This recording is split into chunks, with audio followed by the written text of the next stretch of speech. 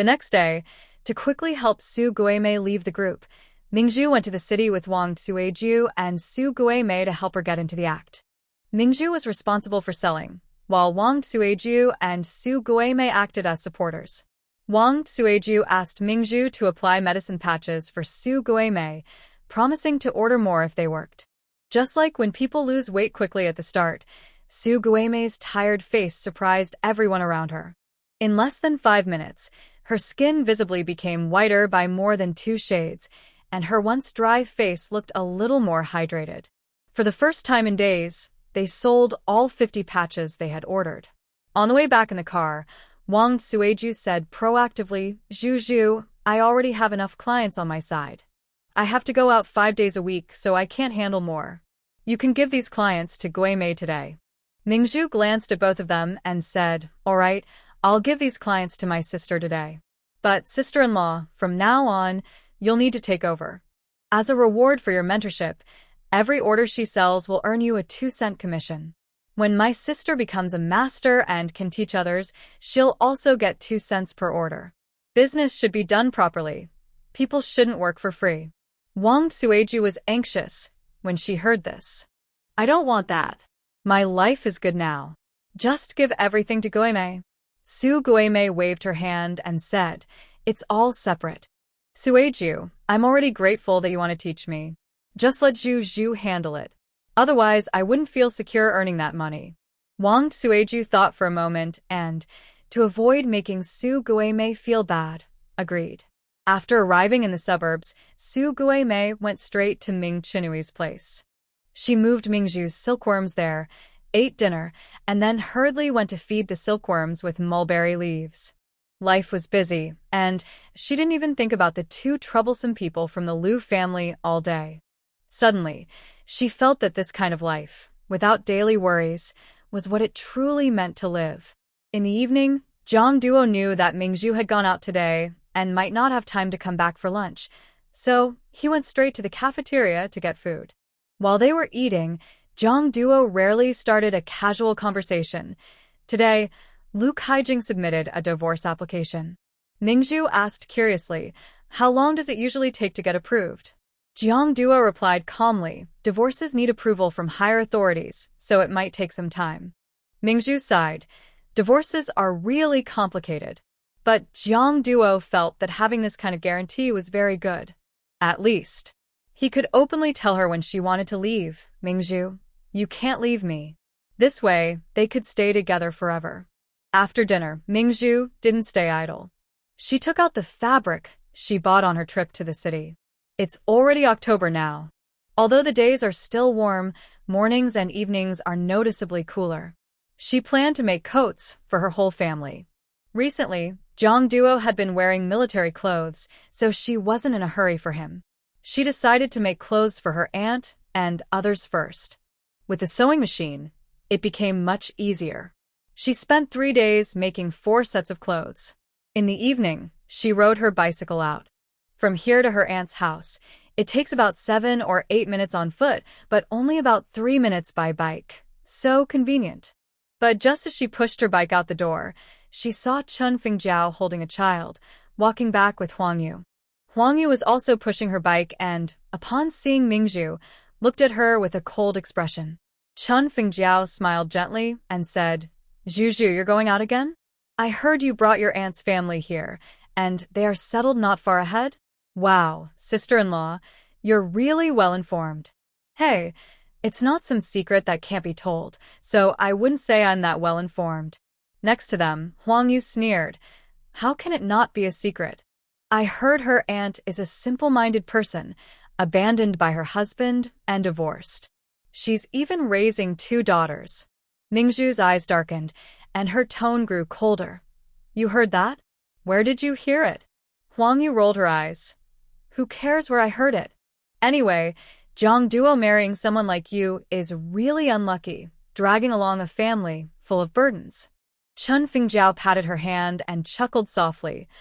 "Oh, little you shouldn't talk like that. You have good conditions, so you don't see how tough life can be for others. Mingzhu's family situation is different. She can't do anything about it." Huang Yu angrily said, She knows she doesn't meet the requirements, so she shouldn't have married Jiangdo. If Jiangdo married me, he would definitely advance faster. She's just a burden to Jiangdo and is holding back his future. Mingzhu wasn't angry about the back and forth between the two. Instead, she chuckled softly and said, "Sister Huang, everyone in this big courtyard knows you have a good father. There's no need to show off. My husband doesn't care about looks or appearance when choosing a wife. He cares about the heart. But unfortunately, you lack both."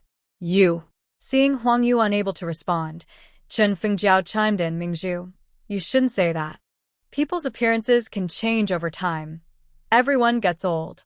"Yes," Mingzhu raised an eyebrow and retorted in a sharp tone, "but no matter how old I get, I will always be 2 years younger than Sister Huang." Huang Yu clenched her teeth. "Enough. Stop comparing me to others. There are plenty of prettier people than you. And how can you talk about the soul? If your heart was so kind, why did you encourage Lu Kaijing and his wife to divorce? Look at what you've done to Lu Kaijing." Chen Fengjiao also expressed regret. "Sister, I've heard about this too. They say it's better to break 10 temples than to regret one marriage. What you're doing isn't right. Lu Kaijing has been very unlucky lately." Mingzhu chuckled softly. "I've only heard that people love to sympathize with the weak, but I've never heard of anyone liking to sympathize with the bullies like you two. Since you think Lu Kaijing is so pitiful, Sister Fengjiao, you have a perfect young woman here. Why not help match him with her?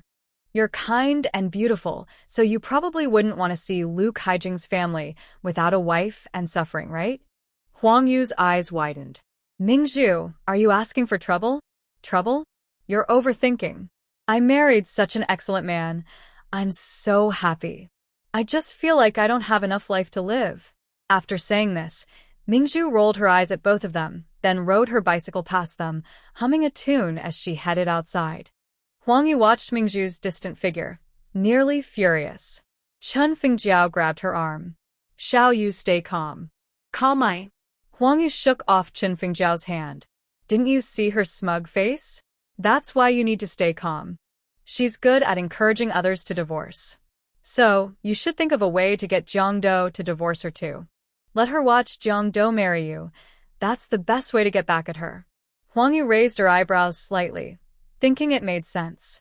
She suddenly looked more beautiful. Mingzhu arrived at her aunt's house. As soon as she entered the yard, she saw Ming Chunni trying to refuse something from Su Guimei. Both looked very anxious. "What's going on? What's the situation?" Ming Chunni quickly shoved some money into Su Guimei's hand and hurried over to Mingzhu, saying, "Zhu, Guimei insists on giving me money. I don't want it. Please talk to her." Su Guimei said, "I'm already quite old. After my divorce, even my own parents don't want me. You two are kind enough to take me in and even give me a little work to earn money. I'm very grateful. I wouldn't just stay here without paying. I just want to contribute a bit for living expenses. I feel more at ease if I have some money for myself." Mingzhu smiled gently, thinking about what to do. She walked over, took the scattered money from Su Guimei's hand, and counted it. It was 12 yuan in total. That was her entire commission for the past 3 days. She was honest and decided to give it all away. Mingzhu counted out 8 yuan and returned the remaining 4 yuan to Su Guimei. "Sister, I decide. From now on, you should give your aunt 8 yuan each month for living expenses. Save the rest. Now that you have some money, you'll feel more confident." With Mingzhu making the decision, the two women stopped arguing. Mingzhu took a small bag from the back of her bicycle and smiled at both of them. "I was bored, so I made new clothes for each of you. Try them on quickly." When she saw that she also had her own share, Su Guimei hesitated a bit and waved her hand. "Zhu, I have clothes to wear." "What clothes do you have?" Mingzhu asked. That day, she had brought Su Guimei, who had empty hands, out of Lu's house. Of course, she knew whether Su Guimei had clothes or not. "All right, go inside and change quickly so I can see if they fit. I need to go home and cook for Jiangduo." Since the two children weren't home, Mingzhu took the clothes into the living room and laid out a set on each bed. Soon after, Mingchunny and Su Guimei came out, both dressed in their new clothes. Mingchunny's outfit was a carefully designed semi-tang style, with a dark red top and black pants, which complemented her skin tone. As for Su Guimei, she was wearing a white shirt, gray wide-leg trousers, and a black long Western-style jacket that covered her hips, perfect for a modern professional look. After applying medicinal patches for 3 days, her face looked much better. With this new look, she seemed like a completely different person. Mingzhu looked at her and clapped her hands in praise. "Sister, you look like a fairy from heaven. Even if one came down, they'd be so beautiful they'd cry and leave." While speaking, she casually picked up a mirror from the living room table and held it in front of Su Guimei. "Look how beautiful you are." Su Guimei looked at herself in the mirror and paused. Is this really her? She had never looked so beautiful before. Her eyes filled with tears, and she squatted down, crying sadly. Zhu, I never thought that after divorce, I could live such a good life. I really don't know how to thank you. Next to her, Ming Chun and I also couldn't help but wipe away tears. It's not just Su Guimei because of Zhu, she felt like she was alive again. Mingzhu put down the mirror and squatted in front of Su Guimei with a helpless smile. Big sister, we've already escaped from and started a new life. That's such a good thing. No need to get emotional. Look, when you cry, Annie also cries. I'm most afraid of seeing you like this. If you cry again, I'll leave. Su Guimei looked up at Mingzhu, choking on her words. I just don't know how to thank you. Then just work hard. Help me sell some medicinal patches. That's the best way to repay me. Anyway, while you make money, I'll have some too. Su Guimei nodded firmly. She was determined to work hard and never let Mingzhu down. After a while, her 2 cousins also came back. Seeing the new clothes, Song Shui was so excited she immediately tried them on. Her cousin had made her a suspender skirt and a small jacket, styles no one had ever worn before. They looked wonderful. She was always sweet-tongued. Excited, she hugged Mingzhu. Cousin, thank you. I really love this outfit. Mingzhu reached out and poked her on the forehead with a sigh. Weren't you calling me a burden at the door before? Oh, cousin, why are you like that? That's all in the past. Don't bring it up. Mingzhu smiled. If you don't want me to mention it, then study hard. Work hard, get ahead, and when you're successful, repay me, earn money to spend on me. Buy me a big house. Otherwise, I'd feel like I didn't do enough for you. Song Shui raised her finger. Cousin, don't worry. I'll study hard to thank you. After saying that, she looked at herself in the mirror, eager to show off. She then took Mingzhu's arm. Cousin, we've been here for days, but you still haven't taken us out to explore. I heard from my new classmates that there's a night market on Qiantang Street. Can you take us there? Mingzhu easily saw through Song Shui's little plan. She remembered how, as a child, she liked to show off her new things too. Today, she was in a good mood, so she clapped her hands. All right, let's go and take a look. A group of people locked the door and walked together to the night market. When they reached the intersection, Mingzhu asked everyone to wait. She ran to Jiang Duo's workplace entrance and asked the soldier on guard to tell Jiang Duo that she was out shopping at the night market with her aunt. Only then did she feel at ease and set out. This era's night market was not as lively as later ones. It was mainly a big trading fair with straightforward goods.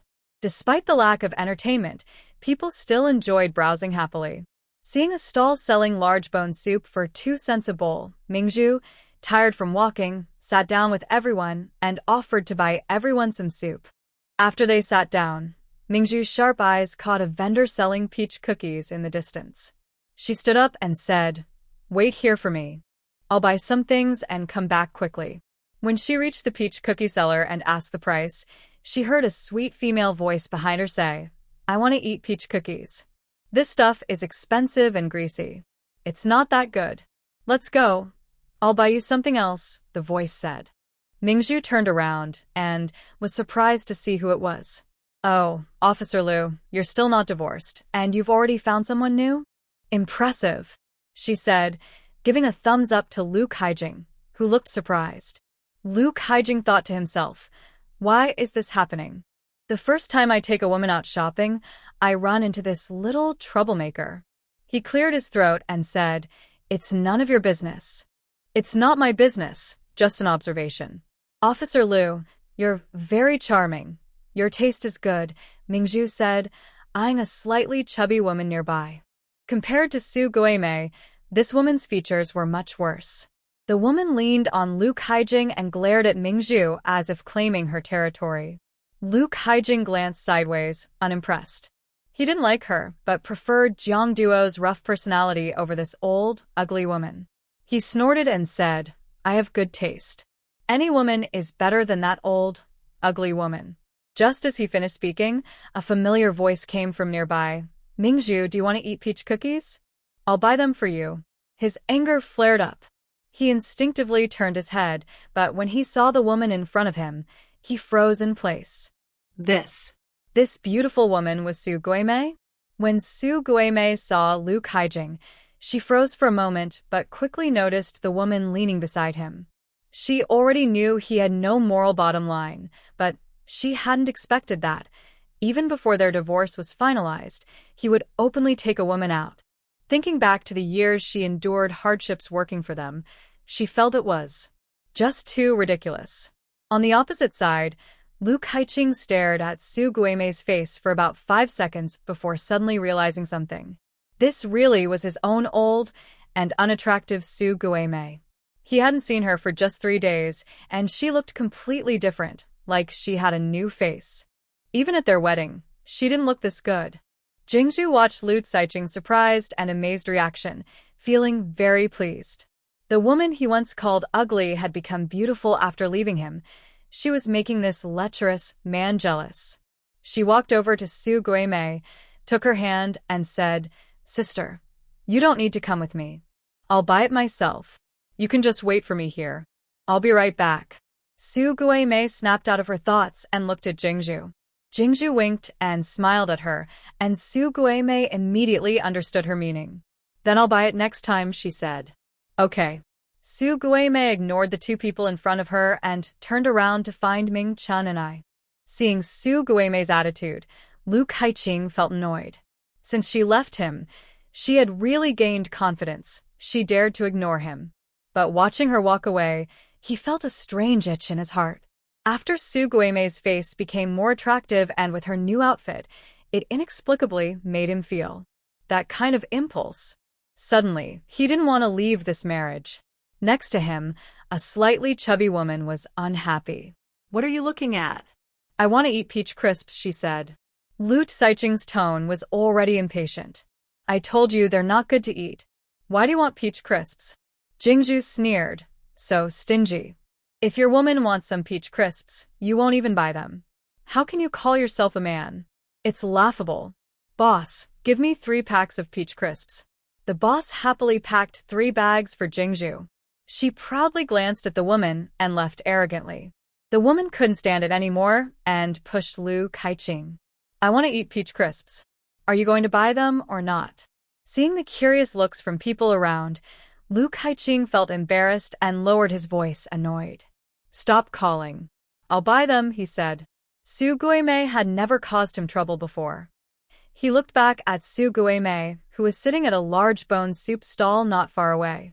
People really are different. She was so much more attractive now, and with her outfit, it made him feel that kind of urge. Suddenly, he didn't want to leave this marriage. A slightly chubby woman nearby was unhappy. What are you looking at? I want peach crisps, she said. Are you going to buy them or not? Seeing the others' gazes, Lu Kaijing felt ashamed and lowered his voice, annoyed. Stop shouting. I'll buy them, he said. Su Guimei had never caused him trouble before. He turned to look at Su Guimei sitting at the bone soup stall not far away. People really are different, and it made him angry. Jingzhu ran back quickly, sat directly opposite Su Guimei, and blocked the hungry looks behind her, handing her 2 packs of peach crisps. Here, these 2 packs, you 4 can take home and eat, she said. Ming Chun and I didn't mind Jingzhu's attitude. She was used to doing whatever Jingzhu told her. After finishing the bone soup, the group wandered for a while. Just as they were about to leave, they saw Jiangdo and Xiaobin chatting by the small bridge at the east end of the night market. Seeing Jiangduo, Mingzhu's lips immediately curved into a smile. She left a few people behind, acting like a happy little rabbit, and ran over first. Hearing the sound of footsteps, Jiangduo turned around and saw Mingzhu rushing toward him, wrapping her arm around his. "Hubby, why did you come?" Opposite, Xiaobin cleared his throat and smiled. "Sister-in-law, someone is here." Mingzhu raised an eyebrow and looked at him. "After so long, haven't you gotten used to thinking of yourself as invisible? I mean, there are a lot of passers-by around." Mingzhu calmly replied, "It's okay. I look good, so let them look." Xiaobin looked at Jiangduo helplessly. "Boss, aren't you going to do something?" Mingzhu turned sideways, walking in front of Jiangduo, cupping her face with both hands. Do what? "Isn't what I said the truth? Am I not good-looking?" Jiangduo's lips curved into a faint smile as he seriously responded, "You look very nice." Mingzhu turned around, playfully sticking out her tongue at Xiaobin. Xiaobin felt embarrassed and thought, "My boss is done for. He can't even control his wife. What a failure." Behind them, Su Guimei watched the scene and chuckled softly. Why is Mingzhu so likable?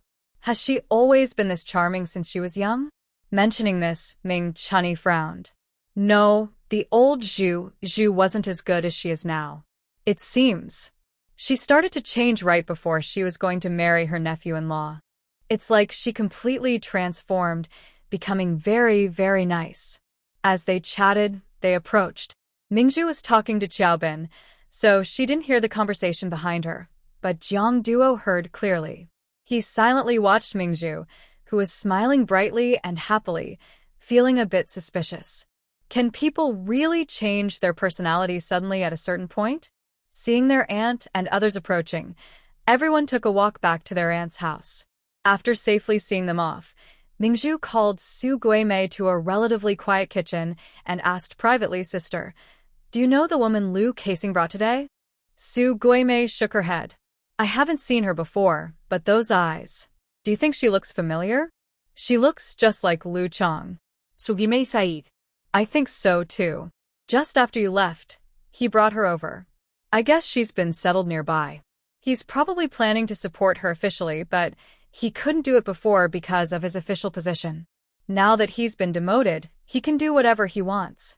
Su Guimei forced a smile and said, "He often stayed out late at night before, saying he was living in the company dormitory. I had my suspicions, but I was too weak to do anything at the time. Now that I've decided to start a new life, I don't care who he's with anymore. I just want the divorce papers to come through quickly so that we can go our separate ways. No more interference." Seeing that Su Guimei was truly disappointed in that person, Mingzhu felt a little relieved. Then try to avoid him these days. Seeing so many of these kinds of people can be really disgusting. Okay. Jiangdo and Xiaobin waited at the door to avoid suspicion. Taking advantage of the empty surroundings, Xiaobin remembered something. "Oh, right, boss, you asked me to call Jin County to find out about Wangju, right?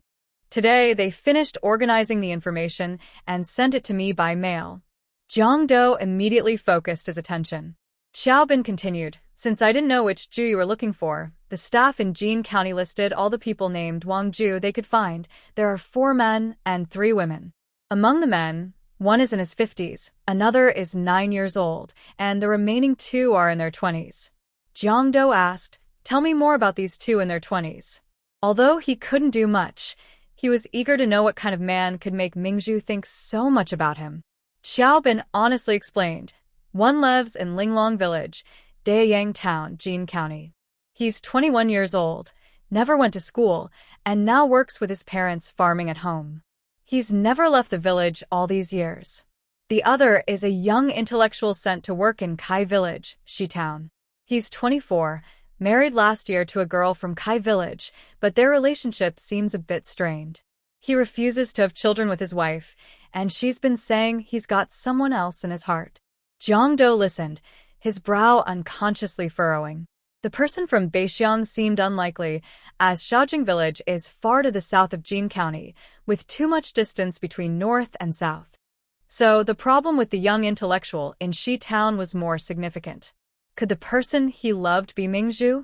Does Wang Ju from Shi-town have any connection to Shaojing village? Earlier, when Jin County held a literacy class, Wang Ju, being an educated person, participated in the literacy teaching in Shi-town and Guitown's 21 villages. Could that be the connection? Jiang Dou's heart sank. He was pretty sure it was him. Pearl liked two people, Wang Ju and Su Kai, both of whom were educated youths. So, Does she like intellectuals? Or was it because she liked Wang Ju, but he married someone else, that she later became so obsessed with Su Kai, another educated youth? Seeing Jiang Diao looking serious, Xiao Bin asked confusedly, "Boss, isn't everything at Shaojing village over? Why are you investigating Wang Ju?" Jiang Diao snapped back to himself, feeling a bit heavy-hearted, and said, "It's nothing.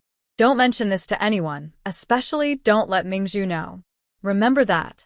Xiao Bin nodded, but his face showed some strange confusion. After talking with Su Guimei, Mingzhu greeted Ming Chun and I, and pushed her bicycle out the door.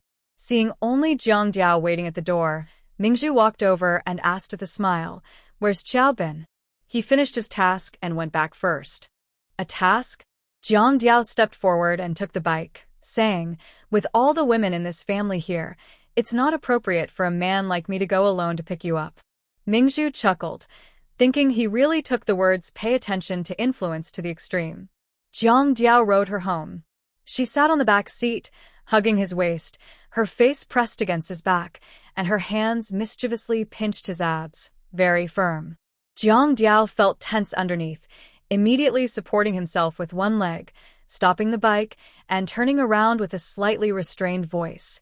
"Zhu Zhu, maybe. You should sit in front." Mingzhu pretended to be innocent. Why? Her hand was about to reach a place she shouldn't touch, making it impossible for him to ride. Seeing Jiang Diao's embarrassment, Mingzhu deliberately teased him. "Come on, tell me. Why? Your hand makes it hard for me to focus on riding."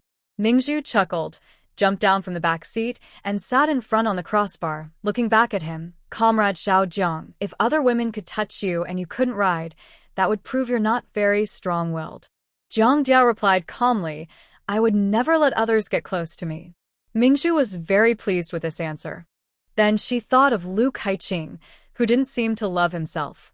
She took the initiative to tell Jiang Diao about her chance encounter with Lu Kaiqing at the evening market.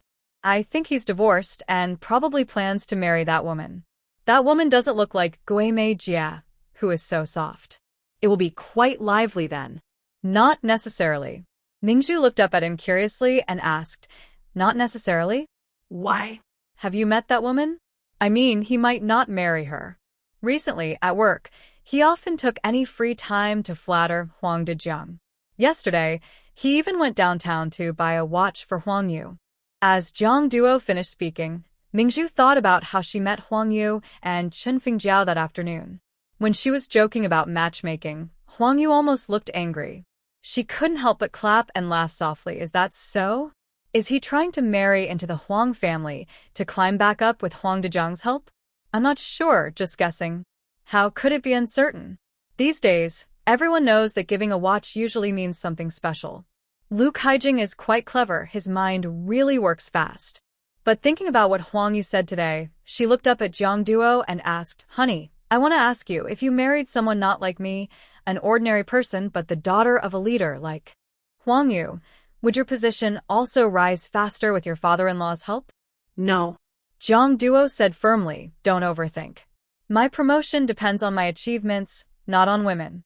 Mingzhu sat sideways on the beam, leaning slightly into Jiang Duo's arms.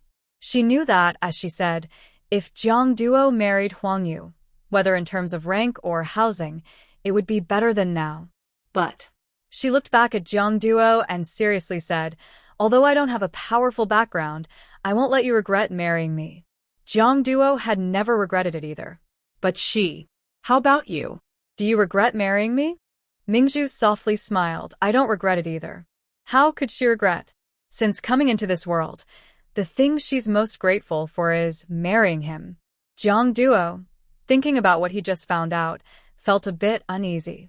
What if one day Wang Ju appears, and says he wants to take you away. You. Mingzhu moved away from him, leaning on the handlebar and looking at him. Is this brother allergic to romance? Tonight is such a beautiful evening. The two of them riding together, close and chatting happily. What's wrong with that? Why mention Wang Ju? Seeing Mingzhu suddenly become cold, Jiang Duo also felt a bit regretful. Should he have brought up that person? Sure enough, Mingzhu softly said, "Stop the car." Jiang Duo parked by the roadside. Mingzhu got down from the beam, looked up at him, and asked seriously with bright eyes, "Jiang Duo, do you mind Wang Ju's presence?" "Mind so much that, when you see me, you think of his name and believe I've betrayed you." No, Jiang Duo was actually worried. Wang Ju doesn't get along well with his wife, and he has someone else in his heart. If one day they can't stay together and divorce, will he come back to find Mingzhu? Mingzhu hasn't forgotten him yet. Will she? Mingzhu felt a bit upset. That's nonsense. Your face clearly shows you're very bothered. You even refused to kiss me because of him. Jiang Duo frowned and said firmly, "I didn't." "You did." Mingzhu was almost angry enough to be mad. It's rare for him to appear in her dreams, but he can't even bring positive energy into them. All her good feelings are ruined because of him. If she could go back, she would definitely interfere in his relationship. But right now, she really couldn't figure out her feelings for Jiang Duo. Seeing Mingzhu looking unhappy and silently staring at him, Jiang Duo realized he had upset her again. He shouldn't have mentioned Wang Ju today. He set his bike aside, walked in front of Mingzhu, slightly bowed his head, and looked almost level with her. He spoke softly, "Zhu, I really didn't mean that. I'm just worried you might go with him, so I was overthinking." Mingzhu thought to herself, someone who isn't even part of this world. How could she go with anyone? But Jiang Duo didn't know that. Seeing that he, who was clearly the one betrayed, was still willing to lower his pride and explain, "Come for her," Mingzhu felt she shouldn't keep bullying him. She raised her hand, wrapped it around Jiang Duo's lower neck, and said with a fake, exaggerated tone, "Then kiss me." Jiang Duo didn't hesitate. He slightly leaned forward and captured her lips, kissing deeply. After a while, they parted reluctantly. Mingzhu still held his neck, gently rubbed her nose against his, and with her voice trembling from the kiss, she softly said, "As long as you don't leave me or divorce me, no matter who comes, I won't go with anyone else." To Jiang Duo, this was like a promise, making his restless heart settle. He gently kissed her forehead. How could he not want her? He only has this wife in his life, and that will never change. As long as she doesn't go to anyone else, no matter how long it takes for her to forget Wang Ju, he is willing to wait. Always waiting. The tense atmosphere, which had been stiff earlier, completely changed with this kiss and Mingzhu's promise. Mingzhu truly felt she was a surprisingly good crisis handler. Of course, this is also thanks to her having a calm, willing-to-listen husband who responds to everything.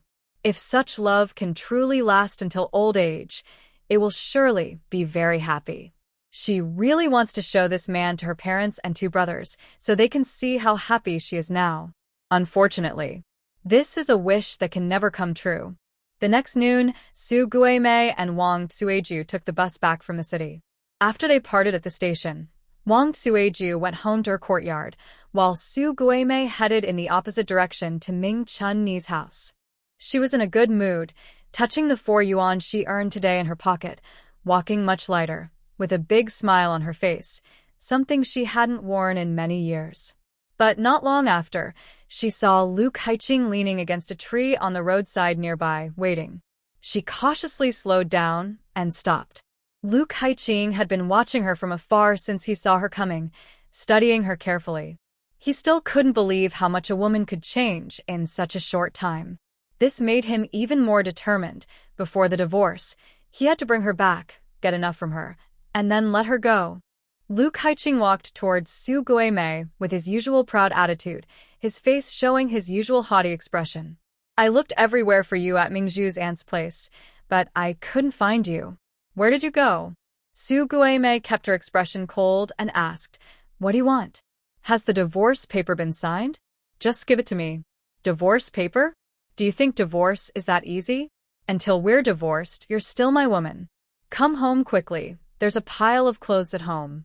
Lu Kaiqing, since I walked out of your house, I don't plan to go back and be bullied by you anymore. Hearing this, Lu Kaiqing grew angry and stepped forward, grabbing her wrist tightly. His eyes were dark and fierce as he looked at her. You think because Mingzhu, that little troublemaker, is backing you, I won't dare to hurt you? She's nothing. I tell you, until I get the divorce papers, you're still my woman. When I tell you to go home, you go home. When I tell you to sleep with me, you better be good and clean yourself up. If you talk back, I'll do something to you right here. Su Guimei struggled a few times but couldn't break free. She remembered Mingzhu's warning last night before she left. If he comes to bother you, just hit him. Even if you can't beat him, hit him, let him know you're not so easy to bully. Su gathered her courage, raised her hand, and slapped Lu Kaiqing hard. Lu Kaiqing was stunned. After so many years of marriage, this was the first time this woman had dared to oppose him. It was definitely taught by that shameless woman Mingzhu. That shameless Mingzhu is just a troublemaker. Ever since she came to the family compound, his days haven't been smooth. Without her, Su Guimei would lose her support, and she would naturally obey him. So, he wouldn't give up on that couple. He also didn't plan to go home. To show his authority to Su Guimei and make her understand who was in charge, he grabbed her and pulled her into a small grove nearby, roughly pushing her onto the grass. Su Guimei thought he was going to hit her, so she raised her hands to block her face. But unexpectedly, he started to tear off her clothes. She froze for a moment, realizing what he was about to do. Instinctively, she shouted loudly, "Lu Kaiqing, I don't want this. Let me go." Lu Kaiqing didn't care whether she wanted it or not. He covered her mouth with his hand to stop her from making noise and began to pull at her waistband. Just as he was about to succeed, someone suddenly kicked him hard in the back, knocking him off Su Guimei. He turned around in pain and saw Mingzhu standing nearby with her hands on her hips, followed by Ming Chunni, holding a stick for backup. He rubbed his sore waist and stood up, shouting angrily, "Mingzhu, what are you doing?" Mingzhu's eyes were cold. "It's my turn to ask you. What are you doing? Lu Kaiqing, how bold you are. In broad daylight, daring to act like a hooligan by the roadside." He couldn't wear the label of a hooligan. He stood up and scolded, "What I do with my wife is not hooliganism." Mingzhu sneered disdainfully, "Nonsense. You've already filed for divorce. How dare you say my sister is your wife? So you're not planning to divorce? You're ignoring Lu Chang's mother and not pursuing Huang Yu. You don't want Huang Dejiang to ruin your future?" Lu Kaiqing was stunned. Could it be that she knew he saw Lu Chang's mother last night? How did she find out? And how did she know he was pursuing Huang Yu? Seeing Lu Kaiqing's stiffened face, Mingzhu stepped closer. Though shorter, her commanding presence was over 2 meters tall. She smirked coldly and said, "I could go back now and spread the news that you look down on Huang Yu, think she's too ugly, and prefer my sister, so you're not planning to divorce. Guess what? The Huang family could end you in minutes." Li Kaiqing felt uneasy when he heard this, knowing Mingzhu was capable of doing such a thing. To avoid ruining his good reputation, he pretended to be calm, saying, "Stop talking nonsense. Who said I won't get a divorce? I must divorce her." After speaking, he glanced at Su Guimei with a cold look, snorted, and quickly walked away, his steps carrying a hint of fleeing. When he was out of sight, Mingzhu turned to look at Su Guimei and asked, "Sister, are you okay? Did you get hurt?" Su Guimei shook her head. "I'm fine, Zhu. How did you and Auntie come so quickly? I made some chili sauce to bring to you. On the way, I saw Sister Tuiju. She said you had gone home, but after I took a shortcut and rode my bike home, I didn't see you. I was a bit worried, so I brought Annie out to find you." Su Guimei took a deep breath. "Thank you both so much. I was really scared just now. Without you, I couldn't have pushed Lu Kaiqing away." Mingzhu smiled and said, "Don't be afraid. That man has been chasing Huang Yu lately, so he's probably very afraid this will cause trouble. You have some leverage now. If he dares to act up again, just scare him like this. Sugime narid. She had reached this point, better to be straightforward and face it head-on. In the following days, everything was calm. Liu Kaiqing didn't bother Su Guimei anymore. Of course, it wasn't that Liu Kaiqing didn't want to, but he was genuinely afraid of Mingzhu's threats. To quickly deal with the couple, Liu Kaiqing desperately sought Huang Dejiang's help. So, he pursued Huang Yu even more passionately. He would send her to work early and pick her up late, and kept buying her new clothes. Even old Lady Liu, usually stingy, was unusually generous these days, often sending delicious food to Huang's family. Huang Yu's attitude was unclear. She neither accepted Liu Caiqing's pursuit nor refused his gifts. Moreover, she kept wearing the new clothes Liu Kaiqing gave her, wandering around Mingzhu's house. Mingzhu wasn't stupid. As women, she naturally saw that Huang Yu was showing off to Jiangdou that she was being pursued. But Huang Yu was using the wrong approach. Since her house was right next to Liu's, Jiangdou didn't pay attention to her, but Liu Kaiqing watched her every move from across the street. Mingzhu had seen with her own eyes that Liu Kaiqing clung to Huang Yu like a loyal dog after seeing her at home, only to be ignored and scowled at by Huang Yu. After Huang Yu left, Liu Kaiqing looked at her back with a fierce expression. Mingzhu thought that if Huang Yu kept acting so proud, something bad would happen sooner or later. Sure enough, that day, Mingzhu was bored at home, so she went to the city with Wang Sueju and the others. After selling the medicinal patches, the three of them had a meal at a state-run restaurant, then went shopping at a department store before heading back home. Recently, Su Guimei, who usually doesn't talk much, has become much more cheerful. On the way home, she took the initiative to tell the others that her days lately felt like being in heaven. No one was scolding or insulting her every day. She didn't have to worry about not having children, nor did her husband secretly look for other women. She wasn't overwhelmed with endless chores anymore. Now she had a job every day, money in her pocket, more than she had ever had before, and most importantly, she felt her face and body getting better. She felt like she was reborn, very happy and content. Mingzhu smiled and said, "It's too early to feel satisfied now. In the future, we will have more and more. Just wait and see." Sugime narid. Since becoming sisters with Mingzhu, her life had changed completely. Mingzhu said she could look forward to the future, and she truly believed she could. She just didn't know when her marriage would finally end. She didn't want to wait even a day longer. After returning to the suburbs, Mingzhu and Wang Sueju first took Su Guimei home, then they took a walk and chatted as they headed back to the residential area. But as soon as they entered their alley, they noticed it was unusually lively today. No, it was Mingzhu's side that was especially bustling. The street was crowded with people. Mingzhu and Wang Sueju exchanged a quick look and hurried over. The crowd saw Mingzhu and made way. When Mingzhu reached her door, she was confused by what she saw. Huang Dejiang and more than 10 soldiers had surrounded her yard. Huang Yu sat on the ground beside Huang Dejiang, crying with her face covered, while Jiang Duo stood across from them with a stern expression. Seeing Mingzhu return, Jiang Duo frowned, his eyes darkening with some gloom. Mingzhu walked up to him and asked suspiciously, "What's going on?" Before Jiang Duo could speak, Huang Yu, hearing her voice, stood up from the ground, tears in her eyes, and said, "Mingzhu, Jiang Duo forced me." Mingzhu didn't even listen to the rest of her words and couldn't help but laugh. It was so funny. Her husband, who usually paid attention to his wife, would go and force himself on a woman he didn't even like. Jiang Duo was initially worried Mingzhu would overthink, but hearing her laugh, he immediately relaxed and firmly said, "Zhu, I didn't touch her." Pearl confidently replied, "I believe you. Such words only fool street dogs. I don't believe them." Among the nearby crowd, those who already believed the matter nodded in agreement. Huang Yu raised her voice slightly. "Pearl, it doesn't matter if you don't believe. Look at me." She said this, again revealing most of her neck, which she had shown to everyone before. Although she has dark skin, it's clear that the love bites on her neck are real and look like someone has been close to her skin.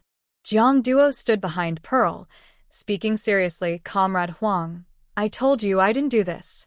Jiang Duo, stop denying it, okay? Huang Yu couldn't help but cry again. You said you liked me and asked me out. How could you turn around and deny me after having fun? Hearing this, Pearl's eyes shifted. Asked you out? Where did he sleep with you? How did he ask you? Huang Yu took out a note from her pocket and held it up in front of Pearl, speaking fiercely. Look for yourself. Pearl looked up, and the words on the note appeared clearly before her eyes. Xiao Yu, I really like you. Marrying Pearl isn't what I want. I want you to be my woman. If you're willing after lunch today, go to room 6 and wait for me. Doing that during the day is too embarrassing. Please make sure to cover your head with clothes, or I might get scared and back off when I see your eyes. If you don't want to, don't go. I won't have any more fantasies about you, and please don't keep showing up at my door, disturbing my peace. Love, Jiang Duo. What surprised Pearl was that the handwriting on the note was indeed Jiang Duo's. Seeing the handwriting, Pearl's first thought was that someone might be copying the handwriting. She instinctively turned her head, scanning past the crowd, and finally landed on Lu Kaizong, who was watching the scene with a look of amusement. Seeing Pearl's gaze, Lu Kaizong's eyes narrowed. Why was this woman looking at him after seeing the note? Could it be that she? Pearl didn't react and simply withdrew her gaze, then looked back at Huang Yu. So, you saw this note, ran to room 6 in the middle of the day, covered your face, and willingly slept with him? Huang Yu. So what if I did? Right now, she didn't care about anything else. She only cared that she was Jiang Duo's woman, and she wanted Jiang Duo to take responsibility. She wants the annoying Mingzhu to see clearly how she has taken Jiang Duo for herself. Unfortunately, her mother went to the city today to take care of her brother, or she would have seen the moment she brought Mingzhu down. Mingzhu sneered and looked at Huang Dezheng, who had been serious all along, and asked, Leader, what do you think about this matter? Huang Dezheng looked at Mingzhu with a hint of disdain for the rural girl. I already said what I think. This matter is very serious and bad. But I don't want it to get out of control, as it would affect the whole organization. So, I have only one request. Jiang Duo must take responsibility for his actions and marry Huang Yu. Jiang Duo faced Huang Dezheng with a natural aura of authority, his tone cold. Impossible. You can't use this to slander me. He grabbed Mingzhu's wrist, trying to take her inside, but Mingzhu raised her hand and patted Jiang Duo's hand. Don't worry, husband, I am here. Jiang Duo wanted to go inside and tell Mingzhu that he had arranged for Qiaobin to handle the matter quickly, so she need not worry. But unexpectedly, she didn't doubt him at all. In fact, she seemed to believe even more. He felt moved. Marrying Mingzhu was his greatest happiness in life. She looked at Huang Dezheng again. According to you, you want your daughter to marry my man as a little wife? Ha, as a leader, don't you know that this is not allowed by the country? Huang Dezheng's face darkened. This young girl was still pretending with him. He simply said, let my daughter be a little wife. That's just a dream. I want him to divorce and marry Huang Yu. Mingzhu calmly replied, then why should I divorce to give your daughter a place? Moreover, your daughter has already been with someone else. Why should my man take over? My man is not talkative and doesn't like to argue with you, but that doesn't mean he's easy to bully. What do you mean my daughter has been with someone else? Mingzhu, you need to understand the facts. Jiang Duo made a mistake. The handwriting is his. He can't deny it. If he doesn't take responsibility, we will definitely sue him. When your man ends up in prison, do you think you'll still have a good life? I want to correct 3 things, Mingzhu said, crossing her arms, her face not showing any panic, but rather a look of amusement as if she was watching a show. First, the handwriting may look like Jiang Duo's at first glance, but the strokes and strength are not right. Jiang Duo wrote with strong and bold strokes. All the strokes with turns were made with increased pressure at the bend points. Someone who can write notes clearly, but only imitates the shape and not the soul. So, I can confidently say, this is definitely not Jiang Duo's handwriting. Huang Dezheng took the note and looked at it carefully again. Frowning, he thought about the reports Jiang Duo usually submitted. It seemed this handwriting was indeed a bit off. But He didn't show any signs of suspicion. After all, Huang Yuqing's innocence was gone. He had to use this matter to hold on to Jiang Duo, this seemingly tough young man. This matter, your words are not enough. No one will believe you. Mingzhu looked around at the crowd watching the scene.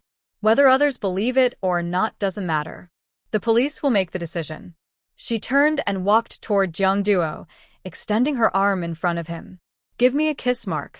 Having spent a lot of time with Mingzhu, Jiang Duo naturally knew she had a purpose.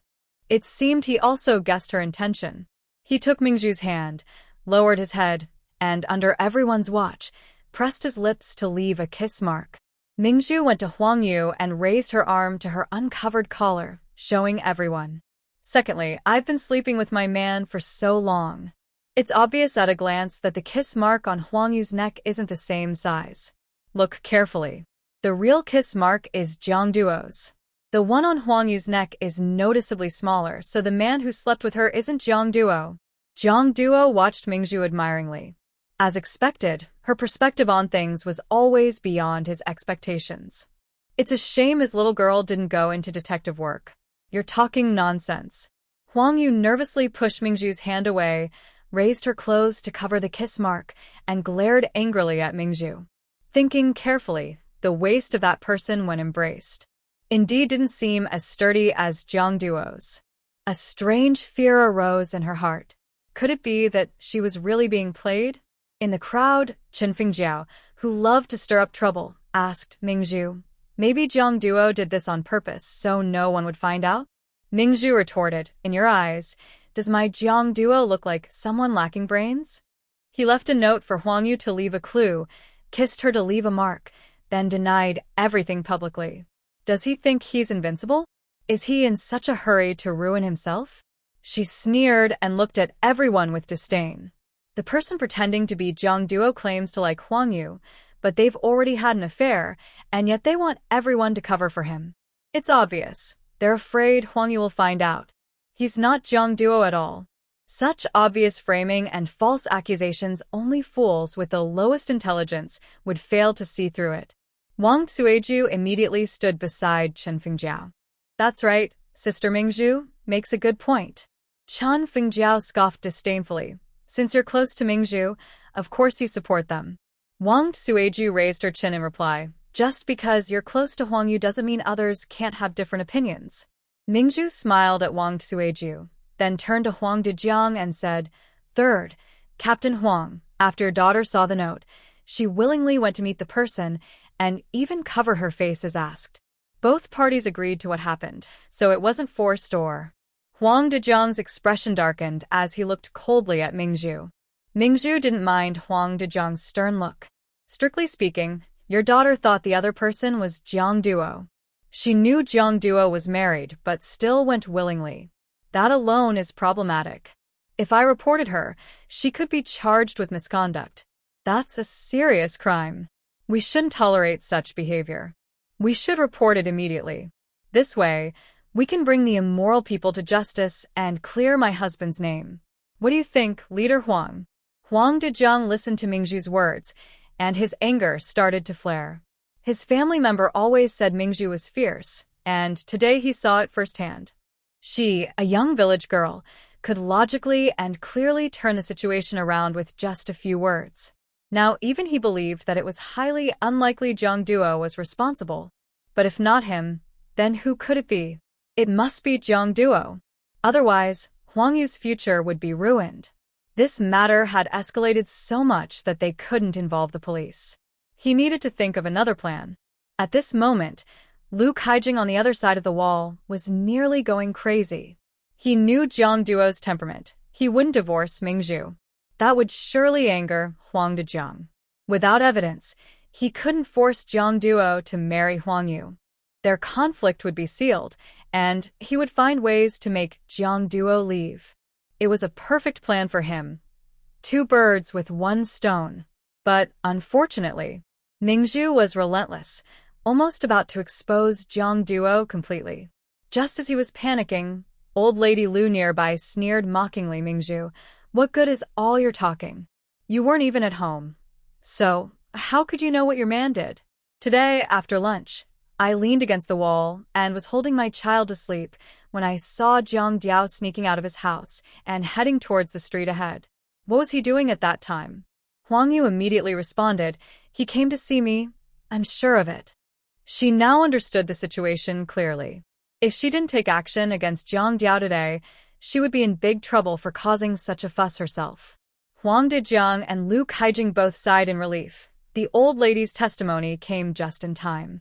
Jiang Diao's voice was very cold. "I told you I didn't come back at all during lunch." Old lady Lu scoffed disdainfully. "Who would believe you?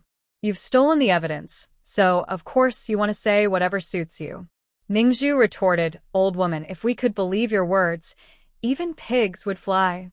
She spoke, then walked to the wall, looking at Lu Chong playing with mud in the opposite yard, and asked, "Lu Chong, tell me, where did you take your nap at noon? As long as you tell the truth, I'll give you a candied hawthorn." Lu Chong hadn't paid attention to what the adult said earlier, but when he heard about the candy, he immediately stood up, grinning and ready to speak. Old lady Lu quickly reached out and covered Lu Chong's mouth, glaring at Mingzhu. "You're really mean, even trying to deceive a little kid. If you're not guilty, let Lu Chong speak. I believe Lu Chong's character is different from yours, and he wouldn't lie." But the old lady refused to let go, holding Lu Chong's mouth tightly, causing him to struggle and whimper. Because of this, the others, who had been hesitating, now started to see the signs of trouble. Just as the standoff was about to continue, a hurried shout came from outside. "Everyone, step aside." Everyone turned around and saw the serious-looking senior leader, Lin Zhuxiang, approaching. They quickly saluted. Lin Zhuxiang raised his hand, casually nodded in response, then entered Jiang Diao's yard. Huang Dejiang stepped forward nervously. "Old leader, why are you here?" Lin Zhuxiang looked calm. "Qiao Bin urgently asked me to come and help prove Jiang Diao's innocence." Huang Dejiang frowned, glancing at Jiang Diao. Jiang Diao ignored him and stepped forward, saying, "Qiao Bin should have told you the details. I said I didn't come back at noon, but they don't believe me. Please help me prove it." Lin Zhuxiang nodded and looked at everyone. "Today at noon, Jiang Duo was picked up by me after work. I had some personal matters to ask him to help with, so we ate together at that state-owned restaurant in the suburbs. We talked for a long time, and at 2 o'clock, I sent him back to his unit with my car." As soon as Lin Zhuxiang finished speaking, no one looked at Jiang Duo with suspicion anymore. Instead, their eyes focused on Huang Yu, who looked guilty. Jiang Duo then looked at Huang Dejiang.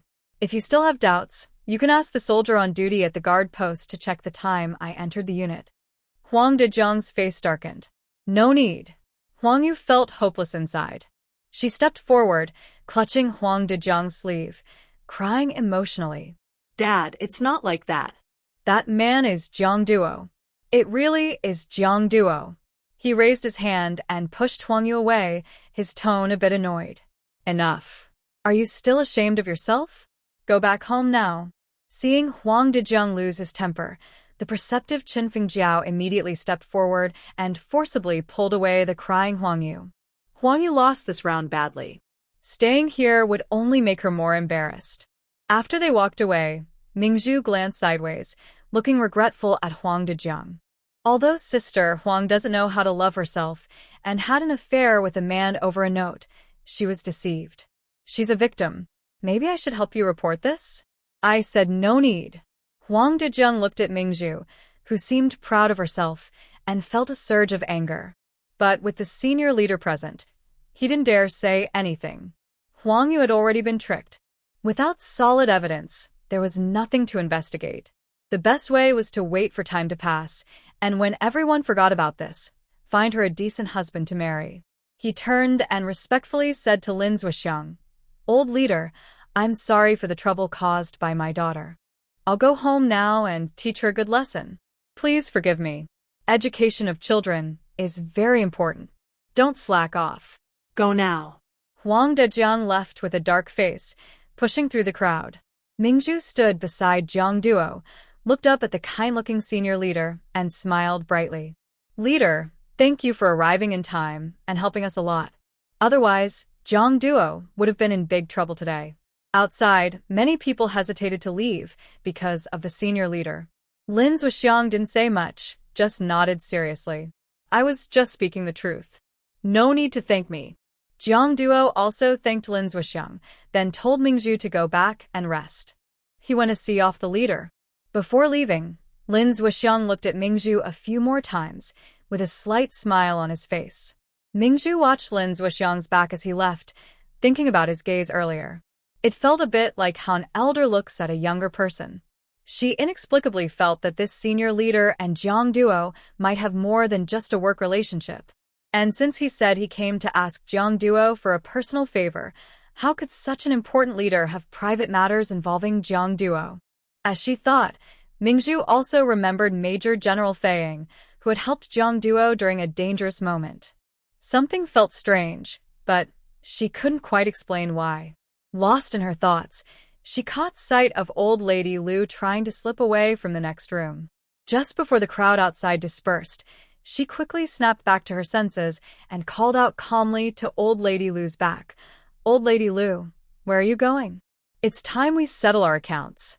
Some curious people at the door heard Mingzhu's words and stopped. Old lady Lu had to pause and turned around, pretending to be strong as she looked at Mingzhu. This isn't my business. Why are you counting on me? Mingzhu smiled mockingly. Why isn't it your concern anymore? Just now, you lied and said you saw Jiang Duo visiting Huang Yu secretly. That's slandering Jiang Duo's reputation. Everyone heard you. Are you trying to deny it now? The old lady quickly retorted, I didn't say he was meeting Huang Yu secretly. I only said he went that way. Oh. Mingzhu exaggerated her tone. He's not back yet. How could he be going that way? Old lady Lu was caught off guard and knew she was in the wrong. She had no words to reply. Mingzhu took the opportunity to press further, her tone sharp. Why are you lying and giving false testimony? Isn't your son pursuing Huang Yu recently? If Huang Yu is sleeping with someone else, you'd be furious, right? How could you calmly help Huang Yu match Jiang Duo? Old lady, do you have some hidden secret? Think carefully. Your son is in a civil position, right? I heard he's good at writing reports. I wonder how his handwriting is?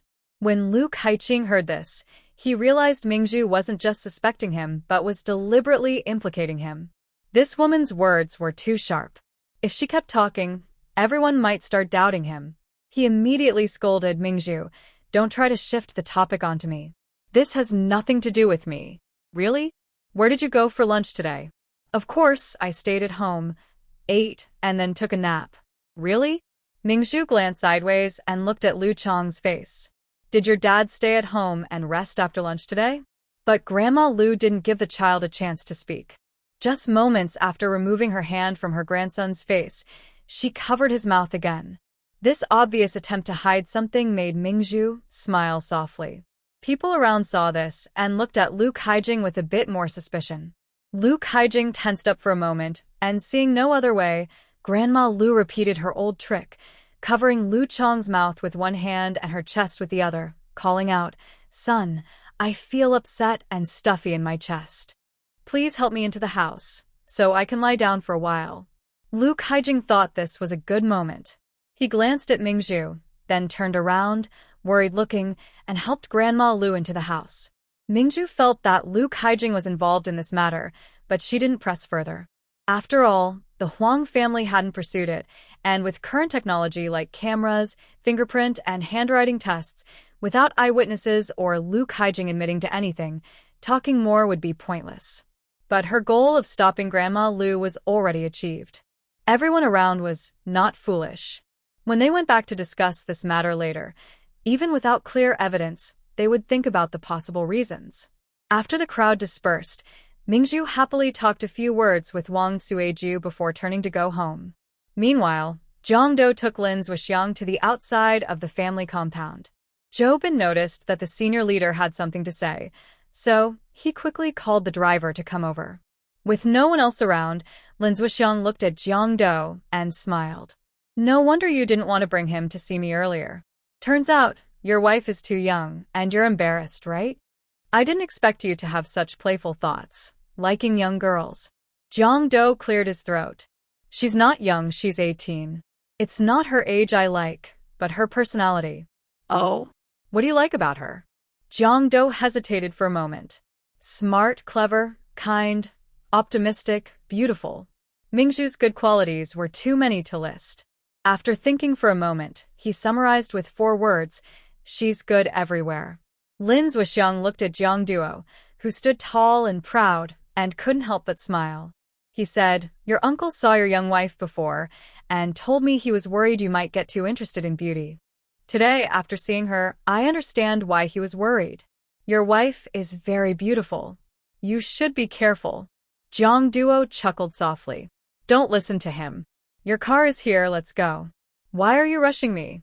I want to ask you, does your young wife know about your family and your past? Jiang Duo shook his head. Lin Zhuxiang paused for a moment and asked, now that you're married, are you still planning to keep your decision? Your family still hopes you'll return soon, especially your mother. She calls your uncle every 2 or 3 days to talk. Old Lin, Jiang Duo interrupted, his eyes serious. I don't want Mingzhu to know about my past. I'm really happy now and content. I enjoy my current role and life. If I were still the same as before, even if no one said anything, just standing there would remind me of everything.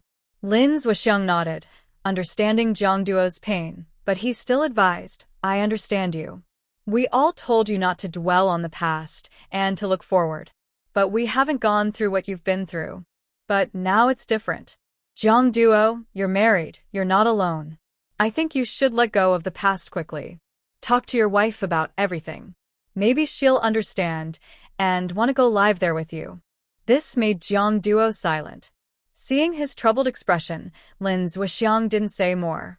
He patted his shoulder and said, think about this more.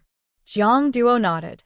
After Mingzhu entered the room, she sorted the money she earned today and put it into her money box. The small box was almost full. She suddenly decided to count her money. Wow! Before she knew it, she had earned nearly 1,000 yuan in this era.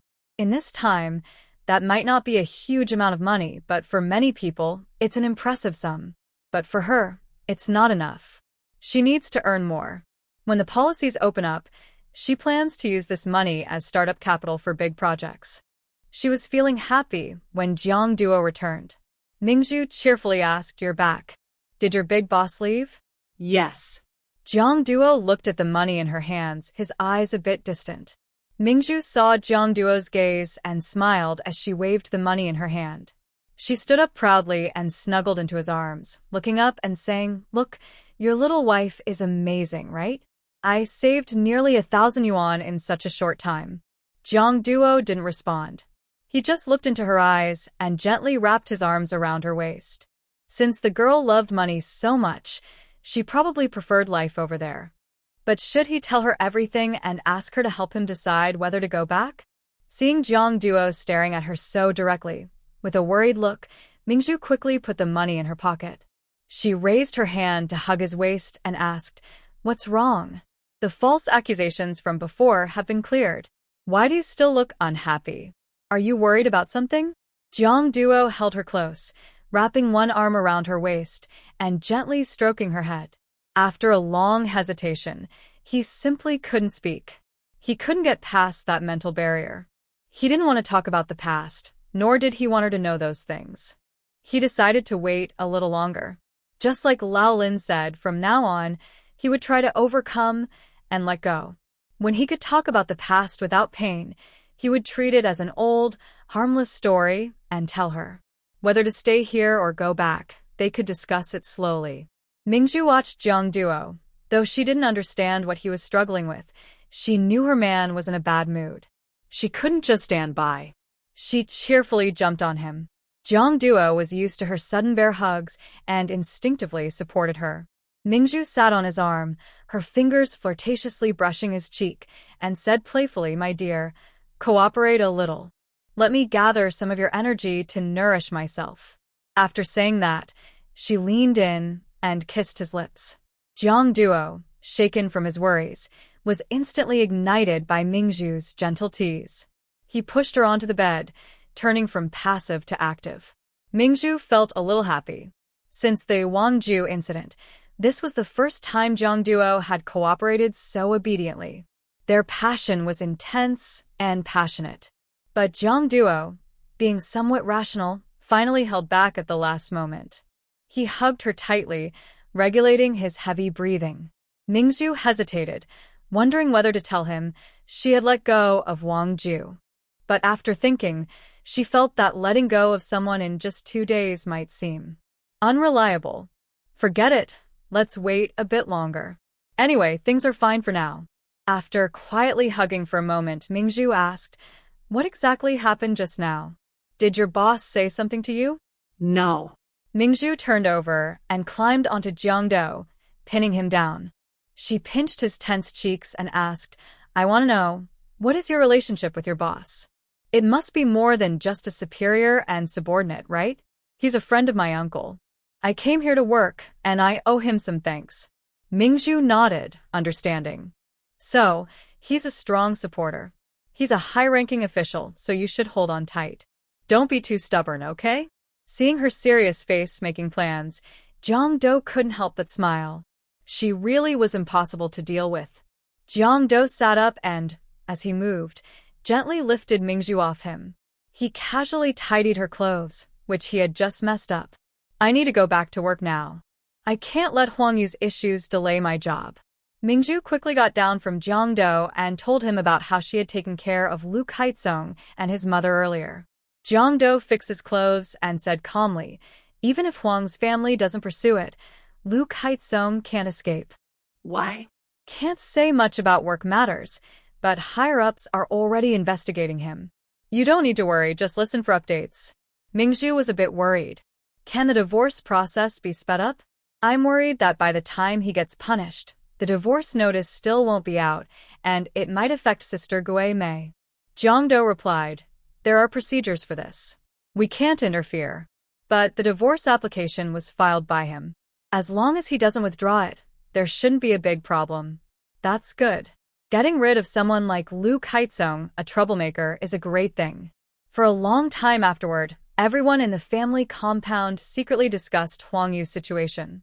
After Li Yinglan returned from the city, she also felt ashamed of the scandal. She hadn't found the culprit yet, which made her feel stuck and anxious. For several days, she pretended to be unwell and stayed at home with Huang Yu, avoiding others. Meanwhile, Mingzhu was busy too. Because the medicinal patches worked well and women loved beauty, word spread quickly, and the products sold out completely. Even when Mingzhu went out to buy a batch of silkworm cocoons and reluctantly increased the supply by 50 portions, it still wasn't enough. Some people, eager to get the patches, even went out of their way to ask Wang Suejiu and Su Guimei for them. Some people are quick-witted and start copying others. They also sell ancestral medicinal patches everywhere at lower prices, only 2 cents each. People who have never used real medicinal patches often fall for these scams easily. Mingzhu knows this is not good. Even if those scammers are not her concern, in this time, a big reputation can attract trouble. She repeatedly tells Wang Suejiu and Su Guimei that every day when they go out, they must follow her instructions carefully. They should go to the agreed place and not change plans at the last minute. They must never reveal their home address or details. After applying the patches to clients, they should return home immediately. At 2 p.m. every day, the 3 must meet at the bus stop.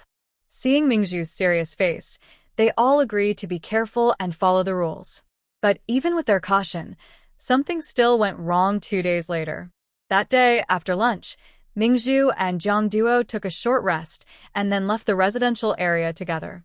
Jiang Duo went to work, while Mingzhu went to the bus stop to pick up Wang Suejiu and Su Guimei, as she had been doing these days. Half an hour later, Su Guimei got off the bus first. When she saw Mingzhu, she happily went over.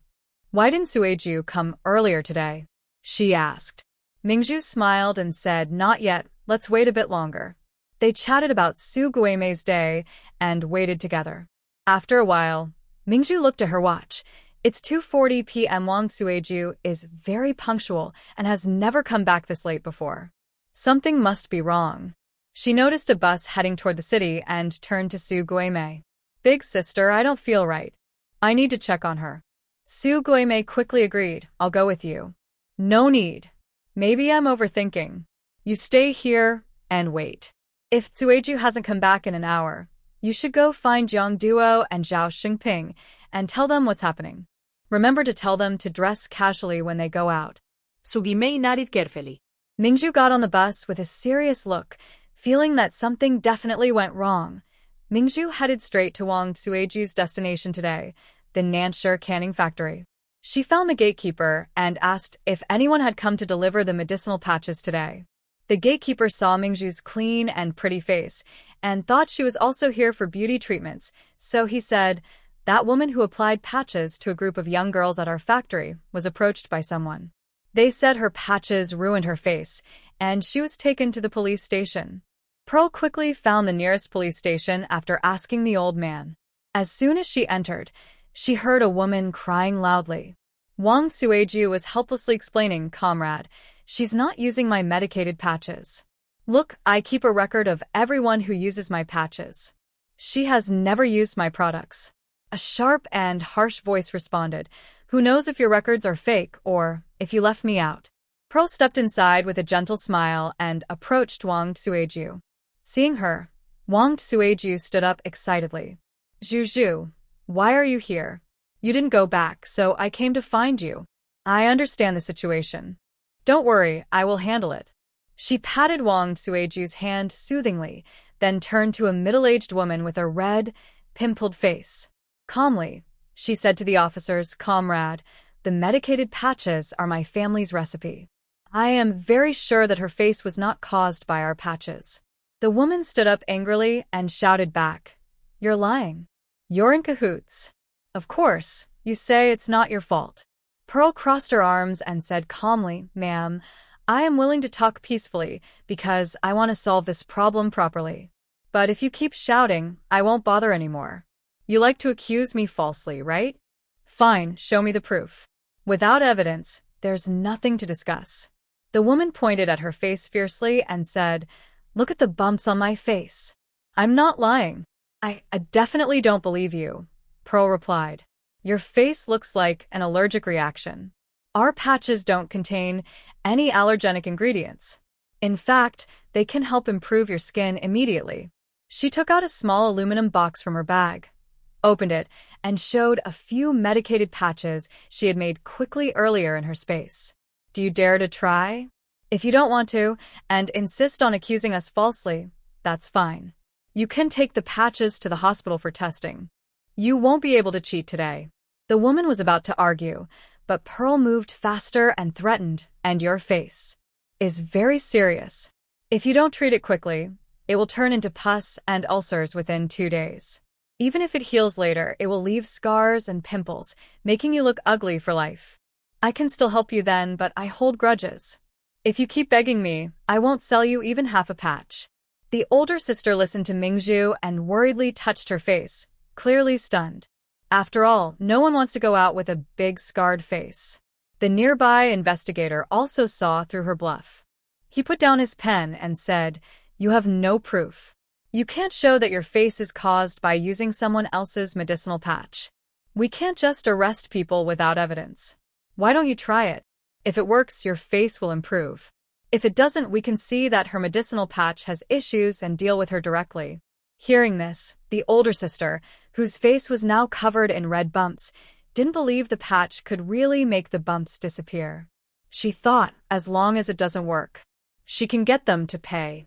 She loosened her grip on her face and looked up at Mingzhu. Fine, I have nothing to fear. I'll try it. Wang Tsueju, standing nearby, was worried. She asked Mingzhu, Isn't this medicinal patch supposed to make people look whiter and softer? When did it gain the ability to remove pimples? What if it doesn't work? Won't we get scammed? Mingzhu gently patted Wang Tsueju's hand to comfort her, then stepped in front of the woman and tilted her face up. Calmly, she took a silk mask from a metal box and placed it on the woman's face. This time, she took 10 minutes to carefully peel off the medicinal patch. The staff working on another case nearby also looked on with curiosity. When they saw the woman's face, everyone was stunned. Just moments before, they had seen her face covered in bumps, looking like toad skin, red and bumpy. But now, most of the red bumps had disappeared. Even her previously dark yellow skin looked brighter. The worry that Wang Sueju had been holding in finally eased. It was a success. Mingzhu didn't mind the amazed looks around her. She had used pure blue spiritual spring water to soak the patch. No wonder it worked. She borrowed a mirror from the police and handed it to the woman causing trouble. Look, sister, this is the effect a good medicinal patch should have. Your skin's underlying layer is already damaged. This patch can only help you for 2 days. After that, the red bumps will come back, and your skin will still break and scar. If you honestly tell us what happened, I won't hold you responsible, and I can even help you with a treatment plan. The woman hesitated again, then looked at her clear face in the mirror. After some internal struggle, she finally reluctantly confessed to the investigator, "My medicated patches weren't bought from them. I bought them on the street. After using it, my face changed like this." I saw that woman's face improved after using the patches, and I felt jealous, so The investigator was speechless. What kind of logic is that? When you're unhappy, you blame others. You made a mistake, and just now you acted so confident. You're just making trouble for no reason. Sorry, officer. I was wrong. I won't do it again. After saying this, she turned to Mingzhu, clearly trying to flatter her. Little sister, look, I told the truth. You said you wouldn't hold me responsible, and even wanted to help me. Mingzhu smiled slyly, her eyes twinkling. Of course, I always keep my promises. I'll tell you the treatment plan now. Go to the hospital and see a doctor. Everyone nearby couldn't help but laugh. No one expected that after the young girl told the truth about the troublemaker, she would come up with such a clever move. Who is this girl? She's really interesting. Mingzhu crossed her arms and looked indifferent. Big sister, why are you glaring at me like that? If you're not happy with my treatment plan, you don't have to use it. The troublemaker woman was about to lose her temper, but since they were at the police station, she didn't dare say much. She could only turn around and walk away angrily. Once she left, the matter was considered settled. Mingzhu held Wang Sueju's hand, thanked the investigator, and prepared to leave. The female clerk sitting nearby called out, "Hey, girl, wait a moment. Can I buy that medicated patch from you?" Mingzhu looked at her face and smiled softly. "Sure, but I need to tell you first.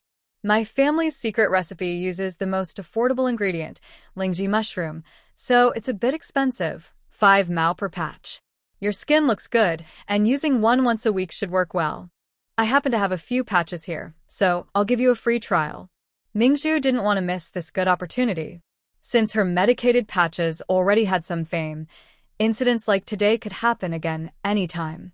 If she could build good relationships with the staff here, it would greatly benefit her future career. Finally, when Mingzhu and Wang Sueju left the police station, all 14 female staff members upstairs and downstairs had already ordered her medicinal patches. Not only that, but 9 men also placed orders for their wives. After they walked away, Wang Sueju felt a bit elated and said, "Zhu, how did you manage to get such a big order just by entering the police station?" Mingzhu winked and smiled. "Where people are, the stage is there too." "Impressive," she said. Suddenly, Zhao Xingping called out, "Sueju." Both turned around and saw Jiang Duo and Zhao Xingping coming toward them. Jiang Duo looked at Mingzhu carefully, and when he saw she was safe, his worry eased. Mingzhu happily ran to Jiang Duo, threw herself into his arms, and hugged his waist. "Husband, why did you and Captain Zhao come so quickly? Did my sister get nervous and come to see you early?" Jiang Duo, surprised by her hug, looked at the 2 people opposite him and whispered to Mingzhu, "We should be careful about what others see." "Who would be affected?" "I don't know them," she said, resting her head on Jiang Duo's chest. She then turned to the surprised pair and smiled. "Brother Zhao, sister-in-law. Do you know each other?" Zhao Xingping joked cheerfully, "I don't know her either." "Old Jiang, you're so lucky. Your little wife is very cute." Jiang Duo's lips curved slightly, rare for him. His little girl isn't just cute, she's very cute. Forget it, since there are no outsiders, let her hold on to him. Seeing Zhao Xingping deliberately stare at Jiang Duo mischievously, Wang Sueju reached out and poked his forehead, saying, "Don't stare. Jiang Duo is shy already." Zhao Xingping withdrew his gaze and said, all right, I won't look at him. I'll look at you." We found the food factory. "The security told us you were taken to the police station, so we came right away." "What happened?" Wang Sueju recounted everything that happened today. Zhao Xingping gratefully looked at Mingzhu and said, "Sister-in-law, thank you so much today. If you hadn't noticed she didn't come back, we'd still be looking for her now. The vegetables would have withered." Mingzhu smiled and said, "It's nothing serious. We also took the chance to expand our business." Jiang Duo sternly said, "You'd better come up with a plan." Three people all looked at Jiang Duo's face at the same time. Since someone has started selling fake goods, it means someone is eyeing this big opportunity. If you can't think of a good way to stop it, this medicinal patch will become a ticking time bomb causing you trouble. Better not to do it at all. Wang Sueju suspiciously said, "It can't be that bad. Where do so many shameless people come from?" Mingzhu looked up at Jiang Duo with admiration, thinking the same thing. Could this be a sign of a close connection between the young couple? She withdrew her gaze and told Wang Sueju, "Sister-in-law, we can't ignore human nature's bad side. We really need to find a way to prevent counterfeits, or there will be endless legal troubles, and our work will become very tiring." Seeing Mingzhu agree, Wang Sueju no longer felt optimistic. Zhao Xingping said, "Let's think about this slowly. We should go back first." Worried about Wang Sueju's safety, he borrowed a car from his workplace. On the way back, the four of them followed the company's car. At the bus stop, they saw Su Guimei still anxiously waiting. Mingzhu and Wang Sueju got off the bus first, while Jiang Duo and Zhao Xingping went back to work. Wang Sueju repeated the day's events to Su Guimei and advised her to listen to Mingzhu and be careful when going out. After Su Guimei took note, they first took her back to her aunt's place, then went home together. As they reached the back street, they heard Huang Yu cursing ahead. "Get lost, you old hag. Go away." Wang Sueju pulled Mingzhu to join the crowd. They arrived at the street in front of the Huang house, where many people were gathered to watch. In the yard, Li Yinglan was holding Huang Yu, who was trying to hit someone. Huang Yu was glaring fiercely at Old Lady Lu in front of her, and there were broken eggs scattered at Old Lady Lu's feet. Old Lady Lu patted her hands with a distressed look, saying, "Oh, little you, look at you. Such good eggs. Why did you smash them? I told you I wanted my son to marry you, because I care about you. My son Chi was sincere about liking you, and he doesn't care that you're a second-hand woman. I will treat you like my own daughter." Bah. Huang Yu pushed away Li Yinglan and pushed Old Lady Lu, cursing, "You shameless old woman. How dare you say I'm not clean? Do you think the one you raised is a good bird? Everyone knows he has a mistress outside, beats his wife when he comes home, and sneaks into Mingzhu's bed at midnight. Such a lecherous person, and you still have the face to show off." Old Lady Lu was scolded so badly that she was extremely angry, but for Lu Keiqing's future, she dared not curse back. She could only grit her teeth and say, "Xiao Yu, why do you speak so harshly? Think about it. You slept with an unknown man, and your reputation is ruined. Which man in this world would be willing to marry someone like you, just like my Keiqing? Nonsense." Huang Yu, with sharp eyes, saw Mingzhu joining the commotion and became even angrier. She glared at Mingzhu and said, "The person who slept with me is Jiang Duo. I am Jiang Duo's woman, and I will only marry him in this life. Mingzhu, you don't need to watch. I tell you, we are definitely going to fight this out." Since things were already like this, she decided to go all out. Mingzhu. Oh, here we go again, gossip coming back to herself. She chuckled softly, standing among the crowd, looking at the others with a deadly serious tone and saying, "Sister Huang, Jiang Duo wasn't even home that day. He was having dinner with the senior leader. Both the senior leader and the restaurant staff can testify to that. No matter how much you deny it, it's useless. Also, I really don't understand you. The watch on your wrist and the dress you're wearing, were they all given to you by Lieutenant Lu? You don't like him but accept his gifts and then curse him. What kind of logic is that?" Huang Yu's eyes flickered, and she raised her hand to cover her wrist. "That's None of your business. Old Lady Lu, who usually disliked Mingzhu, now thought Mingzhu was speaking some reasonable words. This Huang Yu was really shameless. But before she could finish her thoughts, she only heard Mingzhu leisurely say again, "You're the daughter of a leader.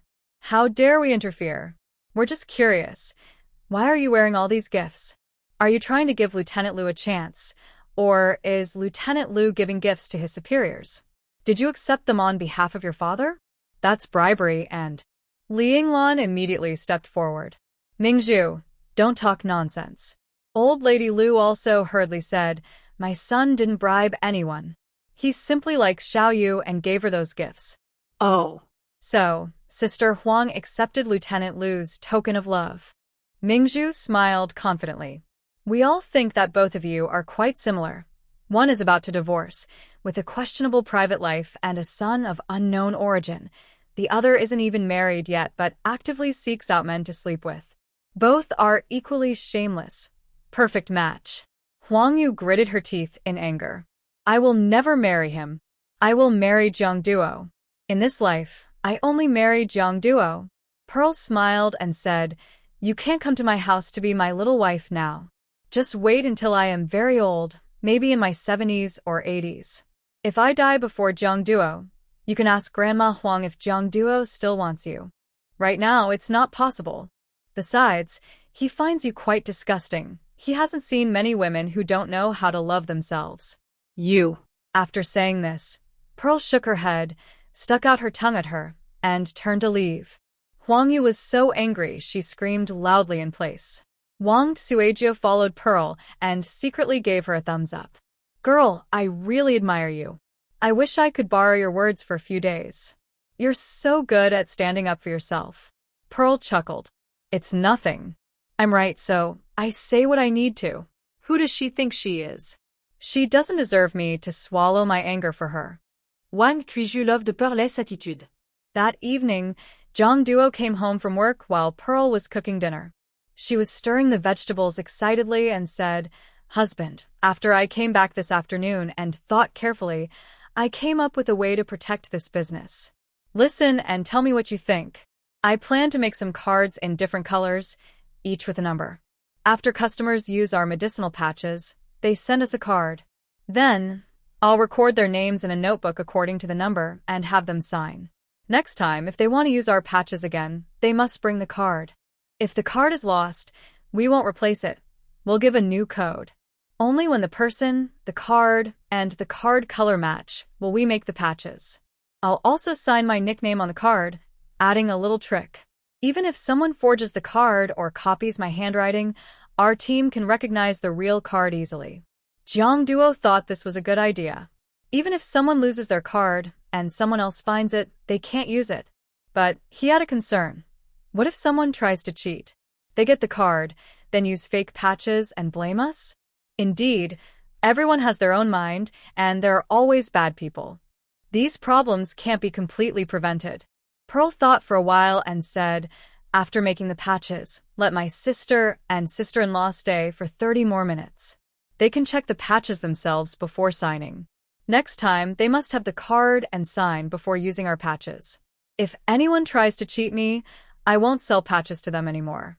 Jiang Duo thought this was a good way to protect themselves for now. He nodded. "That's fine for now. If any problems happen again, don't run off alone like today. First tell us, then we'll decide. Do you understand?" Listening to his increasingly serious tone, Mingzhu couldn't help but smile. "Why are you laughing?" "I was just saying, when you found me this afternoon, your eyebrows were furrowed so tightly, but you didn't criticize me. Turns out, you were waiting here for me." Jiang Duo's brow furrowed deeper. It seemed she knew the problem, but refused to change. Seeing his worried expression, Mingzhu put down her spatula, turned around, and hugged him. She tilted her head and pouted playfully, "Big brother, please don't be angry, okay?" Seeing her act stubborn again, Jiang Duo felt a bit annoyed. "Mingzhu, how many times do I have to tell you? You never keep your promises." "Oh, I was just worried, so I went to check. If there really was a big problem I couldn't handle, I would delay until you came to help. But if it's just a small thing like today, I can fix it quickly and go back to avoid worrying you. She didn't expect Su Guimei to get so impatient and immediately go find someone.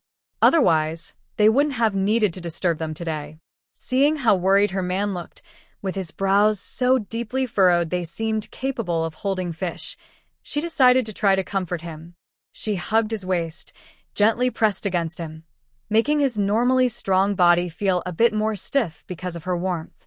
He held her shoulders and said with a hint of helplessness, "Don't lean on me." "But I will." Mingzhu looked up at him softly. "Unless you say you're not angry." As she spoke, she hooked her arm around his neck, stood on tiptoe, and kissed his lips. Her other hand mischievously wandered over his body. This man was so strong and tempting.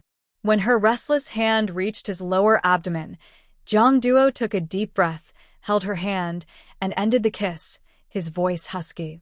"I'm not angry. I'm just worried that you're becoming bolder and might not recognize danger." Mingzhu nodded obediently. I know my big brother is the best. No matter what problem I face, you'll protect me and help me solve it. But I can't live like a parasite relying on you forever. I need to become stronger. What if one day we are separated, and I get used to you protecting me?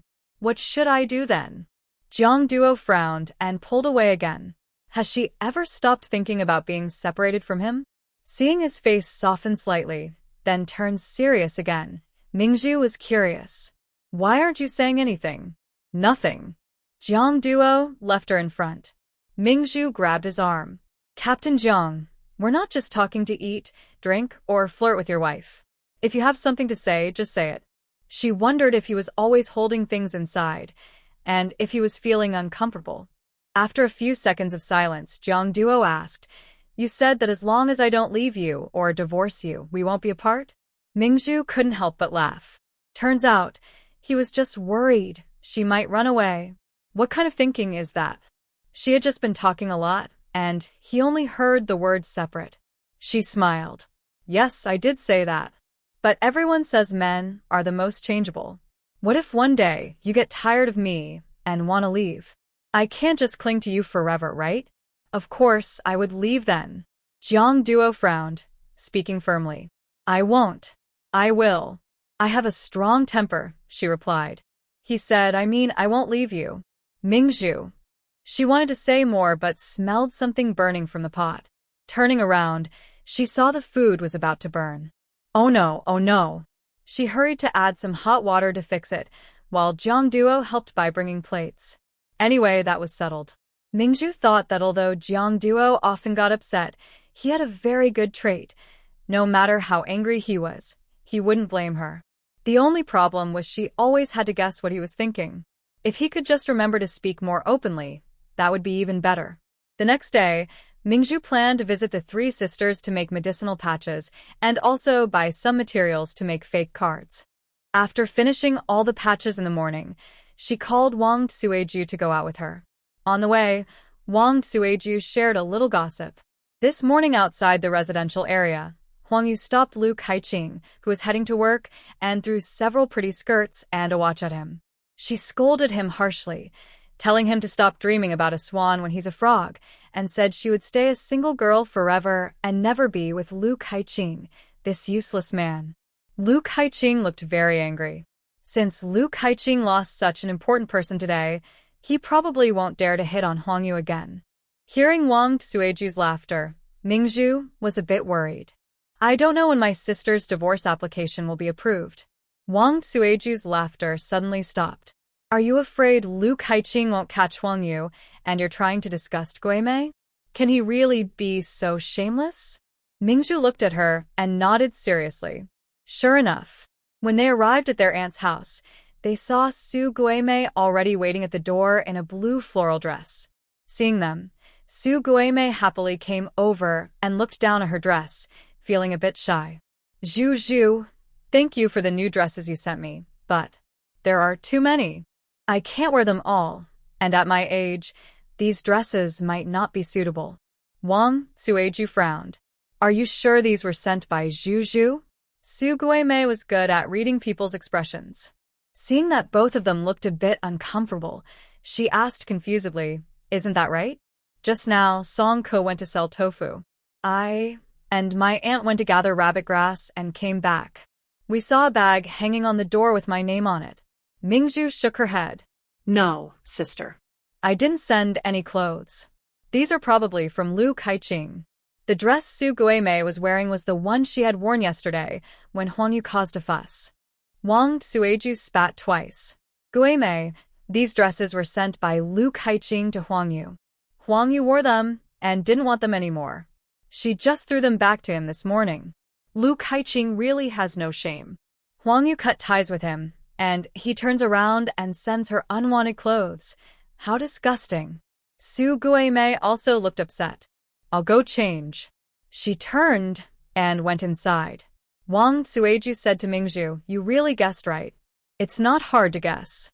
Someone so shameless always likes to drag others down." Hopefully, Sister Guimei's divorce application can be processed in the next day or two. Su Guimei changed into some new clothes she had bought recently, feeling disgusted. "Lu Saiching's clothes. I'll throw them far away later." Mingju shook her head. "You can't throw them away, sister. When he comes back, take the clothes to the staff compound and return them publicly. Let everyone see how disgusting Lu Kaiqing is. They need to see that you truly want nothing to do with that scoundrel." Guimei nodded firmly. She liked her current life and didn't want any changes. The three of them set out together.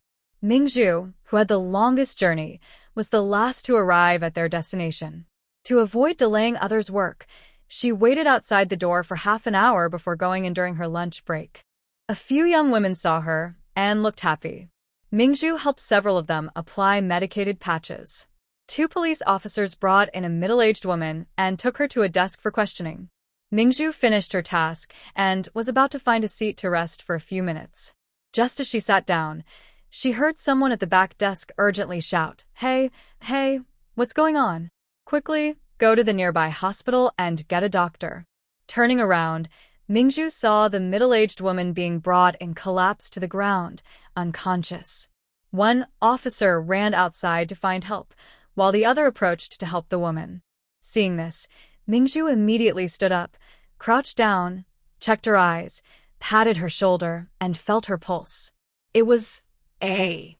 She quickly loosened the woman's collar, unfastened her belt, tilted her face to the side, and knelt over her to perform chest compressions. She shouted to the crowd around, "Everyone, step back. Open the door, and keep the air flowing." Everyone obeyed immediately. After some time of pressing, Mingju pinched the woman's jaw and blew air into her mouth. She repeated this until the doctor arrived, and by then, the woman had regained consciousness. Mingju was exhausted. She stood aside and explained the situation to the middle-aged female doctor. The doctor quickly checked the patient and found she was fine, but looked a bit surprised. "Your first aid was very good. You saved her life." She looked at Mingju's face, which was fair with a hint of red, and her pure, pleasant smile. She was momentarily stunned. Wow, where did this young girl come from? She looks like a doll. So beautiful. If she brought her back to be her son's wife, she might even outshine her cousin's young wife. The middle-aged female doctor took the initiative to get closer and asked, "Young girl, did you study medicine?" Mingju shook her head. "No, I just learned some first aid from my master." "That's very good. You're excellent. Why are you at the police station in the middle of the day?" The girl looked obedient and not like someone who had done anything wrong, so why was she here? A young woman nearby, still wearing a face mask, approached and smiled. "Dr. Ho, my family has a traditional herbal patch that can improve skin. We all bought some. She's here to deliver the patches to us." Hearing this, the doctor saw an opportunity. "Is it really effective? I will also order one, but I don't have time today. There are a few critical patients in the emergency room. Please deliver it to me tomorrow. I work in the emergency department at the neighboring hospital. My name is Ho Xiaoqing. The hospital is considered a high-quality client group." Mingju immediately responded cheerfully, "All right, Dr. Ho, I'll come to see you tomorrow at noon. Then we won't see each other until then." After saying this, she had the person who brought her carry the stretcher with the patient away. A young lady nearby patted Mingju on the shoulder and whispered, "Girl, you need to treat her well. She's a very important person." Mingju looked at her confused. How important is she? She's the head of the emergency department at the neighboring hospital. They are responsible for managing the health of the prisoners at our branch. She's the main person in charge. Her family background is also impressive. Her husband is a soldier, the second in command at the Nanshur military district. But that's not all. The most remarkable thing is she has a very powerful relative said to be a role model for military study and very influential in the higher ranks. When Mingju heard the words role model for military study, she felt a bit puzzled. Nowadays, is the role model for military study counted in hundreds? In short, you should build a good relationship with her. The more people you know, the better it is. Thinking about it, Mingju smiled happily and thanked her. After finishing her work, she took a big round trip to the city supply and marketing cooperative before returning to the suburbs. Wang Sueju and Su Guimei had both returned and were worried about her. They saw her carrying a lot of bags as she got out of the car. They came over to help her carry things. Wang Sueju asked, "Why did you just get back?" Mingju first told them about her idea for anti-counterfeiting measures, then added, "I also bought some materials for making cards, so I came back a bit late.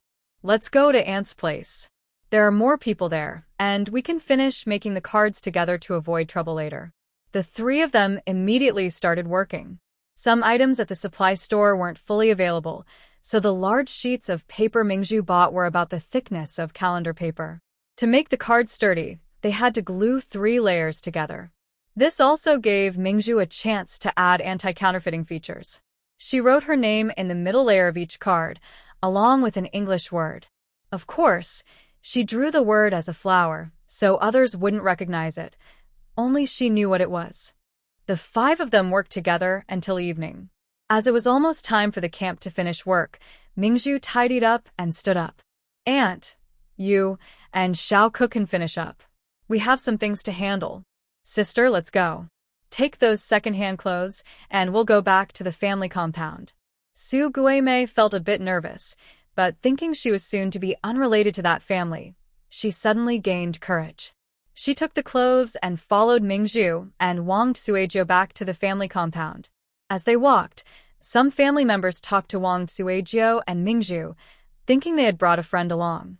But when Su Guimei called out the other person's name and greeted her, the person was completely stunned. "Are you Guimei?" "Yes, it's me." "Oh my, is that really the old, unattractive Su Guimei standing among the crowd? Someone you wouldn't even glance at?"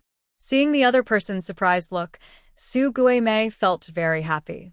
In such a short time, she had changed so much that she amazed others and made them forget the old Su Guimei, whom even she disliked. All this was thanks to Mingju. After exchanging a few words, they parted ways. Knowing Su Guimei was going to lose house, the person immediately ran to call others to come see the spectacle. The 3 of them arrived at Lu Casing's door. Su Guimei called out toward the house, "Lu Casing, come out for a moment." Hearing her voice, Lu Casing was very surprised. It seemed that his secret act of delivering clothes earlier had paid off. He quickly came out of the house. When he saw 3 people at the door, Lu Casing instinctively tensed up. He was still quite wary of Mingju. But when he saw the much more beautiful Su Guimei, who hadn't been seen for a few days, he felt braver. No need to fear, he wasn't divorced yet. Su Guimei was still his woman. He came out with a smile he'd never shown before and looked at Su Guimei. "Guimei, why didn't you come inside? Why are you just standing at the door?" "Come in quickly." He reached out to pull Su Guimei, but she sidestepped and avoided his hand. People around had already gathered, curious to see what was happening. Just as sister-in-law had said, Su Guimei seemed like a different person now. Everyone was curious about how she did it. Su Guimei looked at Lu Casing, calmly opened the small bundle in her hand, and revealed the clothes inside, asking, "Did you give me these?" "Yes, I specially came to find you this morning, but no one was there. I was in a hurry to go to work, so I left them at the door." Su Guimei directly shoved the clothes into his arms and coldly said, "Lu Casing, when we were married, you never bought me a single piece of clothing." All my clothes are from when we got married, patched and patched again. Now, our divorce procedures are almost complete, and we are no longer considered a married couple. I heard you have started pursuing Huang Yu. Please enjoy your new life, and do not send me your old clothes that Huang Yu doesn't want. I am now able to support myself, and I don't care for what you give me. Li Keising was surprised that Su Guimei dared to bring clothes to the doorman. Surely, Mingzhu taught her to do that. He angrily looked at Mingzhu and asked, "Did you tell Guimei to say those things?" Su Guimei looked upset and said, "It's not Mingzhu's fault, it's me." Mingzhu interrupted sharply. "What do you mean by saying those things? You send Huang Yu to work and buy her watches and clothes to flatter her. Yesterday, your mother even went to her house to propose marriage, but was turned away. Aren't these facts? You were rejected by Huang Yu, and now you look down on her because she's ugly and unclean. You want to take my sister back because she's become more beautiful, but you don't want to spend money. So, you give her your unwanted dirty clothes and try to fool her like she's a fool, right?" "I didn't." Mingzhu pressed on, sternly questioning, "You don't want to come back and be with my sister, right?" Fine. "Do you dare to promise publicly that you will never bother her again?" Li Keising was about to explode with anger. If he admitted that, how could he ever get Su Guimei back to serve him? Having been deceived by Mingzhu so many times, he was determined not to fall for it this time. "Mingzhu, listen carefully. Guimei was originally my wife. We had a disagreement, and I said harsh words to divorce her. But we are still married. When married couples argue, why are you meddling?" Mingzhu sneered, "You're still married, but you're flirting with Huang Yu. Do you want to marry her? If Huang Yu agrees to be with you, will you come back to my sister?" Of course I will. "So, you just despise the Huang family." Li Keising clenched his teeth. This woman was setting traps for him again, trying to make him offend Huang Dejiang. No way. He turned aside, exhaling heavily in anger, waiting for Mingzhu. "I know you're clever. Whatever you say today, I don't care. I've come to terms with it. I won't divorce anymore. I want to live well with Guimei in the future." Mingzhu raised an eyebrow. This man had learned well. He wouldn't fall into her trap. He was determined to drag Guimei into it no matter what. Su Guimei, hearing this, looked shocked and hurriedly said, "Li Keising, I've never been treated well in your house. I don't want to stay with you. I want a divorce." Lu Kaiqing sneered confidently, "Guimei, there's no need. Tomorrow, I will withdraw the divorce application. You can't get a divorce." You're... Su Guimei's eyes reddened with anger. If she returned, she felt she might as well die. Next to them, Wang Suizhou couldn't bear to listen any longer. She scolded and rushed forward. "Lu Kaiqing, you shameless, heartless thing. Today I'll scratch your face." Mingzhu quickly pulled Wang Suizhou back. Wang Suizhou snapped, "Mingzhu, don't pull me. This scoundrel is so shameless. Is he even speaking human words? He clearly wants to ruin Guimei." Seeing everyone so angry, Lu Xiqing's face immediately showed arrogance and pride. If he couldn't handle a few women, he might as well not be a man. Mingzhu patted Wang Suizhou calmly and said gently, "Sister-in-law, calm down. And you, sister, don't worry. If he dares to withdraw the divorce application tomorrow, I will take you to report him." Lu Xiqing's arrogance instantly froze on his face. Mingzhu imitated his previous arrogant look and warned, "Your private life is messy, and having a love child is proof. You haven't divorced yet, but you're flirting with Sister Huang, using the Huang family as a stepping stone. Everyone in the hospital can testify. If you're unkind, we won't be righteous. Just divorce honestly. If you're honest, you only lose your wife. If you're not, I'll ruin your reputation." You. Mingzhu rolled her eyes at him and turned to Su Guimei, saying, "Let's go, sister. I'll take you home." Su Guimei and Wang Suizhou both calmed down and shot a sharp look at Lu Kaiqing before leaving together. They firmly believed that Mingzhu could handle this scoundrel. Lu Kaiqing watched their backs as they left, his brows furrowing deeply. He thought Mingzhu was threatening him, but did he really have no other way? He still had a secret weapon. On the way back with Su Guimei, Wang Suizhou kept comforting her, saying not to worry because Mingzhu wouldn't let Lu Kaiqing succeed. But Mingzhu looked serious and said, "This matter needs to be resolved quickly. The longer we delay, the more complicated it becomes." Both women looked at her. Su Guimei nervously asked, "Maybe I can't get a divorce?" Mingzhu shook her head uncertainly. Lu Chong, being Lu Caiqing's love child, is just our guess.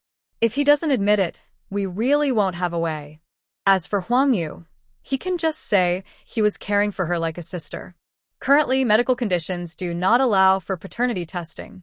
Even if it were possible, she is not very familiar with the current policies. Anyway, in the future, paternity tests require the guardian's consent. Su Guimei's face immediately fell. What should I do? Zhu, help me think of a way. I really can't stay with him anymore. I might go crazy. Mingzhu thought for a moment. It would be best to find Lu Chong's birth mother, but we don't know where Lu Kaiqing has hidden her. Wang Suizhou said, "My husband Lao Zhao is in charge of this matter. When he gets home, I'll ask him to help look into it." Su Guimei was a bit anxious. She and Lu Kaiqing are in the same group. She probably won't want to help me. No, you need to leave. That's the only way she'll have a chance. If she doesn't help you, she'll be seen in a bad light forever. So don't worry yet. Things aren't beyond hope. Even if the situation gets worse, I have a way to help you. Seeing Mingzhu's confident look, Su Guimei relaxed. She trusted Mingzhu. When Mingzhu returned home, she saw that old Lu from next door had already taken her grandson to the mountain to pick wild vegetables. After hearing about what just happened, she started criticizing Mingzhu in the yard. Mingzhu stood at her door, not angry or arguing, just smiling and staring at her.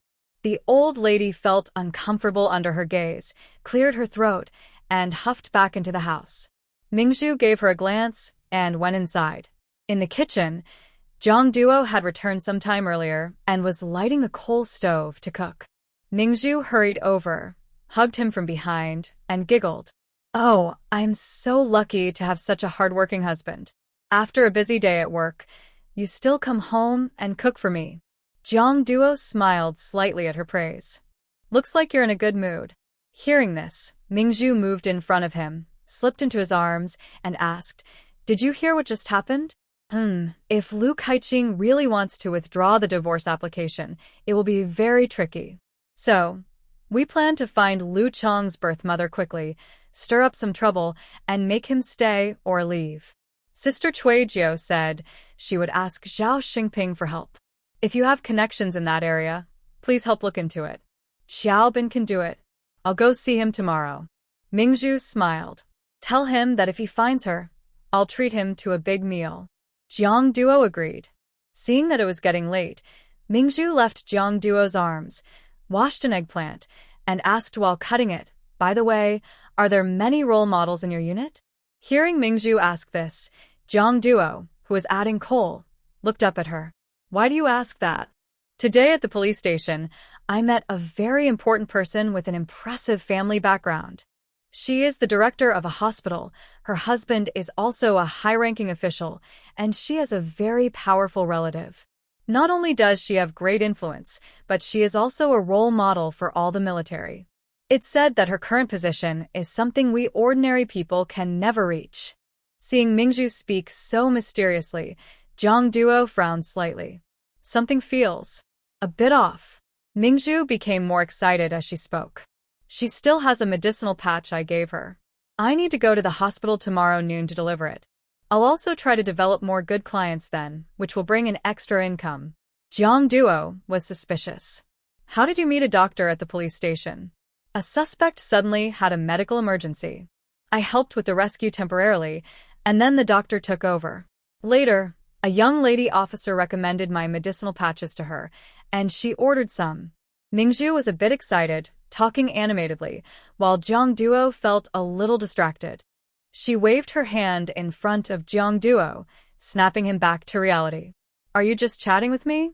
What are you thinking?" Zhang Duo shook his head. "Nothing. Which hospital and department will you go to tomorrow? If you don't come back on time, I can come find you." At the emergency department of Boyang Road People's Hospital, Jiang Duo suddenly frowned. Isn't that the hospital and department where his aunt works? The important person Mingzhu met should be his aunt. He didn't tell Mingzhu much beforehand. Instead, he changed the subject, planning to talk to his uncle during tomorrow's meeting about this matter. Mingzhu had arranged to go to the hospital with Dr. Ho at noon, so she didn't leave with Wang Sueju and Su Guimei that morning.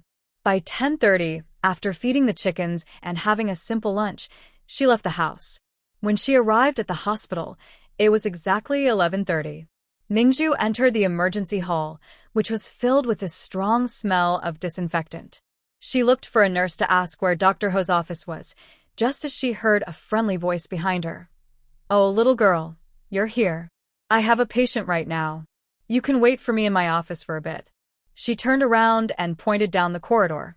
"The director's office at the very end. Go ahead." Mingzhu nodded with a gentle, friendly smile. "All right, Dr. Ho, you're busy. I'm not in a rush. The patient is more important." Hao Xiaoqing turned to look at Mingzhu's back with a happy heart. She thought to herself, "See how good my judgment is? The girl I picked up halfway can outshine all the beauties in the hospital."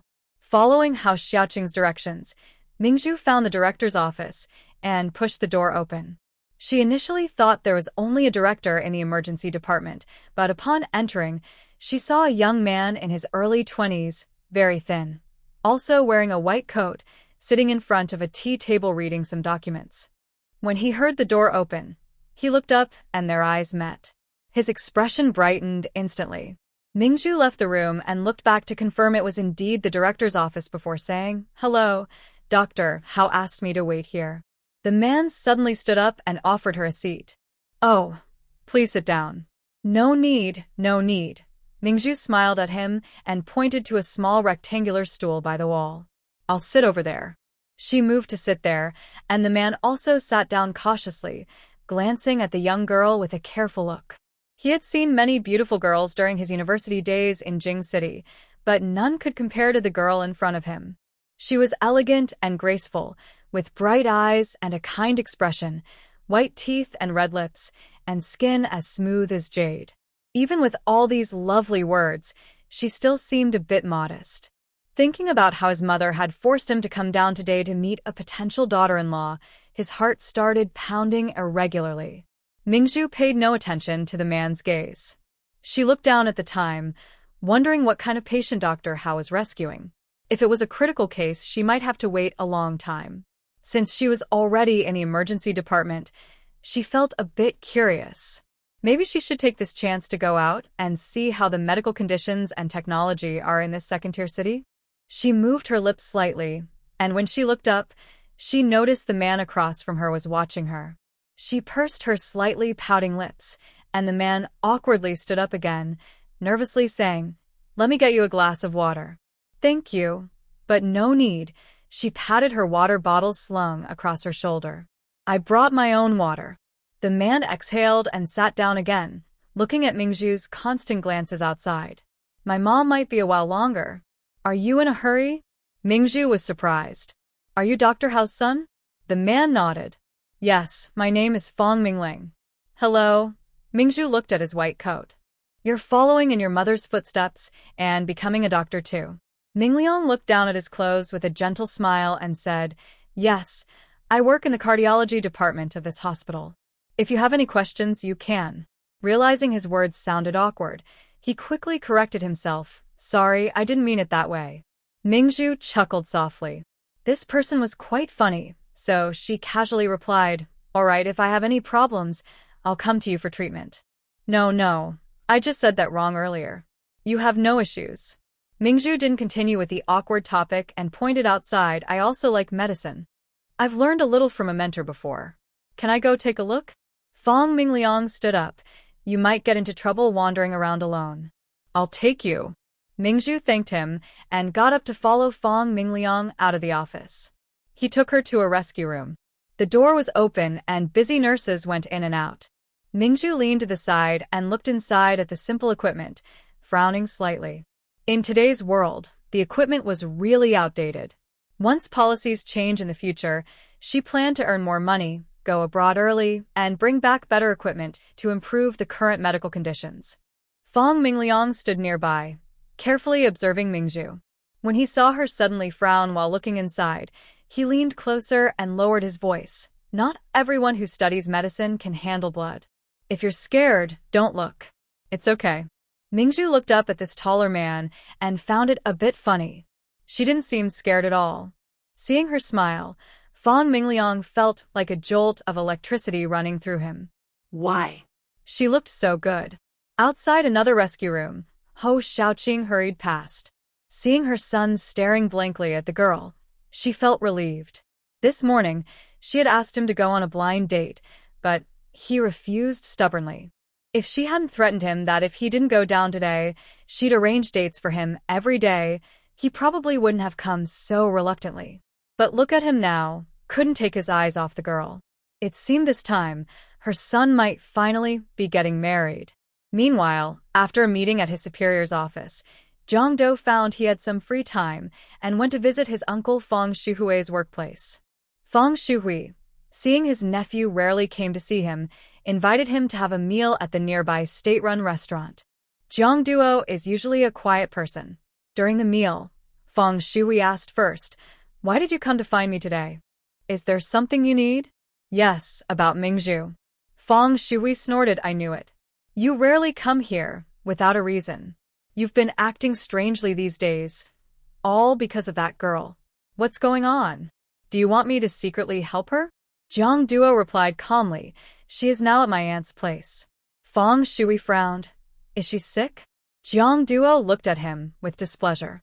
"His little girl is very healthy." "No, yesterday she went to the police station for personal matters and met my aunt there. Since they happened to meet, I want to introduce her to my aunt so she can get to know her. I want to ask if you agree." Fong Shui suddenly remembered something and asked seriously, "What personal matter did she have?"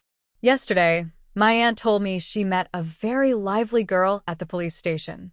She liked her immediately and wanted to introduce her to your cousin. So today, during shopping, she took the girl to the hospital." Zhang Duo's face instantly turned cold. He quickly got up and left the restaurant. Fong Shui also realized what was happening. "Oh, dear. What kind of situation is this?" He hurried after him. "Xiao Duo, your cousin is a quiet person. He probably won't listen to your aunt about meeting someone. Plus, he prefers mature and steady girls. He wouldn't be interested in your little wife, so you don't need to worry too much." Got it.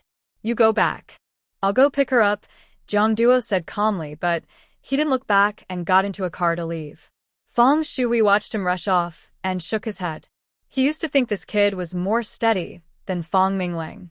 Now, looking at him, even in love, he's not much different from Fong Minglang. Sure enough, no matter how capable a man is, he can't resist a beautiful woman. At the hospital, Ho Xiaoqing thought the two kids had enough time alone and finally appeared. While Mingzhu was sticking medicine patches on her, she deliberately asked in a friendly way, "Mingzhu, are you an adult now?" "Dr. Ho, I'm almost 19. "Oh, really? I couldn't tell. I thought you looked only 16 or 17. Mingzhu smiled. "That's thanks to the herbal patches my family has used for generations. I brought a lot today.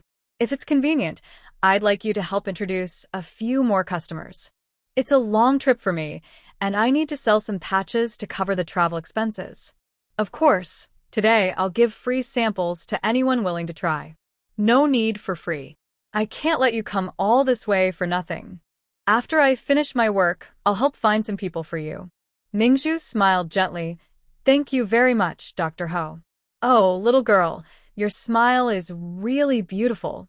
You're out here working alone. Aren't your parents worried? Aren't they afraid someone might kidnap you?" Pearl shrugged. "My father passed away, and after my mother remarried, she doesn't keep in touch with me." Hearing this, Ho Xiaoqing felt that the girl's situation was quite sad. Fong Mingling thought that his mother's question might hurt her feelings, so he lowered his voice to stop her. "Mom, you can't hide your words with a simple medicine patch. Say less." Seeing that her own stubborn son also cared about the girl, Ho Xiaoqing couldn't help but smile. All right, I guess I was being too blunt. I won't say more. You two chat." Let me see how good you are at talking. Fong Mingling. He didn't know what to say or what was happening today. As soon as he looked into the girl's eyes, his mind went blank. Pearl was calm and smiled easily. Dr. Fong, my family's issues have been going on for over 10 years. I've gotten used to it. It's no big deal. Fong Mingling frowned. How could anyone not care about these things? He thought she was just pretending to be strong. Instead, he felt more sorry for her. Pearl didn't notice the pity in Fong Mingling's eyes. She looked at her watch and said, "Ho, doctor, 5 minutes are up. It's ready." She peeled off the medicine patch and put a mirror in front of him. "Look, are you satisfied with the effect?" Ho Xiaoqing had only wanted to find a chance for the two young people to talk. But in the mirror, she saw a face that looked 3 or 4 years younger, which made her very happy. "Pearl, your medicine patch is really good. The effect is fantastic." Pearl's bright eyes lit up as she chuckled softly. "If I introduce it to your colleagues, I hope I won't embarrass you." "Of course, that's great. Wait a moment, I'll call someone to help. Mingling, can you help Mom take care of Pearl?" Got it. Ho Xiaoqing left the office and took a slow half-hour to come back. This time, she brought many people. Some were attracted by her changed appearance, and a few others were waiting in the next-door doctor's office. Pearl hurriedly finished applying patches to over 30 people. Seeing that it was almost 2 o'clock, she didn't want to delay others' work and quickly prepared to leave. Ho Xiaoqing said, "My patients need me. Pearl, I'll have my son take you home." Pearl waved her hand. "No need, Ho doctor. I'm not a kid. I can find my way." "No, that's not possible. You're not even 20 yet, so in my eyes, you're still a kid.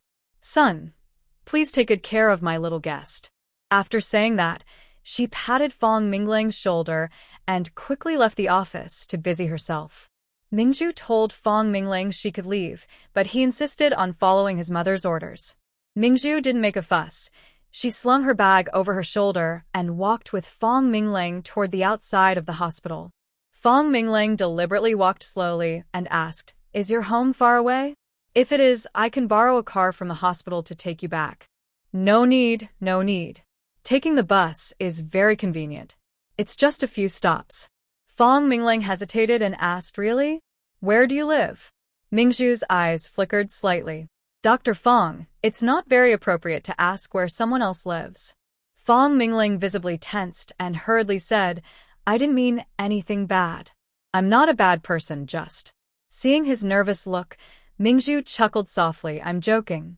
I live in the suburbs. The bus goes straight there, very convenient. Dr. Fong, you should go back now." Seeing Mingju's cheerful smile, Fong Mingling looked at her intently and felt a bit shy, scratching his head and smiling. In the car that had just stopped by the roadside, Zhang Duo saw immediately outside the hospital gates the two people sharing a smile. Watching Fong Mingling's intense gaze fixed on Mingju, Zhang Duo's heart suddenly sounded an alarm. Mingju turned to leave, but Fong Mingling turned around and blocked her way. He looked at her with hesitation and asked, Mingju, do you have time tomorrow?" Just then, his mother had secretly pulled him aside while Mingju was busy, asking him about this girl. He couldn't quite explain how he felt, and his mother immediately smiled. "You've introduced so many girls to me before, and you could always find faults. But with this girl, you can't find any. Doesn't that mean you think she's pretty good?" He thought that might be the case. His mother advised, "Since you think she's nice, be a bit more proactive. Invite her to watch a movie or go to the park. Get to know each other better. The more you do, the more familiar you'll become. Don't be like your cousin, who got married at 27 or 28 and married a girl from the countryside. It made your aunt and the others so angry they couldn't sleep all night." He agreed at the time, but never found the chance to speak. Seeing Mingju about to leave, he didn't want to wait. If he didn't speak now, he might not see her again until next week. He didn't want to wait. Gathering his courage, he said, "I have tomorrow off. I'd like to invite you to watch a movie." Pearl looked at Fong Mingling's originally fair face, which suddenly turned rosy. She suddenly realized what was happening. Whether in the past or now, when a single man and woman plan to watch a movie together, the purpose is probably the same. She quickly explained, Dr. Fong, sorry, She was about to say she was already married when a tall figure approached, blocking the light above her head. In the shadow, she turned her head to look, and at the same time, her hand was naturally held by the visitor. Seeing that Jiangdo had come, Pearl's face immediately lit up with a sweet smile. Oh my, how did you come here? Fong Mingling also glanced sideways at her. When he saw Jiangdo, he was momentarily surprised. He was about to call someone over, but then saw the other person reach out and hold Pearl's hand. He paused, then looked up into Jiangdo's eyes. Jiangdo looked at him calmly, clearly saying, let me introduce you. This is my partner, Pearl. After saying that, he turned to look at Pearl again, with a gentle look in his eyes. Zhu, this is my cousin's son from my uncle's family, Fong Mingling. Pearl was obviously surprised, not expecting that the important person she accidentally met would be Jiangdo's cousin. But thinking about how Fong Mingling had just invited her to watch a movie, she felt, this little Fong must be feeling terribly awkward now. She took the initiative to stand beside Jiangdo, looked at Fong Mingling, and broke the awkward silence with a cheerful smile. Dr. Fong, what a coincidence. We are actually relatives. I'm free tomorrow, so how about we change the day? Jiangdo, and I can come to treat you all to dinner. Fong Mingling glanced sideways at Pearl, then at their tightly clasped hands, and had to accept the reality. He awkwardly smiled. All right, cousin. So, are you taking Pearl inside to see my mom? Jiangdo's voice was cold. No, I have work at the office. When we invite you for dinner another day, I will formally introduce Pearl to her. Okay, I'll tell her when I go back. Jiangdo nodded. He pulled Pearl, about to leave, but then stopped and looked at Fong Mingling. Pearl is a few years younger than you, but since she married me, you should call her sister-in-law from now on. Fong Mingling frowned uncomfortably, but nodded. All right, I understand. Let's go. He didn't say more. Holding Pearl's hand, he headed toward his car. Pearl waved goodbye to Fong Mingling. Watching Pearl bounce happily like a little rabbit, she naturally linked her arm with Jiangdo's. Jiangdo, who usually didn't like to be close to others, didn't refuse at all, instead looking at her with gentle eyes. Fong Mingliang clenched his hand slightly inside his white coat. Why did it have to be his cousin's wife? He turned back to the emergency room, where Ho Xiaoqing was having lunch in her office. Seeing Fong Mingliang return, she curiously asked, how did it go? Did you ask her out? Fong Mingliang frowned, feeling a bit upset. You called her over without checking first? She's married, and she's my cousin's wife. Ho Xiaoqing was very surprised. Really? She looks so young. Of course, just now my cousin came to pick her up himself. You remember what my dad told you about my cousin? His partner's name is Mingzhu. Your dad only mentioned it a few times, and each time he said that Jiang Jiu married a young girl from a small village. He didn't give her name. As Ho Xiaoqing spoke, she also felt annoyed. She had finally found a suitable daughter-in-law on the street, but it turned out to be Jiang Jiu's wife. Fong Mingliang sighed helplessly. Let's keep this between us. No one else needs to know. It's too awkward. And don't worry about my affairs. I'll handle them myself. I'm going back to my department now. After saying that, he turned and left quietly. Ho Xiaoqing picked up the phone on the table and called Fong Shuhui's workplace, scolding her thoroughly. On the way home, Jiang Dio and Mingzhu didn't talk much because there was a driver in the car. When they arrived home, Mingzhu cheerfully said, What a coincidence. I accidentally met your aunt-in-law today. So, I believe there's some fate between us. Jiang Diu nudda silanli. Mingzhu continued, No, yesterday I told you about Ho's workplace and her family background. You're so smart, you must have guessed who I met. Why didn't you tell me? Jiang Dio replied calmly, My uncle doesn't want to cause trouble for my aunt-in-law, so we're not allowed to reveal her workplace. Hearing this explanation, Mingzhu felt speechless. I see. You're worried that I, as a poor relative, might cause trouble for her. Your uncle really looks down on people, she said, then suddenly thought of something and asked, They say there's a model soldier in the family. Is it from your uncle's side or your aunt-in-law's side? That model soldier. Is it Major General Feiying? Duo hesitated for a moment and nodded. Pearl felt very speechless for a moment. She said that Duo had been targeted by Lu Kaizong before. How could Lu Kaizong suddenly be dealt with by higher-ups? It seems he has a strong backing. She was angry. This is just pure petty jealousy. It's a shame she used to like Duo so much. She looked at him angrily and asked, "You didn't tell me before. Were you afraid I would use your situation to get close to them and take advantage of you? Your family, including you, looked down on me, right?" Hearing this, Duo didn't expect her to think like that. He quickly replied, "That's not true. I don't look down on you. Do you think I'm a 3-year-old? 2 words and I'd forget everything? If you really think I don't deserve to know your secrets, why did you marry me?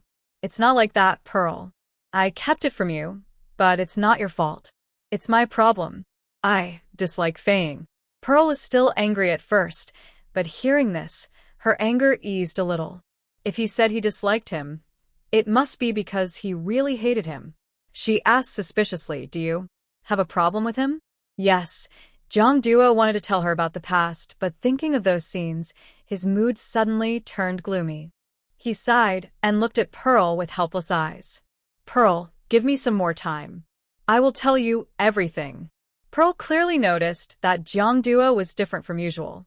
He seemed deeply sad, which was unlike him. If he really had something he couldn't say, he wouldn't be like this. She understood that and decided not to push him, changing the subject. "I can forget about Faying's matter, but your uncle really dislikes me, right? From now on, I will also dislike him. Don't think I'm being unreasonable later. If you do, I'll get angry." Duo explained, "He doesn't dislike you. He just didn't expect you to be so beautiful. He's worried I might be distracted by looks and mess up my work." Pearl pouted, feeling a bit better. Doesn't he know what kind of straightforward man his nephew is? Even when arrows are on the string, he can hold back. His self-control is so good. It's not easy for me to distract him. Clearly, he's not fond of me with such petty thoughts. But his wife seems to like me very much. Pearl mentioned this matter, and her usually serious face was now filled with a gentle smile.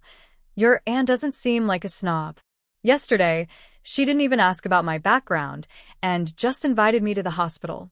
When she saw me, she kept smiling at me all the time." Talking about this, Duo felt a bit worried. Did she say anything else? No, not at all. In fact, she introduced me to many business opportunities. Today, I sold over 30 sets of medicinal patches. When you went, was Fong Mingling there? Did he talk to you? Duo finally found a chance to ask after holding back for a while. Pearl replied calmly, "We just talked about some random things. I said I wanted to see the emergency rescue room, and he took me to look around. After learning I liked studying medicine, he also mentioned some work-related stuff." Thinking about Fong Minglang's gaze on Pearl just now, she couldn't help but feel uneasy. Plus, Duo knew Pearl liked Wang Ju and Su Kai, those gentle, refined types. Fong Minglang was exactly that kind, so he couldn't help but worry. After all, Pearl hadn't fallen for him yet. At her age, her feelings could change easily if she met someone better. "So, do you have a good impression of him?" Pearl looked at Duo's nervous expression and remembered how he usually didn't show much affection in front of her. But just now outside the hospital, he had come over and held her hand. "Could it be?" Pearl smiled softly. "Your cousin is a gentle-looking guy and a doctor. You know, I really like this profession. Plus, his family is well off, and he has good manners. So, I think highly of him." While talking, Pearl observed Duo's brows furrowed tightly. She thought to herself, he said in the morning he was going to a meeting at a higher-level office, and after that he was going to have dinner with his uncle. Why would he suddenly appear at the hospital at noon? It must be that his aunt was trying to matchmake, told her uncle about it, and Duo, unintentionally knowing about this, hurried over to assert his claim. She wanted to see if Duo was jealous, and how much he could tolerate. Seeing Duo silent for a while, unsure what to say, Pearl changed the subject. "By the way, when we come back, didn't we agree to treat your aunt and cousin to dinner? Do you know what your cousin likes to eat?" Duo frowned at Pearl, feeling a bit upset inside. He'll eat anything, he's not picky. Pearl smiled happily and said, "This is the first time I cooked for him. I wanted to leave a good impression so that when I visit him again, we'll have more topics to talk about." "You're looking for him?" Pearl nodded. "Yes, he's studying medicine. If I have any urgent questions I don't understand later, I can write to my teacher. It's more convenient than going directly to a doctor, don't you think?" Jiang Duo felt upset and frustrated, with a strong urge to go and scold Fong Mingling. He also regretted not stopping Pearl from going to see her aunt today, even though he knew she was planning to go. It would have been better to let her go a day later, so he could have learned her aunt's feelings earlier and introduced her to them, avoiding misunderstandings. Pearl looked at her watch. "You have things to do this afternoon, right? You should go now. I want to look at a medical book and mark the parts one don't understand." Jiang Duo nodded seriously and turned to leave. Usually, Pearl would come out to see him off to work unless she was too lazy to get out of bed. Even then, she would act cute, hug him, or give him a kiss. But today, Pearl went straight into the bedroom, hummed a tune, sat at the table, and picked up a book. She seemed eager to find a chance to meet Fong Mingling. Jiang Duo looked back at her back, feeling a rare sense of restlessness. Zhu, I'm leaving. You should go quickly."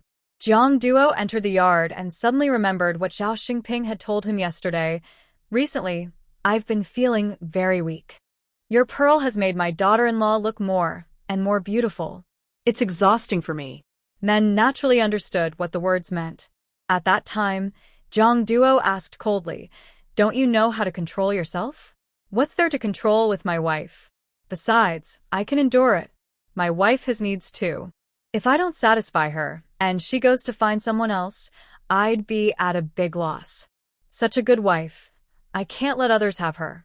Jiang Duo stopped, clenched his fists slightly, hesitated for a moment, then turned and hurried back to the bedroom.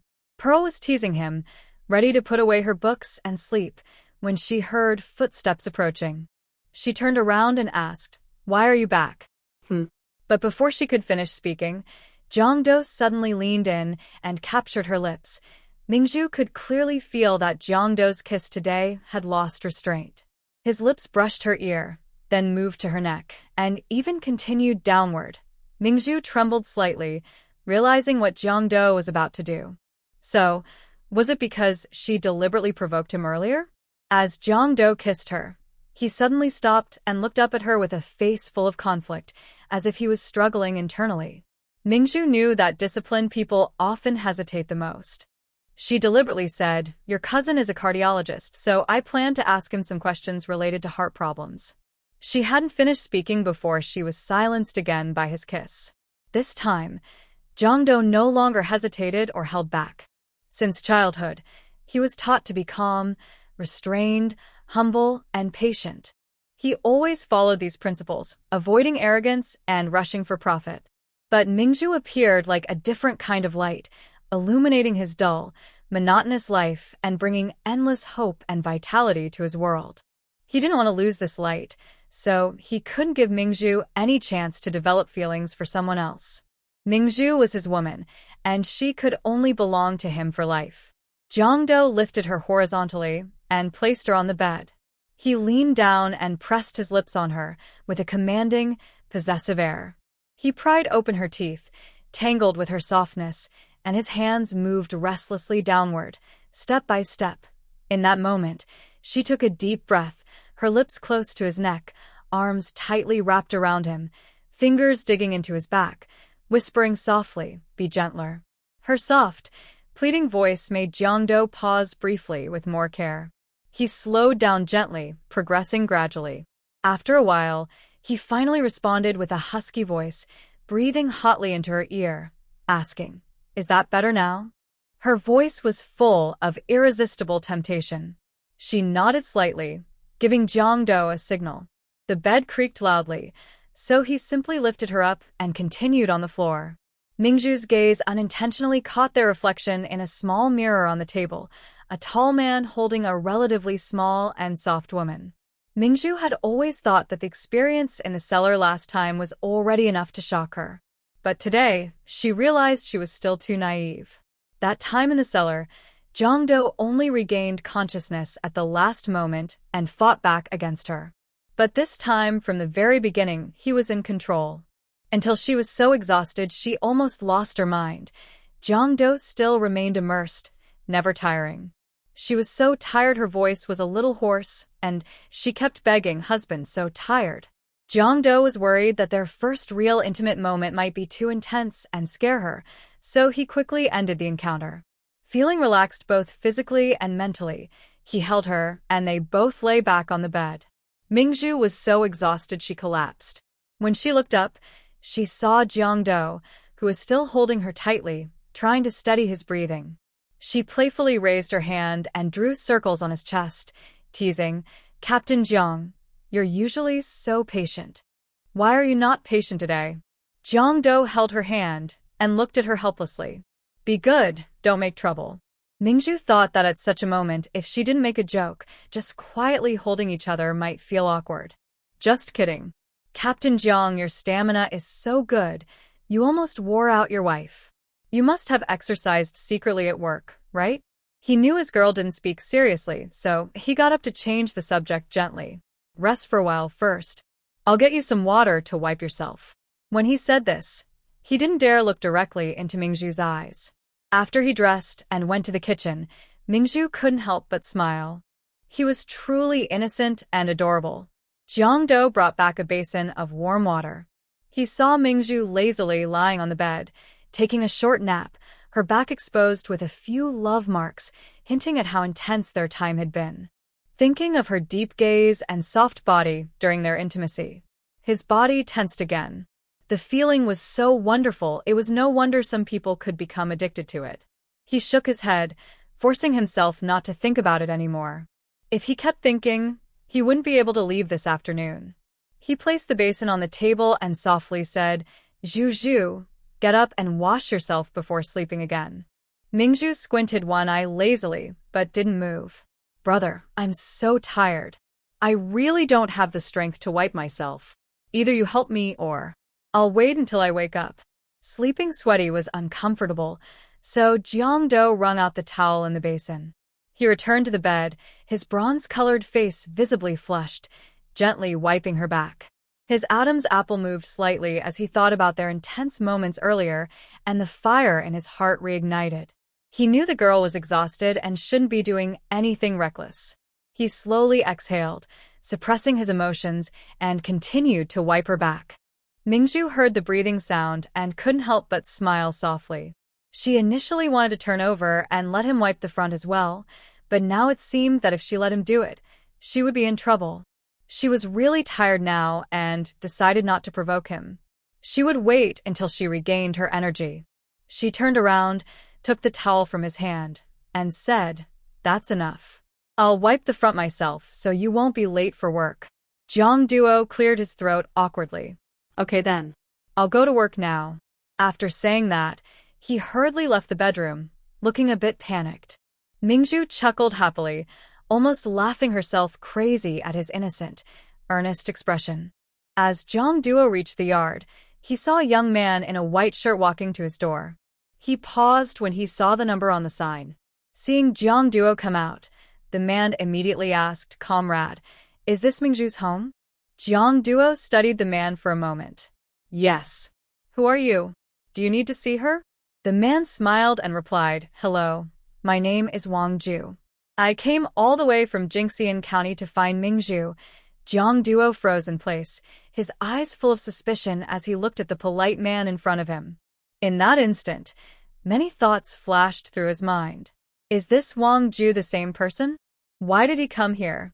What does he want with Mingju? Is Mingju at home now? Jongdo asked with a frown, his tone unfriendly. "Are you here for something?"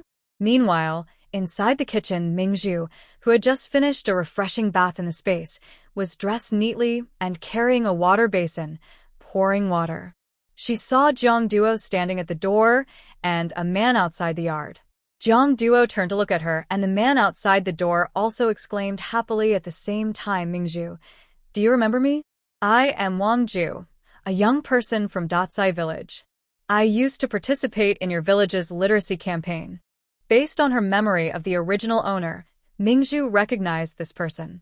However, her impression of him was vague. Her face wasn't detailed, and she didn't know his full name. She only knew he was called Wang Jiqing or Teacher Wang, and they probably saw each other on the road, but it wasn't likely they had spoken. But his name is Wang Ju? That's absurd. Completely unbelievable. Seeing Jiang Duo's intense gaze fixed on her. A young person from the countryside named Wang Ju. How could Mingzhu explain this? This is exactly what Jiang Duo wanted to ask. Wang Ju looked worried and said, I heard about this along the way. My wife fell seriously ill, and the medical conditions back home are not good. The doctor advised us to go to a big city, like Nansha, for treatment. Coincidentally, my wife's relative, Jiang Suelon, who is related to Ming Dachin from your village, is worried that we might not find good doctors because we are unfamiliar with the area. So she recommended we come to you. I wonder, can you help us find good doctors here? I see. Mingzhu felt a bit embarrassed because they were fellow villagers and it was her relative's recommendation. She asked, what kind of illness does your wife have? A serious heart disease. The doctor said she needs surgery, or it could threaten her life at any time. Hearing this, Mingzhu, as a doctor, felt that diseases should not be delayed.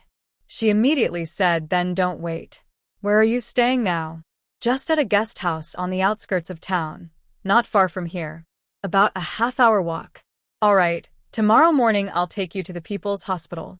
It's the best hospital in Nansha. We can do some tests there to see what treatment is needed.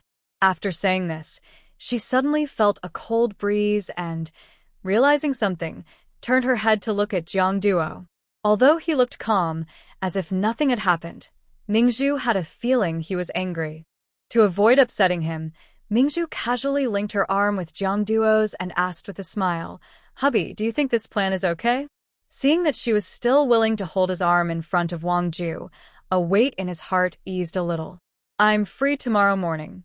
Let's go together. Since they were introduced by Aunt Cui Ju, they couldn't just ignore them. But this was someone Mingzhu had once liked, and he couldn't just let the young girl go with them alone. On one hand, he worried that Mingzhu would feel sad seeing her beloved with another woman. On the other hand, he felt uneasy and anxious. Wang Ju nodded in agreement and slightly bowed to thank the couple. He turned to leave but suddenly thought of something, looked back at Mingzhu, and said, All right, Mingzhu, I don't know what your husband likes to eat, so I only brought some sesame candies you like. They're made by relatives back home. I hope you don't mind.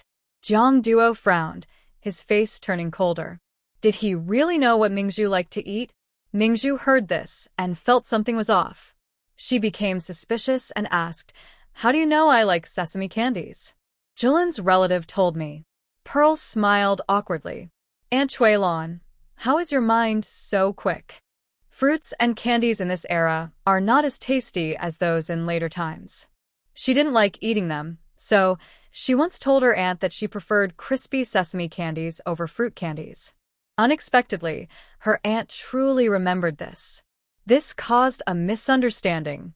Before she could say anything, Jiang Duo said coldly, There's no need for that. We have rules here, no taking even a needle or a thread from the community. Wang Ju worried they might misunderstand, so he quickly explained, It's just a small gift from me, and since Pearl likes to eat. No need. Jiang Duo interrupted, his face serious, which made Wang Ju feel nervous, without knowing why. Did he do something wrong? Why does it seem like Pearl's partner dislikes him? Seeing Jiang Duo's cold face, he felt a bit scared. Well. All right, I'll go back first. Thanks for your trouble tomorrow. He nodded and turned to leave. After he left, Pearl immediately pulled Jiang Duo into the house. She playfully wrapped her arms around his waist and sweetly said, Hubby, what do you want to eat tonight? I'll cook for you myself. Seeing her trying to please him, Jiang Duo felt even more unhappy. It was obviously Wang Ju's fault because the girl seemed guilty. He reached out, gently stroked Pearl's face, and said seriously, Pearl, do you still remember the promise you made to me?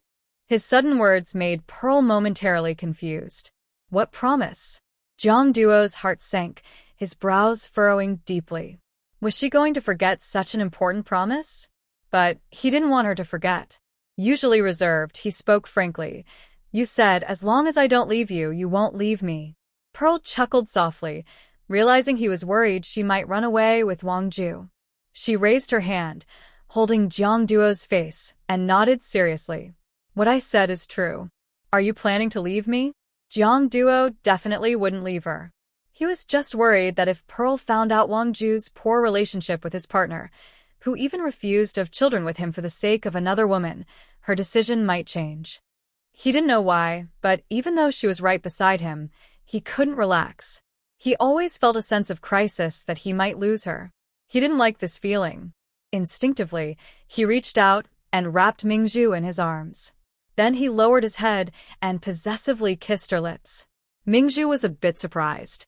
Why did this guy suddenly kiss her? The kiss carried a strong, commanding aura that left no room for her to resist. It deepened, completely taking over her breath. Feeling his hand start to move restlessly, teasing her most basic desires, and thinking about how her body still ached from exhaustion, Mingzhu quickly raised her hand to hold his, turned her face away with difficulty, and her soft voice trembled a little. No, tired. But in the next second, her voice was swallowed by his kiss. Mingzhu felt her legs go weak, and her whole body was dragged along by Jiang Diao, so she wouldn't slip and fall to the ground. Jiang Diao could clearly feel that the person in his arms was exhausted. He tried to remind himself that she was still too young and couldn't handle too much, so he stopped the kiss. His lips pressed gently on her ear, breathing hotly, trying to steady his breath. After a while, he carefully picked Mingzhu up and carried her back to the bed, setting her down. His voice still carried a hint of huskiness. Sleep well at home. No need to cook tonight. I'll bring food from the cafeteria. Mingzhu softly curled up in bed and nodded. Jiang Diao looked at her deeply, then turned and strode out the door. He washed his face in the yard before heading to work. Mingzhu secretly felt happy. She pulled the blanket over her face. Her Mr. Jiang was finally waking up. That kiss was almost frightening. He was so good. Mingzhu was truly tired. She turned over and fell asleep. Until she heard faint footsteps in the kitchen, she sleepily opened her eyes and realized it was already dark outside. She turned on the light. Jiang Diao came in to call her for dinner.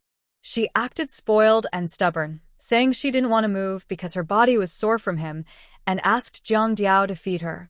Jiang Diao, faced with her teasing, never had the ability to resist. He could only indulge her and feed her dinner. That night, the two of them lay on the same bed. Mingzhu turned over and hugged him, sleeping peacefully. But Jiang Diao couldn't endure it. He was restless and only managed to suppress his agitation late into the night. The next morning, Jiang Diao took a day off and went with Mingzhu to a countryside guest house. The guest house was a simple two-story building. When they arrived at the lobby and approached the reception desk, just as they were about to ask which room Wang Ju was in, they heard a faint woman shout from the end of the corridor on the first floor, "Don't pretend to be kind. Don't think I don't know why you brought me here. Your mistress is in the South City. She's married, and you still can't let her go, right? I think you are just eager for me to die so you can go find her." Jean Zhu raised an eyebrow. Wow, she ate a big piece of gossip first thing. The staff at the front desk looked through their record book and said helplessly, "These two are really annoying. They've been arguing all night, disturbing others' rest. When I went to talk to them, the woman was throwing a tantrum. It's really unreasonable." She pointed to one of the room numbers, looked a bit embarrassed, and then looked at the two of them. The person you're looking for, Wang Ju, is in the room where they are arguing." As soon as she finished speaking, they heard a very tired voice from inside the room. "Kai Baolian, stop causing trouble, okay? You argued last night before bed, and you're still arguing this morning. You're seriously disturbing others' rest. I'm about to die. Why should I care? I don't care." Then, the woman's crying could be heard. Jean Zhu felt that from Kai Baolian's words, Wang Ju liked someone in the southern city and was even married there. This really was another situation that left her speechless. When she turned to look at Jiang Do, she saw him standing there with a serious expression, seemingly lost in thought again. This coincidence was just too unbelievable. She couldn't explain it. Really couldn't. That unlucky Wang Ju from her family. What kind of trouble did he cause as a kid, with all those weird nicknames? Since they're arguing inside, is it appropriate for us to go over now? Jiangdo then told the staff at the front desk, please help tell the two guests inside that Jiangdo is here to take them to the hospital as scheduled, and to wait for them at the entrance of the guest house.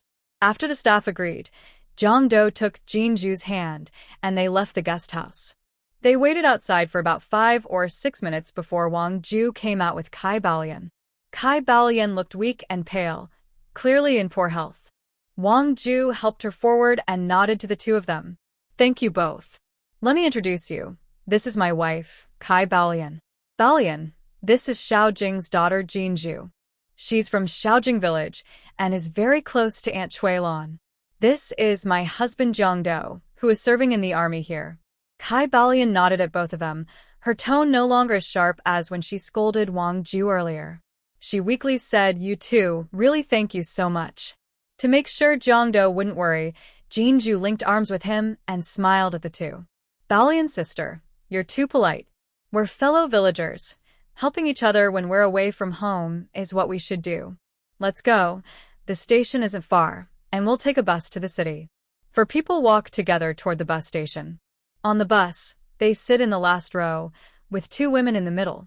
Kai Balian looks at Mingju's face and asks, why did you get married so young? I'm not that young anymore, I'm 19. Then you must have married not long ago. How long have you been in Nanshur? I just got married 6 months ago, and I've been here a little over a month. After saying this, Kai Balian's expression suddenly stiffened, and she asked, is it because your husband came? Yes. Did you know Wang Ju before? Wang Ju notices Kai Balian's expression and realizes she's thinking the wrong thing again. To avoid trouble, he quickly interjects, we're not from the same village, so how could we know each other? You weren't just helping out in that area before? How come you don't know him? And what's wrong with me asking? Why are you so nervous? As she speaks, Kai Balian looks at Wang Ju, raising her voice a little and returning to the confident attitude she had during the argument at the guest house, causing the people in front to turn around and look. Wang Ju feels a headache coming on. I'm just worried you might cause trouble for the people helping us. Yeah, in your eyes, I'm a big problem. Your sweetheart is the best woman. She turns to Mingju and frowns, asking Mingju, did you know my man before? Mingju. Suddenly, she doesn't want to help them anymore. Just as she's about to speak, Jiangdo's cold gaze falls on Kai Balian. This isn't your home. It's a public place, so no loud talking, Jiangdo says seriously, his eyes sharp and stern, making Kai Balian feel a bit intimidated. She shrinks back slightly. Seeing this, Mingju pats Jiangdo's hand to signal him to stay calm, then says to Kai Balian, since Wang Jiqing went to our village to help with literacy, I probably saw him before. I'm very curious and tend to go where there are crowds. But I honestly don't remember him well, so I definitely don't know him.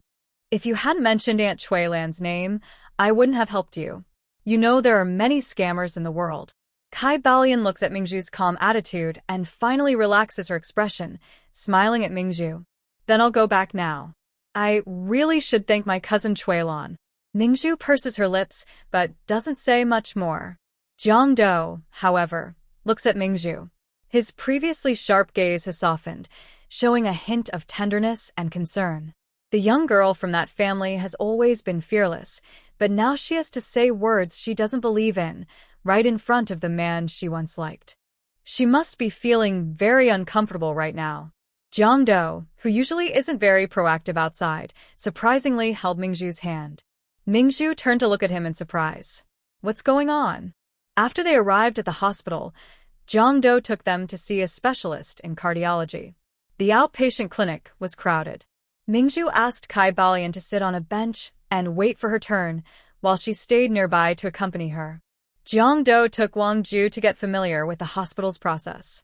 Soon, Fong Mingling, who was there for an appointment, passed by. When he saw Mingju, he stopped in his tracks, surprised. How did she come here? After returning home yesterday, Fong Mingling kept reminding himself that Mingju was his sister-in-law and he shouldn't have any improper thoughts or daydreams. He thought he could control his feelings, But the moment he saw Mingzhu, his racing heart betrayed him. When Mingzhu looked around, she saw Fong Mingling looking at her. She smiled and waved at him, happily saying, "Dr. Fong." Fong Mingling looked away and walked over calmly, asking softly, "How come you're here?" Mingzhu turned to look at Kai Baolian sitting on the bench. "Someone from my hometown is here for a checkup." Suddenly, she remembered that Jiangdo's uncle was afraid that relatives would bring people to find them for medical treatment, so he deliberately didn't tell Jiangdo her husband's identity. She didn't expect that someone actually came to see her. Not wanting to be looked down upon, she said, "We're just here to run an errand. You must be busy now, so go ahead and do your work." Seeing the registration slip in Mingzhu's hand that said cardiology, Fong Mingling said, "Since it's cardiology, come with me." No. Fong Mingling took the slip from her hand and calmly said, "I'm a doctor. I see patients regardless of who they are. Let's go." Mingzhu wanted to say that they were waiting for their turn to see the doctor, but Kai Baolian had already stood up, smiling as she followed Fong Mingling. "Doctor, do you know Mingzhu?" Fong Mingling looked at Mingzhu's face, then quickly looked away. "She's my sister-in-law." "Ah, I see. Then we really are family." Just as she was speaking, Jiangdo and Wang Ju had already come from the corridor opposite. "Cousin, you're here too?" Seeing Fong Mingling, Jiangdo frowned. "Are you on duty?" "No, today I was on duty in the hospital ward. I came downstairs to get some things. You all should come upstairs with me." Jingzhu looked at Jiangduo with some worry. She thought he, being so selfless, might refuse, but unexpectedly Jiangduo spoke. "Then just go with him. He's a cardiologist." Wang Ju immediately stepped forward, bowed repeatedly to thank him, and helped Kai Baolian follow Fong Mingling. Jingzhu stayed at the back, walking shoulder to shoulder with Jiangduo. She looked up and saw Jiangduo's serious expression, his gaze shifting back and forth between Fong Mingling and Wang Ju's figures, as if he was on high alert. She couldn't help but cover her mouth and quietly interrupted Jiangduo's thoughts. "You're making things complicated for your cousin. Won't your uncle give me a hard time when he sees this?" Jiangduo looked at her and replied, "No. And if he mentions this later? I brought people here. He can't blame you." Hearing this, Jingzhu happily linked her arm with his. "Then remember, if your uncle says anything, you have to stand up for me." Jiangduo looked at her, his tone full of affection. "Okay." At the front, Fong Mingling heard Jingzhu's laughter and instinctively turned around. He saw the couple whispering behind him. He looked away. Jingzhu must be a very good girl, right? Otherwise, why would his usually cold and reserved cousin become so gentle in front of her? They arrived at the hospital ward. Fong Mingling asked about Kai Baolian's condition. Kai Baolian said she had some heart issues to begin with, but over the years, her condition had been fairly stable. The serious part was that after she got married, she discovered her husband's secret. He had someone else he cared for, and he refused to have children with her. She argued with him every day. As she got angrier daily, her health kept worsening. Jiangduo didn't expect Kai Baolian to reveal so much about her illness. His eyes darkened instantly with seriousness. Jingzhu now knew the truth. She would feel sympathy for Wang Ju. Would she change her decision from last night not to leave? After hesitating for a long time, Jiangduo finally gathered courage to look at Jingzhu's reaction. Jingzhu was standing there with her arms crossed, watching the scene. Feeling Jiangduo's gaze, she glanced sideways and saw Jiangduo's face full of worry and tenderness. What kind of strange look was that? But after thinking for a moment, she quickly understood. It seemed he really cared a lot about Wang Ju's presence. She couldn't explain this matter. She certainly wouldn't tell him that the person she truly cared about, Wang Ju, was her older brother from her future life. Forget it. Let him misunderstand. Recently, because of jealousy, Jiang Chunqing was no longer innocent. She was both jealous and eager, yet very caring towards her family. She thought, let this be a little Tsuji stimulus for him to add some spice to her dull and boring life. She even looked forward to what bigger changes might happen to Jiangdo after being so Tsuji stimulated. After a series of tests, Kai Baolian was diagnosed with a left atrial myxoma and needed to be hospitalized for surgery to remove the tumor. Fong Mingling arranged for a nurse to assist Wang Ju in handling Kai Baolian's admission procedures. As they settled everything, Mingzhu and Jiang Do were about to leave, but Wang Ju stopped them. He looked a bit shy, clutching his collar, and said very awkwardly, "Two of you, actually. I have a small favor to ask." Jiang Do and Mingzhu exchanged a glance. He spoke in a low voice. Go ahead. My wife's heart surgery is a major operation. I want to make sure she gets good nutrition during those days. I only know you guys locally, so can I buy some ingredients and cook soup for her at your home? I won't use your kitchen for nothing. I can pay you. Jiang Do. He didn't plan to let this man openly enter his home, so he straightforwardly said, "You should find a family nearby the hospital." Wang Ju was stunned for a moment after being rejected. Mingzhu thought Jiang Do's words were a bit blunt and worried about offending people or embarrassing Jiang Suilan, so she explained, "My home is a bit far from here. Cooking back and forth would take at least 4 hours, so no one would be there to take care of your wife. It's better to borrow a kitchen nearby the hospital. When my wife was hospitalized before, I did it that way, saving time and being convenient." Wang Ju understood and nodded. Mingzhu added, "Don't worry, since Aunt Chui Lan introduced you, we, as a couple, definitely won't just stand by. During the 2 or 3 days of your wife's surgery, I'll cook nourishing soup and bring it to you. You just focus on taking care of your wife." Aunt Chui Lan's contacts wouldn't just be ignored once they arrived at the hospital. They did what they could, which was the best they could do. All right, thank you so much." Wang Ju bowed deeply to both of them. When they left the ward, they saw Fong Mingling waiting there. He looked at his watch and said, "Cousin, it's just noon. Since you rarely come here, let me treat you to a meal." Jiang Duo did not refuse. "I'll invite them, including Auntie." Since Mingzhu had already casually met them before, it was only proper to formally introduce everyone. Fong Mingling nodded. "Wait for me in the yard. I need to go to the emergency room to see if my mom has time." The three of them parted ways. Fong Mingling went downstairs to find Ho Xiaoqing and told her about Jiang Duo inviting them to dinner. Ho Xiaoqing heard this and frowned, refusing, "No, I won't go. That guy stole my daughter-in-law, and I feel uncomfortable about it." Last night, she argued with Fong Shuhui at home. If he hadn't kept everything from her, she wouldn't have recognized Jiang Duo's wife, and she wouldn't have led her to her son's side by mistake. She had seen the look Fong Mingling gave Mingzhu yesterday. It was obvious he liked her. Her son rarely shows interest, but he made a big mistake this time. She was so upset, she almost regretted everything. Fong Mingling listened to his mother's blunt words with some helplessness. "Mom, stop talking nonsense. She's actually my cousin's wife. If it weren't for my cousin, she wouldn't be in Nanshire, and you wouldn't have met her. You should adjust your attitude. Get ready, and let's go."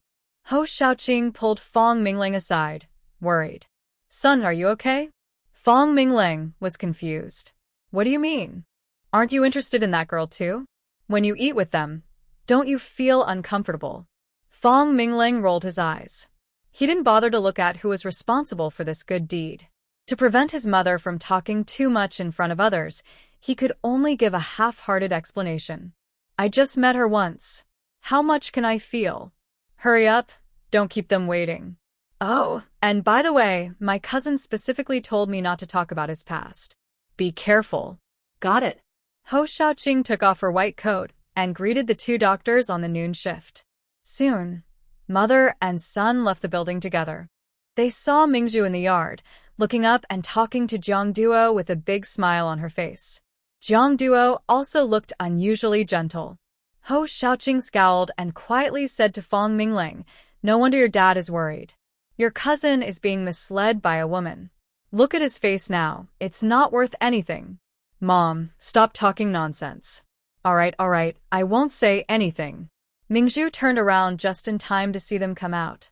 She was smiling brightly and waved. "Dr. Ho, we meet again." Ho Xiaoqing walked over, smiling back. "Still calling me Dr. Ho?" Mingling said, "You're our Jiang Duo's partner. Won't you change how you address her?" Mingzhu immediately changed her tone. "It's my fault." "Auntie." Ho Xiaoqing took a small red envelope made of paper from her pocket and handed it to Mingzhu. Thank you for changing your way of speaking. Mingzhu waved her hand, saying she didn't want it, but Ho Xiaoqing, being straightforward, directly pressed the money into her hand. It's the rule, you have to take it. After saying that, she looked at Jiang Do. At this moment, Jiang Do also put on a serious expression, as usual, and called out, Auntie. You really are lucky finding such a girl. She suits me very well. Fang Mingling, worried that her mother might say something inappropriate again, interrupted, Cousin, let's go eat quickly. My mom is busy, and we only have half an hour for lunch. The four of them went to a state-run restaurant not far from the hospital. Jiang Do ordered food, and Ho Xiaoqing asked him while eating if he had suffered during his recent missions. Jiang Do answered seriously, but Ho Xiaoqing, feeling restless, couldn't hold back. She looked at Mingzhu. Zhu, Jiang Do is quite a reserved guy. Don't you find it boring being with him? How did you end up liking him? Hearing her aunt's teasing tone about her cousin, Mingzhu couldn't help but chuckle. Auntie, love isn't always logical. I think uncle is also a quiet type, and you two are very happy together. Me and your uncle? Forget it. I argued with him last night. Why? Because. Mom. Fang Minglang cut a piece of food and put it into Ho Xiaoqing's bowl. Eat more. Ho Xiaoqing rolled her eyes at him, but finally stopped. It's nothing. Couples argue sometimes. You'll understand when you've been together longer. She then looked at Jiang Do and casually asked, By the way, Xiao Do, do you know Dr. Xiaoning is coming here in a few days? Hearing that name, Jiang Do, who was calmly eating, frowned and looked up at Ho Xiaoqing. He didn't know. Mingzhu noticed Jiang Do's serious expression and asked curiously, Who is Dr. Xiaoning? Jiang Do explained calmly, She's a childhood neighbor. Mingzhu was curious. Is she a close neighbor like Aunt Cui Lan from Shaojing village? But when he heard her name, his face didn't look good, as if he was unhappy. Are their families not on good terms? But thinking about Jiang Do's reserved personality, if he didn't want to say more, she wouldn't ask. She nodded and said nothing further. Instead, Jiang Do told Ho Xiaoqing, I'll be very busy in the coming days. Ho Xiaoqing asked, So, are you not planning to see her anymore? Jiang Duo simply replied with one word, Yes. Mingzhu raised an eyebrow. Someone from his hometown had come, but he didn't even bother to meet them. It seemed they really didn't get along. Ho Xiaoqing didn't insist. In that case, we won't notify you when we go. Okay. Fa Mingling looked at Jiang Duo briefly, then quickly looked away. When he was studying there, he had received a lot of care from Dr. Ning, and naturally knew about the things between Dr. Ning and his cousin. Even if his cousin was married, it shouldn't stop Dr. Ning from coming over to exchange ideas and learn. He thought helping out a bit wouldn't hurt, but ignoring it all felt a little unkind. Of course, as an outsider, he didn't say much. His cousin always acted with principles, and he probably had his own reasons. Because Ho Xiaoqing only had half an hour at noon, everyone finished eating quickly, and the meal was over in a hurry. Jiang Duo took Mingzhu home and was about to go to work, but stopped. Usually quiet and reserved, Jiang Duo turned around and spoke first. Zhu, do you want to leave the hospital's medicine patch business to Wang Sueju and Su Guimei? Mingzhu looked at Jiang Duo, a bit confused. Jiang Duo whispered, My aunt is very straightforward and says what she thinks. I'm worried she might say something to embarrass you. There was another important reason. He didn't want Mingzhu to see people from his past at the hospital, which would only upset her. Once he truly let go of those past issues, he would tell her about the people and things from before. Mingzhu smiled. Was she worried he might run away? He doesn't drink his jealousy directly, but hides it behind vague words? That wouldn't do. She just wanted him to see her true feelings so they could be honest with each other in the future. Mingzhu's eyes twitched as she deliberately teased him. How can that be? I still need to go learn from my cousin. And Wang Ju's wife is also in the hospital. I promised to bring her food. I can't just break my promise. Or, what will Wang Ju think of me? Seeing Jiang Duo's face turn noticeably darker, Mingzhu looked innocent. Honey, why aren't you saying anything? She raised her hands, cupped Jiang Duo's face, and playfully kissed his cheek. She giggled and was about to ask what he was thinking, but Jiang Duo leaned down and kissed her instead. Mingzhu found it funny. She realized her Captain Zhang's way of showing jealousy was through family affection. Admitting to being jealous and not wanting her to see other men, was that really so hard to say? Jiang Duo held her tightly in his arms. As their lips and teeth intertwined, only one thought filled his mind. He wanted her, wanted his girl to always remember that she was Jiang Duo's woman and to have her heart and eyes only for him. But when he thought about how the girl's leg was still hurt and she was limping when she got out of bed this morning, he finally restrained his desire. He took a deep breath, held Mingzhu close, gently stroked her back of the head, and spoke in a husky voice. I can find someone nearby to teach you medicine. During the days Kai Baolian was having her surgery, I can also bring you meals if you want. Think about my suggestion, okay? Listening to his gentle tone, Mingzhu squinted and nodded with a smile. She pecked his lips and said, Okay, I understand. You should go to work now.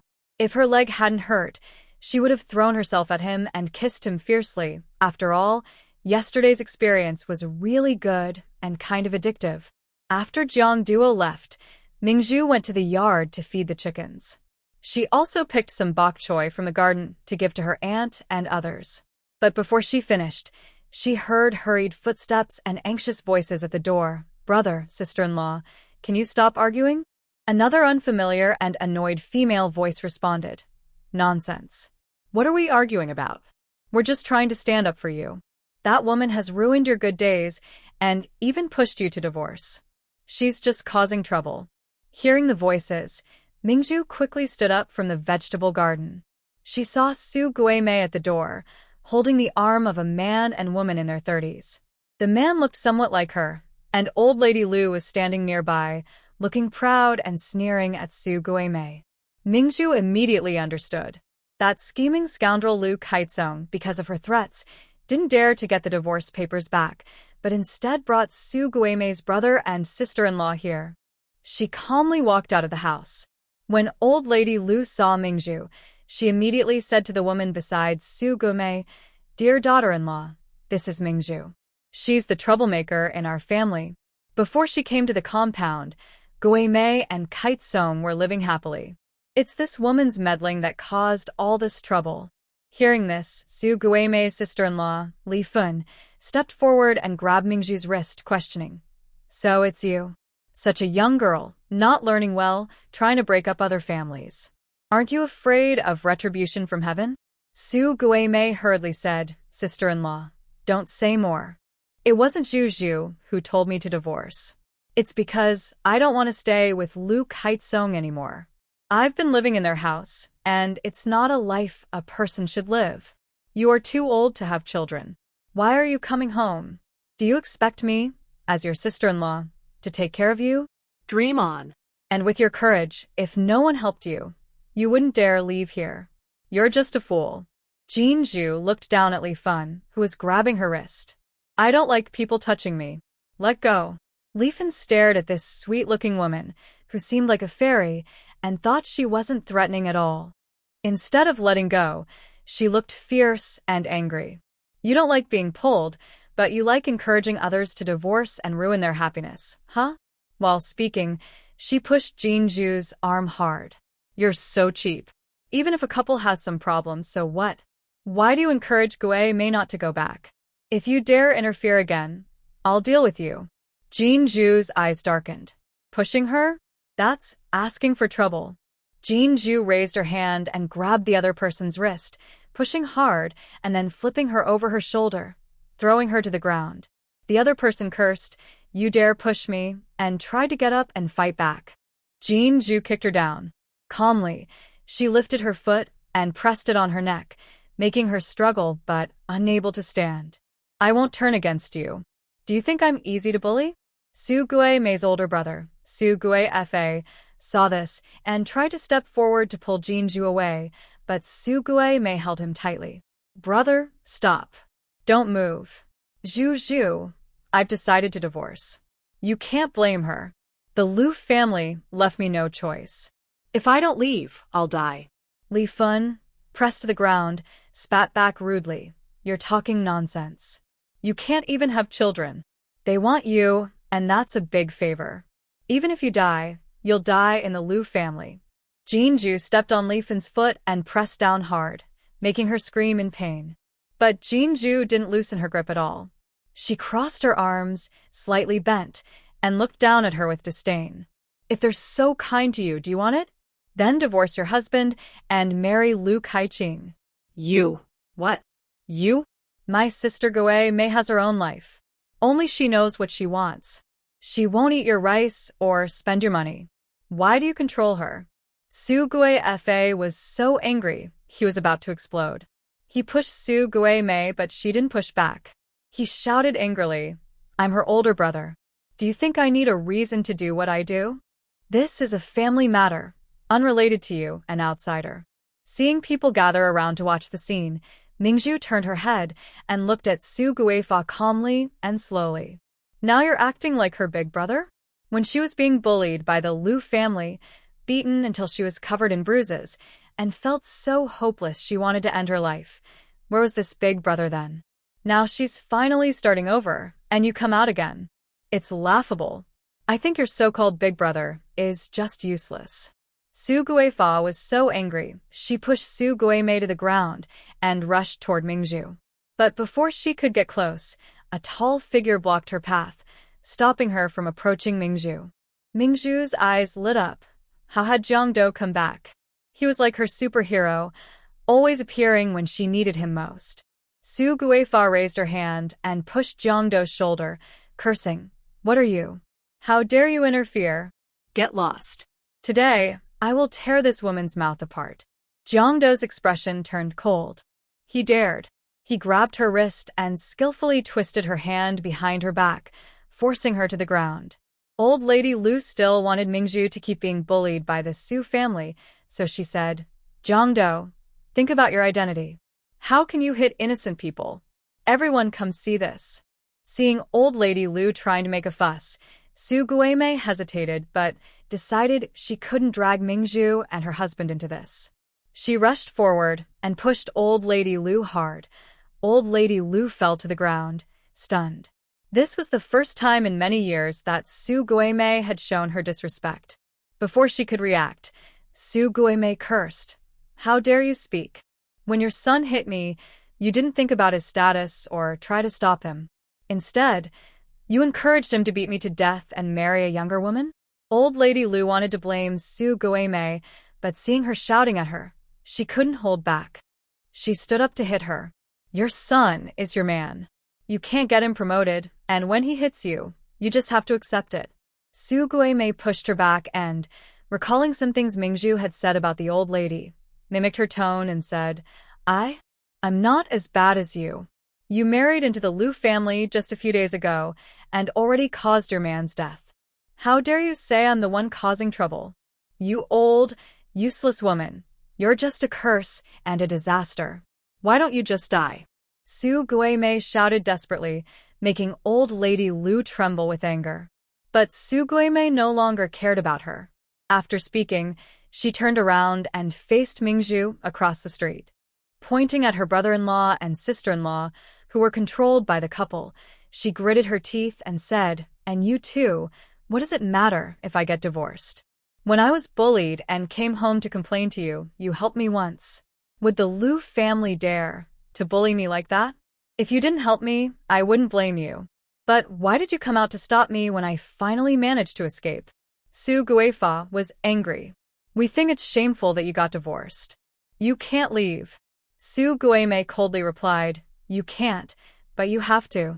Since you think I'm shameful, from today we are cutting ties. Even if I have to beg, I won't come to your family. Don't come looking for me anymore. I don't want to see your selfish faces again. Both of you, get lost. Mingzhu looked at her and nodded in admiration. In just a few days, Su Guimei had become tougher. Well done. She released her foot from stepping on Li Fun, brushed off the dirt, and patted Jiangdo's arm. Husband, since Sister Guimei has made herself clear, let's let him go. They're no longer related to Sister Guimei. If they cause trouble again, there's no need to talk. Just send them to the police.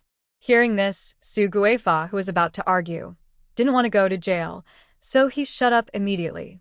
Mingju said to Su Guimei's sister, since your estranged relatives are here because Lu Kaizong invited them, Lu's family will definitely host a good feast. Let's not delay their banquet. Her few words made the three people on the other side look angry. But Mingju didn't care. She quickly entered the courtyard, took the freshly pulled bok choy, pushed her bicycle out, locked the door, and said to Jiangdo and Su Guimei, let's go to Auntie's place. I brought some fresh bok choy. Su Guimei's anger still hadn't fully gone, but she listened to Mingju. She glared at her shocked brother-in-law and sister-in-law, then pushed aside the old lady Lu blocking the way and followed Mingju and her husband out of the compound. Only after they had left far behind did Mingju turn to Jiangdo and ask, why did you come back? Just arrived at work. Xiao Bin said they found Sun Danny. Mingju was puzzled. Sun Danny? Who is she? Jiangdo explained. The woman Lu Kaizong was hiding outside. Mingju suddenly remembered the woman she saw at the night market last time, standing next to Lu Kaizong and looking a lot like Lu Chang, slightly plump. Haha, what a coincidence. Since Lu Kaiqing dared to bring out Su Guimei's brother-in-law and sister-in-law to cause trouble at her door, don't blame her for fighting back and dealing with that scoundrel. When she learned that Lu Kaiqing had arranged for Sun Danny to work at the tea factory under the name of her cousin, Mingju immediately took action with Su Guimei. An hour and a half later, they appeared outside the tea factory, about 7 or 8 miles from their family courtyard. They checked the time, it was just after work hours. They found a hidden spot to hide for a while. When they saw Sun Danny come out, they exchanged a look and followed her together. Sun Danny didn't go home, but wandered to the evening market. Mingju seized the moment.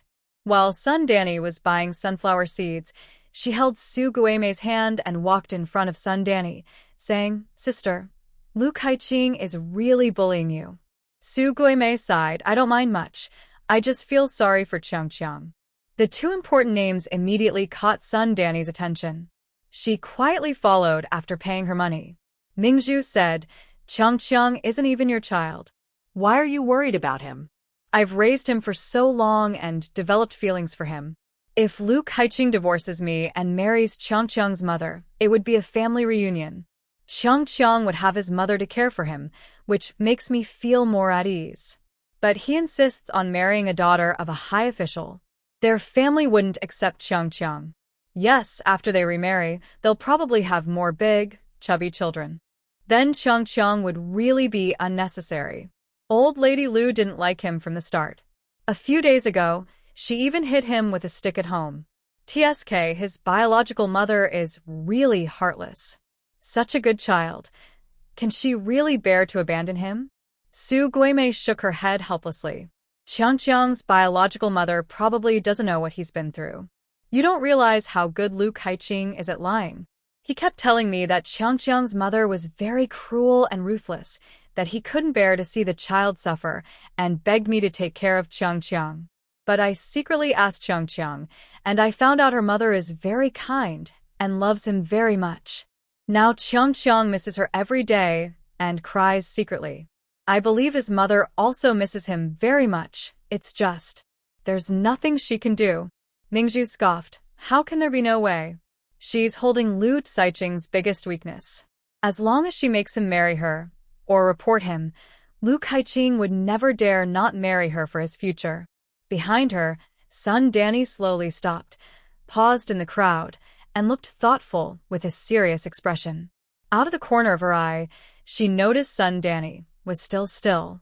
Mingju said a few more honest words, until she thought the other person probably couldn't hear her. Then she gently squeezed Su Guimei's arm as a signal to the tense and stiff Su Guimei. Su Guimei relaxed and asked softly, Is it okay now? Mingju nodded. That person didn't move anymore. Zhu, do you think our double act will work? Mingju smiled slyly. It depends on whether Sun Danny has motherly love or ambitions for power. If she has either, she can succeed. What if it doesn't work? Mingju comforted her by patting Su Guimei's arm. Don't worry, I have other plans. Since she planned to return the disgusting thing today, she naturally had many ways. This was just the beginning. The two bought some food at the evening market and strolled back to their aunt's house. Their aunt was waiting at the door.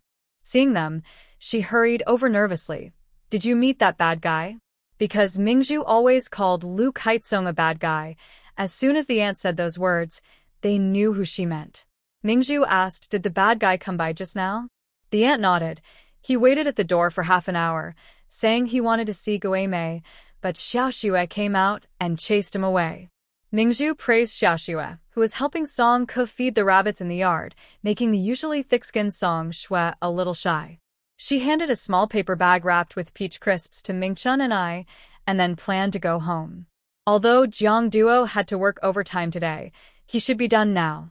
She entered the yard, rode her bike, greeted a few people, then headed to the staff quarters. Not far into her ride, she met Jiang Duo, who was coming to pick her up after work. She stopped beside him, smiling as usual. "Very bright. My hard-working husband is here to pick up his wife." Jiang Duo slightly raised the corner of his mouth, took the bike, and sat on it with one leg. "Get on. I'll take you home." Mingju went around to his front, snuggled into his arms, sat on the crossbar, and kissed his face. Seeing her in a good mood, Jiang Duo asked, "Is everything going smoothly?" "Not sure yet. We threw out the bait and the line, but whether the other side bites or not is still uncertain." Why are you so happy then? "Is there something good?" Pearl sat in front, but was not well behaved.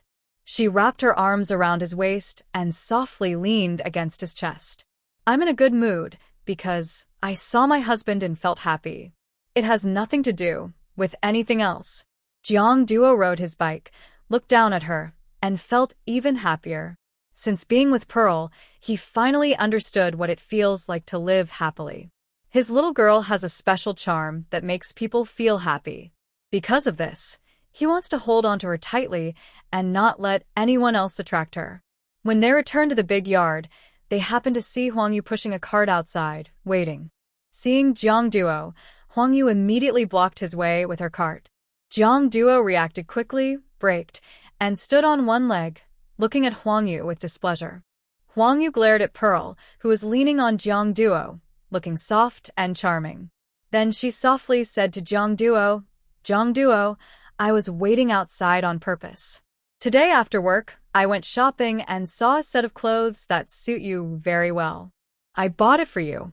Try it when you get home." Jiang Duo's eyes were cold. "No need." Huang Yu said indifferently, "This is the clothes your woman bought for you. You don't need them, but you still have to wear them." "Huang Yu, I want to make it clear again, I have nothing to do with you. I've never touched you. Stop talking. The more you explain, the worse it looks. The person who slept with me that noon was you, no mistake. I am your woman. No matter what you say, I will cling to you for life." She said this and directly threw the clothes into Pearl's homemade bike basket, then rode away. Pearl. So many pieces of evidence are right in front of her, yet she still dares to call herself Jiang Duo's woman. She's just determined to stubbornly cling to him regardless. She looked back at Jiang Duo, who had a serious and cold expression. She also thought it was this man's fault for attracting so much trouble. She pouted and sneered. "Captain Jiang, your woman, is really thoughtful." Noticing the strange tone in Pearl's voice, Jiang Duo's heart tightened.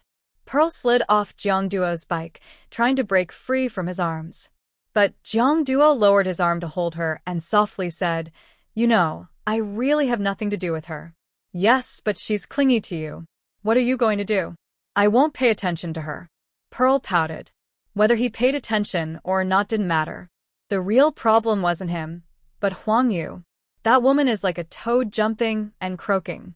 She's disgusting unless she bites someone. Mingju pouted and squatted down, smoothly slipping out between his arms. She clasped her hands behind her back and proudly walked home. Jiang Duo sighed because of that yellow jade. His little girl was angry again.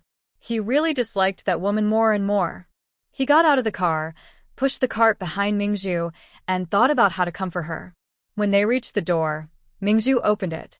Jiang Duo was about to push the cart inside, but Mingju suddenly stopped and looked back at him with a frown. "What's wrong?"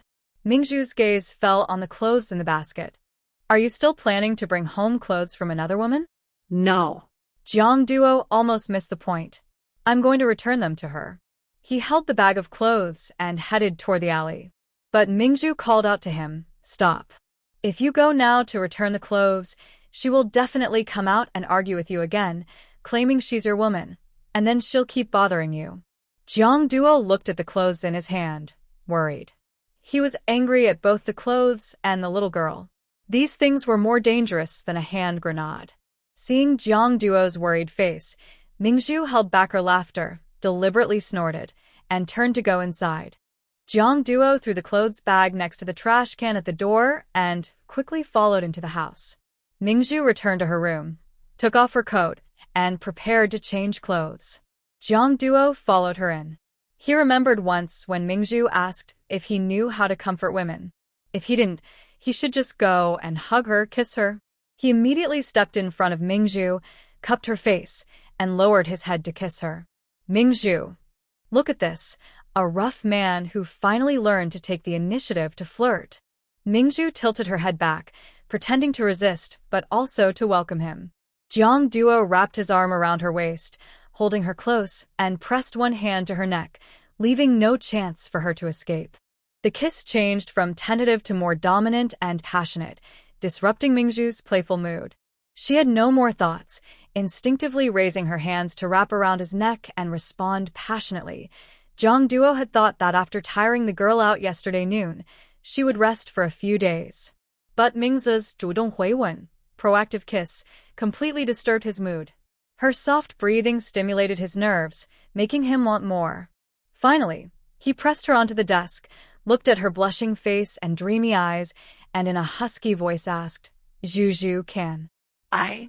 Pearl's soft and delicate body dudong bulge at him, kissed his chest, which broke Jiang Duo's patience. He moved forward, constantly seeking more. Amid Pearl's soft pleas for mercy, Jiang Duo finished another hour-long session. Pearl was truly exhausted. Who could keep going non-stop for an hour? Her stamina was far beyond his. If he kept going like this, her small body might be worn out. Jiang Duo carried Pearl back to the bed. Pearl turned over, snuggled into the quilt, and looked at Jiang Duo with a pout, acting a bit sad. Jiang Duo's heart tightened. He sat by the bed and asked worriedly, Did I hurt you again? Sorry, I should have stopped earlier. This morning, Pearl still had leg pain. Pearl pretended to be angry, saying, Jiang Duo, you've learned bad habits. You've become good at charming women. Jiang Duo was surprised. I just want you not to be angry anymore. Seeing his awkward expression, Pearl couldn't help but laugh. So, she thought, he learned to use charm from her? Well, that's pretty good. But she raised her hand, gently pinched his tense cheek, and pouted, If you dare do that with other women.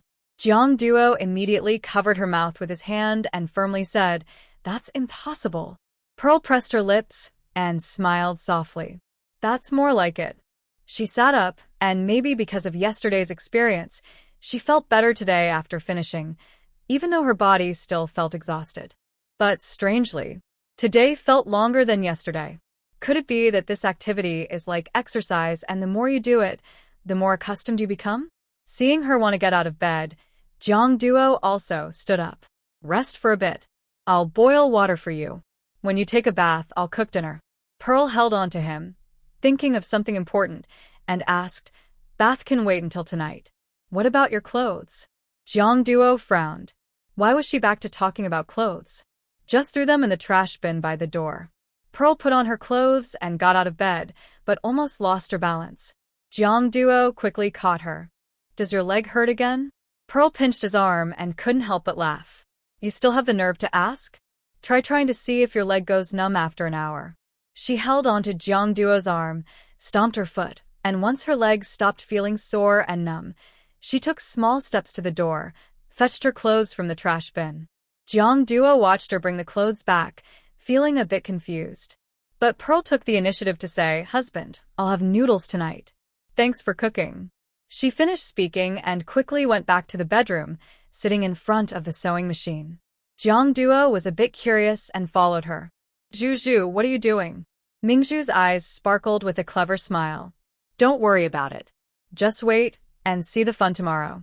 Jiang Duo couldn't guess what this girl was planning, so he went to the kitchen to cook. After all that exercise, the girl must be exhausted. He needed to quickly help her recover. In the bedroom, Mingju was busy cutting fabric with scissors. After a long while, she sewed the cut pieces back together with the sewing machine. Then she picked up a piece of paper from the desk, which Jiang Duo had brought from his workplace, and quickly wrote something. Jiang Duo finished cooking and called her. Seeing what she had written, he understood her plan and couldn't help but smile. If Huang Yu saw this tomorrow, she might get very angry. The next morning, Mingju and Jiang Duo were having breakfast when they heard distant noise outside. It sounded like Huang Yu. She immediately got excited to see the show, put down her chopsticks, hummed a tune, and ran out the door. Seeing her so lively, Jiang Duo couldn't help but smile. She really was like a little child. He also got up and followed her. Since being with Mingju, he usually didn't like to join noisy crowds, but now he seemed to be gathering all the noise he could find. It seemed he was changing a lot without even realizing it. At the corner, many people had gathered. Mingju approached and saw Huang Yu pulling Lu Keikling's clothes and tearing at them, shouting, "You talk nonsense. Who do you think you are? Why should I buy clothes for you? These are for Jiang Duo. Take them off now." Lu Keikling was very annoyed listening to Huang Yu. In the early morning, he was in a good mood, but this annoying woman had ruined it. But she didn't dare offend Huang Dexing's daughter, so she pulled her away to prevent her from tearing her clothes. That would be too embarrassing. But Huang Yu refused to let go, pulling hard.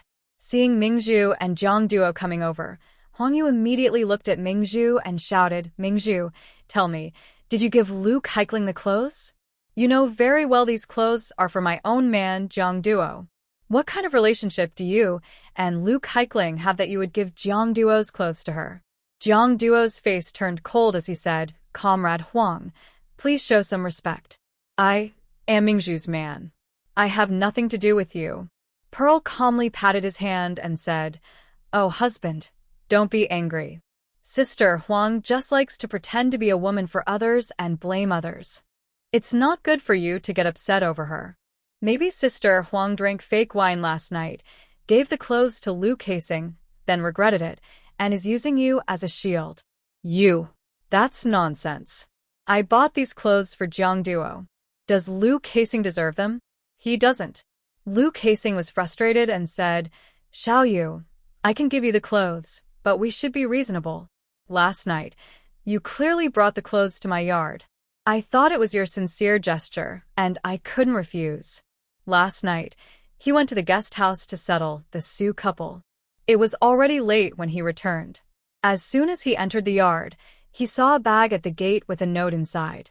It read, "Thank you for taking care of me recently and for buying me so many things. I now realize my feelings before were wrong. I hope you don't mind. These are the clothes I bought for you. If you don't mind, please wear them tomorrow and show me." Although it wasn't signed, he only bought things for Huang Yu. It could only be her. He was initially happy, thinking Huang Yu might have come to her senses. If she was willing to be with him, he could forget about Su Guimei for now. His career was more important. Once he got a higher position, he planned to gradually get rid of Jiang Duo and his family, send Su Guimei outside, and enjoy the happiness. But unexpectedly, Huang Yu changed her mind afterward. He reached into his pocket and found the note from last night was missing, which made him even angrier. Without the note, he couldn't prove his innocence. Pearl watched Lu Keising check his pocket, looking speechless, and felt secretly pleased. Last night, she had used her space to take the note and destroy it. Otherwise, if Huang Yu's handwriting was exposed, she could clear her name instantly. No way. Huang Yu, in a somewhat frantic state, tore at Lu Keising and yelled, "I didn't. I clearly gave the clothes to Jiang Duo myself yesterday." "Jiang Duo, tell everyone, isn't this the clothes I bought for you?" Jiang Duo replied coldly, "No." "Liar. Jiang Duo, I am your woman. I like you so much. How can you falsely accuse me?" Next to her, Pearl interrupted directly, "Sister Huang, stop causing trouble. Let everyone see for themselves. You keep saying you bought these clothes for Jiang Duo, but Lu Kaising is wearing them perfectly. Isn't that suspicious? You should have a limit to lying. If you regret it, let Lu Kaising compensate you for the clothes. There's no need to bother our Jiangdo early in the morning. We find it disgusting. Everyone, hearing Pearl's words, looked at Lu Kaising. Sure enough, the clothes fit so well. Since they didn't know men's sizes, they couldn't have gotten the height wrong. These must be Lu Kaising's size. Huang Yu was also confused. No, she clearly bought a larger size. Lu Kaising couldn't possibly be wearing such a perfect fit. Pearl casually linked arms with Jiang Do, giving Huang Yu a look of disgust. Let's go, husband. This unreasonable drama is so boring. Let's go home for dinner. Seeing everyone's gaze on her, Huang Yu knew they were mocking her. She was furious. After slapping Lu Kaising, she stomped her feet and went home. But she couldn't understand. She bought clothes for Jiang Do to annoy Pearl, but in the end, why was she covered in a bad smell? How could the clothes be too small? What's really going on? She was so angry she felt like vomiting blood. When Pearl got home, she immediately sidestepped and jumped onto Jiang Do, hugging him tightly. She held his face and kissed him happily. Let her make me angry. Now she must be so angry she can't breathe, right? I feel so happy. Husband, do you think I did well? Jiang Do casually supported her, thinking carefully. Even if he lost the clothes, they were still a gift from Huang Yu. She could always tell others that she bought clothes for him. But with Pearl's quick comeback, everyone knew the clothes were bought for Lu Kaising. He actually felt quite happy inside. You did very well. Pearl giggled and gently pinched his tense face. Do you think I'm too scheming, doing bad things? Your way is the best way to deal with those shameless people. Jiang Do felt that his little girl, who never provoked or bullied anyone but never let herself suffer any loss, was becoming more and more likable. He was just curious. Where did she get so many clever tricks? He even felt that Pearl was different from everyone else in this world. It was as if a huge soul was living inside her tiny body, so big that he might not even be able to grasp it. Thinking about the occasional fear of losing her that appeared in his heart, he felt nervous again and dared not think too much. He put Pearl down, reached out, and gently touched her head. Let's eat. After dinner, you can rest a little longer. This morning, when she heard the bugle sound, she didn't get up as usual. Instead, she stayed in bed, hugging herself and groaning about feeling sleepy. It was probably because she had worked too hard last night, tiring the young girl. She is too small to handle such exertion and needs more rest. Once she recovers, she can do more. Thinking of this, Jiang Duo quickly stopped his thoughts. He was surprised to hear her talking openly during the day. It really confirmed his uncle's words. He was falling into bad habits. Mingju slept in until 8:30 and then rode her bike to her aunt's house to buy 2 chickens. Wang Ju's wife, Kai Balian, was having surgery today. Since Mingju promised to help make soup, she couldn't break her word. Coincidentally, recently Song Ko had been selling tofu with a small cart in nearby villages. Mingju knew the area well and, knowing she wanted to buy chickens, volunteered to run the errand. Mingju went into the side room to feed the silkworms with Su Guimei. Su Guimei worried and asked, Zhu, has son Danny's side made any move? Do you think she really doesn't care? Big sister, don't worry. Usually, after such a thing happens, people need some time to persuade the other to marry them. Only after confirming that the other person's attitude is truly problematic can things get out of hand. Be patient. In 3 or 4 days, if there's still no news, I'll go and stir things up again. Seeing the confident sparkle in Mingju's eyes, Su Guimei's heart slowly settled. She believed Mingju's judgment wouldn't be wrong. After buying the chickens, Mingju returned to her family compound. She prepared 1 chicken, chopped it up, and started cooking it. When Jiang Duo came back at noon, Mingju served some chicken, stir-fried with chili, and made 2 bowls of noodles with chicken broth. The remaining broth was kept simmering on the stove. Usually, after eating, Jiang Duo would rest for a while, but today he seemed distracted. After washing the dishes, he sat in the kitchen with Mingju. Noticing him staring at her, Mingzhu frowned and asked, "Are you not going for a nap because you want to talk to me? Are you sure you can go to the hospital alone?" Of course I can. "I know the way. You should focus on your work and not worry about me." Jiang Duo couldn't help but worry. Mingzhu was going somewhere today. She liked Wang Ju and also thought highly of Fang Mingling. Both were types Mingzhu liked, which made him uneasy. But he had just taken leave yesterday and couldn't do it again today. He could only hold back and remind himself that his little girl was sensible and wouldn't do anything reckless. In the afternoon, Jiang Duo went to work, and Mingzhu carefully filled the chicken soup before leaving with him. Jiang Duo's expression remained serious throughout, while Mingzhu, as usual, chatted and laughed. At the station, Mingzhu told Jiang Duo to go ahead and start work first. Jiang Duo didn't move. "No rush. Wait until you get on the bus." Seeing that he seemed preoccupied, Mingzhu guessed what he was thinking. This person is quite tall, thoughtful, and not very expressive. When something's on his mind, he doesn't explain or ask questions, but tends to overthink and get upset alone. Since there was no one at the station, Mingzhu turned her body and pressed herself gently against him, teasing him playfully. Jiang Duo tensed up, his Adam's apple moving slightly, and looking around to make sure no one was watching, he softly said, "Don't mess around. Be careful about how you affect others outside." He was about to step back to avoid being seen, but Mingzhu Judong Wanzhou Latadayal, speaking softly and sweetly, "If you want me to be careful about how I affect others, then tell me what you're thinking with that serious face of yours." Jiang Duo didn't realize that his feelings had slipped out unintentionally, which was not a good thing. He said in a low voice, "Nothing." If he had a petty wife, just because he didn't speak up, he might even cry from frustration. Mingzhu Judong Taisho, Huanzhou Latadabozer, resting her chin on his chest, and softly said, "Brother, you need to tell me what's on your mind so I know what you're worried about. When you're outside, remember your husband's concerns." If you don't tell me. "Even if I know, I won't pay attention." Hearing this, Jiang Duo realized that this clever girl had guessed his little secret. He felt embarrassed to say it out loud, but since his little girl was so drudong, hiding it would only make him look petty and awkward. He said, "Then, when you go to the hospital, keep some distance from Wang Ju. After all, he's married." Mingzhu smiled happily and promised confidently, "Don't worry, I know what I'm doing. Right now, I am your Jiang Duo's person, and after I die, I will be Jiang Duo's ghost." "Stop talking nonsense. Don't say that word death again." Mingzhu chuckled, released her hold on Jiang Duo, and rolled her eyes at him. "Who was it that told me not to believe in superstitions?" "I'm serious, Zhu. Don't say such things again."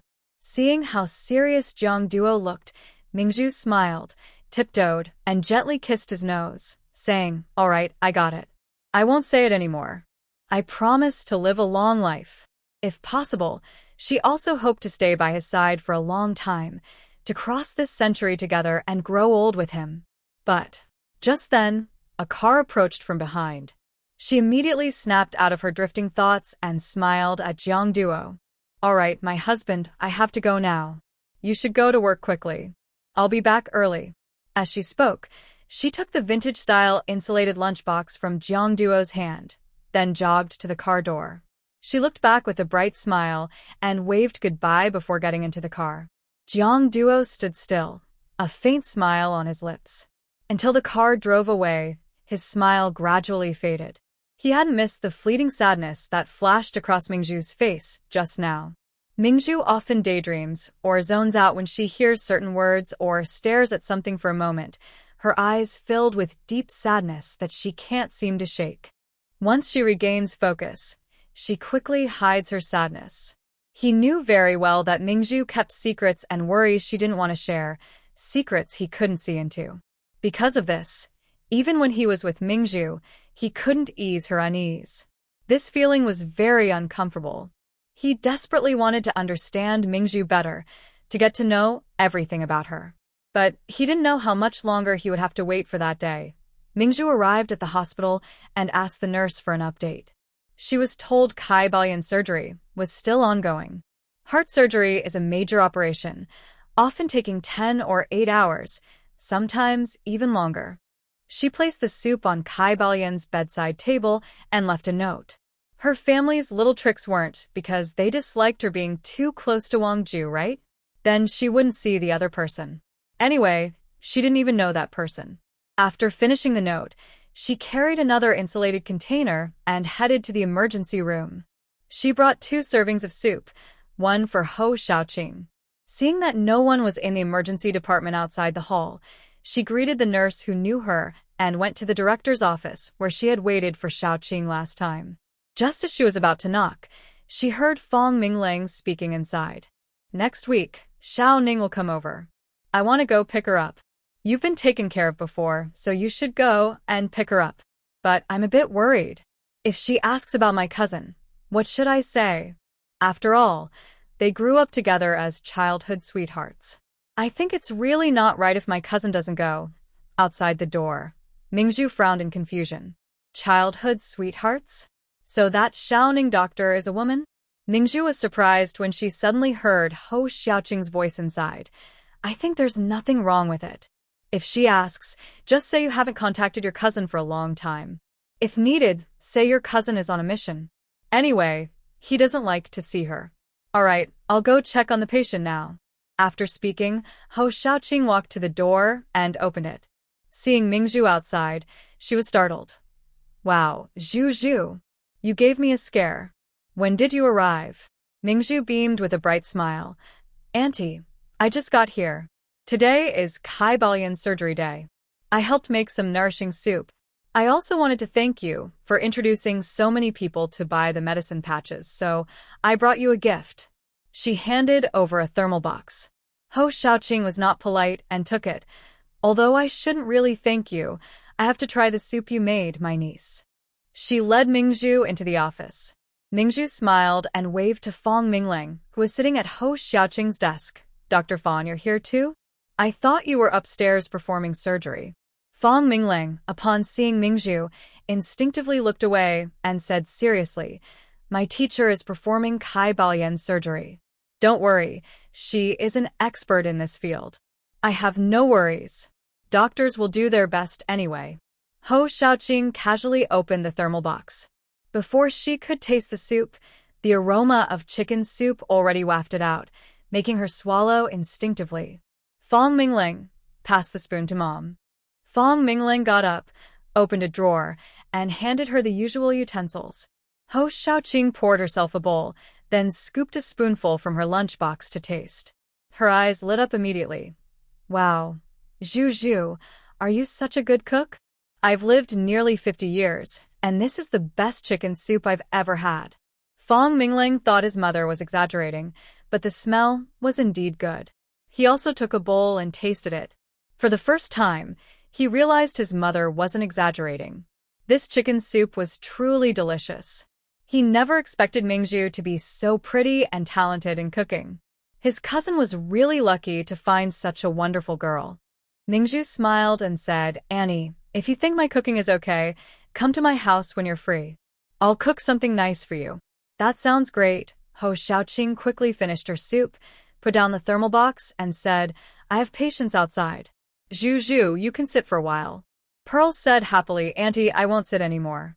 I'm going home now. You should go busy yourself. All right, we'll talk again when we have time. Minglang, please help me send Pearl off.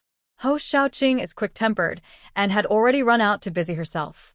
Fong Minglang put down his bowl, stood up, and looked at Pearl. Aren't you going upstairs to wait for Dr. Kai's surgery to finish?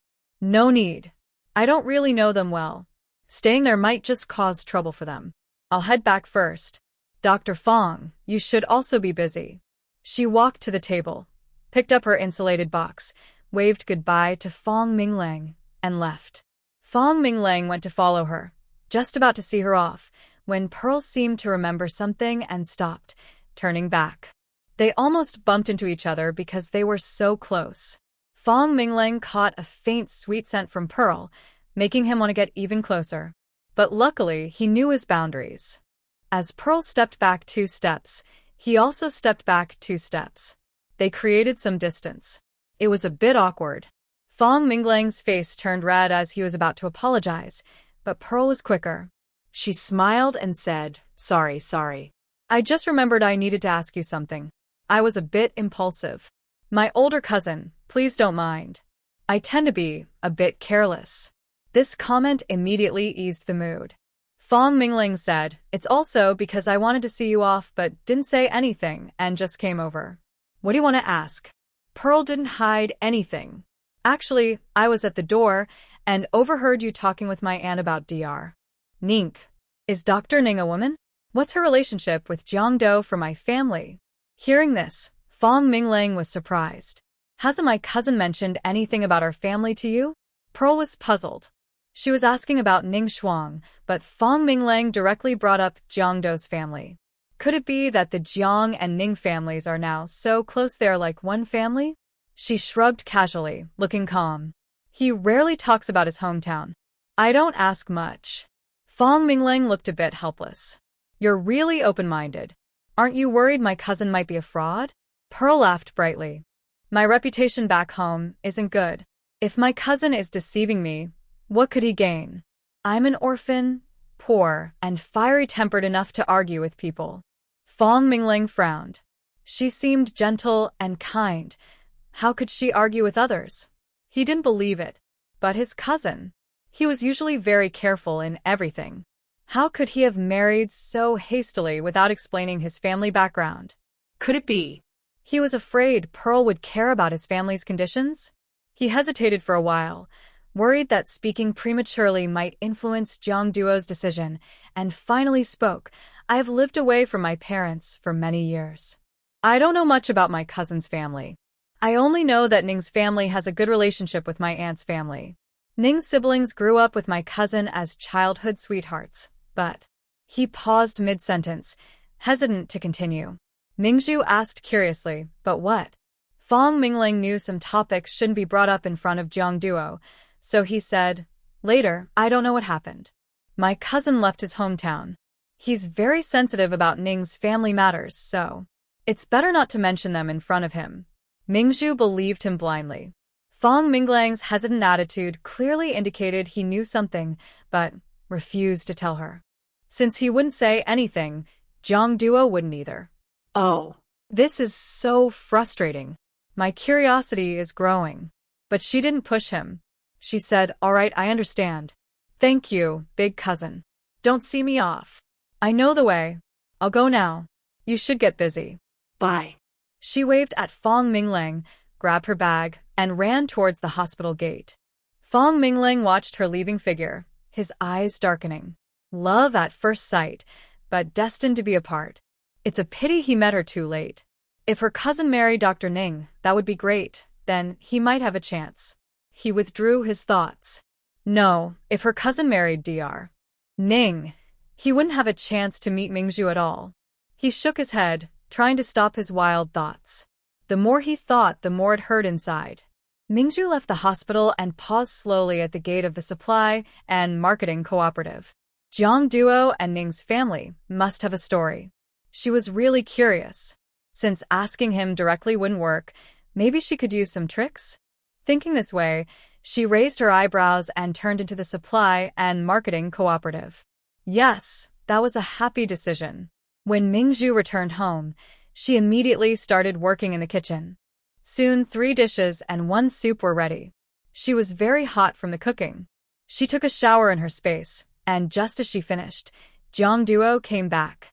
Mingzhu greeted him with a big smile. Seeing that Mingzhu had already returned and prepared so much food, Jiang Duo was a bit surprised. Kai Balian's surgery is over? I don't know. When I left, it wasn't finished yet. I left a note on the bedside table in the ward and came back first. Did you go see how the surgery went?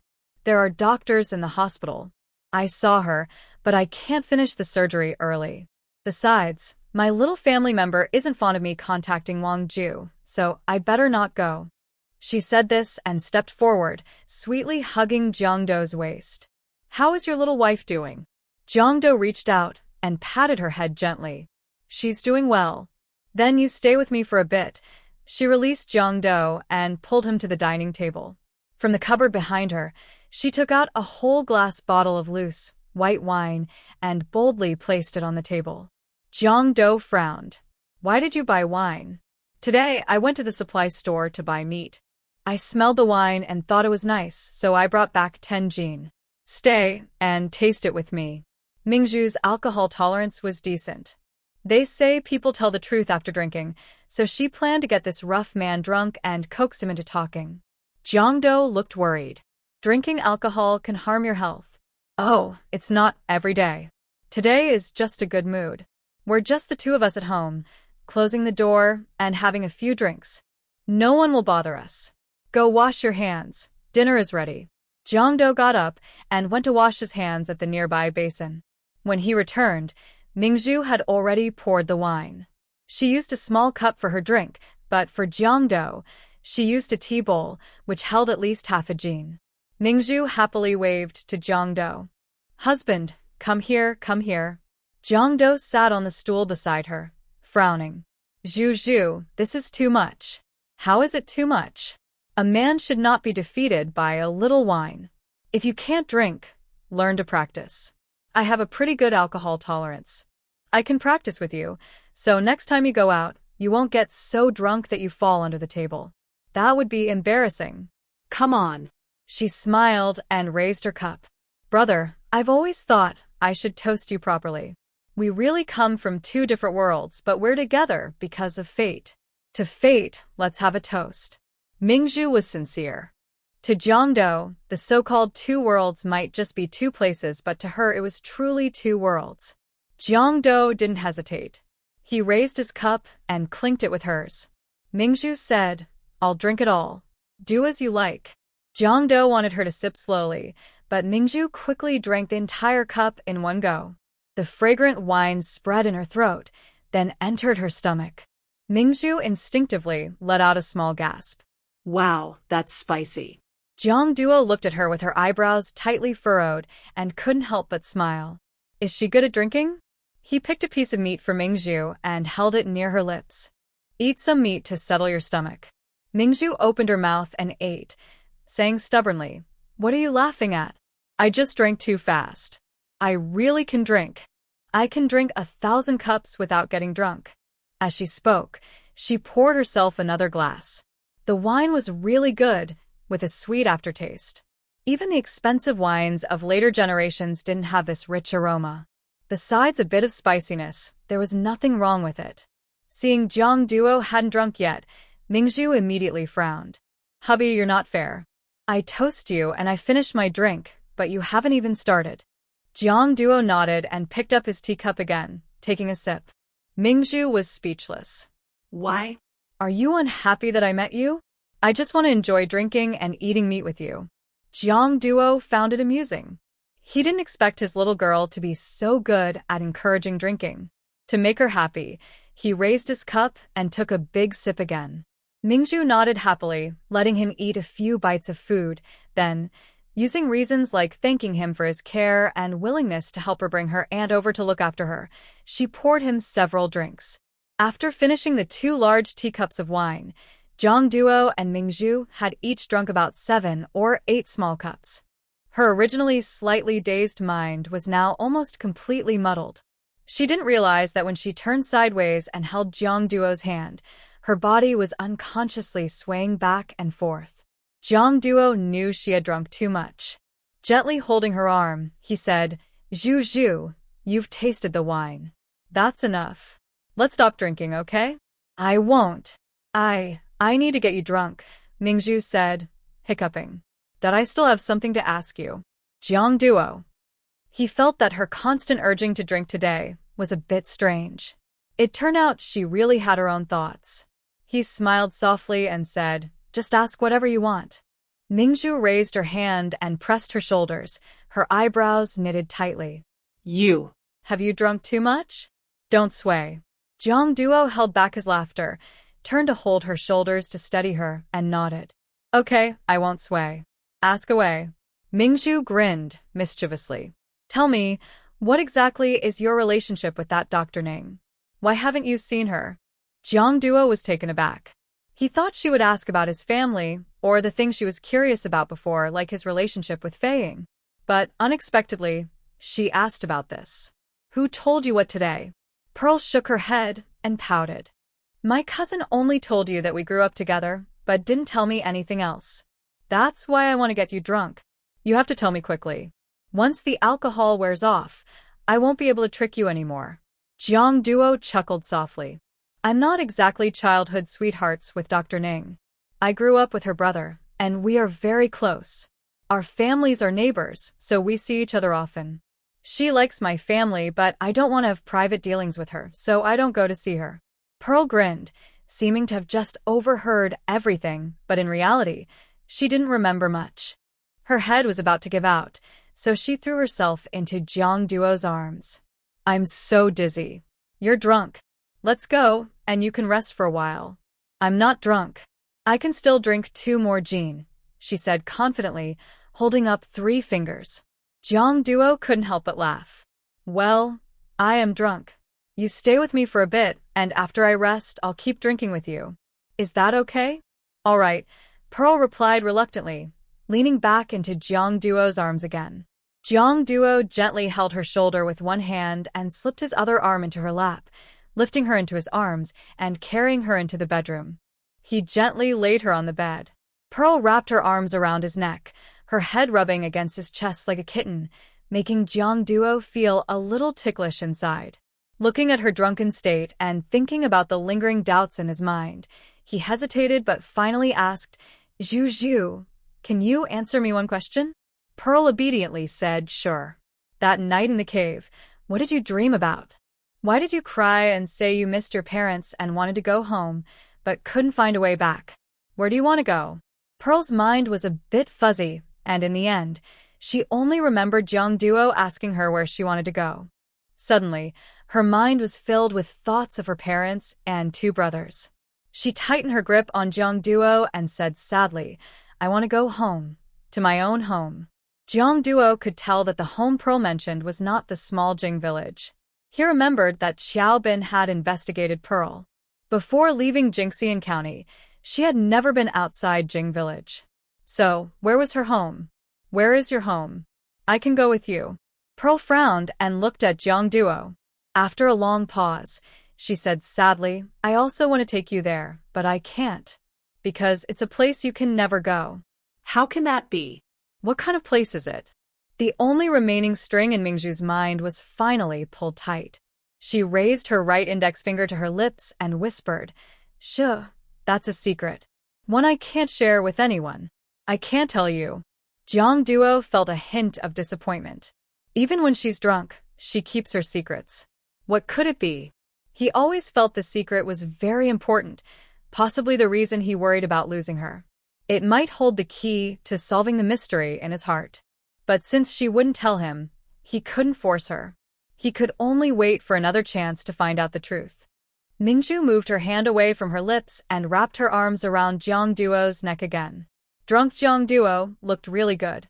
She turned over and pressed him down, straddling his waist. Her body moved back and forth uncontrollably. She wore a mischievous smile and teasingly tilted his chin with her finger. You're really handsome, young man. Do you mind if your big sister takes a little advantage? Jiang Duo. That sounds so familiar. It made him think of their first time in the cellar, after the passion. She said, Good job. Big sister will find you again next time. Liking to act like a big sister when drunk, what kind of habit is that? But thinking about Mingzhu now being drunk, he directly asked, I don't mind, but... Zhu, do you like me? Mingzhu's lips curled into a silly, adorable smile. Yes, I like you very much. Fearing she might be too drunk to think clearly, he asked casually, Then who do I belong to? Mingzhu chuckled twice and gently pinched his face. Jiang Duo, you're really drunk. You're my husband. You're Jiang Duo. His heart suddenly raced. She knows him and even says she likes him. He hesitated for a moment and asked again, between Jiang Duo and Wang Ju, who do you like more? Wang Ju. Hearing this, Jiang Duo's rapidly beating heart sank suddenly.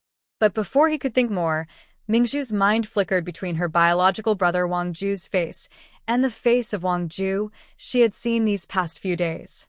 No matter which, she didn't like either. Her brother had a nickname that delayed her eating meat process and made her disliked.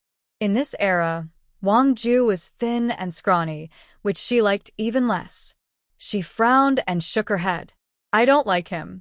I really don't like Wang Ju at all. I like you more, Jiang Duo. I like you the most.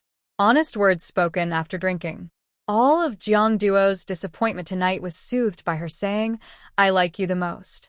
He raised his hand to gently hold her back as she swayed, pressing her down, and then kissed her lips. During the exchange of breath, his lips moved to her ear, and his warm breath spread softly around her. His tone was dangerously flirtatious. Zhu Zhu, I like you too very much. Mingzhu shivered at his breath, feeling ticklish, and quickly kissed his earlobe. Jiang Duo felt a jolt of heat and passion surge within him. He pushed Mingzhu onto the bed and took the lead. His hot kiss traveled from her ear to her neck, downward. Mingzhu held his head passionately, her gentle breathing and soft voice igniting Jiang Duo completely. The fire and dry wood burned brighter in this deep night, filled with the scent of wine. The romantic atmosphere in the room continued until dawn, when the clouds parted and the rain stopped, gradually settling into calm. The early morning bugle did not wake Mingzhu from her deep sleep.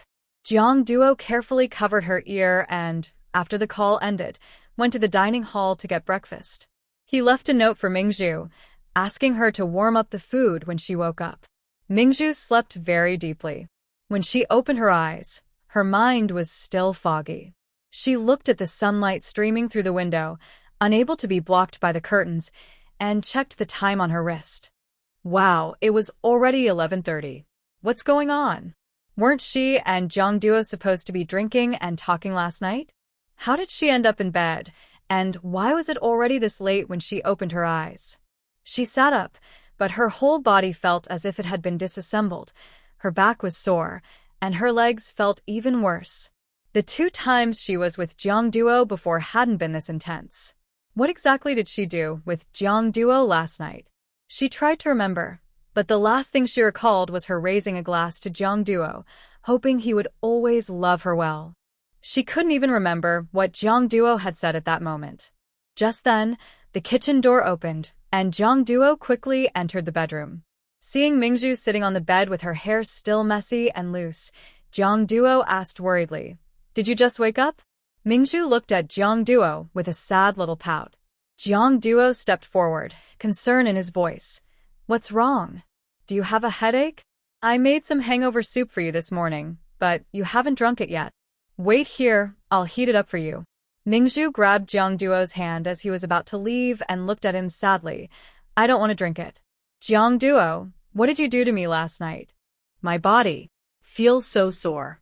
Jiang Duo. Last night, the first 2 times were definitely him, but the later times felt like Pearl was throwing herself at him. It was chaotic, and he couldn't stop it. He even wondered where the young girl got such energy from.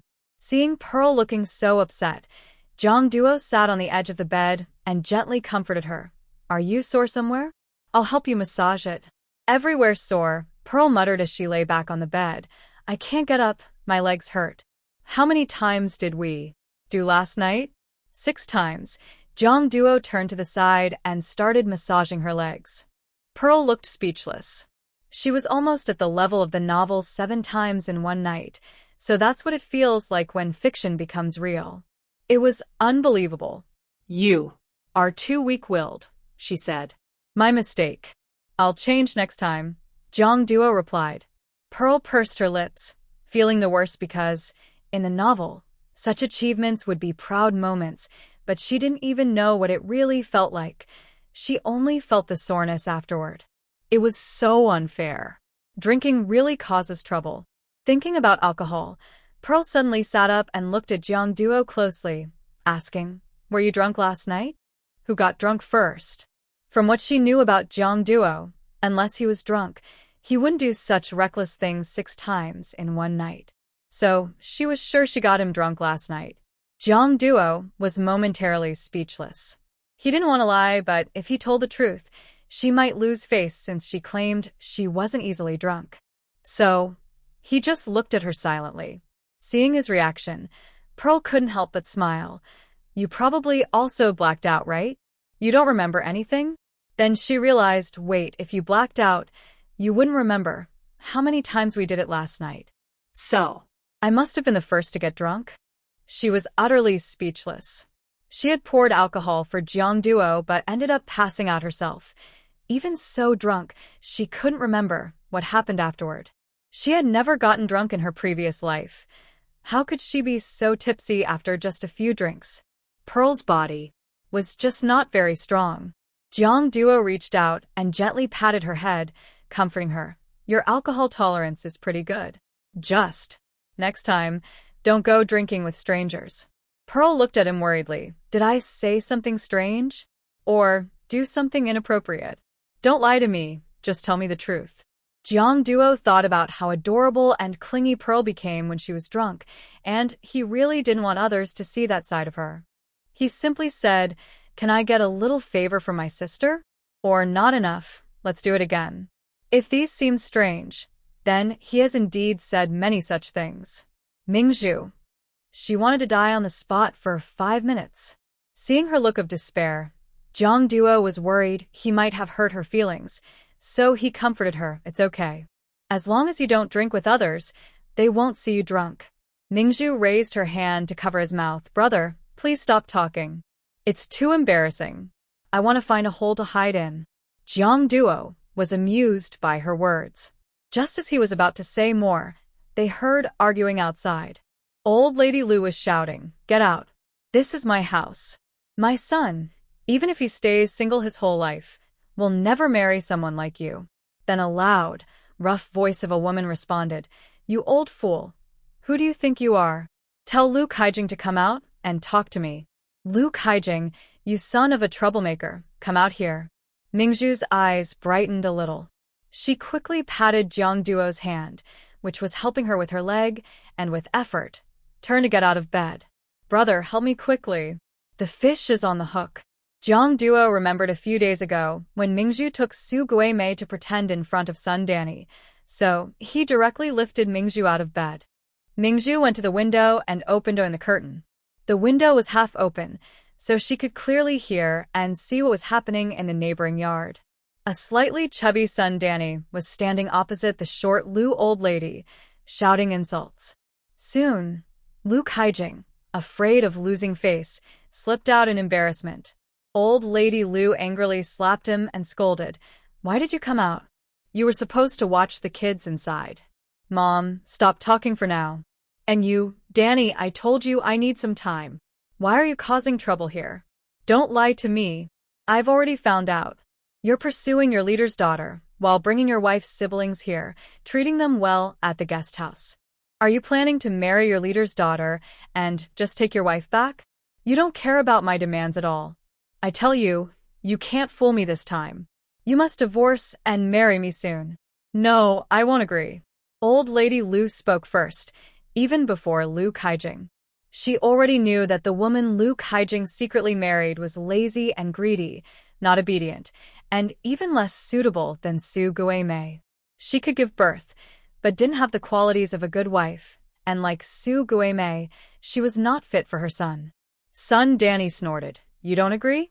Fine, then I'll report your son. He has a wife but still harms me. I had a child at a young age because of him. Maybe I'll never marry, but I already have a son. I'm not afraid. Your son is a troublemaker who just wants to eat peanuts. Hearing this, Lu Kaijing visibly panicked. He didn't expect son Danny to have the courage to turn around and accuse him. He quickly stepped forward, grabbing her wrist and pulling her into the house, lowering his voice. Don't yell. Let's talk inside. Even old Lady Lu didn't dare to be arrogant anymore. She looked around, relieved that although some people wanted to come over and join the fun, they hadn't yet. She hurried inside. Mingzhu let go of the curtain she was holding and turned to Jiangdo. Hubby, let's make a bet.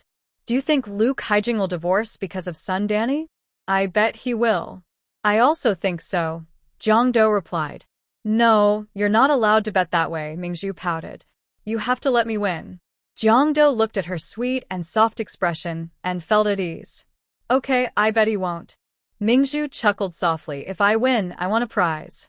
You have to seriously answer one question. And if you win? She thought for a moment. What does Jiangdo lack? Her eyes twinkled mischievously. Jiangdo was too stiff in some ways and lacked novelty. She tiptoed, leaned close to his ear, pointed at the bed, and flirtatiously said, "If you win, I'll play all kinds of new tricks with you." Jiangdo's Adam's apple moved slightly. This girl was shameless again, but he strangely felt a bit curious about what was coming. He was really about to fall into temptation. Jiangdo looked away, cleared his throat. "What do you want to eat for lunch?" "I'll go cook." Mingzhu looked at his shy expression and couldn't help but giggle. "How about I eat you?" Jiangdo's body tensed. "You aren't in pain anymore?" Seeing his serious face, Mingzhu's bones started to ache again. She patted his chest and laughed. "I was joking. You really believed me? You've been tossing me 6 times all night and still not tired? You're so addicted to this. How did you hold back before?" Jiang Duo's face was visibly flushed with a red glow. Although Mingzhu had been the one to initiate their interactions last night, he had to admit that he was indeed no match for Mingzhu's charm. He simply couldn't resist her. He couldn't discuss this openly like Mingzhu, so he just carried her back to bed and said, "Rest a bit more. I'll go cook." Mingzhu watched him hurriedly go to the kitchen, smiling even more happily. Her rough man had been teased by her for several months, yet he still remained so pure and adorable. She truly liked him, really liked him. When she thought about these 3 words, a strange image suddenly flashed in her mind. Her body stiffened, and she suddenly shouted, "Jiang Duo!" In the kitchen, Jiang Duo, who was about to start a fire, heard the shout and immediately returned to the bedroom. He saw Mingzhu staring at him with a confused look. He frowned and asked, "What's wrong? Are you feeling unwell?" Mingzhu couldn't hide her words and directly asked, "Did I tell you last night that I like you? Like, confess to you?" Jiang Duo's heart tightened. He didn't want Mingzhu to know that he had selfishly taken advantage of her drunkenness to ask her questions. That wasn't something a man should do. Seeing Jiang Duo's reaction, Mingzhu felt speechless. She really did confess her feelings. But what was Jiang Duo's reaction? He didn't look very happy. She pouted and said, "Did my confession scare you?" "No," he replied. "Then why do you look unhappy?" Mingzhu leaned forward and held his arm, making him sit down. Jiang Duo sat beside her. Mingzhu turned around and naturally sat on his lap, wrapping her arms around his neck. Since she was drunk and had already spoken her feelings, there was no need to hide it anymore. "Last night, I only remember one scene, so I don't know exactly what I said. But one thing I am sure of is, Jiang Duo, I like you. That's the honest truth. If my past bothers you, or if my confession caused you pressure, I can take it back." Jiang Duo had never experienced such a pounding heart, almost as if it was about to leap out of his chest. The person he liked also liked him back. And she had confessed to him while sober. He was very happy. He directly said, "I've never minded." Mingzhu smiled and said, "Then I won't take it back. After all, I didn't meet you back then. If I had met you earlier, I would have told you how much I liked you. So, why didn't you appear sooner?" Jiang Duo gently held Mingzhu close and said, "It's my fault." Mingzhu rested in Jiang Duo's arms, listening to his strong, fast heartbeat, which clearly showed he was nervous. She couldn't help but smile, raising her hand to wrap around Jiang Duo's waist, feeling an unprecedented happiness. She even thought that her feelings for Jiang Duo might have gone beyond simple liking, perhaps deeper than that. She wanted to talk more about this, but suddenly heard Wang Sueju outside. This morning, Wang Sueju went out to make medicinal patches and met the same woman who caused trouble last time. Her face was more swollen than before, looking like a frog's skin, very gross and somewhat pitiful. She asked Wang Sueju for help, but Wang Sueju refused, saying she had sold out her medicinal patches. This time, the woman kept flattering her, and Wang Sueju, feeling sorry for her, came back to discuss a plan with Mingzhu. Zhu, you didn't see her face, full of broken bumps like frog skin. It's really disgusting, but she looked quite pitiful. Maybe we should help her. Mingzhu thought for a moment. These days, more and more people are being tricked by fake medicinal patch sellers. We only have so many patches, and after protecting our own customers' rights, we can't help all the victims unless. She paused thoughtfully. Sister-in-law, tell her this.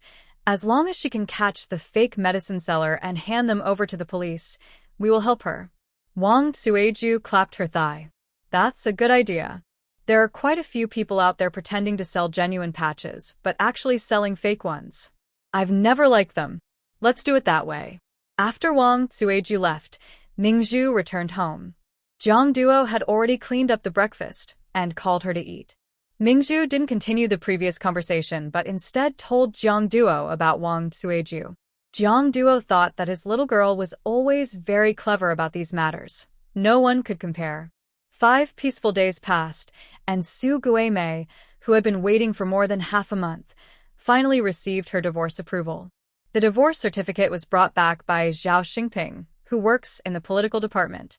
Wang Tsueju found Mingzhu, and they happily took the divorce certificate to find Su Guimei.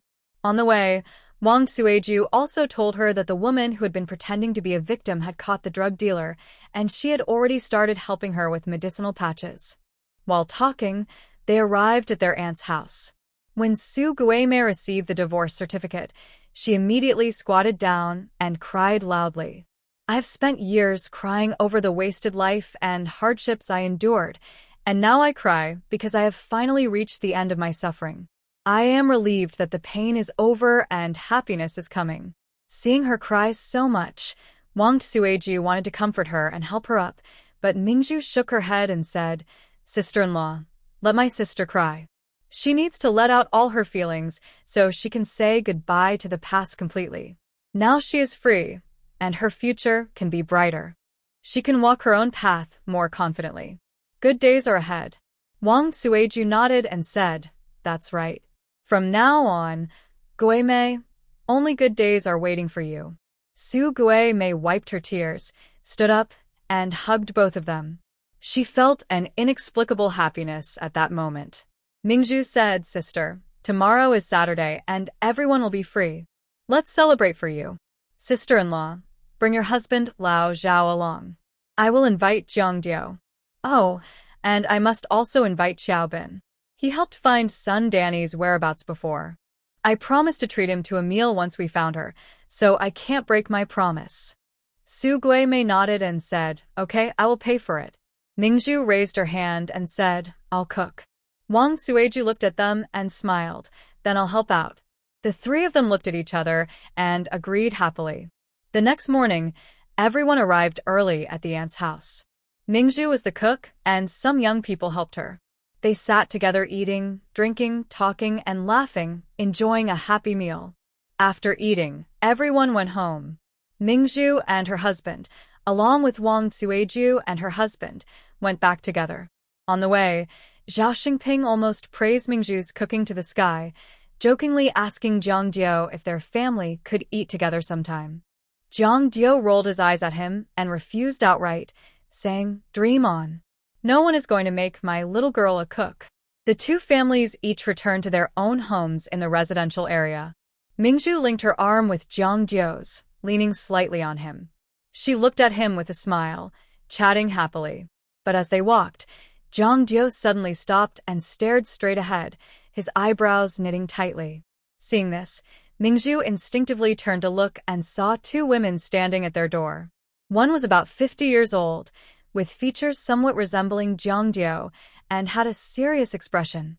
The other was in her 20s, slender, with fair skin, delicate features, her hair loose behind her, wearing a yellow headband, a white and yellow checkered dress, white socks with black shoes, looking gentle and well-behaved.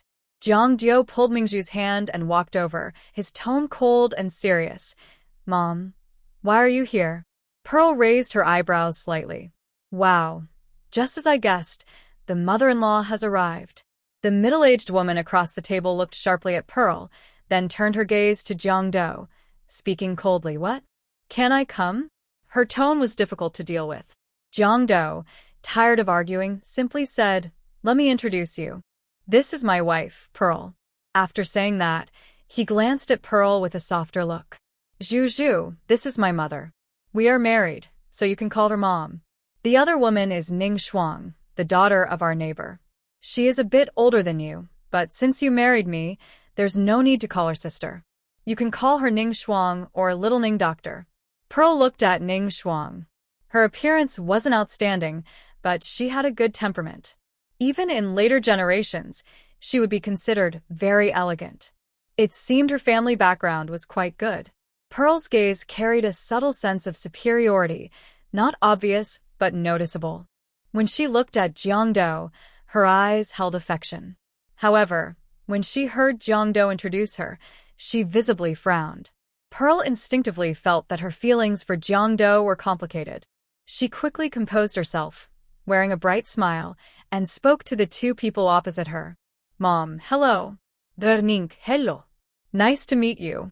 Fang Shuyu's cold eyes fixed on Pearl's face. Miss Ming, we did not agree to your marriage with Jiangdo, so I don't think I can call you Mom. Pearl. She was publicly rejected. Mom. Jiangdo was annoyed by his mother's aggressive attitude. He didn't mind her attitude toward himself, but no one should look down on his little girl. I am already married. Please respect my wife. Fang Shuyu stared at him, speaking calmly. I am not disrespecting anyone. I am just stating facts. Jiangdo, do you still see me as your mother? You're making such an important decision about marriage on your own. You know both families hope you will marry Xiao Shuang. I'll say it again. Jiangdo interrupted her directly. I am already married. If you cannot accept my wife, then you can leave right now. You. Felicity felt annoyed inside and was about to say something again, but Ning Shuang gently held her arm and smiled softly to comfort her. Auntie, you haven't seen Jiangduo in a long time. A lot must have happened during this time. Just stay calm and have a good talk with him. Felicity took a deep breath under Ning Shuang's comfort and turned her back to the others. After nodding calmly at Mingzhu, Ning Shuang looked at Jiangduo and said, Jiangduo, Annie has been thinking about you a lot. I came here specially to see you. You should calm down and open the door so we can go inside and talk slowly. Jiangduo looked gloomily at his mother's back, then pulled Mingzhu toward the door, planning to open it. But Mingzhu grabbed his wrist and smiled sweetly. Captain Jiang, since you want to catch up with Annie and Dr. Xiaoning, I'll go to my sister-in-law's house for a while so I won't disturb your reunion. When Jiangduo heard Mingzhu call his mother Auntie, he knew she had some opinions. He immediately held her wrist and pulled her close, casually putting his arm around her shoulder. Calmly, he said, We are married, and this is also your home. If you want to leave, there's no need for me to go in alone and talk. Felicity turned back and glared at Jiangduo angrily. She had never realized before that her son was so good at speaking up for women. If he had put even half that effort into caring for Xiao Shuang, their children might be running all over the place. Ning Shuang also looked at Jiangduo in surprise. She had never seen this side of him before. After hesitating for a moment, she looked at Mingzhu and said, Yes, Miss Ming, just listen to Jiangduo. Don't go. Mingzhu looked at her calmly and pressed her lips. No, Auntie, I can't stay if you can't accept me. I don't like to be cold to others. If I leave, you all will be free to talk peacefully. Felicity frowned and looked at Mingzhu. She said she couldn't accept her, yet Mingzhu kept calling her Auntie to challenge her. This girl, coming from the countryside, isn't very capable, but has quite a temper. Ning Shuang frowned. But if Miss Ming doesn't come inside, Jiangduo won't either. They really haven't seen each other for a long time. Mingzhu smiled. You're on good terms with them, right? You should talk to them. She then took her wrist out of Jiangduo's hand. Auntie, you all take your time talking. I won't bother you anymore. After saying that, she nodded coldly at Felicity, not even glancing at Jiangduo, and turned to leave. Jiangduo stepped forward and held Mingzhu's hand. He looked back at Fang Shuyu and said calmly, This is my home and my loved ones. Before you accept her, there's no need for you to come here. Go back to your uncle's house first. Fang Shuyu's heart sank. You Jiangduo, I did all this for your good, but you don't appreciate it. I'm so angry I could die. She then took Ning Shuang's hand and said, Xiao Shuang, let's go. We don't want to bother them anymore. Ning Shuang pulled her back gently and comforted her. Auntie, Jiang Duo is usually straightforward but kind-hearted. He doesn't mean any harm. Just listen and let's go. Before Feng Shiyu and her group could leave far, Mingzhu suddenly pulled away from Jiang Duo and went to open the door of her house. She unlocked it and went inside.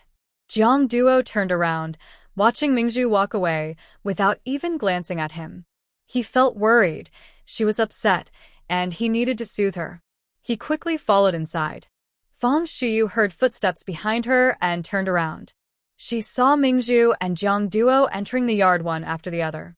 She clenched her teeth.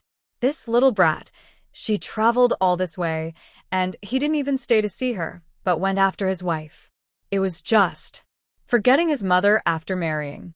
A scoundrel. And Mingzhu, she was like a fox spirit, turning her usually calm son into something else entirely.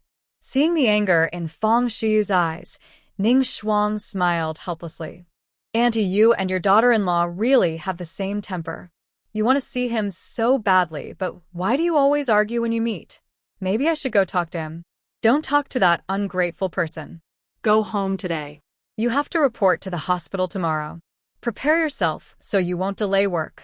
I won't leave for a while, so you and Jiang Duo can talk later. There's no rush. When mentioning this, Ning Shuang showed a helpless smile.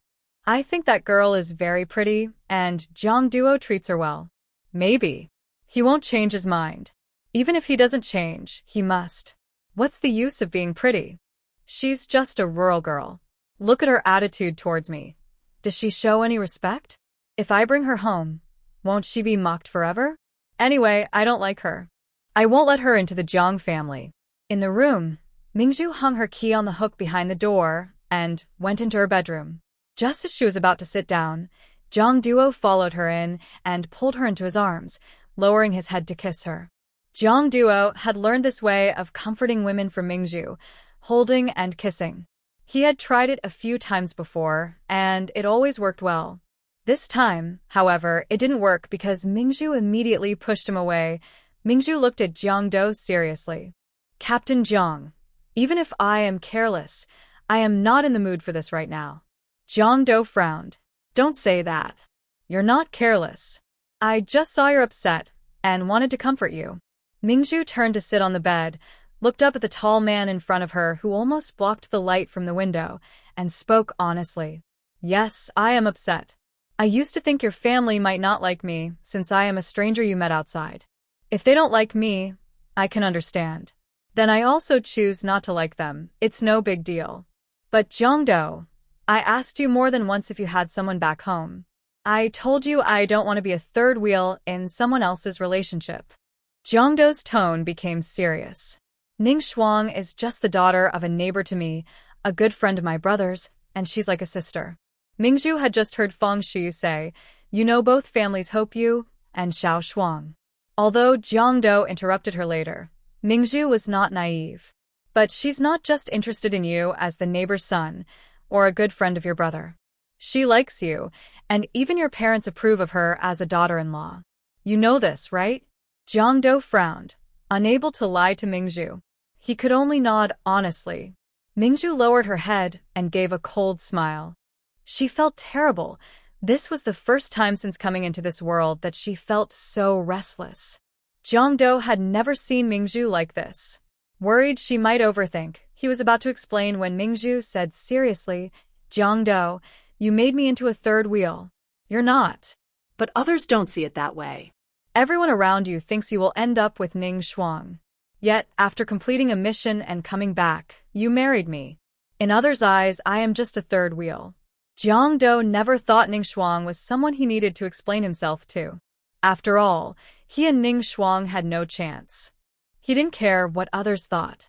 He left his hometown to escape the past and start a new life somewhere unfamiliar. But now that he knew what Mingzhu cared about, he suddenly felt he was too selfish, not considering her feelings. Zhu, I have been independent since I was young.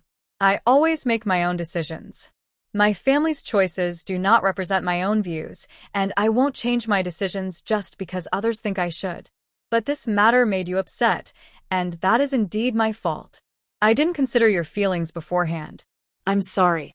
Mingzhu looked at Jiangdo with a guilty face and felt uncomfortable inside. But thinking about Jiangdo and that mature, steady girl who seems very compatible with him, people always see them as a couple, and her heart felt sour. That girl in this time period is really considered excellent. They grew up together as childhood sweethearts.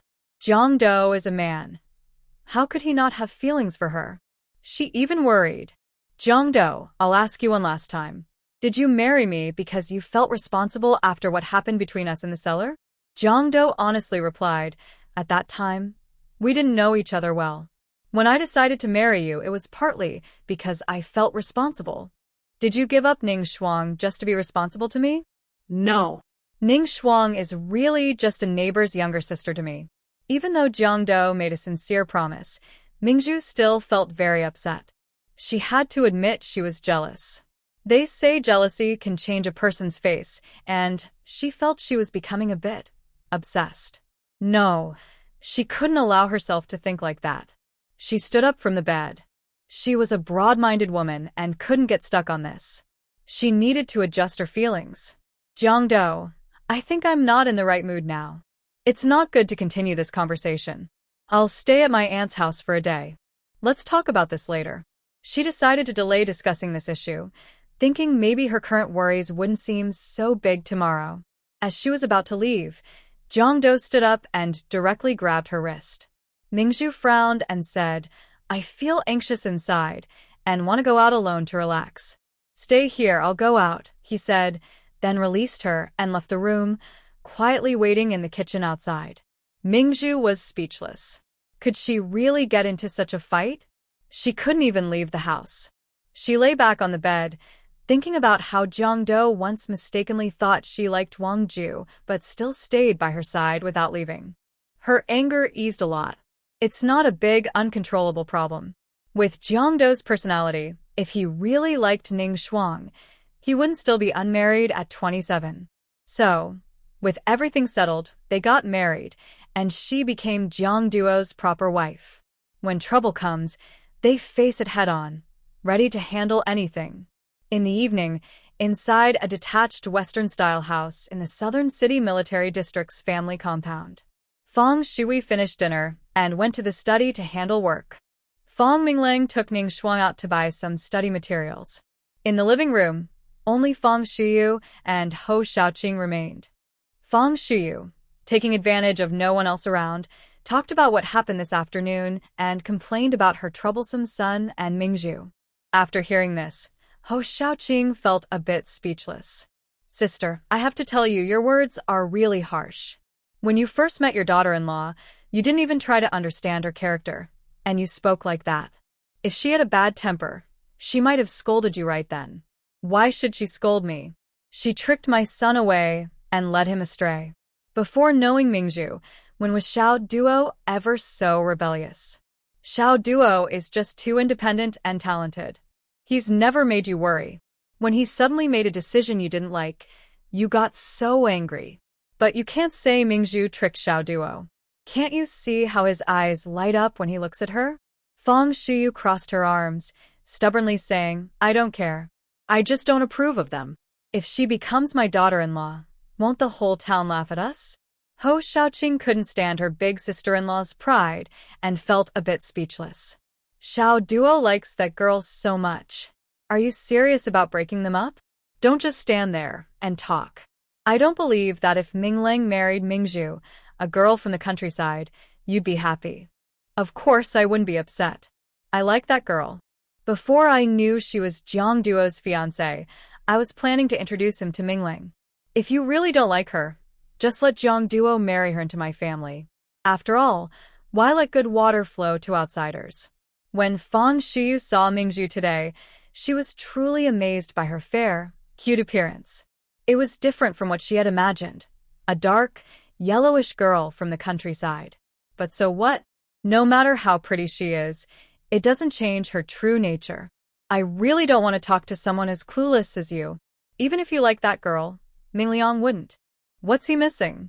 Is he really going to marry a second-hand girl from the countryside? You're making me so mad. She rolled her eyes at Hou Xiaoqing and got up to rest in her room. Ho Xiaoqing was speechless. How could Mingliang not like her? Recently, every time he heard Mingzhu's name, he looked a little lost. Clearly, he was genuinely interested in her. Let her make trouble. If she can really break up the young couple, she would dare to encourage Mingliang to marry the girl. She didn't care what others said. So, what if she's a second-hand girl? No matter how many good things people say, they can't compare to her own child's happiness. As long as her child is happy, she supports him no matter what. Before dinner, Feng Shuhui had asked her to find time to invite Jiang Duo and his wife over for a meal. She sneered, really not wanting to help Feng Shuyu, who cared more about face than life, to reconcile with Jiang Duo. But Jiang Duo was a good kid, and for her husband's sake, she had to care. In the suburban military family compound, after Jiang Duo finished preparing dinner, he called Mingzhu to eat. Mingzhu went to the kitchen and sat quietly to eat. Today, she didn't chatter like usual, not saying a single word of nonsense.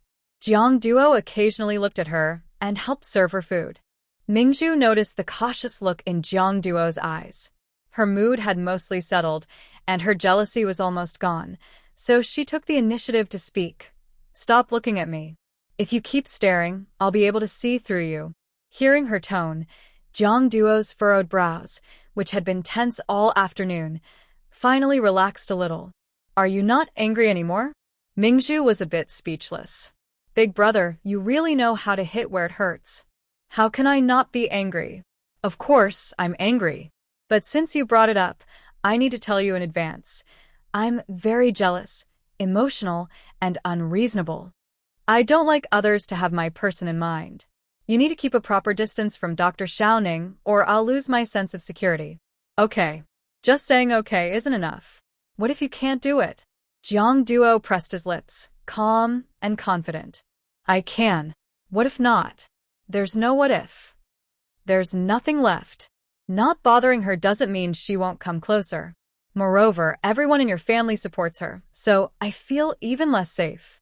Jiang Duo looked at her with unprecedented seriousness and focus. Zhu, I always keep my promises. You are the only wife I will ever have. The only way we could be apart is if I sacrifice myself or die. Mingzhu put down her chopsticks and covered his mouth with her hand. Pft, pft, pft. Why are you so quick to make promises? I don't believe in vows. Listen, I need to observe you for a while. If I find out you have issues with Dr. Xiaoning, don't blame me for causing trouble. You know I can be very fierce when I'm upset. Seeing her worried about him, Jiang Duo's previously heavy heart finally eased like a gentle rain. Okay. Mingzhu released her hand from his mouth.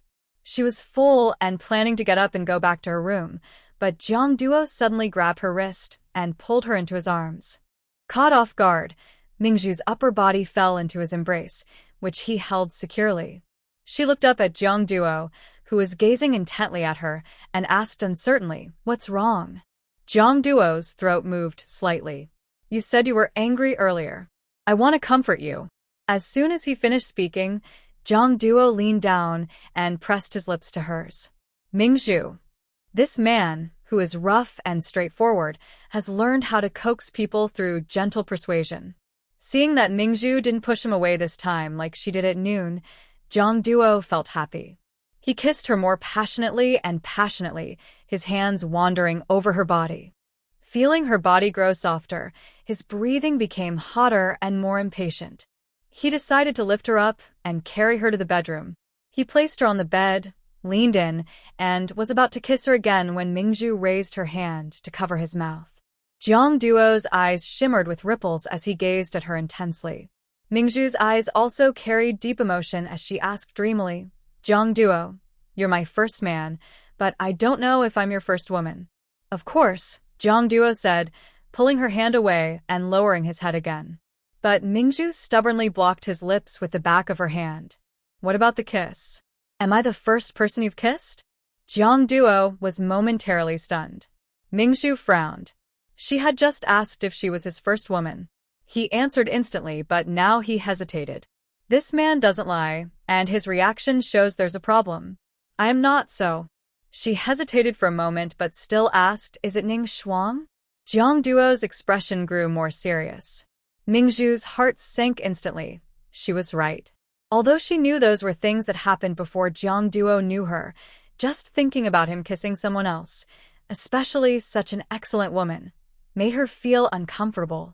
Moreover, you just said earlier that you and Ning Shuang aren't that kind of relationship, but you still kissed her? She angrily pushed herself out from under Jiang Duo, leaning back on the bed's edge, looking at him with a gloomy face. Jiang Duo, you're an adult now. You should know what it means to kiss a woman. In this time period, kissing someone without being married usually meant more than just friendly affection. It was almost like discussing marriage. No wonder his family approved of Ning Shuang. The kiss between them naturally gained recognition. Jiang Duo sat up, feeling annoyed that the topic had shifted there. He said seriously, Zhu, you misunderstood. That wasn't the kind of kiss you think. Mingzhu became anxious. A kiss is just a kiss. What's there to make a fuss about?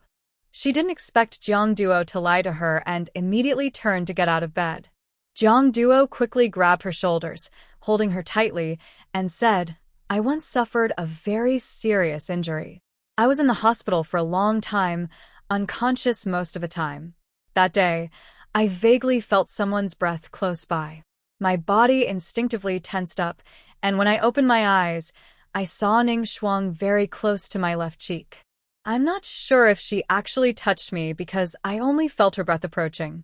Mingzhu, who was still trying to get out of bed, stopped moving. She looked at him sideways and remembered what Wang Sueju had told her before. Jiang Duo had only been at this unit for a little over a year.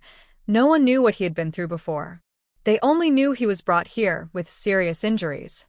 Zhao Xingping had seen his medical record, an abdominal perforation, a life-or-death situation, and he had survived by a miracle. She instinctively asked, Why did you get hurt? During a battle, he replied simply. He didn't go into details, and Mingzhu understood that he couldn't discuss it further. She didn't press him but asked, Does it hurt? Jiang Duo's heart warmed.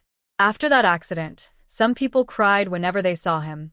Others called him a hero, and some said he was lucky and healthy. Despite such serious injuries, he had survived. But no one ever asked him if it hurt. In others' eyes, he seems naturally strong, and only his little wife, this small person, cares about whether he is hurt or not. Such a good girl. How could he not like her? Jiang Duo gently shook his head. It hurt a bit at the time, but that's all in the past. I can't really remember how it felt now. Mingzhu knew he was deliberately comforting her, as he had survived a near-death experience. How could he not remember the feeling? He didn't say more, and she didn't ask further to avoid making him recall the pain again. She pouted and changed the subject. Don't just brush it off. When you were hurt, you must have been unable to move. Didn't she kiss you forcefully? Jiang Duo looked calm. She didn't dare. When she saw me suddenly open my eyes, she was startled and ran away in panic. Mingzhu believed he was telling the truth. She was capable of holding her man and biting him, but in this era, a woman secretly kissing a man was considered a very serious matter. Ning Shuang seemed proud and probably wouldn't dare to do that. Finally, Mingzhu felt balanced inside. She raised her hand and pretended to wipe his left cheek. It's dirty now. I won't kiss this place again. Humph. Hearing her somewhat spoiled tone, Jiang Duo asked with a smile, You aren't angry anymore? It's not like you did it on purpose. It's even less powerful than artificial respiration. Why would I be angry? She's being generous. Jiang Duo felt relieved. Luckily, this matter was finally over. He leaned forward, trying to continue what they hadn't finished earlier. But Mingzhu slipped into the bed, pulled the thin blanket over her head, and muttered, I'm sleepy. Good night, Jiang Duo. He had promised not to be angry. He turned to lie beside Mingzhu. She was quiet for less than half a minute, then lifted the blanket, turned to face him, and said, There's one more thing. Since your family doesn't accept me, I won't try to accept them either. I don't owe them anything, so I won't care about their opinions. Of course, they are your relatives, and how you get along with them is your business. I won't interfere. You don't need to feel awkward because of me. As long as you're honest with me, that's enough. Of course, she hoped her relationship with her mother-in-law would be harmonious. But in this world, not all mother-in-law and daughter-in-law relationships can be good. She wouldn't force it or try to please anyone. She believed in going with the flow.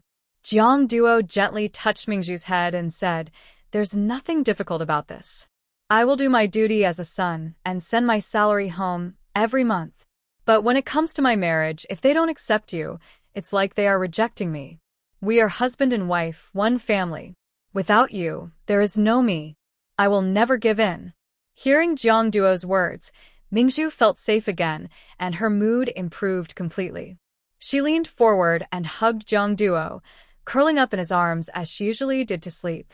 The love Jiang Duo still felt for her was starting to flare up again. His throat moved slightly, and after tasting happiness, he had to hold back. It really took a lot of strength to do so. But what could he do? His young girl wouldn't eat, so he had to endure it. The next day was the weekend. Jiang Duo didn't go to work and stayed in bed with Mingju. In the late morning, Song Ke passed by the residential area selling tofu and brought some to Mingju and the others.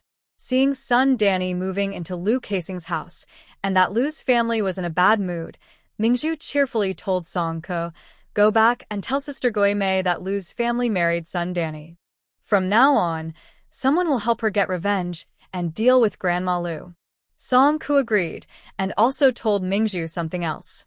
Since Lu Casing had completely divorced Su Guimei and refused to pay for her stay at the guest house, yesterday afternoon, Su Guimei's brother and sister-in-law went to cause trouble again. They said that since she was truly divorced, she was cut off from her family. But even after cutting ties, she still had to support her parents, so they wanted her to give money. Su Guimei was annoyed by their trouble and asked how much money they wanted, so they would leave her alone. Her brother demanded 100 yuan. Su Guimei knew her brother was just asking for too much to upset her, but since her parents were still alive, she had to give the money, considering it a way to show respect to her parents. She only had about 60 yuan saved, so she borrowed 40 more from Ming Chun and I. When giving the money, Song Ke advised Su Guimei to have her brother and sister-in-law sign a written agreement to prevent them from defaulting on the debt. They took the money and left cursing. Although she lost the money, Su Guimei felt very happy and said she felt lighter than ever, as if she had a new life. Hearing about Song Ke's advice to Su Guimei to get a written agreement, Mingju praised her highly. It was a great protection. Song Ke was so pleased she was dizzy and happily continued selling tofu. Jiang Duo secretly admired in his heart that his young sister could clearly show dislike on her face for people she didn't like, but for those she liked, she was always full of praise.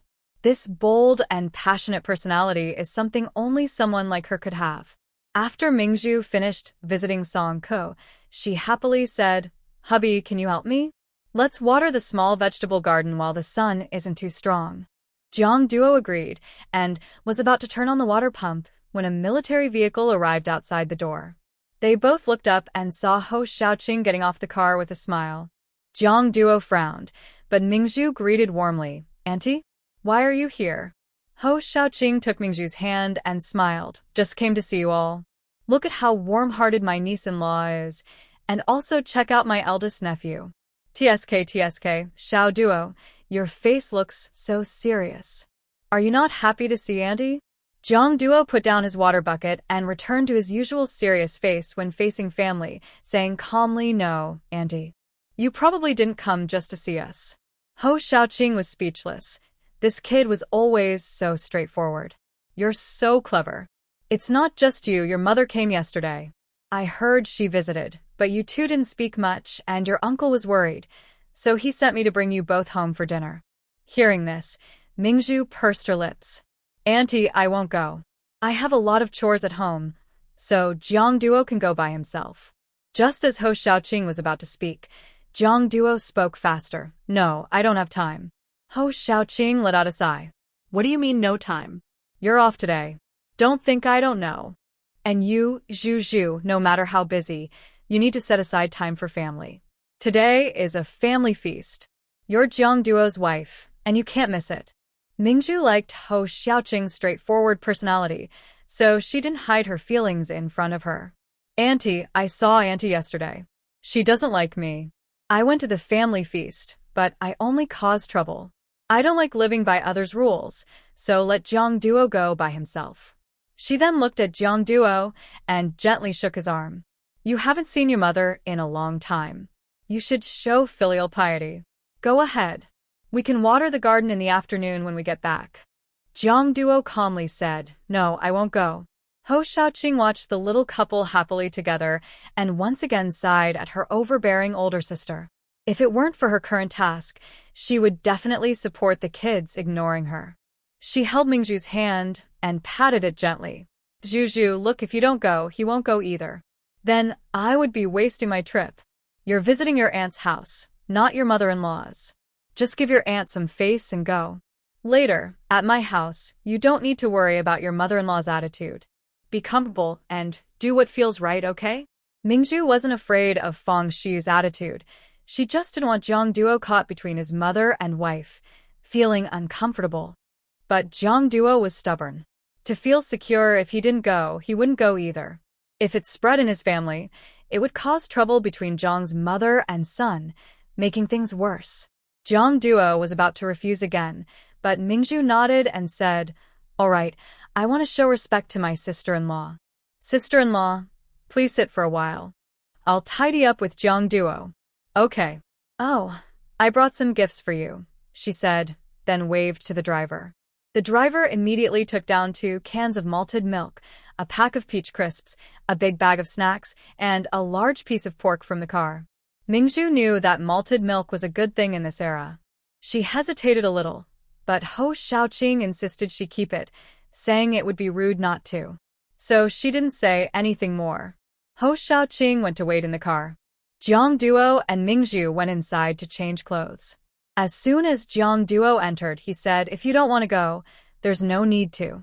Mingzhu lowered her voice and said, Auntie is coming, and if we don't go, she will be embarrassed. I can't ignore your mother, but Auntie is kind. I don't want to disappoint her. Duo thought for a moment, but didn't say anything further. Duo carefully changed into the new clothes Mingzhu had made for him. After he finished, Mingzhu helped tidy him up, then told him to go out first. She filled a big jar with her homemade chili sauce, packed the tofu that Songke brought today, and went to pick some fresh vegetables from the yard. Duo agreed and left. Mingzhu went into her space, took a nice shower, and after smelling good, changed into her new early autumn outfit from a few days ago. She wore a white blouse with lace on top, paired with a high-waisted, mid-length, modified horseface skirt with a green background and bright yellow flowers. The fabric was shiny and a bit stiff, usually used by wealthier families for making wedding bedding in this era. When Mingzhu first saw it at the supply and marketing cooperative, she thought the color and texture were perfect for a horseface skirt, so she bought it directly. She tied her hair in a high ponytail, put on a pair of white leather shoes, turned around in front of the mirror, and felt confident. Only then did she leave the house. While talking to Duo by the car, Ho Xiaoqing was even more impressed when she saw Mingzhu. She approached and looked around Mingzhu, praising, Zhu, where did you buy this outfit? It's so beautiful. Uncle, I made it myself. Ho Xiaoqing was a bit surprised. She looked at Mingzhu's clothes and then glanced at Duo's clothes. Both were unique and different from what she had seen before. Just now, Duo said his clothes were also made by you. You have such skills. That's amazing. Mingzhu chuckled softly. Auntie, if you like, I can make you a custom one someday. Ho Xiaoqing nodded without hesitation. I like it. I really like it. Mingzhu snapped her fingers. Then let's arrange that. On the way, Duo sat in the front passenger seat, while Mingzhu and Ho Xiaoqing sat in the back. They chatted happily and talked all the way. Talking about Fang Xiu, Ho Xiaoqing ignored that Duo was sitting in front and directly said, Your mother-in-law is like that. She thinks her son is great. She's worried about what others say if she marries a girl from the countryside. She cares about face more than anything, but she's not a bad person deep down. Mingzhu nodded but didn't say anything. Her attitude towards others always depended on how they treated her. When the car entered the military family compound, Mingzhu realized there was a difference between this and other family compounds. Their compound was all single-story houses, mud cottages, and low walls. Besides the fact that the lighting and water were more convenient than in the village, everything else was similar. But in this compound, lower-ranked residents lived in the front four-story buildings, while those with higher status, like Fang Shuhui, lived in standalone small villas. Wow. The difference was shocking once you saw it. When they got out of the car, Hou Xiaoqing was a bit upset because only Fang Mingling came out to greet them. She had gone to great lengths to invite people over, but Fang's siblings didn't bother to come out and greet them. That made her feel embarrassed. Fang Mingling immediately came over when he saw the car arrive. When he saw Mingzhu, dressed beautifully and radiating confidence, he had already convinced himself to be polite and not look at her too much in the future. But as soon as he saw Mingzhu, he couldn't help but be drawn to her completely. Seeing Fang Mingliang's gaze fixed on Mingzhu, Zhang Duo's brow furrowed slightly. Hou Xiaoqing also noticed her son's look. To avoid unnecessary embarrassment, she naturally smiled and stepped forward to pat Fang Mingliang, drawing his attention away. "There are chili sauce and vegetables you made yourself in the car, son. Please help carry them." Fang Mingliang nodded in response, then nodded to Zhang Duo and Mingzhu. "Cousin, you and your wife go inside first." "Okay," Zhang Duo said calmly, naturally putting his arm around Mingzhu's shoulder as they headed into the yard. Hou Xiaoqing also felt a bit emotional. Since Zhang Duo got married, he's really changed a lot. In the past, he wouldn't even stand close to a woman, let alone walk arm in arm. So sometimes, it's not that men don't have feelings, but that they haven't met the right woman to truly care for. When the right woman appears, even a heart as hard as steel can be melted. The group entered the living room one after another. Hou Xiaoqing initially thought Fang's siblings were busy with something important and hadn't come out. Turns out they were playing chess. She felt even more annoyed with them. Fang Shuhui saw them come in, immediately put down her chess piece, stood up, and looked at Zhang Duo and Mingzhu. "You're here." Zhang Duo nodded, while Mingzhu cheerfully greeted, "Hello, uncle." After saying that, she graciously looked at Fang Shuyu. "Hello, aunt." Fang Shuhui frowned slightly. "Mingzhu, you're married now. Why don't you change how you call me?" Mingzhu smiled and was about to reply, but Zhang Duo coldly said, "My mother says she can't be the mother to my wife. If she can't do it, there's no need. My wife doesn't lack a mother to support her." Hearing this, Fang Shuyu's mood, which was supposed to be calm today, was disrupted. She turned her head and looked sideways at Zhang Duo. Hou Xiaoqing thought Zhang Duo's words made sense. But to prevent the mother and son from arguing right after meeting and affecting Mingzhu's mood, she pointed to the things Fang Mingliang brought in and said, "Look, these are all made by Mingzhu herself. The vegetables are also grown by her. I've never seen such good vegetables at the supply and marketing cooperative. Also, the clothes they're wearing are made by Mingzhu herself. This girl is really amazing. Everyone loves to hear praise." Mingzhu was about to thank Hou Xiaoqing for her compliment, but she first heard Fang Shuyu hum faintly. "If you have nothing good to say, don't pretend to praise. She comes from the countryside. If she doesn't know how to sew or farm, would that be acceptable? Although I think Mingzhu looks very nice dressed up, a simple girl from the countryside dressing so fancy. Aren't you afraid of being laughed at? I don't like it." Zhang Duo clearly looked angry. His hand around Mingzhu's shoulder tightened a little. Just as he was about to speak, Mingzhu already smiled happily and said, "Yes, Auntie is right. We rural folks should know how to do everything. People from the city don't need to do that, they just need to stay high above everyone else." Hearing Mingzhu's subtle teasing, Hou Xiaoqing couldn't help but chuckle. These two are quite spirited. Looks like I was worried for nothing. Fang Shuyu felt even worse. She shot Hou Xiaoqing a sharp look and told her to go fetch Zhang Duo. Why did she bring this girl here? To cause trouble? Hou Xiaoqing ignored Fang Shuyu's look. She was about to invite everyone to sit down when the kitchen door opened. Ning Sang, wearing a blue dress and an apron, came out after hearing the noise. She smiled warmly and said, "My uncle has returned. Zhang Duo, Miss Ming, nice to see you again." Mingzhu nodded politely. Seeing her smile, Mingzhu also returned a gentle smile and said, "Hello, Miss Ning." Seeing Ning Sang still busy in the kitchen, Ho Xiaoqing was surprised. "Xiao Sang is here too?" She patted Feng Shuhui and said annoyed, "Why didn't you tell me earlier? Why let the guest into the kitchen?" Ning Sang approached calmly. "Auntie, don't misunderstand. Uncle didn't let me cook. I just learned a couple of new dishes and wanted to show off." "That's not allowed," she said, stepping forward to help Ning Sang take off her apron. "You're a guest. You shouldn't be doing these things." Feng Shuyu immediately said, "No matter if you're a guest or not. Xiao Sang is one of us. With you, she's a guest. With me, she's a guest too." "Only you can talk like that," Feng Shuyu said, walking over to Ning Sang and gently brushing off the dust on her sleeve, her tone much kinder. "Look at you, getting your clothes dirty, but I didn't even notice."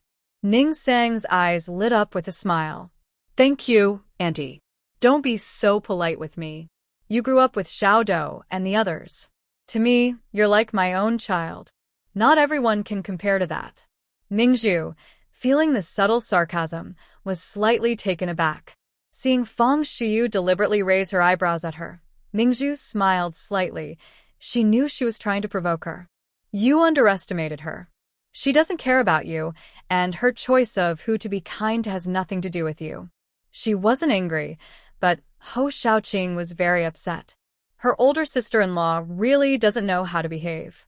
She promised a family dinner, but brought a girl who has feelings for Jiangdou, which was just to cause trouble and upset Mingzhu. She feels guilty for Mingzhu. She shook off her apron and took Mingzhu's hand.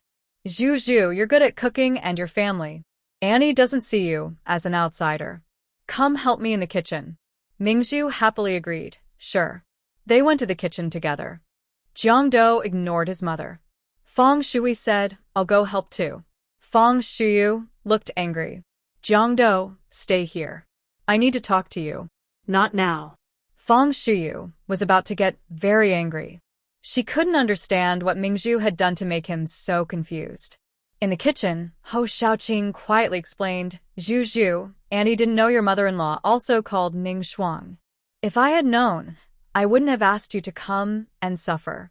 When Ning Shuang came out of the kitchen just now, Mingzhu saw her surprised expression. Feng Shuyu doesn't like her. That's between her and Feng Shuyu. There's no need to worry the innocent auntie. She smiled kindly and said, "Auntie, don't worry. Your niece-in-law is very easygoing.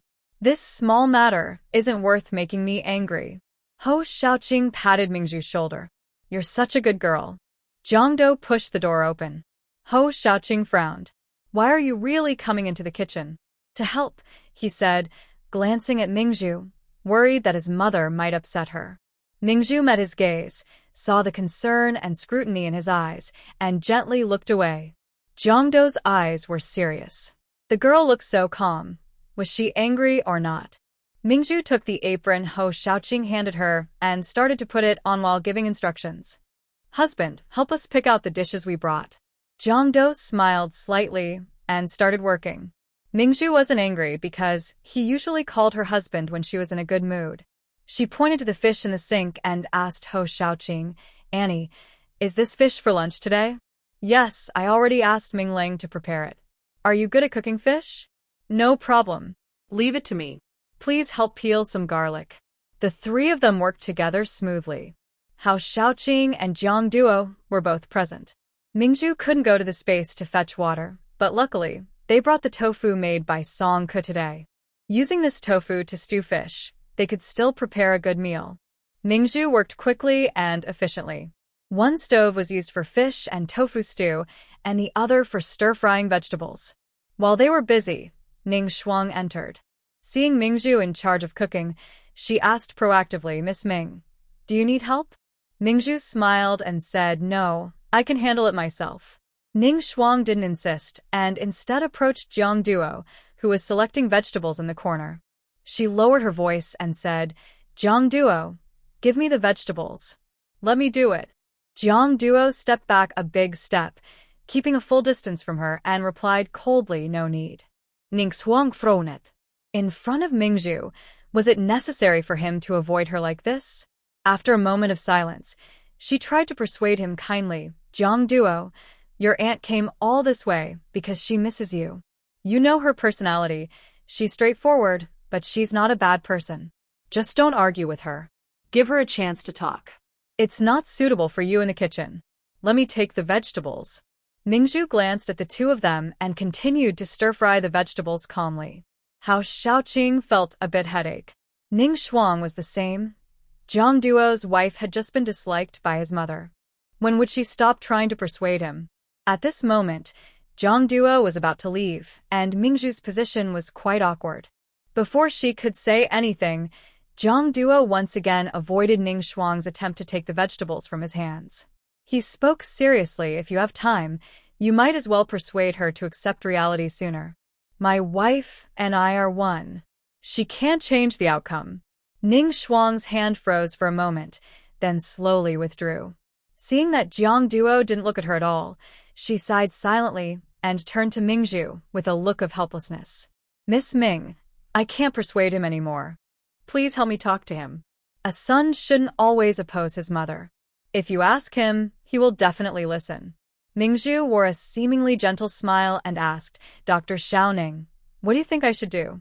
Auntie thinks it's wrong for Jiang Duo to marry me, a rural woman, and wants him to replace me.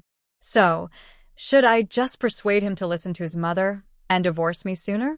After speaking, she looked at Jiang Duo and asked, Captain Jiang, Dr. Xiaoning has come to me. I can't ignore her. So, when do you plan to divorce me? Ning Shuang didn't expect that Mingzhu, who looked young, was so shrewd. Her words seemed to be flattering herself on the surface, but in fact, she was complaining to Jiang Duo and mocking herself for stealing a man. Everyone knew that Auntie wanted a daughter-in-law like herself. She glanced sideways at Jiang Duo, about to say something, but he looked at her with a cold, icy expression. His voice was as cold as frost. My wife's name is Mingzhu. That will never change in this life. If you understand, then leave now. How Xiaoqing saw this and immediately put down her bowl. She went over to hold Ning Shuang's shoulders, pushing her gently while smiling. Xiao Shuang, I know you're kind-hearted and want these two to make peace quickly, but they are both stubborn. Your uncle can't control them, so don't worry too much. Their problems are theirs to solve. The kitchen is small, so let's go and keep your aunt company first. The two left the kitchen together. Jiang Duo went to the stove and looked at Mingzhu. Mingzhu gave him a playful glare. What are you looking at? Haven't you seen a beautiful woman before? Jiang Duo remained calm. You are. Mingzhu pouted, thinking he was wise to use sweet words to coax his wife. She deliberately mimicked Ning Shuang's tone and said, The kitchen isn't suitable for you. You should go out.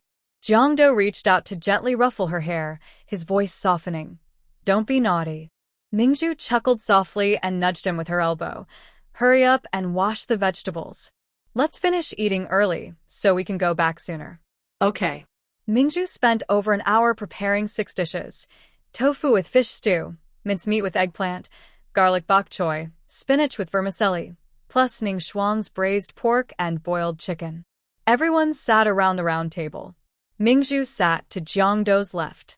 Originally, Fang Shuyu was sitting on Jiang Duo's right, but after she sat down, she immediately stood up and called Ning Shuang to sit beside her, placing her own seat. She moved to Hao Xiaoqing's side. Everyone at the table was confused by her actions. Jiang Duo's face darkened. She didn't know how to avoid trouble, but he couldn't be like her. He looked at Fang Minglang, sitting on Mingzhu's other side, and stood up. Minglang changed seats. Fang Minglang also understood that her aunt's recent behavior was inappropriate and would embarrass Mingzhu. Hearing Jiang Duo's words, he stood up. All right, I have some medical questions I want to discuss with Xiaoning. Ning Shuang's hand, holding chopsticks, tightened. She endured it and forced a smile at Minglang, pretending nothing was wrong. Mingzhu originally didn't intend to upset anyone. But since Fang Shuyu had openly displayed her embarrassing behavior, she couldn't be blamed for being inconsiderate. After waiting for Xiaoqing to organize everyone to start eating, Mingzhu picked up her chopsticks and served Jiang Duo some of her own cooked dishes. Her eyes sparkled as she said, Hubby, you love my cooking the most. Eat more. Everyone looked at the two of them in surprise. They all knew Jiang Duo disliked when others serve him food during meals. In the past, when someone tried to serve him, he would always refuse with a cold face. But now, in front of everyone, he picked up his bowl and ate all the dishes Mingzhu had served him. Mingzhu watched him carefully and asked, "Is it delicious?" "Yes, very tasty." Mingzhu smiled happily and pushed her bowl toward him. Jiang Duo, seeming used to this, also served Mingzhu some food. He knew Mingzhu didn't eat fish skin, so he carefully removed it and ate it himself, then put the fish meat into Mingzhu's bowl. Mingzhu was very happy, not caring about the surprised looks from others, and smiled warmly at him, saying, "Thank you, husband." Fang Xiyu didn't like herself, so she decided to openly show affection with Jiang Duo in front of her. Whoever gets angry can go ahead, but she was very happy. Sure enough, Fang Xiyu was furious. When had her son ever done something so outrageous? Allowing others to flirt with him, serve him food, and even peel fish skin for him, this was just too much. She glanced at Ning Shuang, who looked down silently, and felt upset. She looked at Jiang Duo with a harsh tone and said, "Jiang Duo, doesn't she have hands of her own?" Mingzhu raised her hand happily and said with a bright smile, "Auntie, I have hands now." See? How Xiaoqing chuckled softly. Could this child be any more mischievous? Fang Xiyu shot a stern look at Hao Xiaoqing and then said seriously to Mingzhu, "So many people are watching. Isn't it embarrassing? Serve yourself." Mingzhu was about to say something with a smile, but Jiang Duo spoke first, more angrily than anyone else, and said, "You're overstepping. How we get along as a couple is none of your business." Fang Xiyu was furious. You. "Oh my," Hao Xiaoqing exclaimed, breaking the tense atmosphere at the table. She had just taken a bite of eggplant, and the sweet flavor spread across her tongue, making her feel very happy. She looked at Mingzhu with admiration and said, "Zhu Zhu, how do you make your dishes? They're so delicious." Mingzhu happily smiled and said, "Auntie, if you like it, eat more." "I need to eat more." Hao Xiaoqing looked at the people nearby and said, "You all should try it. Mingzhu's cooking is amazing. I've never had better dishes than hers." Fang Shuhui and Fang Mingling both picked up their chopsticks after hearing this. They exchanged a look, and Fang Mingling honestly nodded, "Yes, it's really delicious." Fang Shui asked Jiang Duo, "Is this the tofu you asked someone to sell earlier?" Jiang Duo proudly nodded. Mingzhu looked at Jiang Duo with confusion and asked, "When did you ask Uncle to arrange someone to sell my tofu?" Before Jiang Duo could answer, Mingzhu suddenly realized Lu from the Supply and Marketing Cooperative. "Was that you who asked Uncle to arrange it?" Jiang Duo nodded again. Mingzhu understood now. No wonder she met Lu right after getting off the car. There was a reason behind it. Her previous impression of her uncle being snobbish eased a lot. She looked at Fang Shuhui with a bright smile. "Thank you, Uncle." Fang Shuhui rarely smiled, thinking how this girl was so disliked by his sister, but still so cheerful. Her personality was really good. No wonder Hou Xiaoqing liked her so much. Fang Xiyu nudged Fang Shuhui and looked displeased. "What do you mean? Are you abusing your power to help her?" Fang Shuhui felt a bit embarrassed, cleared his throat, and said, "Such delicious food isn't really helping her. I think I'm doing everyone a favor." "You're so muddle-headed." Jiang Duo looked at Fang Xiyu calmly and said, "It was me who asked Uncle for help. To get connections just to sell tofu for rural daughter-in-law? Jiang Duo, what are you thinking? Aren't you ashamed?" Nos jam. "I think it's a good thing." Seeing Jiang Duo always opposing her, Fang Xiyu felt that if Jiang Duo kept being with Mingzhu, it would really ruin him. It wouldn't do. Jiang Duo could only improve by being with Ning Shuang. Thinking of this, Fang Xiyu sternly told Jiang Duo, Hong Xiaorou, braised pork, was specially learned by Xiao Shuang for you. Try it." Jiang Duo looked calm. "No, I only eat what my wife cooks." Fang Xiyu frowned. She had just tasted the dishes made by the two. Ning Shuang's cooking wasn't bad, just simple home-cooked food. The flavor couldn't compare to Mingzhu's. But Jiang Duo's lack of respect made Ning Shuang look bad. She was about to say something, but Ning Shuang interrupted her. Annie, I know Jiang Duo. He doesn't like braised pork. Don't worry about him. Whatever he likes to eat, let him eat. It's okay. Mingzhu frowned. She knew Jiang Duo? Why do these words sound so unpleasant to hear? Dr. Ning must have made a mistake.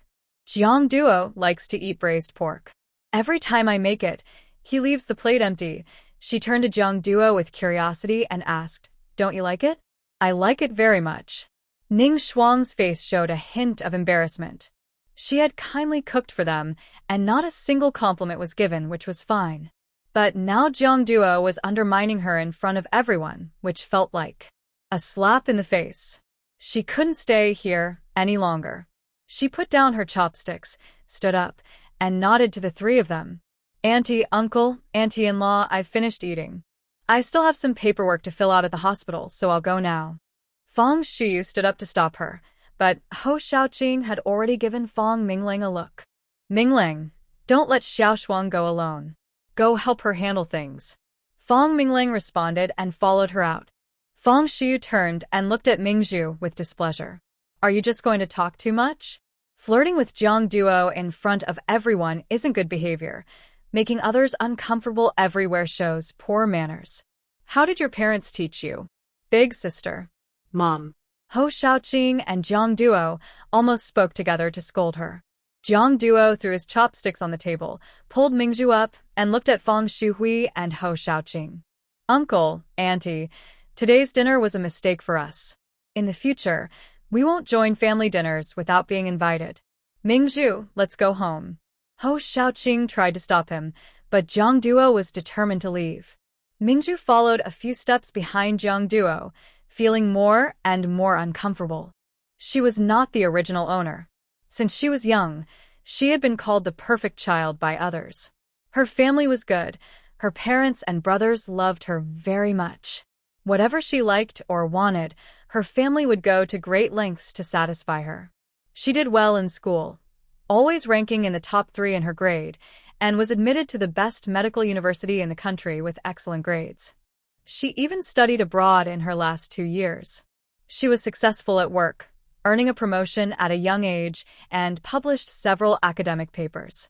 Everything had gone smoothly for her, but now she inexplicably found herself in this world, feeling a sense of rejection she had never experienced before. In the past, such rejection was usually because others envied or jealous of her. She didn't mind. She believed she was good enough to attract envy. But Fang Shiyu's dislike of her? If it was for some other reason, she could accept it. But she hadn't done anything wrong. Her only fault was her prejudice. This was unfair. Why should she have to endure this? She couldn't bear it. She grabbed Jiang Duo and suddenly stopped.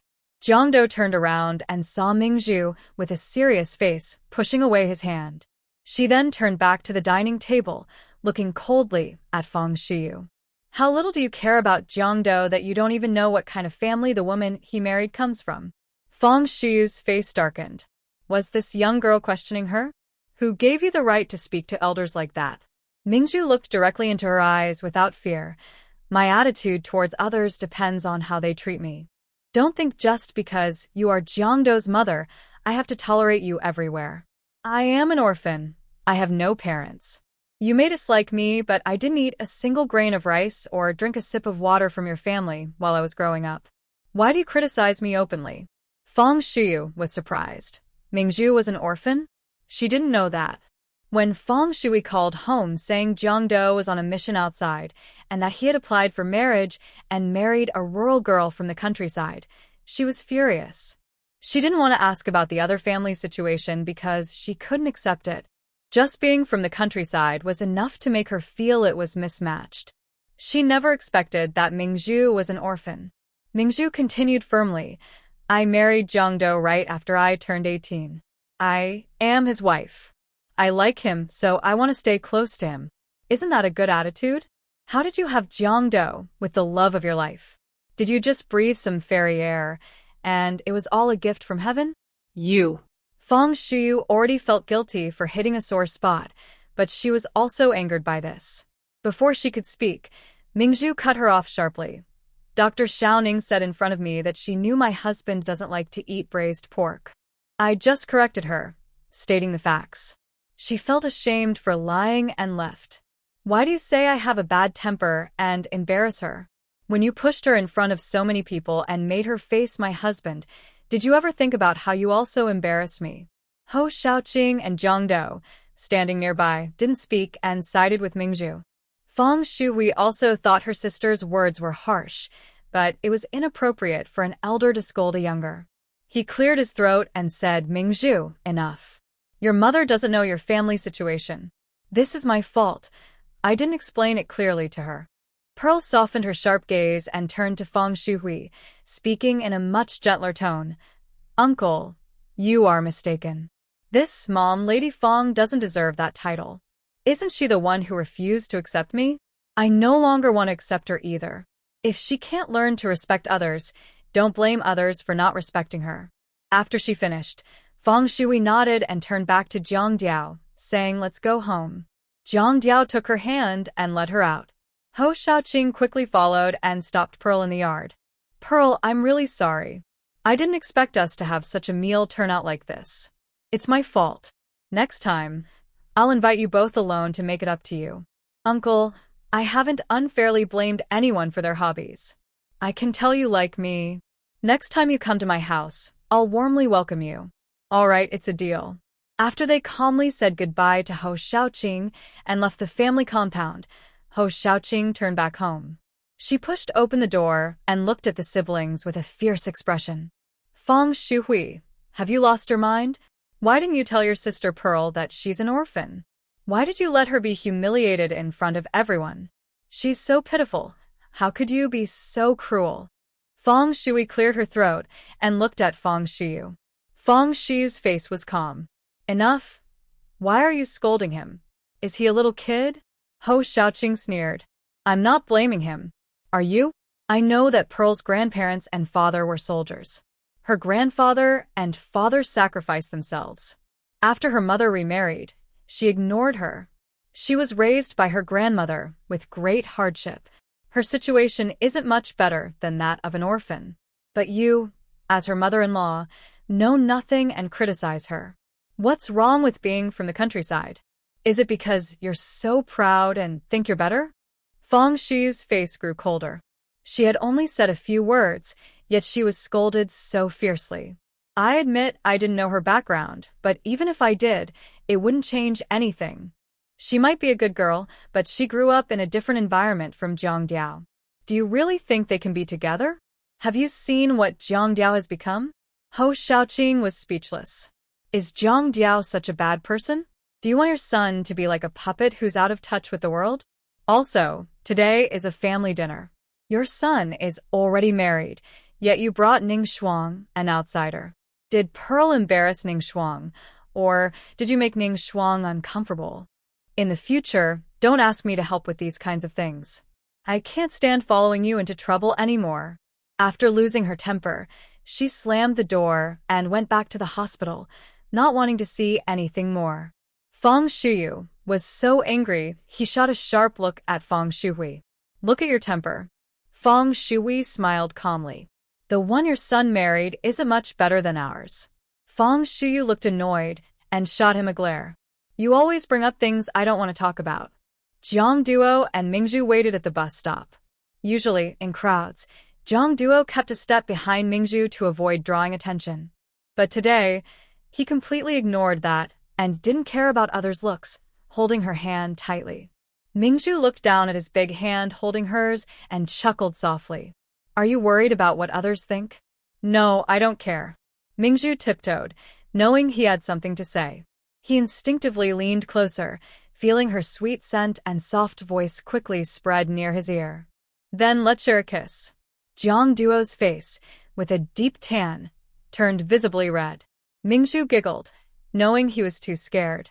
But in the next second, Zhang Duo took advantage of a moment when a few people nearby looked away, lowered his head, and quickly kissed her lips. Mingzhu was surprised and smiled. Seeing Zhang Duo so concerned about what others thought, he was actually kissing her outside? Unbelievable. Seeing Mingzhu smile and squint happily, Jiang Duo's heart finally relaxed a little. Zhu, I'm sorry I made you sad because of my mother. Are you feeling better now? Mingzhu looked at Jiang Duo, surprised. She had just thought about her future self and felt a little upset and sad, but wasn't she showing anger? How did he notice such a subtle emotion? Jiang Duo looked quietly at Mingzhu's surprised eyes. Actually, the moment Mingzhu snapped back to herself, he clearly saw that flicker of emotion in her eyes. It was a feeling he recognized, a kind of vague familiarity. Like when they were under the moonlight, on the bike, or cooling off under the tree, her eyes would show a sadness he couldn't understand. Whenever she showed this kind of emotion, it made him uneasy. It was as if she was looking at another world beyond him, from a distance he couldn't reach. Mingzhu knew how sensitive Jiang Duo was. She wanted to prevent him from feeling guilty because of his mother. She deliberately curled her lips into a proud smile and said, "I've finished losing my temper, so I'm in a good mood. The person who should be in a bad mood now is your mother. I think she might dislike me even more now. But I don't care. Don't blame me for not giving you face. I told you before, if your family treats me badly, I won't just accept it quietly." Jiang Duo reached out and gently rubbed her head. "You don't owe anyone anything. You don't need to suffer. Just be yourself and do what you like." He didn't want Mingzhu to be upset because of his family. He hoped his little girl would always stay happy and cheerful. Seeing Jiang Duo's gentle expression when he touched her, Mingzhu's lips curved into a slight smile. Problems between mother-in-law and daughter-in-law aren't scary, but what is frightening is when, during such problems, the husband and mother-in-law stand on the same side, leaving the wife feeling like an outsider.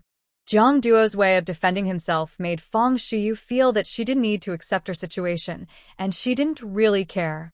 She wasn't lacking in support from her ancestors.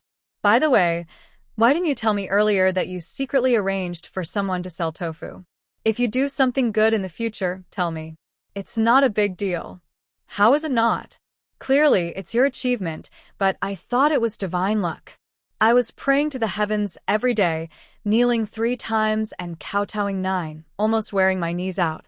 Hearing this, Jiang Duo couldn't help but chuckle softly. "You didn't tell me. If I told you, you'd just laugh at my superstitions." "I wouldn't." Mingzhu reached up and poked his cheek. "You're lying. You just laughed a moment ago." Jiang Duo wasn't mocking her. He was smiling because his little girl was adorable. Anything she said seemed especially interesting when it came from her. When they returned home, they followed the morning plan and watered the vegetable garden. Following the principle that men and women working together makes things easier, Jiang Duo was responsible for watering, while Mingzhu kept him company and chatted. While the couple was talking next door, son Danny started arguing with Grandma Lu. At first, they were yelling at each other. Then Grandma Lu hit son Danny with her cane, and son Danny jumped up, grabbed Grandma Lu's hair, and pressed her to the ground, rubbing her.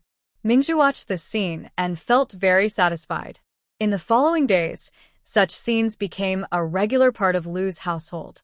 Whenever Lu Kaijing came home, he either heard his mother crying or his wife scolding. There was endless arguing and fighting. Yet, despite that, his mother and wife together couldn't even compare to son Danny. Those days were truly frustrating. What made him even more upset was that after investigating him for a while, they found he was neglecting his duties and slacking off at work. Since he couldn't be demoted from his current position, they transferred him from the best clerical job to the kitchen staff, overseeing the pig farm. It truly proved the saying, "Revenge will come, just not yet." On Friday morning, Mingzhu and Jiang Duo were having breakfast. Seeing Jiang Duo glance at her repeatedly, she looked at the time on her wrist and urged, "Husband, what are you looking at? We're going to be late. Are you sure you can go to the hospital alone today?"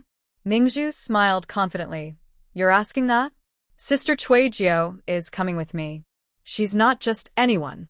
Last week, they agreed to let Wang Cuijio handle the medication application at the hospital, but she was too busy then. This week, she had arranged her schedule and was ready to take over. Jiang Duo quietly said, about Wang Zhu's partner being discharged today, "Can you manage alone?" Today, Kai Baolian is leaving the hospital. Mingzhu and Jiang Duo, out of respect for Aunt Lan, also planned to go help. Originally, Jiang-do was going to accompany her, but last night he received a last-minute task to visit a nearby township and wouldn't return until the afternoon. Mingzhu had to face this alone. She was worried. Mingzhu put down her chopsticks, cupped Jiang-do's face with both hands, and pouted, "I told you I like you. You wouldn't be petty enough to suspect me and Wang Ju, would you?" Jiang-do naturally noticed that recently, even when Mingzhu went to the hospital, she avoided those two. He wasn't really worried about Wang Ju. In fact, he was more concerned about Fong Mingling because that guy's eyes on Mingzhu weren't very innocent. He needed to be careful in the future. But he didn't have the face to tell Mingzhu about his suspicions, so he just said, "No, I just worry you can't handle everything alone. Sister Cui Jiu will help me. You just focus on your work. My little wife will definitely be back on time tonight," she said, then leaned in to kiss Jiang-do on the lips. Just as she was about to leave, Jiang-do reached up and held her back of the head, pulling her into a deeper kiss. Mingzhu was surprised. This man only showed his true manliness when being a little jealous or comforting his wife. But she actually liked this kind of possessive kiss quite a lot. They only enjoyed each other's company for a short while and didn't go further because Jiang-do was really about to be late. After he left, Mingzhu called Wang Chuijiu to go with her to the hospital.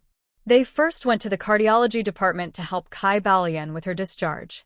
Wang Tsueju took Wang Ju to handle the paperwork, while Mingzhu stayed in the ward to pack Kai Balian's belongings with her.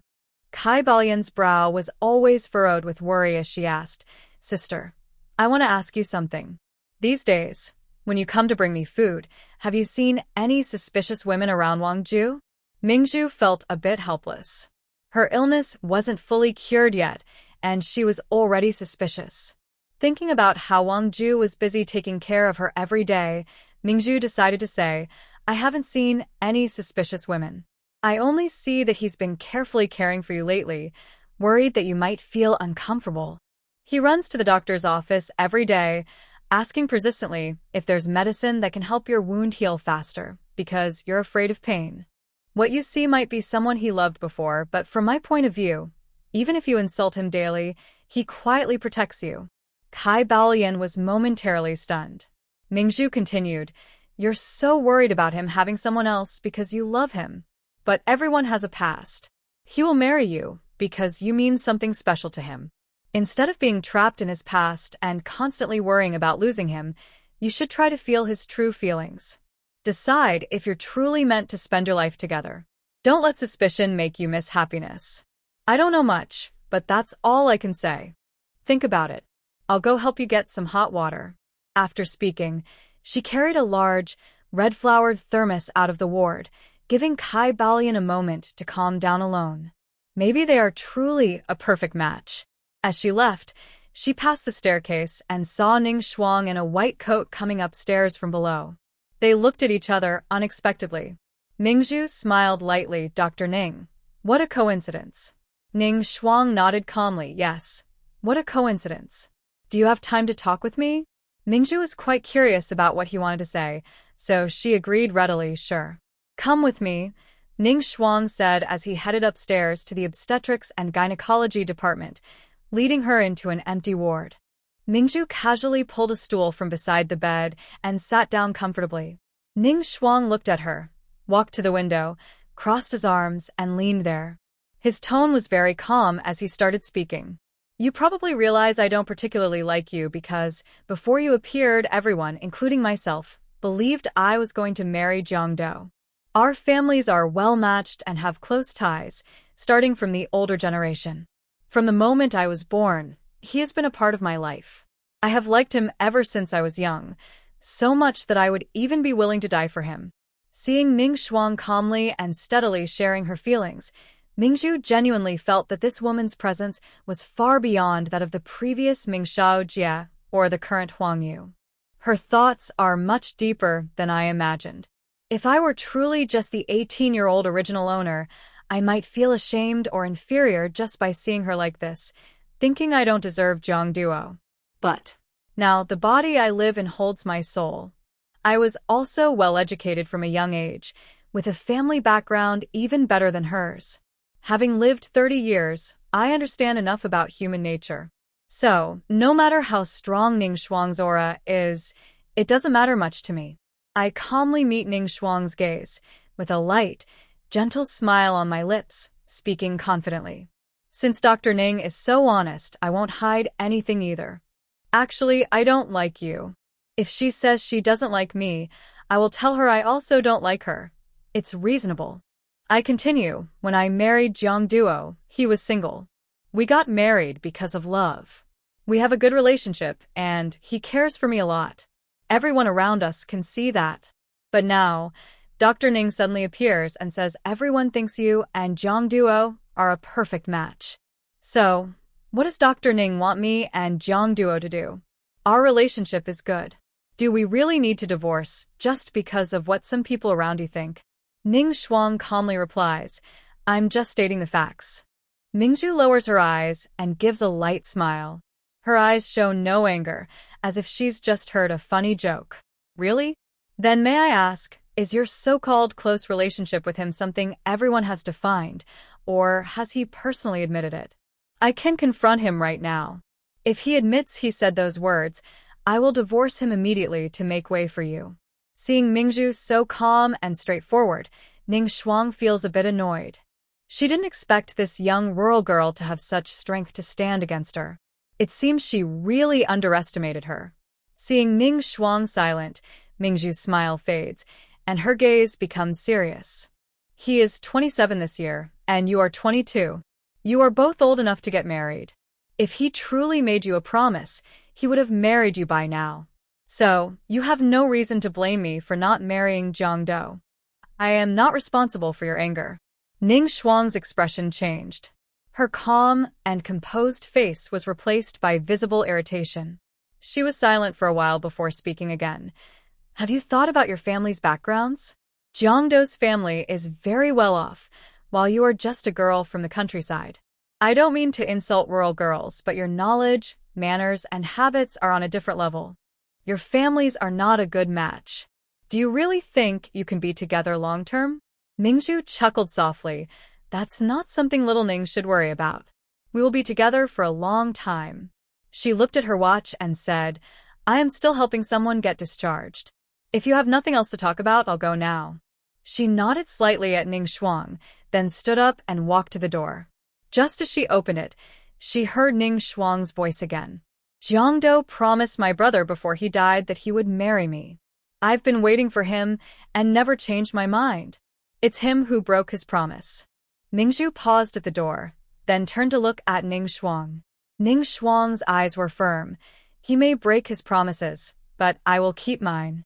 Miss Ming, I will not give up on Jiang Duo. I will compete fairly with you. I just hope that if Jiang Duo chooses me in the future, you will let him go. Mingzhu looked away. If he even hesitates with me, I won't bother anymore. The man I love must love me wholeheartedly. If he doesn't, I'd rather not have him. After saying this, she opened the door, lifted her head confidently, and strode out. Ning Shuang watched the closed door of the hospital room, then angrily swept the pillow off the bed. This woman is just a rural girl who doesn't know anything. What right does she have to compete with her? She won't give up. She has countless ways to crush her, making her see clearly the huge difference between them, more than just across a river and sea. Although Mingzhu looked confident, her mood inexplicably turned sour. She went downstairs to the cardiology department, poured hot water, and took it back to the ward. Wang Sueju and Wang Ju had finished the procedures and returned as well. Wang Ju poured hot water into their military green water bottles. After repeatedly thanking Mingzhu and Wang Sueju, he helped Kai Baolian get out of bed, ready to catch the train back home. Usually, whenever he touched Kai Baolian, she would scold him loudly. But this time, she looked at him affectionately and didn't say a single harsh word. He felt a bit confused, but he was also quite happy inside. They looked at each other for a moment. Kai Baolian looked away and gave Mingzhu a grateful look. Seeing the small affection between them, Mingzhu naturally hoped her efforts hadn't been in vain. After seeing them off, Mingzhu took Wang Sueju downstairs to the emergency room. Ho Xiaoqing had just finished a busy shift. When she saw Mingzhu leaning against the wall, looking distracted while watching Wang Sueju treat someone, she walked over and patted her shoulder with a smile. "Child, what are you thinking about so seriously?" she asked. Mingzhu looked at Ho Xiaoqing, thinking about how straightforward and honest she was, and that she was a close relative of the Jiang family. She couldn't help but be curious and asked, "Andy, I want to ask you something. I heard that Ning Shuang's brother passed away. Before he died, he entrusted Ning Shuang to Jiang Do, and Jiang Do agreed to marry her. Is that true?" Hearing this, Ho Xiaoqing frowned and asked directly, "Who told you that? Did your mother-in-law come to see you again?" "No, Dr. Xiao Ning just told me," Mingzhu admitted honestly. Ning Shuang had said these provocative things to her, probably not wanting others to know. But she wasn't a kind-hearted fool, so why should she hide it? Ho Xiaoqing was speechless. Ning Shuang seemed steady. How could she do such a thing? Seeing Mingzhu, who was usually cheerful but now looked worried, Ho Xiaoqing said directly, "Ning Shuang's brother was more than just a good friend to Jiang Do. They were also comrades in arms. He was badly injured on the battlefield. When your mother-in-law's family heard the news, they were very sad and went to the frontline hospital with Ning Shuang's family. I don't know exactly what they said, but your mother-in-law told me that before Ning Hao died, he held Jiang Do's hand and asked him to take care of his family, especially his young sister, and to worry more about her." Jiang Do agreed. Mingzhu felt a heavy relief. If Jiang Do really agreed to marry her, even if he didn't love her, he wouldn't break his promise. After all, they had done something indescribable in the cellar, and Jiang Do barely knew her. He was willing to marry her responsibly, especially since it was his good friend's final wish. He wouldn't go back on his word. Ho Xiaoqing didn't know what Mingzhu was thinking. Seeing her serious expression and worried about her mental stress, she tried to comfort her again. Those two families didn't start matchmaking Jiang Do and Ning Shuang after Ning Hao's death. They've always had this idea. Also, since Ning Hao passed away, Jiang Do often went to the Ning family to pay wages. The gifts during festivals were also sent directly to the Ning family. He has been fulfilling his promise to his good friend, so you don't need to listen to Ning Shuang. Mingzhu nodded, feeling completely at ease. She looked at Ho Xiaoqing and smiled, saying, "I understand now." "Thank you, Auntie." Ho Xiaoqing saw Mingzhu's face return to a smile and felt relieved. She patted her hand and asked, "Did Ning Shuang say anything else to you?" "Not much. Just that our families are not suitable, and she thinks Jiang Do and I won't be together long. She also said she won't give up on Jiang Do and wants to compete fairly, so if I lose in the future, I shouldn't bother Jiang Do." Ho Xiaoqing frowned deeply, almost unable to look at her. "Is that all she said? That's not very nice. How could she stab you in the back like that?" Zhu, your aunt has been through this before. Listen to me. This isn't the old days anymore. It's not about family background anymore. What matters most is that two people are happy together. Don't listen to her nonsense. Just focus on loving Jiang Do. If Jiang Do dares to be foolish and leaves you, come to me. I'll take care of you. Mingzhu, where does this angelic aunt come from? Feng Shuhui is truly exceptional. Mingzhu's mood instantly brightened. She happily hugged Ho Xiaoqing and cheerfully said, "Thank you, Auntie. We will definitely try to be good and not trouble you." Ho Xiaoqing was touched by her sweetness and started to feel a bit regretful. Why wasn't she the daughter-in-law? It's such a pity. If only she had let Feng Mingling join the army and go on a mission. She patted Mingzhu's shoulder, exchanged a few words with her, then was called away to work again. Mingzhu, free of worries, went to help Wang Sueju make medicinal patches. After finishing the patches, Wang Sueju packed up the box and said, Zhu, let's go. I'll treat you to a meal." "Sure, I won't decline. I'll treat you next time." The two smiled at each other. As they put the aluminum lunchbox into her bag and stepped out of Ho Xiaoqing's office, Mingzhu suddenly pushed Wang Sueju back. Wang Sueju looked at her puzzled, about to ask what was wrong, but Mingzhu signaled for silence and whispered in her ear, "I saw Chen Fingjiao and Huang Yu." Wang Sueju was surprised. Why are they here at the hospital? Mingju shook her head. Huang Yu is lying on a mobile bed, holding her stomach and whimpering, while Chen Fingjiao is talking to Dr. Wang nearby. I don't know the details. Let's wait a moment and then go out to check. She didn't want to run into the two outside and have them find out she was helping Wang Sueju sell medicinal patches. Less trouble is better. Soon, she pushed the door slightly open, peeked outside, and saw Chen Fingjiao holding some papers asking Dr. Wang, "Where should I pay?" "Turn right in the corridor ahead. There's a payment office." Chen Fingjiao hurried over there. Mingju whispered to Wang Sueju, "No one is here now, let's go." The two left the office together. As they passed by the examination room door, because it was not closed, they could clearly hear Dr. Wang inside saying, "Pregnant women shouldn't do strenuous exercise. You didn't know you were pregnant before, so that's understandable. Just be careful in the future."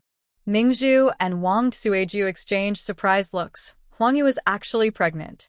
Inside the exam room, Huang Yu was sweating heavily from the pain. Her hair stuck to her forehead, and she couldn't help whispering, "How is this possible? How could this happen?" Dr. Wang was writing something in his notebook, looking serious. "How is it impossible? Did you not get married?" Even if Huang Yu was naive, she wouldn't dare admit she was pregnant before marriage. If she did, not only her reputation but her job could be at risk, and her father might also get involved. She quickly changed her words. I was just participating in a company-running competition. How could I have a miscarriage?" Dr. Wang withdrew his suspicion. "That's normal. You're still early in pregnancy, and the fetus isn't stable yet. After intense activity, it's not just a miscarriage risk, some even risk their lives. Take this as a warning." Worried that Chen Fingjiao might return at any moment, Mingju tugged at Wang Sueju, who was still listening from behind the wall, and the two quickly left the hospital. Wang Sueju, pulling Mingju along with a curious look, said, "Zhu, guess whose child that is? Based on the day she volunteered to be with fake Jiang Duo, it's probably fake Jiang Duo's baby." Mingju shivered involuntarily. "Oh, sister-in-law, please change how you call him. Just hearing Jiang Duo's name makes me uncomfortable." Wang Sueju smiled. All right. From Lu Caizong's reaction that day, everyone suspects that Lu Caizong is the one who took advantage of Huang Yu. He's quite capable, he managed to do it in one try. Although Mingju disliked Huang Yu, she couldn't help but comment, if only he could keep quiet. Anyway, he's so unkind, going to hurt people without caring about safety measures. Maybe this is what he wanted all along. If he hadn't remarried Sun Dainyu, Huang Yu, who is pregnant now, might not have been able to marry him or escape. But now Lu Caizong has remarried, and Huang Yu, still unmarried, is pregnant. It's going to be complicated. Wang Sueju looked at Mingju as if she just remembered something. Zhu, do you think Huang Yu might be after your brother Jiangdo?" Mingju raised an eyebrow. She dared to think so. That evening, Jiangdo returned after completing his task, around 7 o'clock. As he entered the house, he heard the sewing machine clattering from the bedroom and saw the leftover food Mingju had prepared for him on the dining table. A small smile appeared on his face. He used to dislike marriage, thinking that living with someone always brought trouble. He preferred to be alone to avoid complications.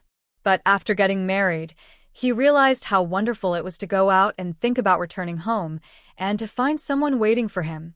That feeling was so sweet. He started to feel grateful.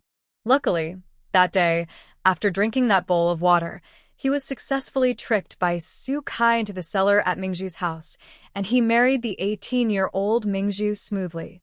Now he was truly happy, something he never imagined before. He washed his hands, then entered the bedroom. Mingju was facing away from the door, focused on sewing with the machine. Jiangdo walked over and gently patted her shoulder. Startled, Mingju turned around, saw Jiangdo, and, feeling happy, she took a breath and patted her chest. "Husband, when did you come back? You scared me." Jiangdo clearly saw her tremble just now.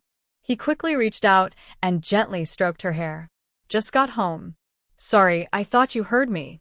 Mingju stopped her work, stood up, and threw herself into Jiangdo's arms, acting cute. "I was making clothes for my aunt. The sewing machine was too loud, So I didn't hear you. But why did you come back so late? I waited for you all afternoon, worried you might have an emergency, and couldn't come back. I was planning to sleep at my aunt's in about half an hour. The car broke down on the way, and fixing it took some time, he replied, holding Mingzhu and smoothing her messy hair. Did everything go smoothly at the hospital today? Thinking of what Ning Shuang had told him, Mingzhu frowned. Jiang Duo did not miss this subtle expression. Mingzhu, drunk, said she no longer liked Wang Ju, and during this time, she indeed seemed indifferent to him. So, his jealousy towards Wang Ju had long been completely let go. He could sense that Mingzhu was in a bad mood today, unrelated to Wang Ju. Something else must have happened. He asked softly, "What's wrong? Did something happen?" Mingzhu was a bit surprised. This guy's observation skills were really impressive. She truly didn't know what could escape his eyes. Things with Wang Ju's family went smoothly. I even helped matchmake them, but later, I met Ning Shuang. She explained everything that happened today to Jiang Duo, from seeing Wang Ju's family and advising Song Balian, to later talking alone with Ning Shuang. After listening, Jiang Duo looked serious and said, "I never promised to marry Ning Shuang. I only agreed to help take care of Ning Hao's family. Caring and marrying are two different things." Seeing Jiang Duo's serious explanation, Mingzhu tried not to laugh and deliberately pouted, pretending to be unhappy. "What's the use of telling me? I know those words mean different things, but your neighbor girl doesn't. She says you're untrustworthy, but she won't give up on you. She even said she would compete fairly with me. I'm really miserable. I'm already married, and I still have so many rivals trying to steal you. Sir, do you think anyone can steal you away?" Jiang Duo looked firm and said, "No. And what if someone tries very hard to win you over? Then I will do my best to strengthen myself. No one can take you away. Wherever you are, I'll move the wall there." Mingzhu chuckled happily. Jiang Duo seemed to be getting better at saying sweet words. Seeing Mingzhu's smiling face, Jiang Duo gently stroked her back and asked, "Are you feeling happier?" Mingzhu smiled warmly and said, "Actually, my aunt already explained everything to you earlier. I was just teasing you. If I were truly angry, I would have left home already." "Where to?" Mingzhu pouted proudly. "I won't tell you." Jiang Duo smiled gently. "If you're angry with me in the future and want to leave home, just go to Auntie's house. I'll be there first to cheer you up, okay?" Mingzhu giggled, thinking that even when she wanted to leave home, she had to specify a place. Her rough man was so adorable, such a charming contrast. It really touched her heart. She pretended to think for a moment before seriously saying the most playful words. "If you want me to agree, it's not impossible unless you let me have a little fun." As she spoke, she moved her hand from around his waist to rest on his neck, pressing on the back of his head, and tiptoed to kiss him. Seeing her intention, Jiang Duo immediately lowered his head and willingly kissed her, opening her lips and entangling with her softness. "Mingzhu, do I have to be so cooperative? This little favor makes me feel a bit at a disadvantage." But Jiang Duo was even more cooperative. He directly picked her up and placed her on the sewing machine table. His gentle kisses traveled from her neck downward. Mingzhu felt relaxed and numb all over, her whole body conquered. Her hands, which were holding his head, grew more forceful, and her voice became shy and uncontrollable. Jiang Duo sensed how completely relaxed Mingzhu was at this moment. He finally stood up and, once again unable to control himself, moved closer to her, perfectly fitting together.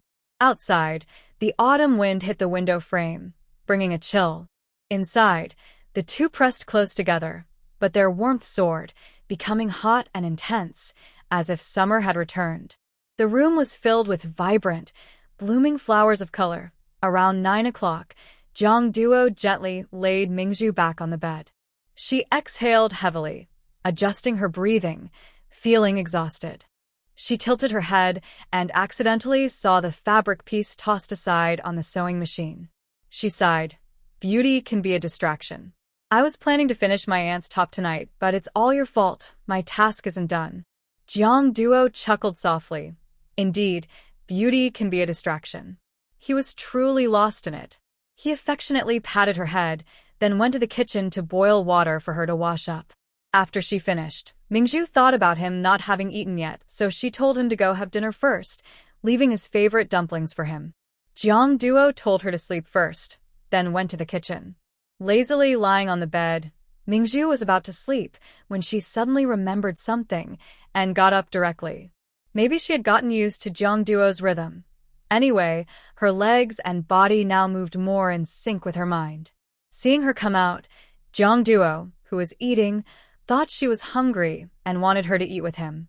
Mingju waved her hand, pulled over a stool, and sat beside Jiang Duo, resting her chin on one hand, looking at him mysteriously. "I'm not hungry. I have something to talk to you about." Mingju mysteriously told Jiang Duo about meeting Huang Yu at the hospital. Aunt Cui-ju is worried she might act impulsively and falsely accuse you. Anyway, we have no proof that Lu Kaiqing was with him that day. Even if everyone knows you are innocent, what if she keeps encouraging her children to bother us in the future? If the rumors spread, you might be seen as the one benefiting from the situation. Jiang Duo looked at her growing more angry and chuckled softly. She probably wouldn't dare to falsely accuse me. Why not?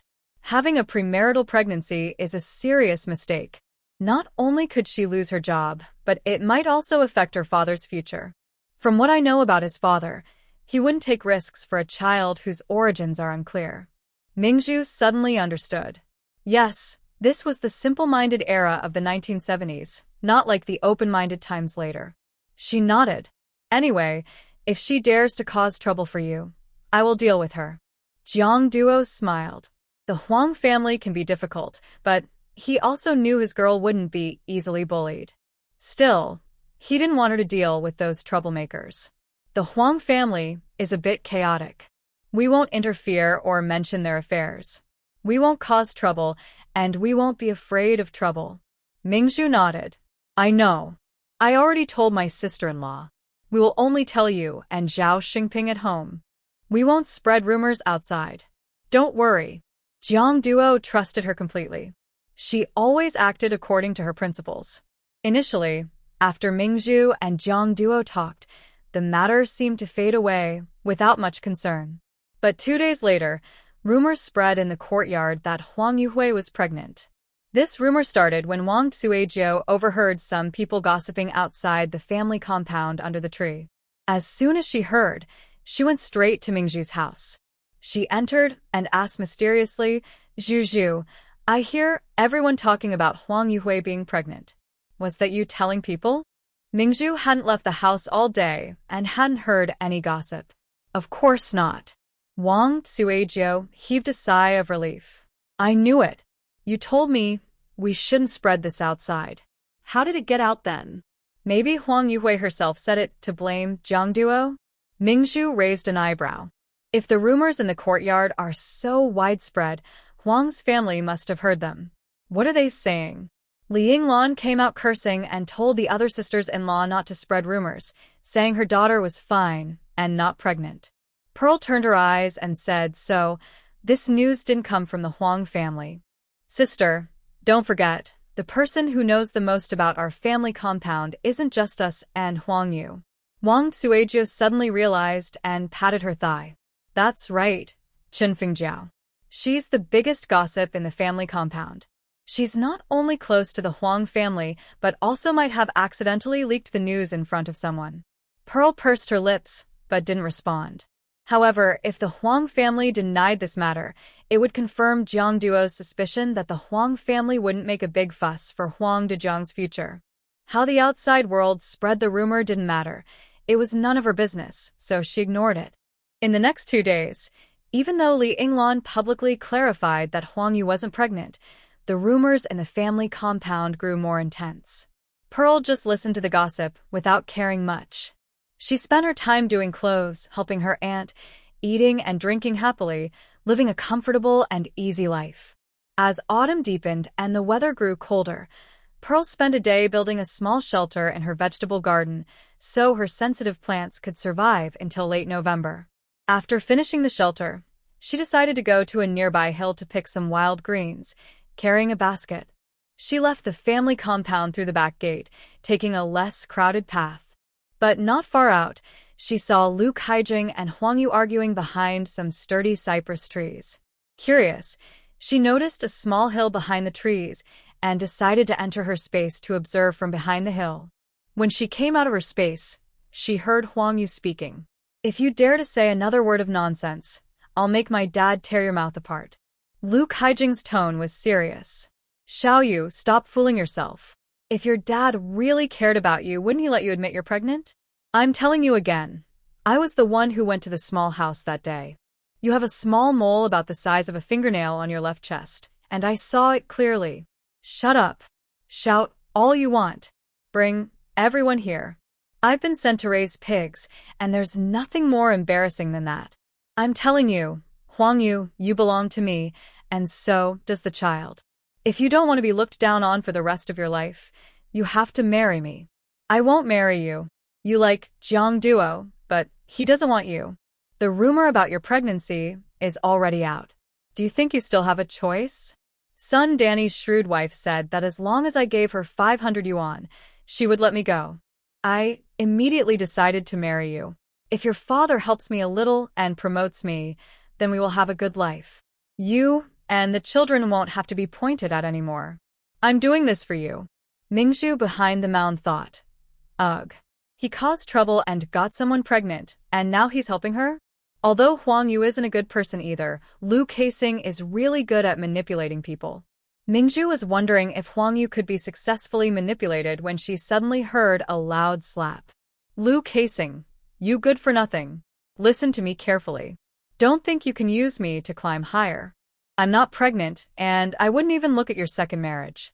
Now you want me to marry you in a third marriage? Dream on. I'd rather die than be with you. After saying that, she turned and walked away. Lu Kaixing stood there, stomping his foot in anger. He was tired of this pigsty life. He wanted to go back and crush Jiang Dou under his foot, deal with him, and also take care of Mingzhu, and Huang Yu was his last stepping stone.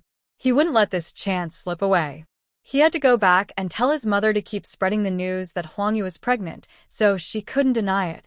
By then, Huang Dejiang would do anything for his future. Marry Huang Yu to himself, or even pay son Danny 500 yuan for her to leave. After the two of them disappeared, Mingzhu came out from behind the mound. This matter was becoming more and more lively.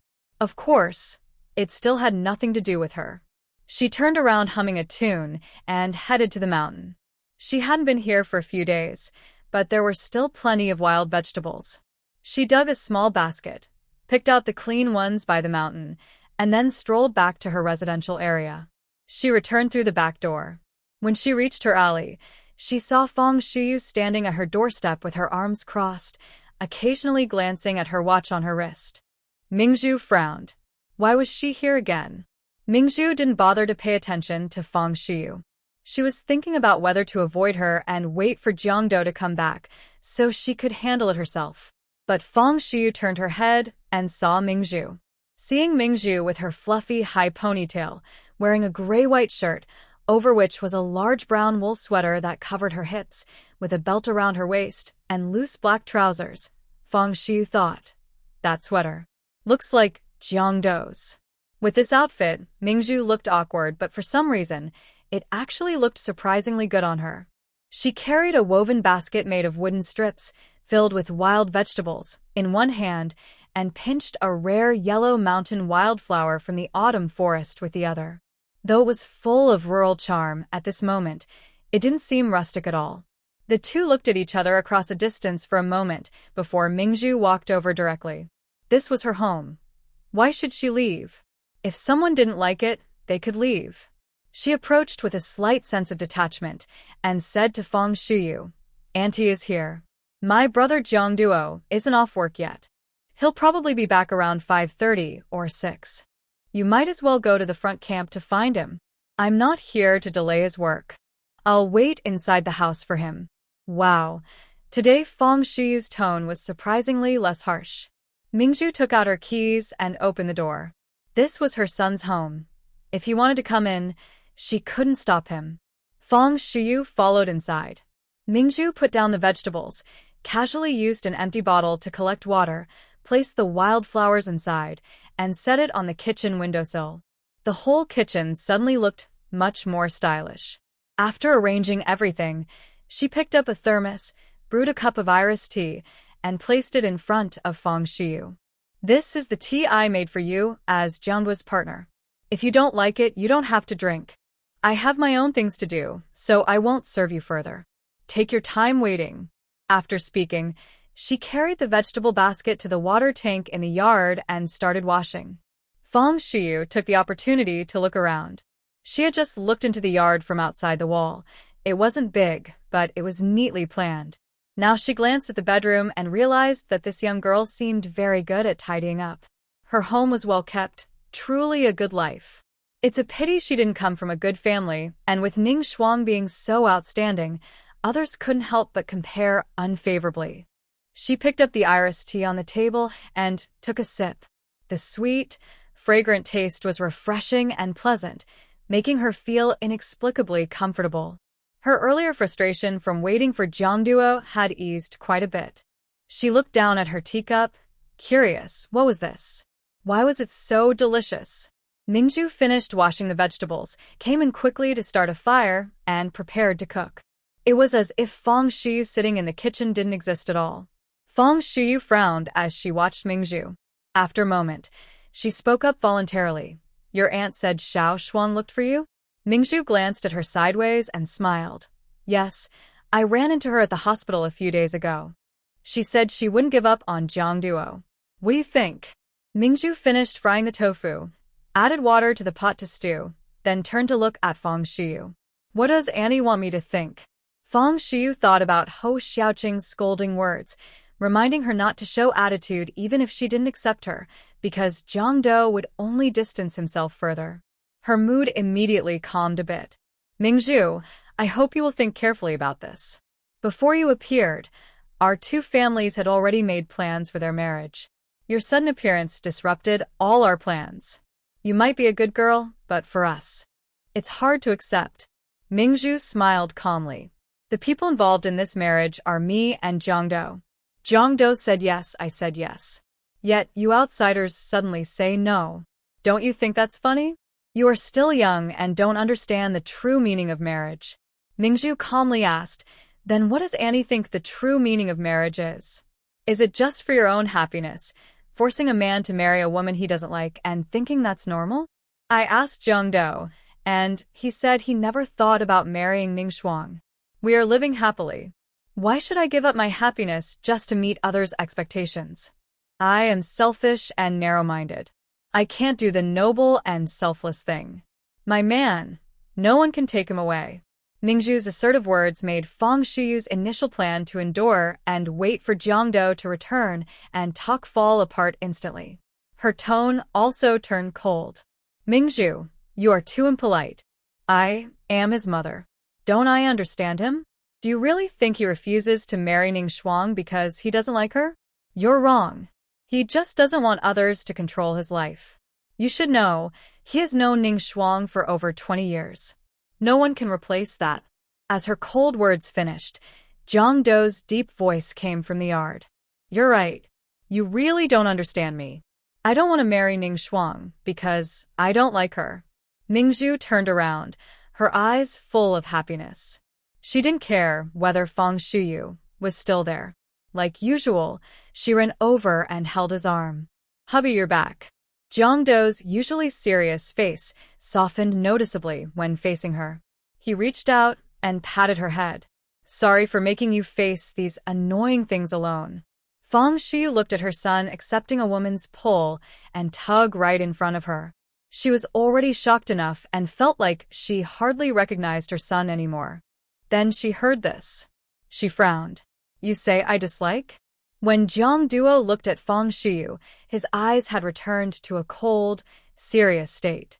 "Yes, I dislike it very much. Come out. I want to talk to you alone." Fang Xiyu was furious and took a step to leave.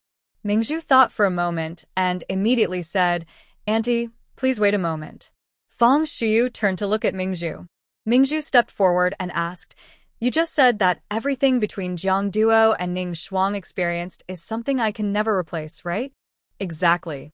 In her view, This is an undeniable fact. No woman is more suitable or compatible with Jiang Duo than Ning Shuang. Mingzhu smiled gently, her lips slightly parted, speaking calmly but with strength. Maybe you're mistaken. I've never thought about replacing anyone to stay by Jiang Duo's side. Every step he has taken counts. The people he's met, the sights he's seen, the things he's experienced, all belong to his unique memories. I don't need to replace anyone. I only respect that. And I will walk with him into the future. We will naturally create our own story, one that others can never replace. Fang Shi looked at Mingzhu with a surprising sense of calm and elegance that didn't match her age. Unquestionably, the girl's words just now were sincere and powerful. If Ning Shuang hadn't been there before, she might indeed be willing to try accepting this transparent girl, but there are no what-ifs in the world. She withdrew her gaze without saying anything and left the kitchen. Jiang Duo stood in front of Mingzhu, gazing at her intensely. His heart was truly shaken by her words. His little girl always warmed him constantly, making him happy. He gently touched her face and asked, "Are you angry?" Mingzhu shook her head with a gentle smile. "Not really. The first day I saw your mom, I knew she didn't like me. If I got angry again, I'd be punishing myself for her dislike. I'm not that foolish. I value my life too much. Of course, if you want to come back and cheer me up, I wouldn't mind," she said with a squinting smile, patting his shoulder. "All right, go ahead. I'm cooking. When you're done talking, come back and we'll eat." "Okay, I'll be back soon." Mingzhu nodded. After Jiang Duo left, he took his mother to the other side of the house, where no one would come. It was very quiet. Before Fang Shiyu could speak, Jiang Duo spoke first. "I love Mingzhu." Fang Shiyu was stunned for a moment. She was about to advise him, but her words suddenly caught in her throat. His son has been calm and reserved since he was young. It's not easy to get close to him, let alone have a few conversations. She always thought it was because her son was not good with words and didn't like to show his feelings. But just now, did she hear something surprising? This was the first time she heard him say the word love since Jiang Duo became sensible. Jiang Duo remained calm and said, "Because I love her, I won't allow anyone, even if they mean well, to hurt her." "Did I hurt her?" "It was your wrong decision to marry her, which hurt Ning Shuang. I've always said we are not suitable, but you didn't listen and did things your way. This trouble is caused by you." Fang Shiyu was angry. "We matched you with Ning Shuang because we thought you were really a good fit." "Son, marriage is for life. If the match isn't right, maybe at first it seems good, but over time, you'll see the differences. I'm not saying Mingzhu is bad, but she's not suitable. I've been with her for so long, I have more say than you." Thinking of Mingzhu, Jiang Duo's face softened a lot. Zhu is very good, smart, optimistic, and positive. She's the best girl I've ever met. Fang Shiyu frowned. What kind of spell had that girl cast on him? It made a usually disciplined and patient person say such things. It was simply unbelievable. Jiang Duo continued, "Because of your nagging and matchmaking before, I hated going home. But now I look forward to it every day. Seeing her makes me happy. No one can ruin this happiness. I will protect it with my life." Fang Shiyu was silent. She never thought Jiang Duo would change like this. She remembered promising Ning Shuang that they would persuade Jiang Duo to come back when they went out together this time. But Jiang Duo was clearly not listening now. She felt upset. If she kept talking, they would probably argue again. "Forget it, I don't want to argue with you. I'll go back and think it over. You should consider it too." She turned to leave. But after only a few steps, she heard a woman's heart-wrenching scream from inside the house ahead. She stopped and looked over, frowning. "What's going on?" The sound came from the Huang family side. Jiang Duo didn't plan to interfere. "I don't know. You should go first." But just as they reached Jiang Duo's door, they saw Li Yinglan running from the alley nearby, her hands covered in blood, shouting anxiously, "Jiang Duo, is Mingzhu at home? Please help me call her." Jiang Duo frowned but didn't say anything. Just then Mingzhu, who had just brought out the vegetable and tofu soup, came out upon hearing the noise. Li Yingluan quickly grabbed her hand and said urgently, Mingzhu, Suyu's stomach hurts, and she's been bleeding. You're a doctor, please help save her. Her stomach hurts? Mingzhu looked suspicious. What did she do? Li Yingluan hesitated but didn't speak. Mingzhu pulled her hand away and said, if you don't tell me the truth, I can't understand her condition and won't be able to help. She took some medicine and then suddenly started bleeding. I don't know what happened. What medicine? Isn't she pregnant? How could she take medicine randomly? Li Yingluan's face tightened. It's not like that. Mingzhu frowned, looking at her with a helpless expression. If you don't tell the truth, I really can't treat her properly. Li Yingluan hesitated for a moment before finally saying, she got the medicine from a fortune teller in the village ahead. Mingzhu thought for a moment and asked directly, abortion medicine? Life is at stake. Li Yingluan couldn't hide it anymore. She nervously held Mingzhu's hand. Yes, Zhu, please go check on her. It was indeed abortion medicine. This person is crazy, daring to take all kinds of reckless medicine. Mingzhu followed Li Yingluan as they ran forward, saying, first, let me see the remains of the medicine. Jiang Duo also turned around to follow, but Feng Shuyu, looking surprised, stopped him. Mingzhu studied medicine? Is that so strange?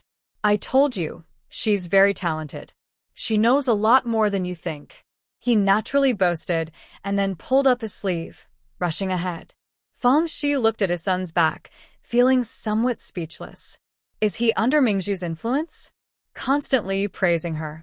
Because of Huang Yu's earlier screams, many onlookers gathered around the Huang family.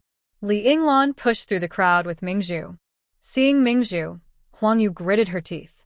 If she weren't in pain and curled up in the yard, she would definitely have driven this woman out.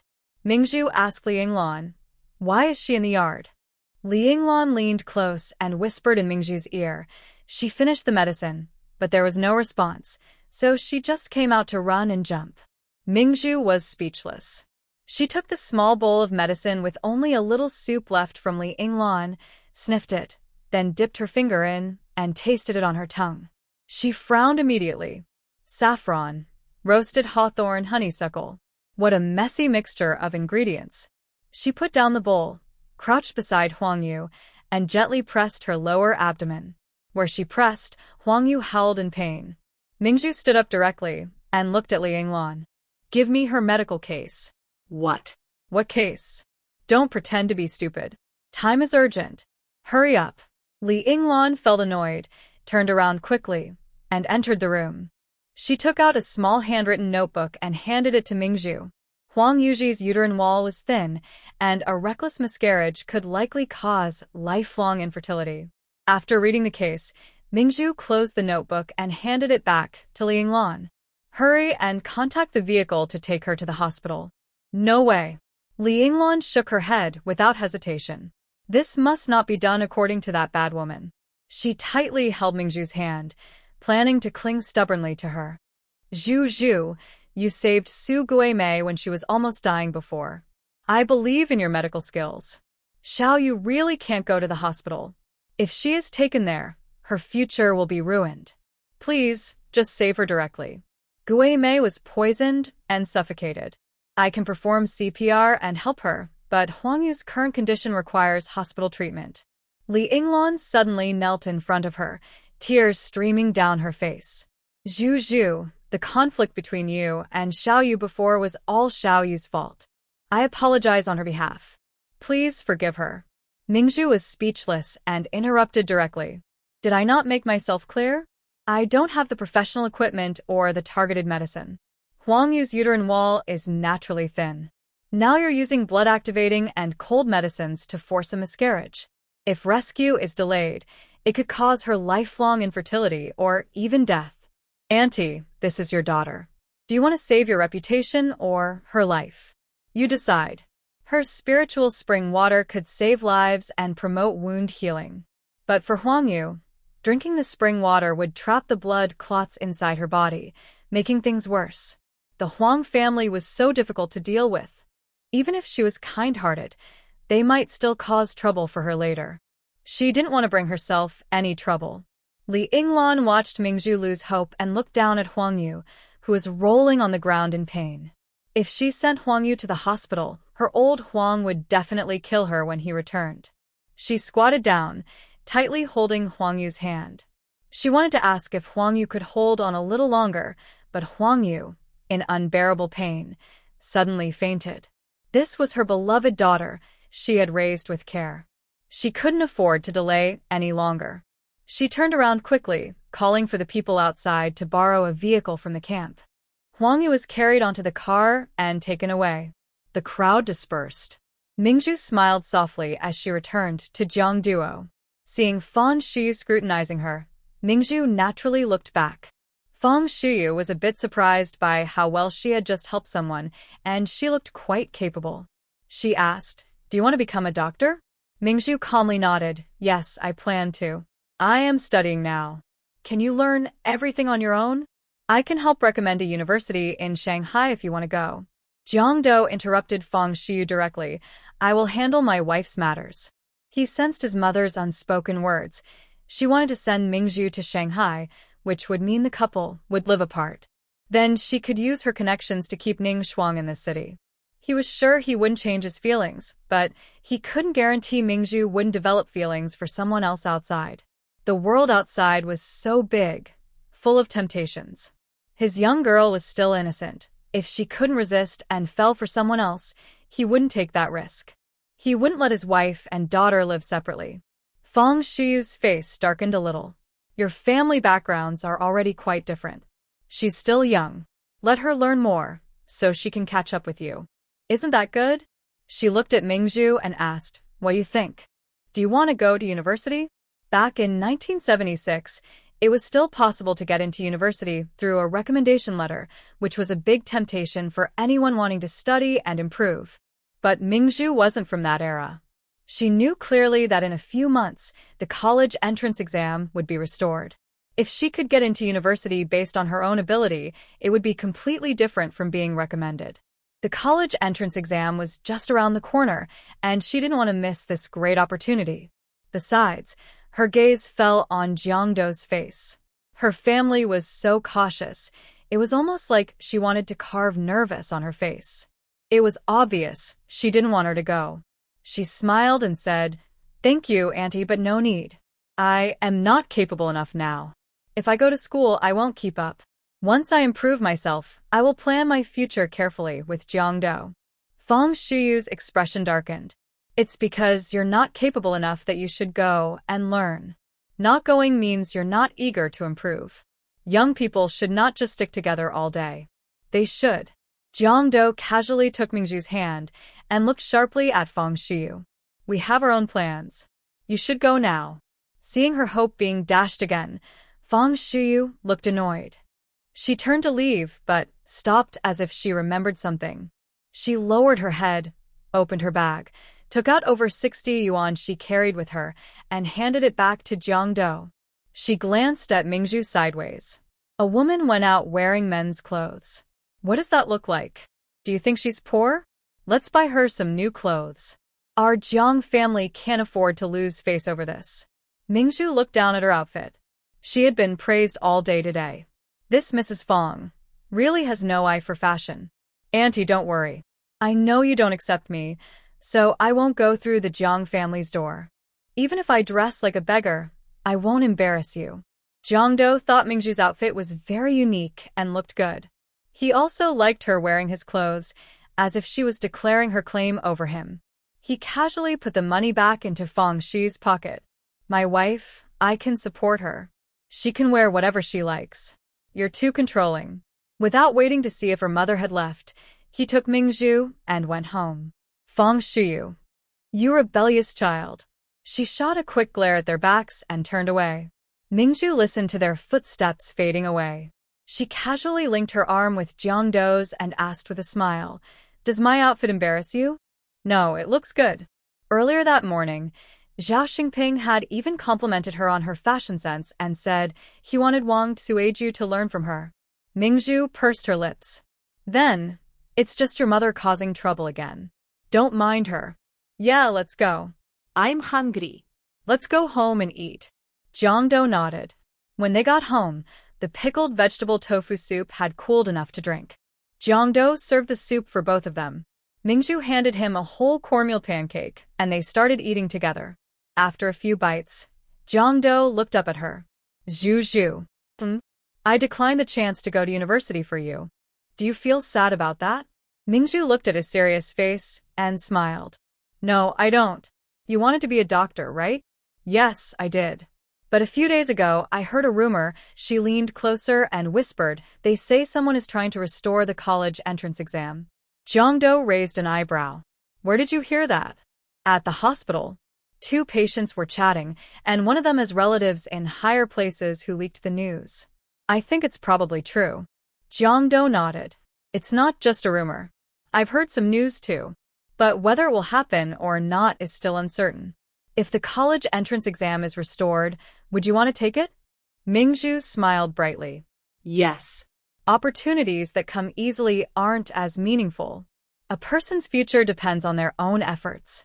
Don't you think so? Jiangduo looked at Mingzhu with admiration. His young girl indeed. She would never disappoint. Because Huangyu went to the hospital, the big courtyard was peaceful for a few days.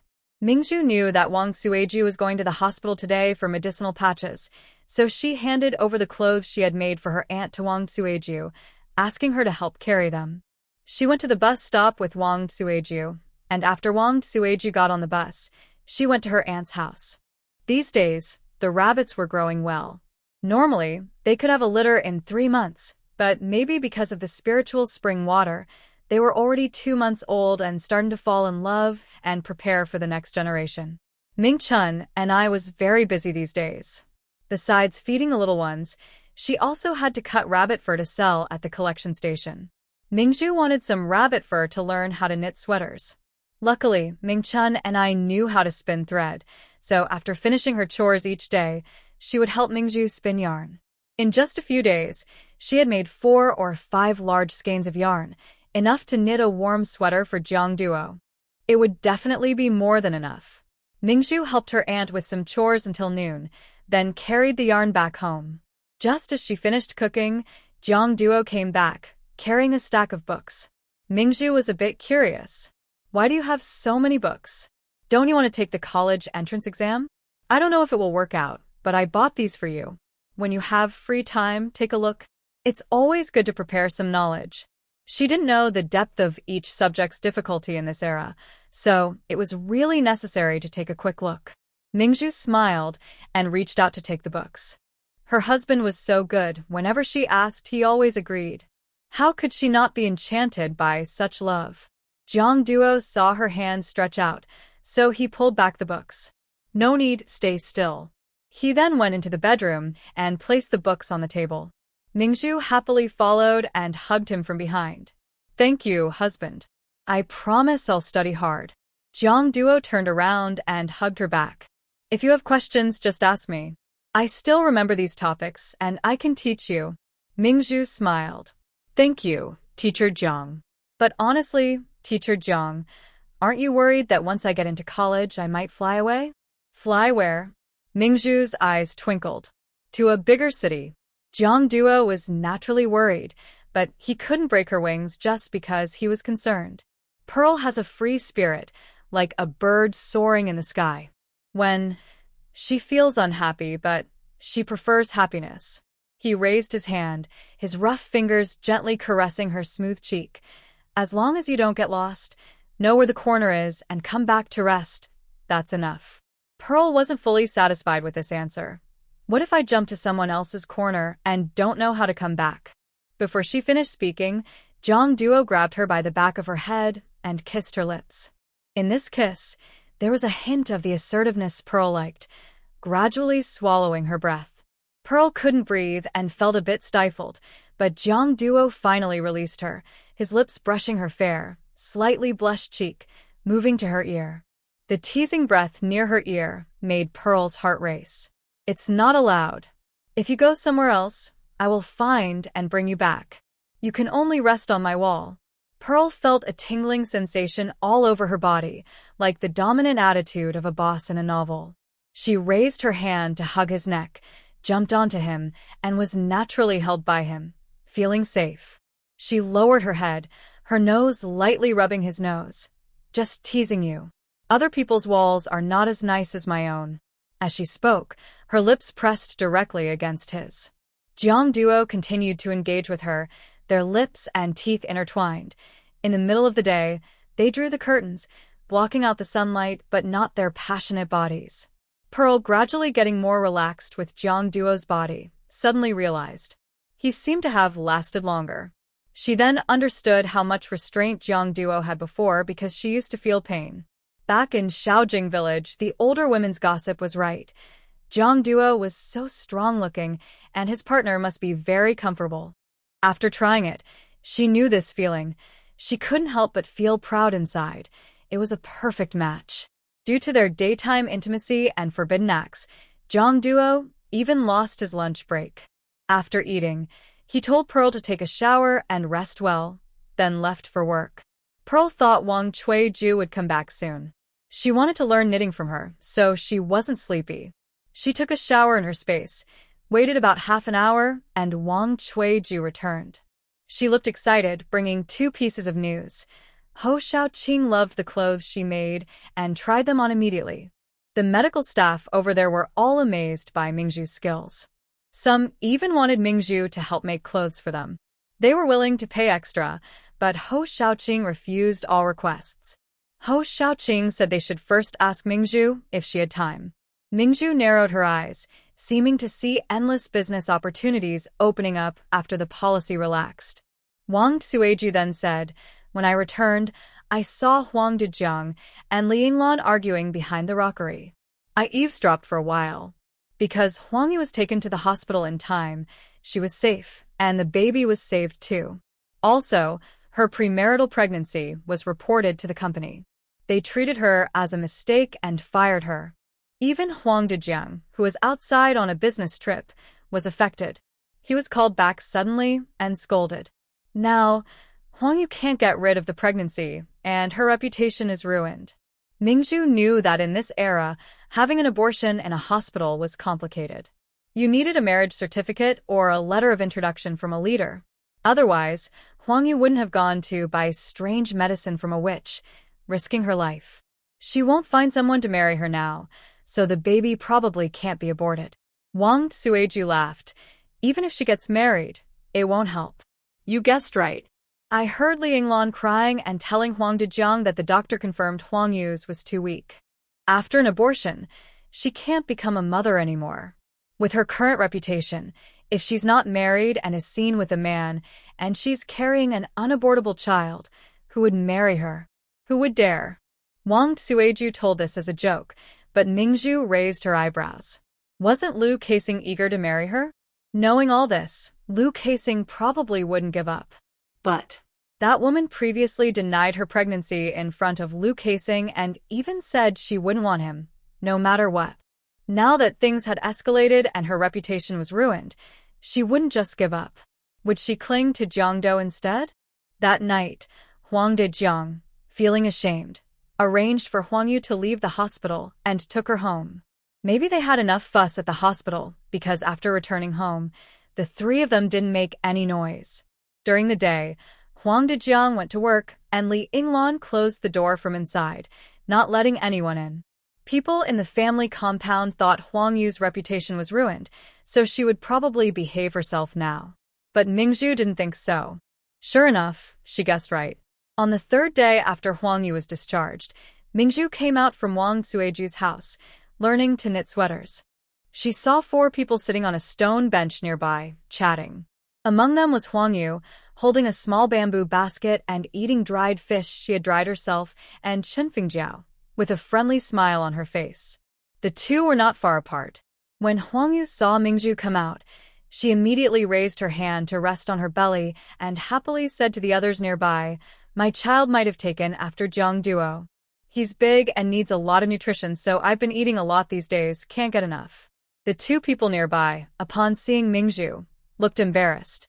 Chen Fingjiao smiled and said, "Yes, since lunch, your mouth hasn't stopped. When this child is born, he will probably be a big boy." Huang Yu smiled warmly, "Of course. just look at who this child belongs to. He definitely looks like Jiang Duo. Wang Suejiu frowned with disgust and leaned closer to Mingzhu. We guessed right. She's really trying to make him take after Jiang Duo. How shameless. Mingzhu chuckled lightly, expecting this, so she wasn't surprised or angry. She put the yarn ball and knitting needles into her basket and smiled as she walked over. Sisters-in-law are here. Huang's sister, you just said you hope your baby will look like my Jiang Duo? That might be difficult since Lieutenant Liu is much smaller than Jiang Duo. But I heard that if you want to see what kind of child you'll have, you can look at this person's photo. Or I can give you a photo of Jiang Duo. Though I wonder if Lieutenant Liu would mind. You're talking nonsense, Huang Yu immediately snapped when she heard Liu Caizong's name. My child in my belly isn't Liu Caizong's, it's Jiang Duo's. Mingzhu was not angry, but instead admired her. Wow, my Jiang Duo has grown so capable. He can even hit a cow across mountains and sow seeds for women. Why am I so exhausted every day because of him? Stop being disgusting. Jiang Duo may not admit it, but I know that the person at noon was him. Mingzhu snorted with amusement. Huang's sister, how can you still be so naive? Liu Caizong already admitted it himself. He said the person who came to see you that noon was him. He said you have a mole on your chest about the size of a fingernail, and that you rode on him and shook, making his waist soft. Shut up. Huang Yu's face darkened. Liu Caizong did mention the mole on her chest that day. She gritted her teeth and said, he's talking nonsense. On the side, Wang Suejiu was quick to speak. Who is really talking nonsense? Let's see if you have a mole on your chest, and the truth will be clear. Huang Yu covered her clothes and shot Wang Suejiu a cold look. This has nothing to do with you. Stay out of it. Wang Suejiu was annoyed and was about to say something when Chen Fingjiao stepped beside Huang Yu and smiled at Wang Suejiu. Suejiu, don't mind her. You're also a mother. Although your child has been raised by your in-laws since childhood, you should know that pregnant women are often moody. And Mingzhu, I'm not criticizing you, but how can you believe others' gossip? Mingzhu looked calm. How can I believe gossip? I trust my husband's character. If he doesn't like someone, even if they flatter him, he won't accept it. Chen Fingjiao chuckled softly. Sometimes, you can't trust your husband too much. I don't trust my husband. Do I have to believe some gossiping scoundrel? By the way, Sister Fingjiao, I'm quite curious. Mingzhu's smile remained, but with a hint of sarcasm. There have been rumors that Sister Huang is pregnant, but she's never admitted it. So, how did the news get out? When this was mentioned, everyone around frowned, including Huang Yu. Chen Fingjiao's eyes flickered with hesitation. How would I know? Mingzhu smiled gently. You must know. I've been listening to gossip lately, and I heard that the first person to say Sister Huang was pregnant was you. Nonsense. Chen Fingjiao instinctively retorted. Mingzhu pursed her lips. That's what I heard. Sister Fingjiao, why are you so nervous? Anyway, we're not close to Sister Huang, but you are. Since you're close, she might tell you about her pregnancy, but she wouldn't tell us. Huang Yu was instantly provoked because only Chen Fingjiao knew about her pregnancy. When the rumors first spread, she wondered how they got out. She even thought maybe her mother had accidentally leaked it when complaining to someone, but she never considered that Chen Fingjiao might be responsible. She suddenly threw her small bamboo basket at Chen Fingjiao and yelled, Chen Fingjiao, you shameless woman. I've been so good to you, and you're secretly harming me behind my back. Xiao Yu, I didn't.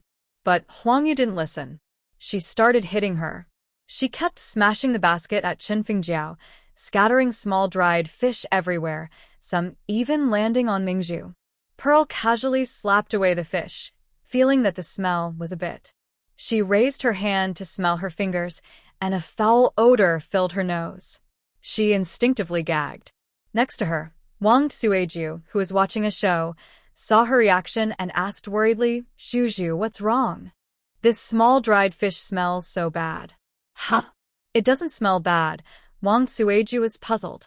She had also been hit by the small fish earlier, and those fish were quite fresh and fragrant. Pearl raised her hand again to smell her fingers, pretending to gag again. It's so stinky. Wang Sueju looked at the scattered fish on the ground and thought about how they sometimes caught similar small fish in the river. They would clean them and then sun-dry them in the hot sun. Those who liked strong flavors ate them directly, while others steamed them first. They were very tasty.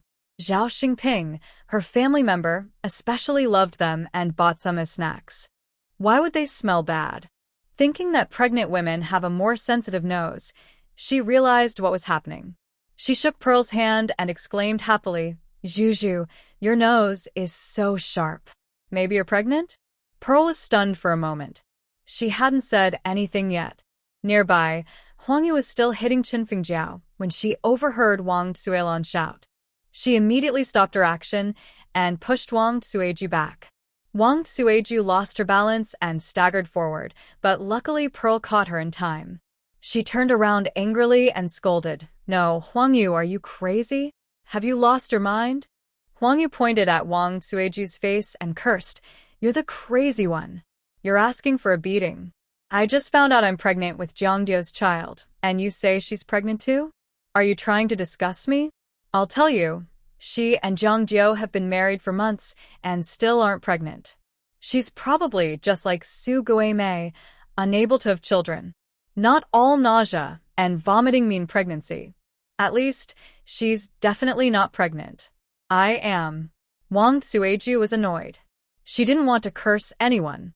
She raised her hand to hit her, but Pearl was faster. She stepped forward and slapped Huang Yu, hitting her to shut her up. Huang Yu was defending herself against Wang Sueju, but unexpectedly, Pearl lunged at her and hit her. Angry, Huang Yu turned around and attacked Pearl. Pearl didn't care whether Huang Yu was pregnant or not. She grabbed her outstretched hand and pressed her face down onto the ground, holding her down tightly. If it had been normal, Qinfeng Jiao might have helped her, but she had just been hit and was lying on the ground pretending to cry, not wanting to interfere. Huang Yu angrily shouted, "Mingzhu, you wicked woman. Let me go. I am pregnant with Jiangdo's child. If anything happens to my baby, I won't forgive you." Bah! Mingzhu spat directly in her face, without giving her any dignity. "You're shameless and without morals. You're pregnant before marriage and still dare to show off. Do you think everyone in this big yard is stupid? Your child is Lu Caizong's. Recognize your father and go to Lu's house. Jiangdo won't accept a cheap son." Huang Yu struggled and turned around, claws bared, but Mingzhu held her tightly. "I don't care what you say. I'm pregnant and my child will have the Jiang surname. I am giving birth to the eldest son and grandson of the Jiang family. There are many with the Jiang surname.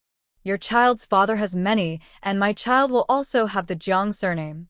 Don't forget to make him bow and call you father." Mingzhu sneered mockingly, then released Huang Yu and took a step back. As Huang Yu tilted her head to speak, her foul breath grew even stronger. She couldn't bear the smell and turned aside twice. Huang Yu got up, looking at Mingzhu's disgusting expression, feeling furious inside. She knew Mingzhu, though thin and weak, was quite strong. Unable to overpower her alone, she spat out a harsh threat and turned to go home. "You don't need to argue with me. My child is Jiangdo's. Just wait and see. I will make him divorce you and take responsibility," she said. Wang Sueju watched everyone leave in defeat, furious inside. How can there be such shameless people in this world? If she keeps bothering people like this, how will you and Jiangdo get through it? Mingzhu chuckled softly.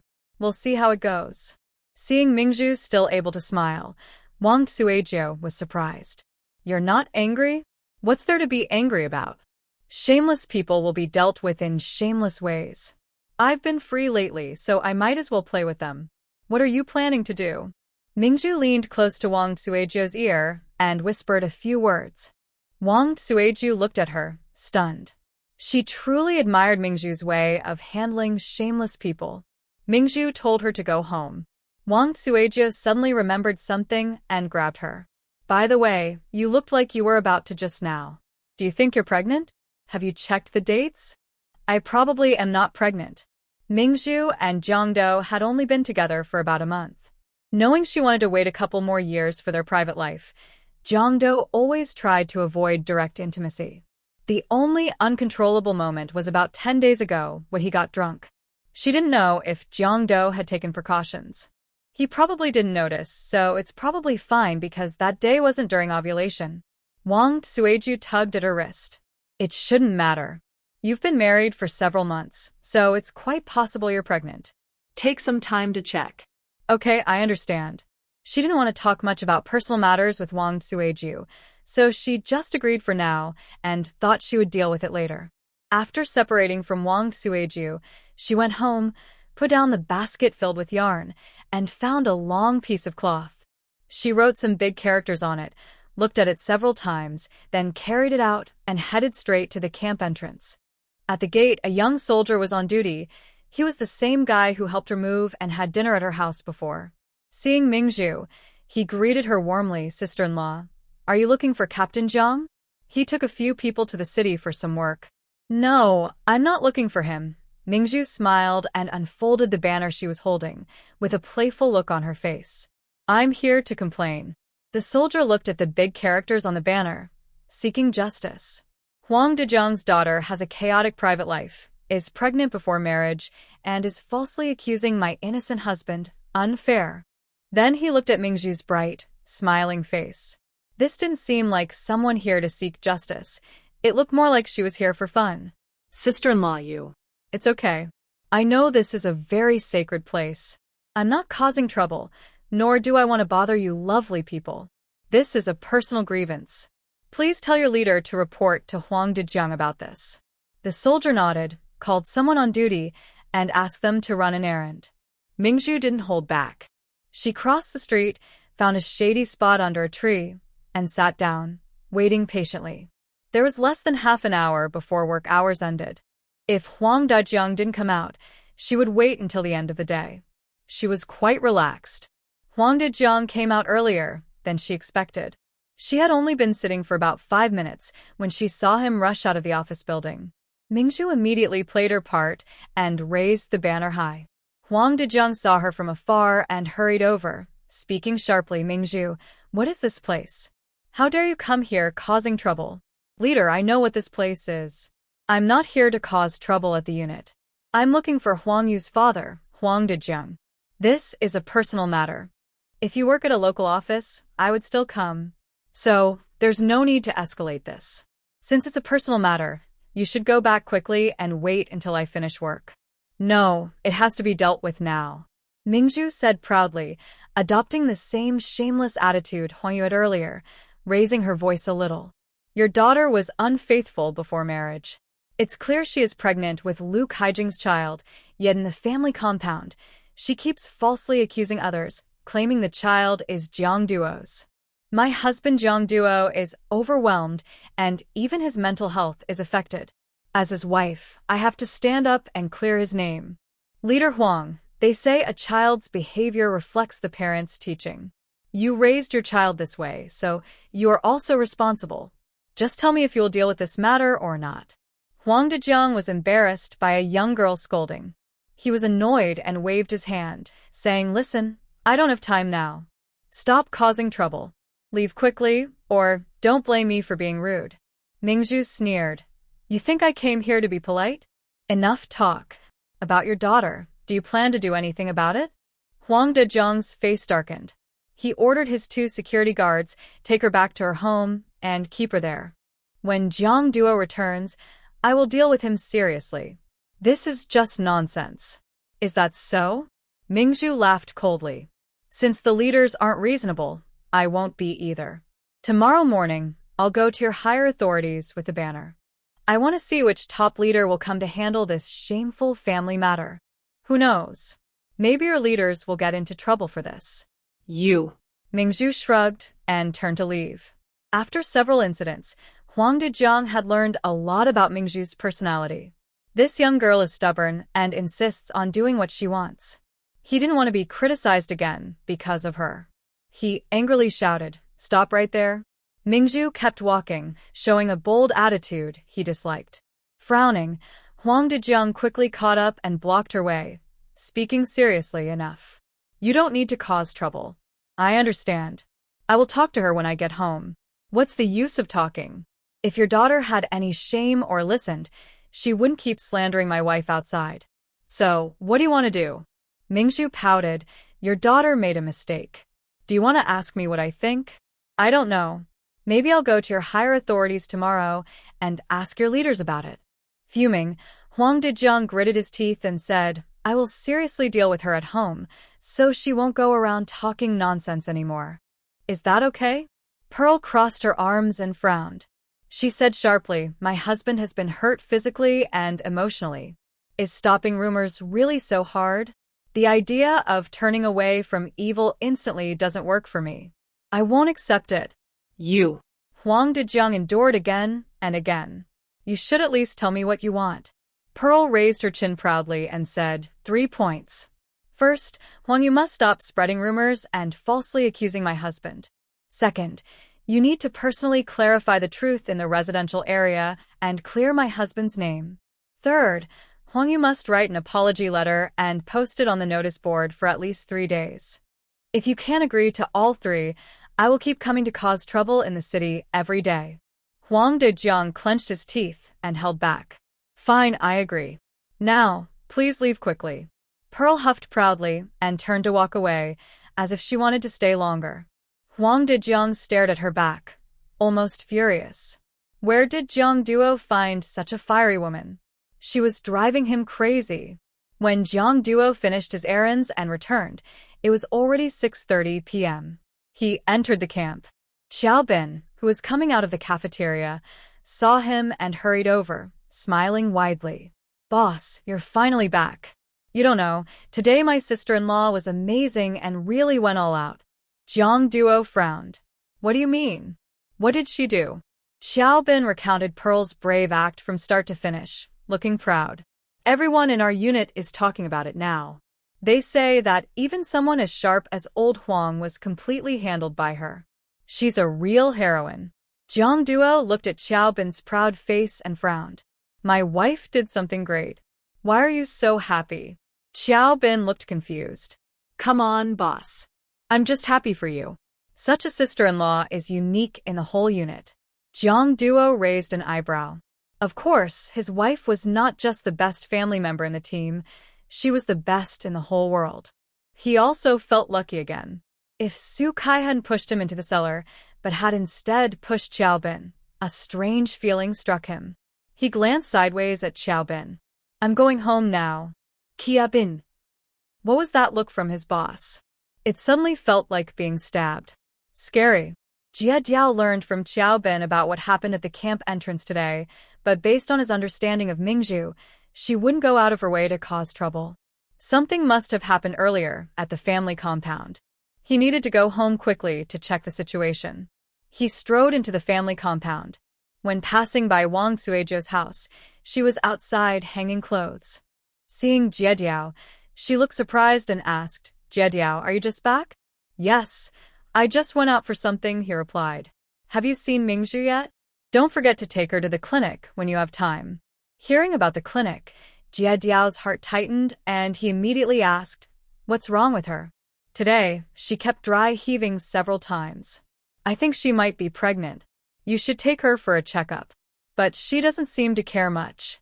Don't take it lightly. It's better to take her to see a doctor. Hearing this, Jie Jiao's eyes brightened visibly. He responded with her okay, then turned and ran home. Seeing how steady Jie Jiao was normally, but now running so fast that he seemed to fly past, Wang Suizhou smiled. She was probably very happy. Mingzhu was sitting at her desk reading a physics book. When she heard some movement outside, she looked out sideways. It was still daylight, but she only saw a shadow passing by. She was curious. When she turned around, Jie Jiao had already pushed the door open and came in, quickly grabbing her shoulders tightly. Mingzhu looked confused and asked, why are you in such a rush today? Did something happen? Jie Jiao's voice was full of excitement. Come on, let's go to the clinic. Mingzhu was puzzled. Why? Wang Suizhou said you were dry heaving today. Do you look like you might be pregnant? Mingzhu smiled helplessly. Sister-in-law Suizhou was mistaken. I probably am not pregnant. It's just that the fish jerky and you ate today tasted so disgusting I couldn't stand it. What if you are? How many what ifs are there? We've already done the test outside. Could it be That I got drunk that day, and you didn't take precautions? Jiejiao looked serious. Yes, once I didn't. why not? When I was about to come out, you held me and said. He hesitated, unable to finish. Mingzhu sensed something was wrong. She asked, what did I say that made things so awkward? What did I say? You said, Be bold, sister will give you a baby. You were too close, and I couldn't hold back. Mingzhu was speechless. Oh my god, the past suddenly jumped out to attack me. She pretended to be sentimental and said, listen to what the drunk woman is saying. Sorry, I should have insisted on ending this. Seeing Jiang Duo look somewhat guilty, Mingzhu felt a bit ashamed herself. She chuckled softly and said, it's okay. I wasn't ovulating those days, so I won't get pregnant. Although she said this, Jiang Duo still insisted, let's go check just to be sure. Taking your pulse won't take long, okay? Mingzhu, being a doctor herself, knew that in just 10 days, checking wouldn't make a difference, but seeing how serious Jiang Duo was, she didn't object. All right, let's go. The two of them left the house hand in hand. On the way, Jiang Duo asked what had happened at the residential compound today. Mingzhu recounted everything clearly. Jiang Duo knew that Mingzhu would never intentionally cause trouble, and it was indeed true. But her quick thinking was impressive. When Huang Yiyo didn't listen to reason, she went to find Huang Dejiang. Huang Dejiang wouldn't be convinced by normal arguments either, but he cared about his status. That was his biggest weakness. To deal with unreasonable people, use unreasonable methods, strike at their weakest point, hitting the core. They arrived at the medical office. After Jiang Duo explained the situation to the military doctor, the doctor checked Mingzhu's pulse. Jiang Duo stood nearby, staring intently at the doctor, feeling strangely hopeful and a little nervous. After a moment, the doctor released her wrist. Xiao Jiang, your wife doesn't have a pregnancy heartbeat right now. Jiang Duo's eyes showed a hint of disappointment, but he quickly asked again, then why is she dry heaving? Is there a health problem? Do we need to get some medicine to help? Mingzhu patted his wrist. She drank spring water every day and bathed in spring water. What could be wrong? She stood up. All right, don't worry. I just dislike the fishy smell of dried fish. Nothing else. Thank you, doctor. We're leaving now. After thanking him, she took Jiang Duo's arm and left the medical office. Jiang Duo still felt that Mingzhu's dry heaving was unusual. After all, she was nourished by Tai Sui water, and her health was always good. She had never done this before. Zhu, maybe we should go to the hospital again tomorrow. Oh, come on, Mingzhu said with a helpless smile. I've studied medicine myself. I can calculate the safe period. I wasn't ovulating those days, so how could I get pregnant? Seeing her confident expression, Jiang Duo could only nod. Mingzhu looked at Jiang Duo's disappointed face and asked curiously, do you like children? I don't like them, but if you gave birth to my child, I would love it very much. Pearl chuckled softly, saying, my husband is so good at loving everyone around him. If you say that, I might really consider giving you a baby. How about we go home now and make a little one? Jiang Duo gently touched her head, knowing she wasn't ready for that step yet and didn't want to pressure her. You're still young and not in a rush. When you're ready to be a mom, we can have a baby then. Pearl pursed her lips. Jiang Duo was already 27, and some of his peers had 3 or 4 children. It was natural for him to want children. She thought she shouldn't keep him waiting just because she was still young. She linked her arm with Jiang Duo's and leaned on him, smiling. So, let's enjoy being just the two of us for another year. After a year, we can have a baby. How does that sound? If she could stay here for another year and finish her college entrance exams, it would be perfect. Even in this time, it was okay to be pregnant and take care of a child while studying. It would be ideal. Jiang Duo's eyes brightened a little. Okay, whatever you decide. He looked forward to having children with Pearl but also enjoyed every moment they spent alone together. They walked back to the residential area under the moonlight. At the alley entrance, they heard Huang Dejiang shouting at Huang Yu from the front yard. Are you going to write or not? If you don't, I will beat you to death today. I'd rather not have you as my daughter than let you ruin my future. Huang Yu cried and protested, I won't write. This is Jiang Duo's child. It's Jiang Duo's. Fine. Then I'll kill you today, you troublemaker. Suddenly, they heard Li Yinglan pleading, stop hitting her. If you hit her again, someone might get hurt. Please let me talk to her. Huang Dejiang, angry, slammed the door and left. Seeing people gathered in each yard, clearly watching the scene, his face darkened. His reputation was completely ruined by that troublemaker. He turned into the alley and saw Jiang Duo and his wife standing at the street corner under the moonlight. Pearl raised an eyebrow and looked at him, speaking up first. Big leader, I have 3 requests and they all need to be addressed tonight. In the dark, Huang Dejiang's face looked worse.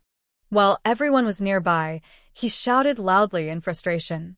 Listen up, everyone. The child in Huang Yu's belly is not Jiang Duo's. From now on, if she tries to blame Jiang Duo again in front of you, don't believe her. She's crazy now, and no one needs to pay attention to her. He then looked at Pearl. The apology letter will be on the notice board tomorrow morning. Are you satisfied now? Pearl shrugged and said, let's see what happens tomorrow morning. Huang Dejiang stomped his foot, turned around, and walked away confidently, heading back to his unit to find some peace. Pearl, holding Jiang Duo's arm, went home and saw that next door, Lu Laotai, her son, and son Danny were also watching the scene with amusement. Son Danny glared at Lu Kaijing and mocked. Some people go around claiming to be fathers, but in the end, they prefer to blame innocent people and ignore the child's real father. What does that prove? It proves the child's real father is just a useless waste. Ugh, disgusting. She finished speaking and pushed open the door curtain to go inside. Lu Laotai was furious and started scolding as soon as she entered. Lu Kaijing also went in to help. Pearl chuckled softly. The night was really lively. Next door, the arguing continued until late at night. Jiang Duo and Pearl weren't idle either. After dinner, they stayed in their room and rekindled their love. Since the neighbors were arguing, they didn't worry about being overheard if they made some noise. It felt so good.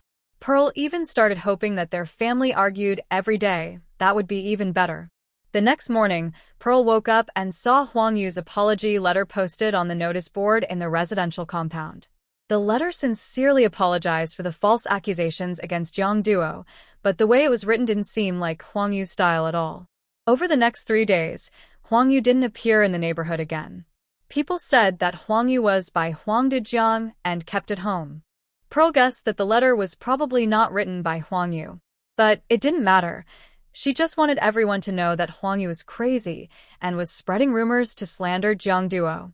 If she dared to cause trouble again, Pearl would deal with her herself. Before this matter was fully settled, an uninvited guest arrived in the neighborhood. In the early afternoon, Pearl rode her bicycle back from her aunt's house and saw from afar that Ning Shuang was standing under a tree talking to Huang Yu. Huang Yu was crying, and Ning Shuang was patting her back comfortingly. Pearl raised an eyebrow. Oh, look at that, the little white lotus is chatting with a toad in the mud. The scene looked quite funny. Seeing Pearl riding back, Huang Yu, who had been looking upset, suddenly changed to a confrontational stance and looked at Pearl angrily.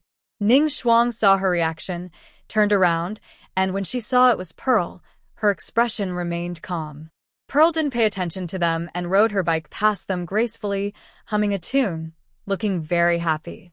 She returned home, parked her bicycle, and went to check the chicken coop. Seeing it was out of water, she went inside to fetch some spiritual spring water. Just as she was feeding the half-grown chicks, she heard a displeasing voice at the door. Miss Ming. Mingzhu stood up and went to the door. She saw Huang Yu at the alley nearby, staring fiercely at her. She was leaning against the wall, watching Ning Shuang outside the door, with no intention of inviting anyone in. Dr. Xiao Ning is looking for me? Yes, let's talk. Mingzhu chuckled softly. It seems Dr. Xiao Ning likes to talk with others. All right, what do you want to discuss? Ning Shuang looked serious. I was originally here to find Huang Yu. She was hospitalized at our hospital a few days ago. Yesterday, she was supposed to return for a checkup, but I didn't see her, so I followed the address on her medical record. Then she just told me that her unborn child is Jongduo's and that you stole Jongduo from her, causing her to become like this. She wanted to come and argue with you, but I managed to calm her down for now. I just want to understand what's really going on. Mingzhu looked calm. The story she told is made up. Why are you asking me? I don't know anything. I'm not some parasite inside her stomach. Ning Shuang's tone grew serious. Miss Ming, can you please speak more kindly? I came seriously to handle this matter. Mingzhu sneered. And how do you want me to be serious? Help Jongduo admit he didn't do what he didn't do? I didn't mean that. I've grown up with Jongduo, so I know he wouldn't do such unscrupulous things. But she looked back at Huang Yu from afar. From our conversation, I can tell she's a bit extreme now. Her emotions and mental state are not right. Her body hasn't fully recovered. If her emotions continue like this, she might get into trouble. Mingzhu raised an eyebrow. Really? So serious? That's none of my business. Ning Shuang looked at Mingzhu's face, disappointed. Are you always this cold? Yes, always. Ning Shuang was a bit angry. After a moment of calm, she spoke again. Mingzhu, I don't know what you've been through before, but my upbringing tells me that people should be kind. You shouldn't just think of yourself. Mingzhu blinked her bright eyes at her, a gentle smile on her face, her beauty charming. Dr. Xiaoning's manners are so good. Should I give you a thumbs up? Ning Shuang looked at Mingzhu's unyielding attitude, feeling her temper nearly snap.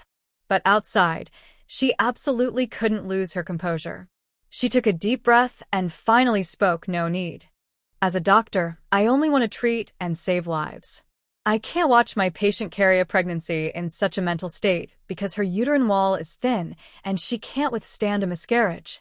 Her mental health is poor and could cause problems at any time. So, I want you to talk to Jongduo and help her a little.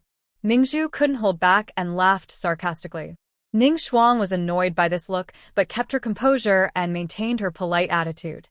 Miss Ming, what are you laughing at? Do you think my desire to heal and save lives is funny? I just think it's a pity you're staying in the hospital. I heard there's a big Buddhist statue on the hill in Nanshire Park. Why don't you move that statue down and sit on it? Every day, bask in the Buddha's light and help all beings. Wouldn't that be wonderful? You. Ning Shuang wasn't stupid. She knew Mingzhu was mocking her, but she didn't want to give up. Miss Ming, can we talk reasonably? Mingzhu tried to hold back her laughter, but couldn't hide her sarcasm. Sure. So, what does little Dr. Ning want me to do? She wants to marry Jongduo? Should I divorce Jongduo and make room for her? Ning Shuang looked serious. I'm not asking you to divorce. Saving a life is more important than building a 7-story pagoda. You can pretend to separate, help her recover mentally, and let her have a smooth pregnancy until the baby is born. Bah. Mingzhu spat disdainfully toward Ning Shuang. Ning Shuang stepped back in disgust, her face turning colder. What are you doing? Can't you be more civilized? Civilized? That's a joke. She's immoral, pregnant with someone else's child, and trying to frame my husband. And I still have to be generous and persuade my husband to divorce me and take care of her? And then? Mingzhu crossed her arms and looked down at Ning Shuang with contempt, her eyes full of anger. After she gives birth, Jongduo will still need to care for her feelings and admit the child is his? What? Is Jongduo alive just to be a cheap father for a woman with bad morals and improper conduct? Does Jongduo owe you all? Ning Shuang gritted her teeth. That's not what I mean. Then what do you mean? Waiting for us to divorce, so you can quickly take over? Stop talking nonsense. I'm just trying to help others. I didn't think about fighting for anything for myself. Mingzhu rolled her eyes. It's disgusting, disgusting to the core. In this era, she was 18, not a fool. Could people not see her little tricks? She pretended to help others to encourage herself to divorce Jongduo. Once divorced, she could take advantage of the situation. She couldn't succeed, but she didn't lose anything either. After all, she is beautiful and kind-hearted, someone who helps others. If she told the truth, she would be seen as narrow-minded and petty for refusing to help the people. Her plan backfired completely. But why should she tolerate her bad habits? You're kind-hearted, right? Fine, I want to see just how kind you really are. She said this and opened the door, pulling Ning Shuang's wrist as she walked toward Huang Yu. Ning Shuang felt pain and tried to pull her hand back, but couldn't. Why is this woman so strong? Huang Yu saw that her little doctor friend was being bullied and immediately stepped forward. Knowing she couldn't beat Mingzhu, she pointed at her and shouted, "Mingzhu, what are you doing? Let go of Dr. Ning now." Mingzhu pushed Ning Shuang toward Huang Yu and smiled warmly, looking at her. "Sister Huang, don't be angry. I came here to tell you a secret." When Ning Shuang saw Mingzhu glance at her sideways, she felt she had bad intentions.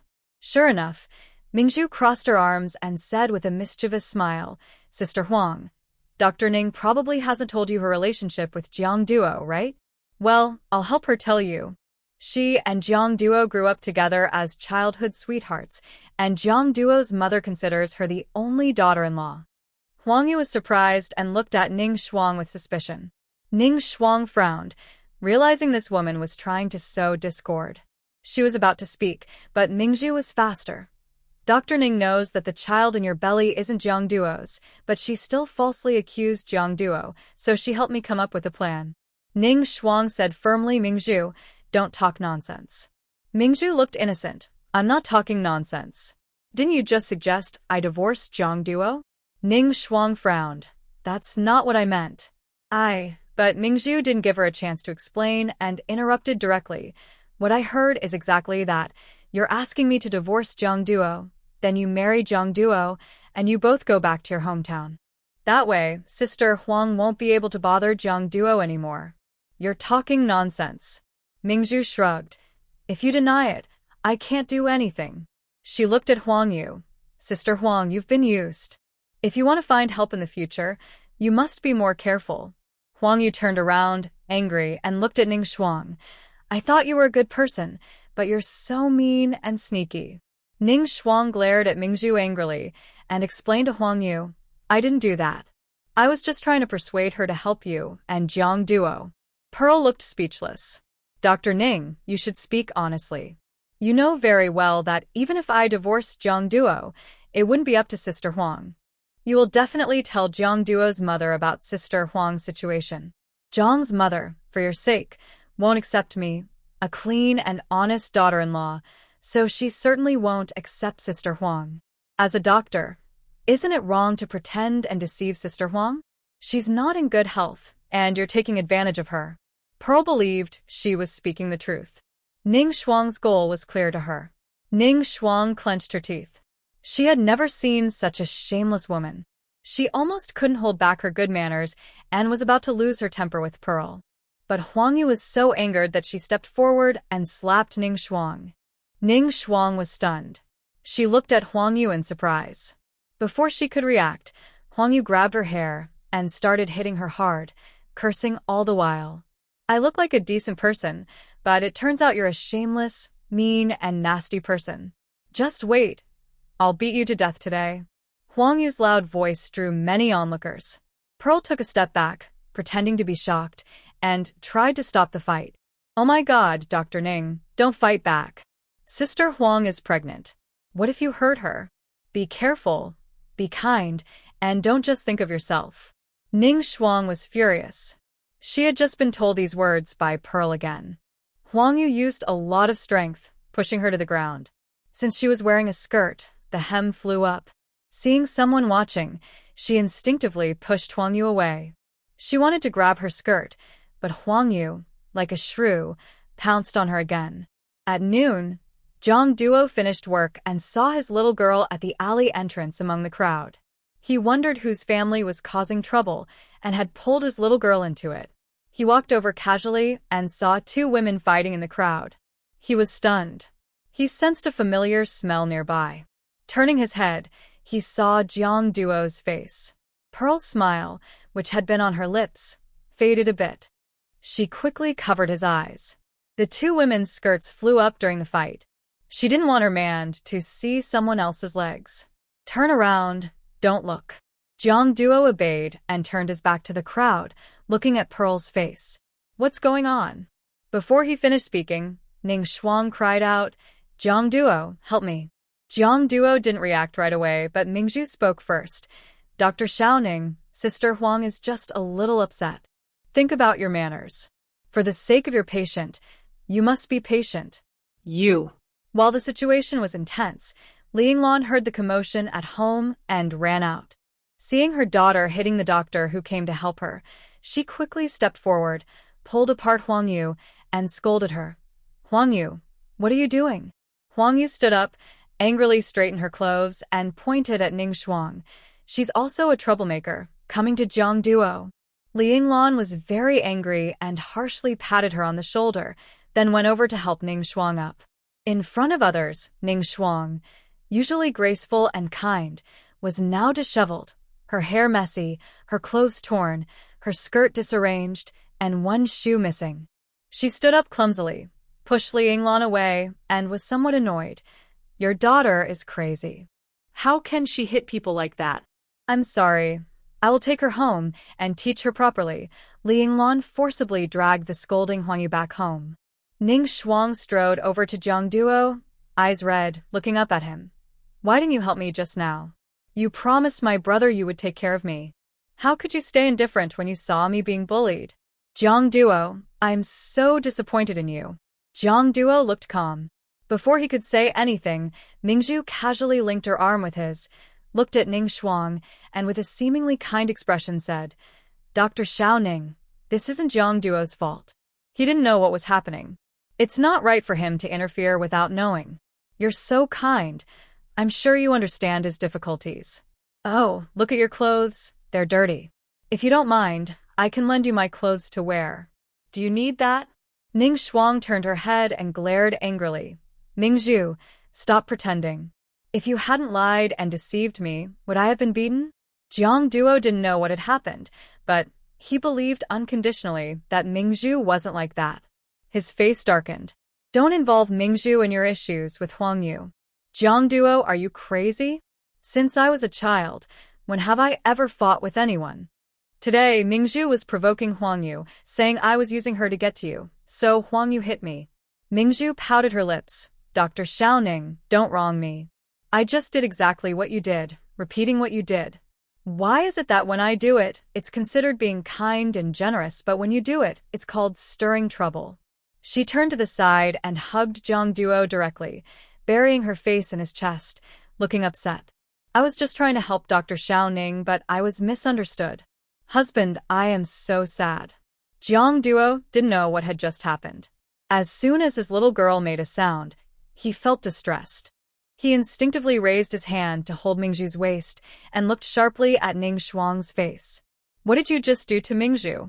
Seeing Jiang Duo, with others watching, tightly hugging Mingzhu's waist, Ning Shuang felt completely ignored and even misunderstood. How could she not feel sad? Today, she was not only beaten but also bullied by Mingzhu. She thought that even if Jiang Duo didn't like her, he would at least stand up for her as her brother and not let her suffer. But she never expected that her greatest hurt today would come from him. Seeing Mingzhu nestled in Jiang Duo's arms, blinking innocently at her with a provocative smile, Ning Shuang's eyes filled with angry tears. Tears blurred her vision of Jiang Duo. Jiang Duo, look at the woman in your arms. Does she look even a little bit wronged? The one truly wronged is me. I know my wife. She would never target anyone unless provoked. Before blaming her, you better think about what you have done. Ning Shuang was stunned. You. How can you misunderstand me like this? Even if we can't get married, we grew up together. Compared to her, you should know me better. You know I've never hurt anyone. For you to misunderstand me like this. You owe me an apology, and you owe my brother an apology too. Jiang Duo, I hate you. After saying this, she turned around crying, wiping her tears with her hand, and ran outside the compound. Mingzhu left Jiang Duo's arms, watched Ning Shuang's distant figure, then looked back at him. Your childhood sweetheart has been driven away. Aren't you going to see her off? No need. What happened today? Why did she fight with Huang Yu? Thinking about Ning Shuang's false saintly words at the door earlier, Mingzhu chuckled softly. She brought it on herself. She said this while linking her arm with Jiang Duo's, walking home, and talking about what happened after returning from her aunt's house today. Knowing that Ning Shuang had encouraged Mingzhu to pretend to divorce him, Jiang Duo thought she was crazy. As an adult, has she lost the basic ability to tell right from wrong? No wonder Mingzhu targeted her. Two people returned home. Mingzhu sat calmly on a stool in front of the dining table and said, "Don't blame me for planning against your little childhood sweetheart. She's just too disgusting. Since she can be shameless, what does that say about my manners? As long as I have no manners, she can't use morality to control me. She's supposed to be kind, but I want to see if she can stay kind when things up on her. Anyway, I didn't hit her. Huang Yu was the one who did." Jiang Duo chuckled softly and patted her head. "It's not your fault. She really has no sense of boundaries." Actually, Mingzhu had already seen Jiang Duo defending her when he was holding her in front of Ning Shuang. It's nice to be trusted unconditionally, even without fully understanding the situation. At noon, they cooked lunch together. Jiang Duo made noodles and Mingzhu prepared cold dishes. After eating, they cuddled on the bed for a nap. They just wanted to sleep under the covers, but Mingzhu kept touching Jiang Duo's hand in a restless way, making it hard for him to sleep. His whole body felt hot, so he turned over and pressed her down. Mingzhu's eyes suddenly opened, her right hand still resting on his chest from his movement. Her lively eyes blinked at him. She wasn't planning to do anything intimate today. She just wanted to hold him to fall asleep. But how could Jiang Duo, who used to be able to resist even when fully prepared, now be so tempting? She chuckled softly, about to tease him, but Jiang Duo's lips pressed down on hers first. "Mingzhu. He's gone bad, no longer the innocent Jiang Chunqing who used to ask if it was okay before doing anything." Jiang Duo kissed her lips, parting her teeth gently, their soft tongues intertwined. Their breathing grew deeper and faster, and the kiss moved downward little by little. As the familiar wet sensation spread across her heart, Mingzhu no longer had other thoughts. Her feelings were stirred as well. She turned over and pressed herself onto Jiang Duo, initiating the chase. In the middle of the day, they exchanged passionate kisses and playful battles. After finishing, Jiang Duo went straight to work. Mingzhu lay on the bed for a while, feeling sticky all over and uncomfortable beneath her, so she immediately went to her space to take a shower. She took off all her lower clothes and noticed a small amount of bloodstain on them. Mingzhu. It was too intense. She drank a large cup of spiritual spring water to soothe herself, then poured a basin of water to rinse. When she turned around to get water and wash her underwear, she was surprised to find that the spiritual spring water had changed. The blue spirit spring water split into two parts. One part remained clear blue, while the other turned into a milky lotion-like texture. Mingzhu's eyes brightened. "Oh my, her treasured spirit spring has upgraded again. Last time it was because her finger was cut. Could this time be due to that intense event causing blood to flow and trigger the change?" She happily dipped her finger into the lotion and tasted it on her tongue. It tasted similar to the blue spirit spring water, with a faint herbal aroma and a light sweetness.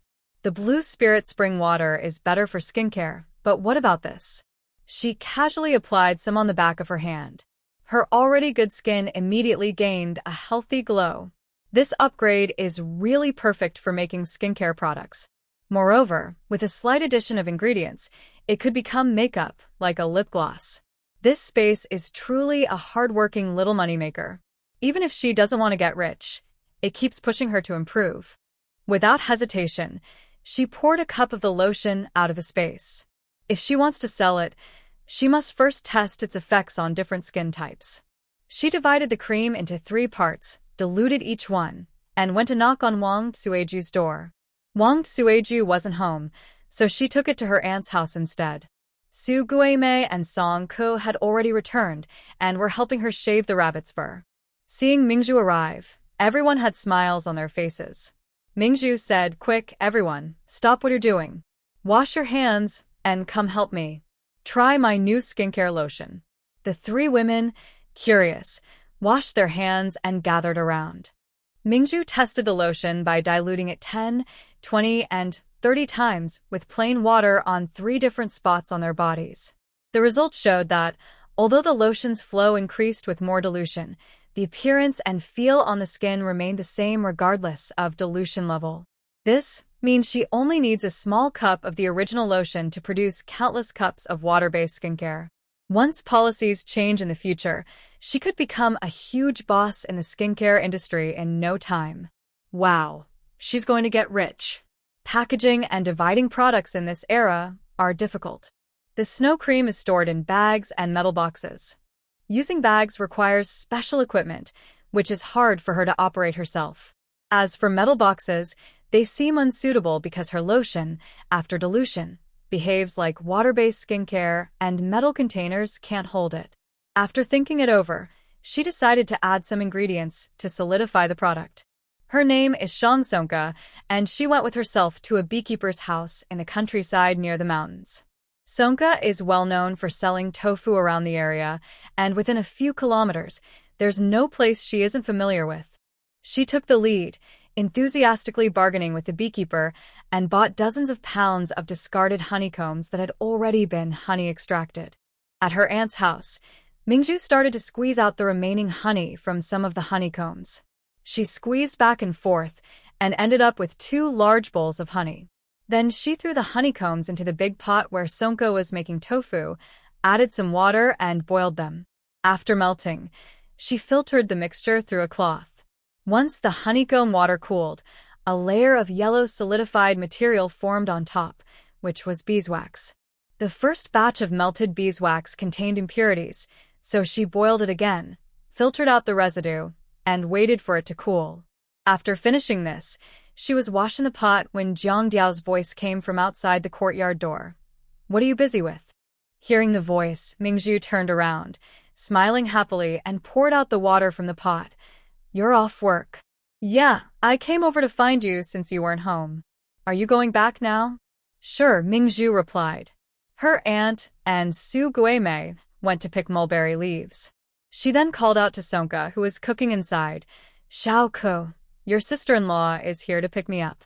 I'm going home first. Once the beeswax cools down, you can help me move it inside. I'll come tomorrow to use it." Sonka came out of the kitchen and asked Jiang Diao politely, "Cousin, you're not eating here with us?"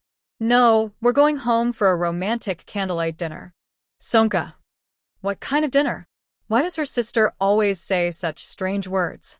Seeing Sonka look confused, Mingju chuckled twice, rubbed her head, and said, "Let's go. Don't forget to help me collect the beeswax." "Got it, cousin." Watching Mingju being taken away on Jiang Diao's bicycle, a faint smile appeared in Sonka's eyes. Because of her sister and her brother-in-law, she started to believe that love exists in the world. Such love, she thought, she would definitely have one day too. On the way, Jiang Diao asked her proactively, "How did you come up with making beeswax?" Mingju sat on the front rack, not even holding the handlebars, and leaned her back trustingly into Jiang Diao's arms. "I was at home, bored, and used some mask essence to develop a oil. But the oil was too runny to package easily, so I bought some honeycombs to melt the beeswax. When the beeswax melts and is added to the oil, it helps solidify it a bit, so I can put it in small metal boxes." For Jiang Diao, this was completely new knowledge. You can add beeswax to oil? Yes, beeswax has many uses. In cosmetics, it not only helps solidify products but also locks in moisture and keeps skin hydrated. Jiang Duo smiled gently and asked, "Who taught you that?" She replied, "I read it in a book. You can use pig fat to make soap and beeswax for skincare. I think if I succeed this time, I might make a lot of money someday. Mr. Jiang, I really envy you for marrying such a wonderful wife." Jiang Duo chuckled softly and said, "I envy myself too." They returned home as it was getting dark. Mingju planned to make simple fried noodles. While washing vegetables and chopping, she unexpectedly noticed that the scar from her previous hand injury had faded quite a bit. Thinking that she had applied lotion with that finger today, her eyes lit up.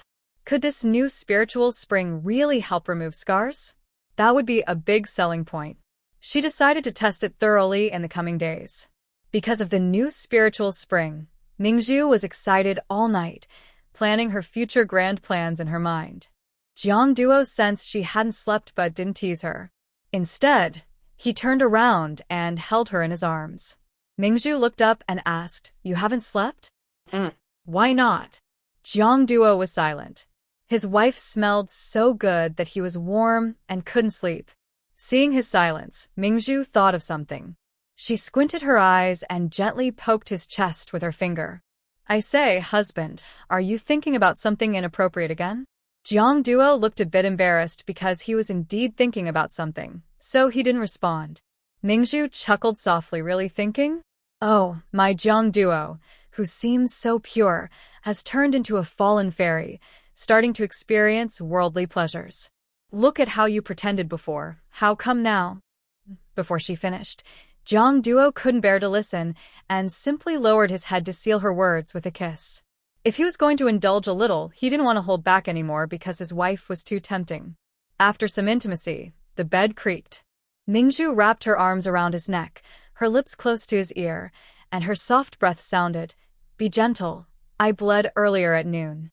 Hearing this, Jiangduo immediately stopped and looked at her worriedly in the dark. "Does it hurt? Is it serious? Do you need to see a doctor?" "Oh, it doesn't hurt. I don't know what happened, just a little blood. It's gone now. Just take it slow." Jiangduo still moved away from her, sat up, helped her put on her clothes, then lay beside her and held her again. Pearl watched him carefully and couldn't help but smile softly. "Are you okay now? Can you hold it in? Sleep." Pearl snuggled into his arms. "Do you want me to help you?" Jiangduo sighed and gently kissed her forehead. "No need. Be good and sleep." If he didn't want to, he would just endure it. He thought of the days when he was like a ninja turtle. The hardships of the past made him appreciate how sweet life is now. The next morning, Jiangduo went to work.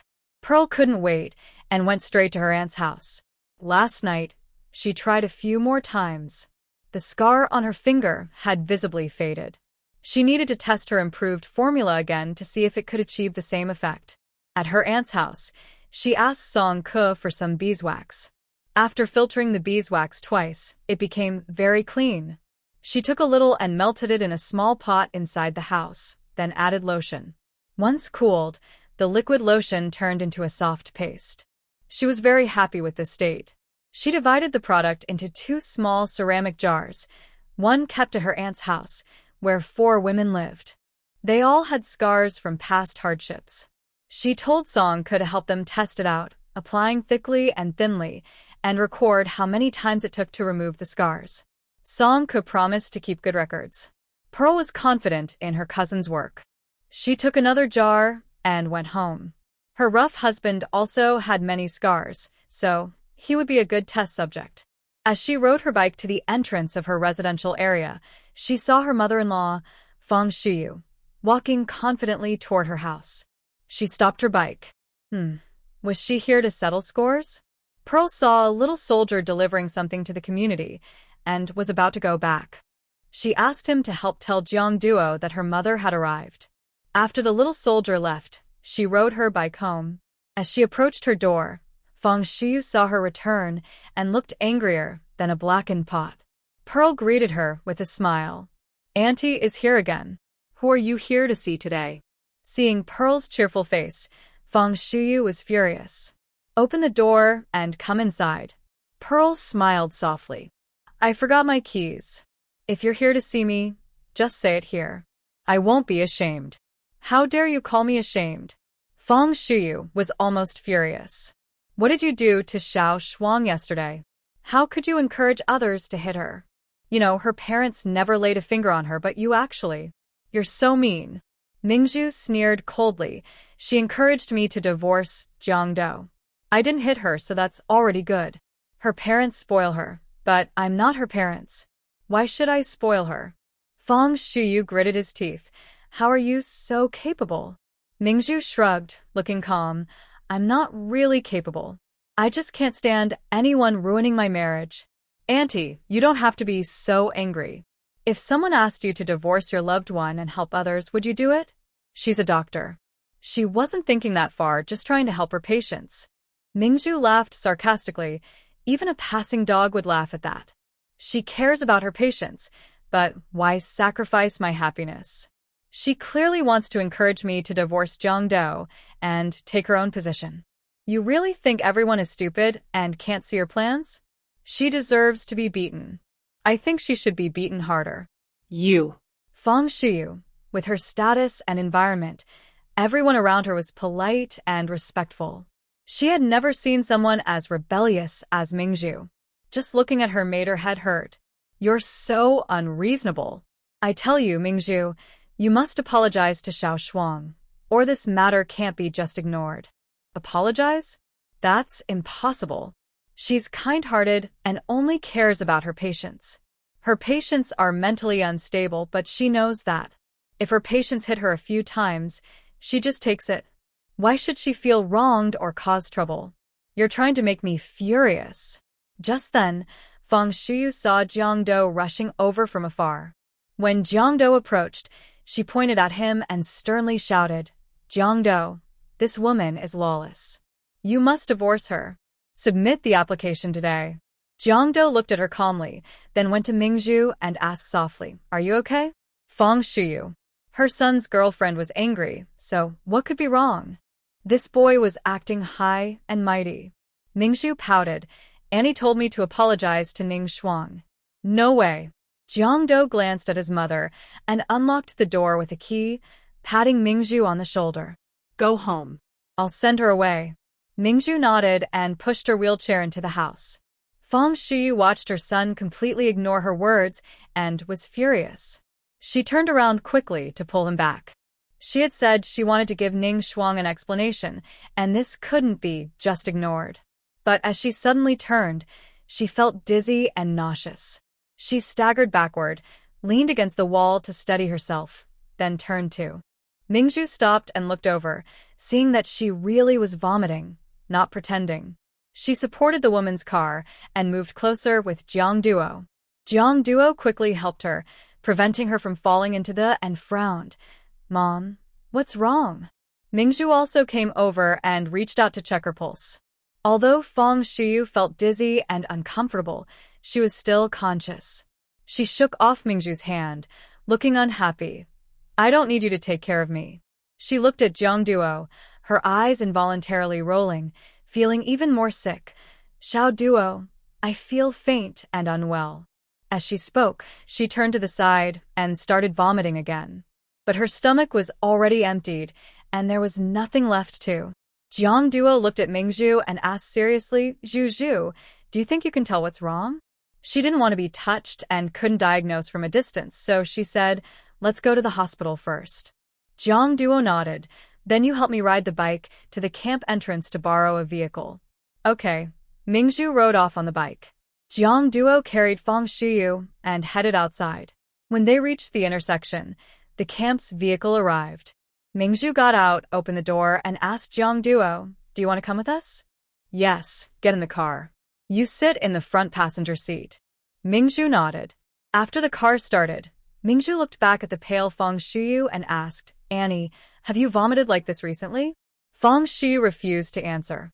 Jiangduo's expression darkened. Mingzhu studied medicine. I'm asking you, have you had this before or not? Fang Shiyu wanted to glare at Jiangduo, but then felt even more nauseous.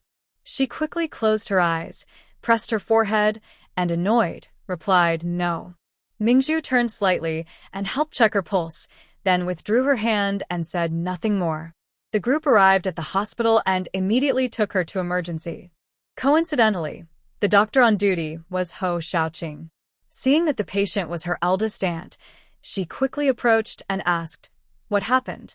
Mingzhu replied directly, Sudden dizziness and vomiting, eye tremors, unable to walk on her own, but her pulse is normal. Ho Xiaoqing found Mingzhu's explanation very detailed, saving her some work. She immediately took out a flashlight, examined Fang Shiyu's eyes, then checked her pulse and told the nurse, measure her blood pressure, do a blood test, and take her for a cranial ultrasound. Bring back the results as soon as possible. There is an emergency patient over at Ho Xiaoqing's side. She told Jiang Do and Mingzhu to stay calm and not worry, as it wouldn't be serious. Then she hurried off to help the patient. Jiang Do and Mingzhu followed around for a while, but since the results weren't ready, they stayed in the emergency room to keep company with Fang Shiyu. After sitting for a few minutes, Ning Sang, dressed in a white coat, rushed in quickly. She had just gone to the ultrasound room to get the patient's chart and saw Fang Shiyu's name there. She immediately went over, nervously holding Fang Shiyu's hand, and asked urgently, "Auntie, what's wrong with you?" Hearing Ning Sang's voice, Fang Shiyu, who was lying on her side and feeling less dizzy, opened her eyes. Her face looked pained. "Xiao Sang, I am sick." She had a really hard time getting to the hospital, worse than ever before. She even wondered if she had a serious illness. She felt unwilling and thought, "I'm not that old. How could I get seriously ill?" She was very uncomfortable. She hadn't yet seen Jiang Do find a good lifelong partner. Suddenly, she thought of something and turned to look at Jiang Do. Another wave of dizziness hit her. She had to hold her head and said painfully, "Xiao Do, Mom is just worried she might have a serious illness and leave you. So, I want to ask you for something." Jiang Do knew his mother well. As soon as she spoke, he understood what she wanted to say. He interrupted directly, "No need to ask. It's what I should do. I will do it naturally. If it's not my duty, asking won't help." Fang Shiyu's face turned pale, her voice weak. "Jiang Do, I am like this now. Are you trying to make me angry to death?" Ning Sang held Fang Shiyu's hand tightly, her eyes red. She turned to glare at Jiang Do. "Jiang Do, why do you have to speak to Annie like that? Let her finish her words." Mingzhu rolled her eyes. She could guess what Fang Shiyu wanted to say. Could she not guess? Let Fang Shiyu finish speaking. If Jiang Do agreed, he would break his promise to himself. If he refused, he would seem unfilial. She didn't want her family to be troubled, so she stepped forward. "Auntie, are you asking Jiang Do to help take care of Ning Sang if you leave? Or do you hope that after you leave, he will marry Ning Sang?" Fang Shiyu looked weakly at Mingzhu, trying to persuade her with emotion and reason. "Mingzhu, I don't dislike you.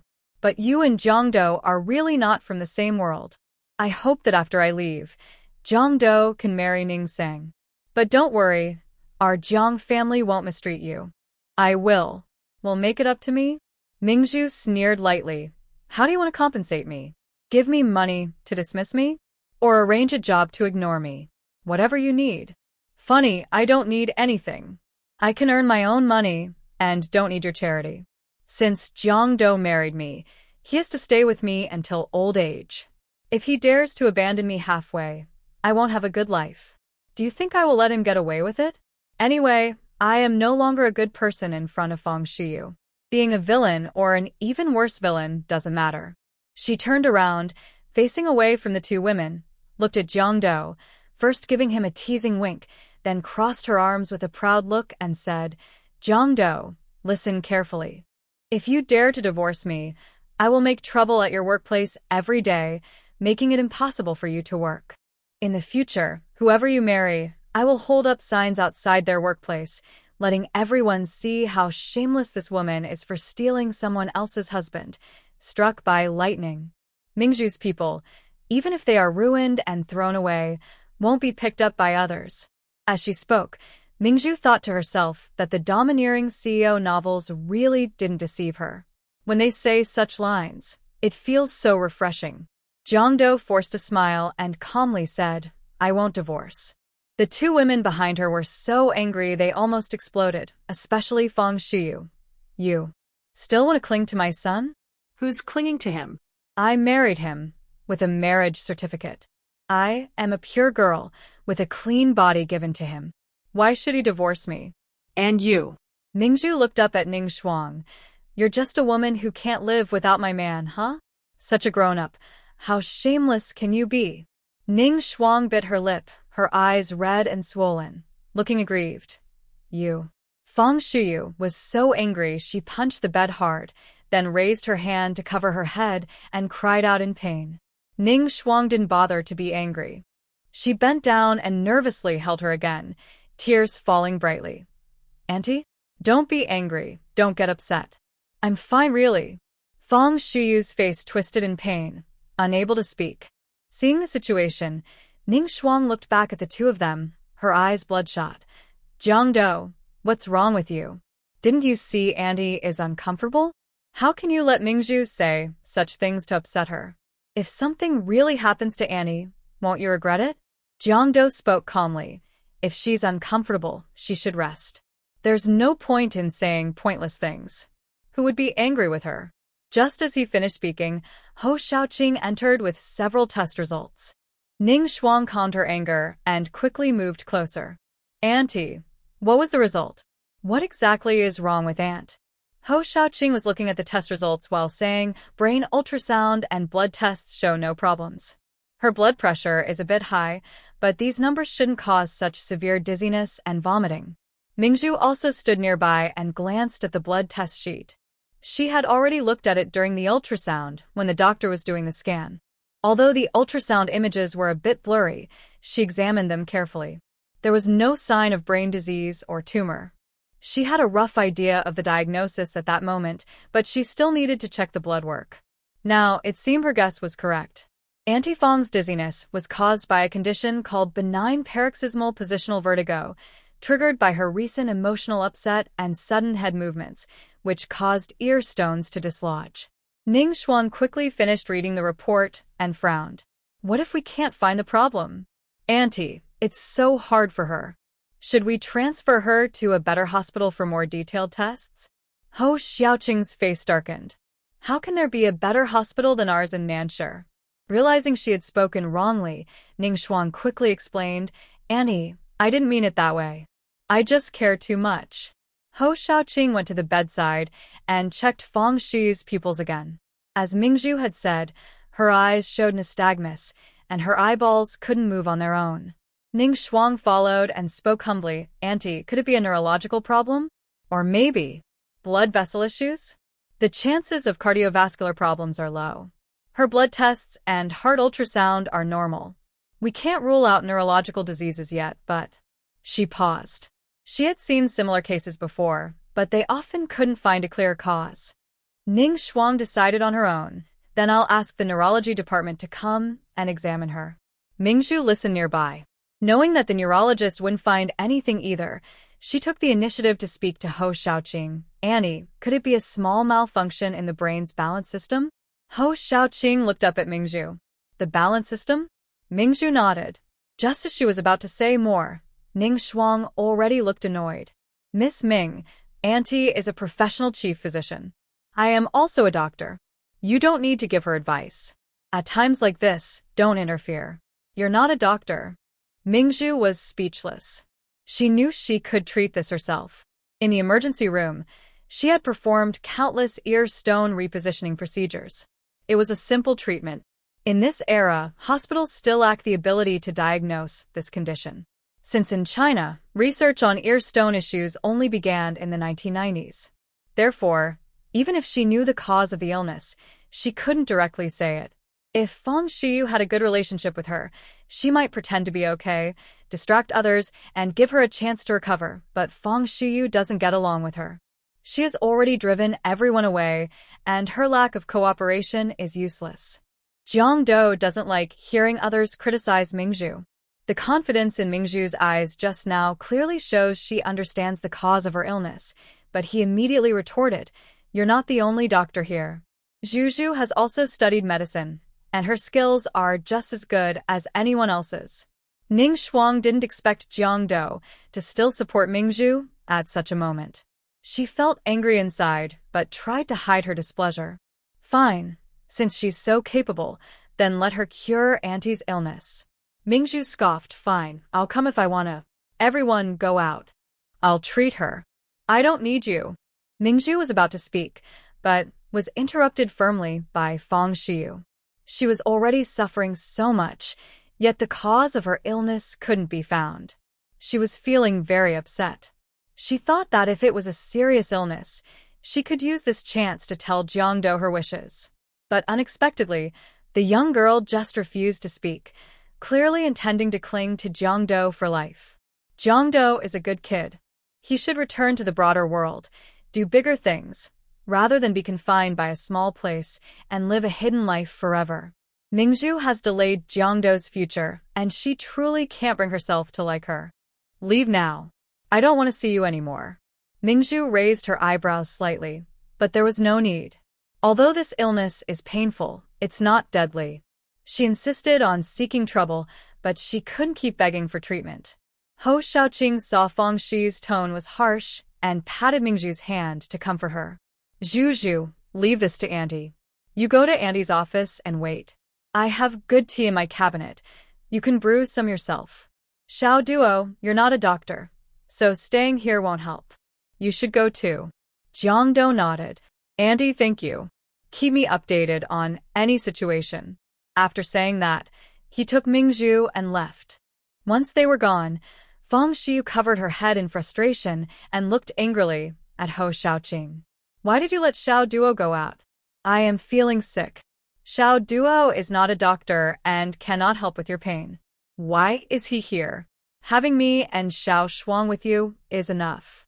She looked at Ning Shuang and said, Xiao Shuang, run an errand and call the head of the neurology department for a consultation. Just say I asked her to come. Ning Shuang nodded and immediately went to invite the doctor. Now, only 2 people were left in the room. Hou Xiaoqing helped Fang Shi turn over and said, Aren't you less dizzy when you lie on your side? Try lying on your side. After turning over, Fang Shiyu felt much better. Hou Xiaoqing sat on the edge of the bed and said, Sister, didn't you promise me and Fang Shihui that you'd try to be nicer to Mingzhu? Why are you yelling at her again? This time, it's not entirely my fault. That kid was too reckless and encouraged someone to hit Xiao Shuang. Didn't you see the injury on Xiao Shuang's face? I asked her this morning, and I think Xiao Shuang's actions weren't entirely right either. If you want to be noble and upright, you should stand for your own interests. No one is stopping you. But why do you expect Mingzhu to let her husband go outside? Fang Shiyu frowned. If Mingzhu doesn't want to let him go, just say no. Why use such low tricks? Hou Xiaoqing chuckled softly. From what I know about Mingzhu recently, she wouldn't just bully someone without reason unless the other side was unreasonable. Fang Shi listened and fell silent. Hou Xiaoqing continued, Xiao Shuang was born into a well-educated family and is very principled. She thinks if she likes something, others should agree too. If they don't, she believes it's their problem. As for Mingzhu, she grew up without parents and has been independent since she was young. She has her own way of judging right and wrong. You might think Xiao Shuang is kind, but I believe she's being too forceful. Mingzhu's way of handling things might not be your style, but that's just how she is. Think about it. If this happened to you, would you be angry? Would you be willing to let your brother-in-law go just like that? Fang Shi frowned. She had just said something similar earlier. She wanted to glare at Hou Xiaoqing, but dared not move her eyes. She muttered, Look at how sharp-tongued you are. I think you, and they are really family. Hou Xiaoqing chuckled softly. I wish so too. You should just let Jiang Duo go. Hearing this, Fang Shiyu got annoyed. Shut up already. In Hou Xiaoqing's office, Mingzhu entered and sat comfortably on the stool, looking at Jiang Duo. Husband, I can't help much here. I think I'll go home soon. Let's go together. Your mother is ill and probably needs your company and comfort. Jiang Duo sat beside Mingzhu and looked at her seriously. She probably doesn't have a serious problem, right? Mingzhu looked at him with a frown. Why? Are you asking me that? She had just said she wanted to help Fang Shiyu treat her illness, but she didn't mention that the illness wasn't serious. How did he figure that out? Jiang Duo raised his hand and gently patted her head with a hint of affection. If he didn't know her condition, you wouldn't have discussed my mom's illness with your aunt voluntarily. Is that all? He just figured it out? Jiang Duo continued, moreover, she said you didn't need to help, so you gave up. Clearly, the illness isn't too serious. Otherwise, you wouldn't just ignore her life. Mingzhu raised her hand and gave Jiang Duo a thumbs up. Honey, are you a reincarnation of a worm in my belly? You really know me so well. Your mother's illness isn't life-threatening, but she will feel dizzy and nauseous often. If she's lucky, she might recover naturally in a few days. Have you seen this kind of illness before? Mingzhu bit her lip. How should she answer? She had to call Grandma, who is very resourceful, to cover for her. My grandma has experienced similar symptoms several times. She figured out some homemade remedies herself. I've seen her do it a few times. I'm not sure if my treatment methods would help your mother, but whether they work or not, she didn't want my help. So I couldn't do anything. Jiang Duo looked at Mingzhu. She hesitated for a moment earlier, so what he heard now might not be the full truth. Every time she hesitated, it seemed related to some invisible secret he couldn't see or touch. But she wouldn't tell him, so he wouldn't force her. Anyway, he knew Mingzhu would never harm him, and that was enough. Then let's not worry about it now. Leave it to your aunt. I still have work. Let's go back first, and visit her when we have time. Mingzhu nodded. When your aunt arrives later, let's greet her before we leave. Okay. The two sat for nearly half an hour until Ho Xiaoqing finally returned. Mingzhu asked, Auntie, how is it? Did they find out what's wrong? No, the neurology director said we need to wait and see. In cases like this, there's no good treatment. They can only give 4 fluids to prevent dizziness for now. That's all. I came to tell you that there's nothing more for you here. You should go back to your work and do what you need to do. Xiao Duo, if there are any problems, I'll call your workplace. Jiang Duo nodded. Hao Xiaoqing thought for a moment and then held Mingzhu's hand again. That's right, Zhu, there's one more thing. On Saturday, our hospital has an anniversary celebration. All departments will have performances. My sister-in-law liked the idea of rewards. When the time comes, you and Xiao Duo should find some free time to come and vote for our emergency department. Mingzhu casually agreed without much thought, not expecting that later something would happen that she couldn't have imagined. Before leaving, Mingzhu remembered her homemade face cream was still in her bag. She took out a small ceramic jar and handed it to Hao Xiaoqing. Uncle's wife, this is for you. It's a face cream I just made. It can hydrate, moisturize, and nourish the skin. If used for a long time, it can even help reduce scars. I just finished researching it and haven't found the right packaging yet. Don't mind if it's not perfect. Since she was already here, she decided to give this to her first. She could make a better one for Jiang Duo later at home. Hao Xiaoqing, after witnessing Mingzhu's face mask's power, liked Mingzhu's products very much. Because she often worked night shifts and stayed up late, her appearance looked several years older than Fang Shuyu, her older sister. But recently, Fang Shui told her she looked at least 10 years younger than Fang Shuyu, with skin in excellent condition. Yesterday, at the director's meeting in the office building, other department heads asked her if her team had been secretly eating children, as everyone looked so radiant. They even asked her how she managed to look so young. She knew it was all thanks to Mingzhu. She happily accepted the face cream. You made this just for me? That's such an honor. Thank you, little girl. Don't forget to tell Xiao Wang that the hospital might have more people needing medicinal patches soon. Okay. Mingzhu looked at Hao Xiaoqing's non-disapproving attitude and felt quite happy. After leaving the hospital with Jiang Duo, she curiously asked, Your aunt is really kind. Where did your uncle find such a good wife? Her father was also a soldier.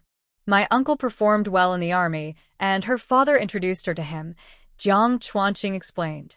Mingzhu chuckled softly. I see. Your aunt is very upright, kind-hearted, and easy to get along with. She's really lucky to be your uncle's wife. Jiang Duo smiled. Of course. Your mother and your aunt are both mothers, but after comparing, being your aunt's daughter-in-law is much more comfortable than being your mother's. Jiang Duo suddenly stopped and looked at her with a frown. Pearl saw that he wasn't leaving and stopped, turning back. What's wrong? Pearl, you are my wife, but you can't be my sister-in-law's daughter-in-law. Hearing Jiang Duo's serious and dull voice, Pearl chuckled softly. What are you thinking? I just think that in the future, my sister-in-law's daughter-in-law will live happily. Jiang Duo looked away and gently took her hand. Sorry for making you feel wronged because of my mom. Pearl looked down at the busy street and suddenly, ignoring the surroundings, she held his hand tighter. A bright smile appeared on her face. I'm not upset. I'm not the kind of wife who just accepts everything. If someone doesn't like me, they can be upset. Anyway, I am happy with myself. Jeong Duo gently rubbed her head with his other hand. I'm even happier. They looked at each other and smiled, then took a bus back to the camp. Jeong Duo returned to his unit, and Pearl was busy too. She rode her bike back from the camp's vehicle depot where she had left it in the morning. She went to her aunt's house to bring back all the beeswax and made some face cream. In the evening, after Jeong Duo came back, Pearl had already prepared dinner and boiled a large pot of water. She told him to finish eating quickly and take a shower so they could do some important work together. Jeong Duo agreed and ate much faster than usual, with a visible happy expression on his face. After dinner, Jeong Duo went outside to wash himself with hot water. Pearl finished her meal, tidied up the dishes, and went back to her room to change into her pajamas. Just as she was changing, Jeong Duo came in. She lowered her skirt and waved at him with a soft, smiling face. Husband, come here. Jeong Duo's throat moved, and he strode toward her. He wrapped his arms around her waist, pulling her into his embrace, and placed one hand on the back of her head, capturing her lips. Pearl opened her mouth to speak, but was confused by his actions. Before she could say anything, her lips were already caught by his warm kiss. Her breathing became quicker without realizing it, and soon a warm feeling spread across her neck. Pearl thought of something, endured the ticklish sensation on her body, and smiled. Jeong Duo lifted his head from her chest, looked at her with a puzzled expression, and his voice was husky. What's wrong? Pearl hugged him and asked, Did you misunderstand what I was talking about? Jeong Duo was momentarily stunned. Pearl giggled secretly. It seemed that Jeong Chunqing, who was once innocent, had already transformed into someone bold and daring. Jeong Duo, confused, pinched her chin. Is that not what you meant? Mingzhu chuckled and pointed at the small bottle on the table. I'm not talking about that. I made some new face cream today and wanted to do an experiment with your scar. I want to see when the scar will disappear after using my cream. Jeong Duo's face visibly showed embarrassment because Mingzhu usually spoke boldly, so he really misunderstood. Mingzhu's delicate fingers gently pinched his cheek, then mischievously kissed his forehead. Are you feeling shy? Oh, Jeong, I really love seeing you blush. Why are you so easy to tease? Seeing her smiling so happily, Jeong Duo had planned to get up, but now he felt a little itchy inside. A misunderstanding is a misunderstanding. Let's just go with it. He lowered his head again and sealed her lips with a kiss, possessively kissing her from head to toe. The girl who was reluctant to open her mouth was now obediently soft in his arms, letting him take what he wanted, lifting her straight into the clouds. Afterward, Mingzhu had no strength left to apply any cream to him. She raised her hand to pinch the man still lying on her, trying to adjust her breathing. But he was all muscle, so she couldn't pinch him. She simply patted him lightly. Annoying, I have no strength left. Jeong Duo chuckled softly. I know. Then why are you laughing? Are you mocking me? Jeong, you're getting bad. Jeong Duo turned over and lay down, pulling Mingzhu into his arms. It's because you haven't exercised enough. Mingzhu sat up straight and seriously retorted, How can a good girl like me not get tired after a couple of hours of being tossed around? Jeong, your strength has nowhere to go, waiting to deal with me, right? Jeong Duo said, I'll be more careful next time. Mingzhu rolled her eyes and lay back down. She didn't trust him. Even if he was more careful, an hour wouldn't pass. But in this era, Mingzhu's body was indeed a bit fragile. Not very useful to begin with. Lately she had been lazy and craving sleep all the time. They had just finished working and were talking when she suddenly felt sleepy again. Had she never been like this before? Drinking spiritual spring water, yet feeling weak? It was a bit strange. Seeing Mingzhu so sleepy, she couldn't keep her eyes open. Jeong Duo let her sleep, saying she could just apply the scar cream herself. He sat up to get the cream. Mingzhu agreed, pulled the blanket over herself, turned over and mumbled tiredly, You can handle these small things yourself. As soon as she finished speaking, she heard a ding sound in her mind. Mingju suddenly shivered and opened her eyes, only to find herself truly inside the space. She had just accidentally spoken the secret code to unlock the space. She slapped her head in frustration. It's over. She had disappeared right in front of Jiangdo, who was still awake. Faced with this sudden change, Mingju panicked because she didn't know whether Jiangdo was facing away from her or looking at her. Although time outside the space was frozen while she was inside, Jiangdo's sharp observation and cautious nature made her afraid. She quickly left the space. In that moment, she turned her head to look at Jiangdo.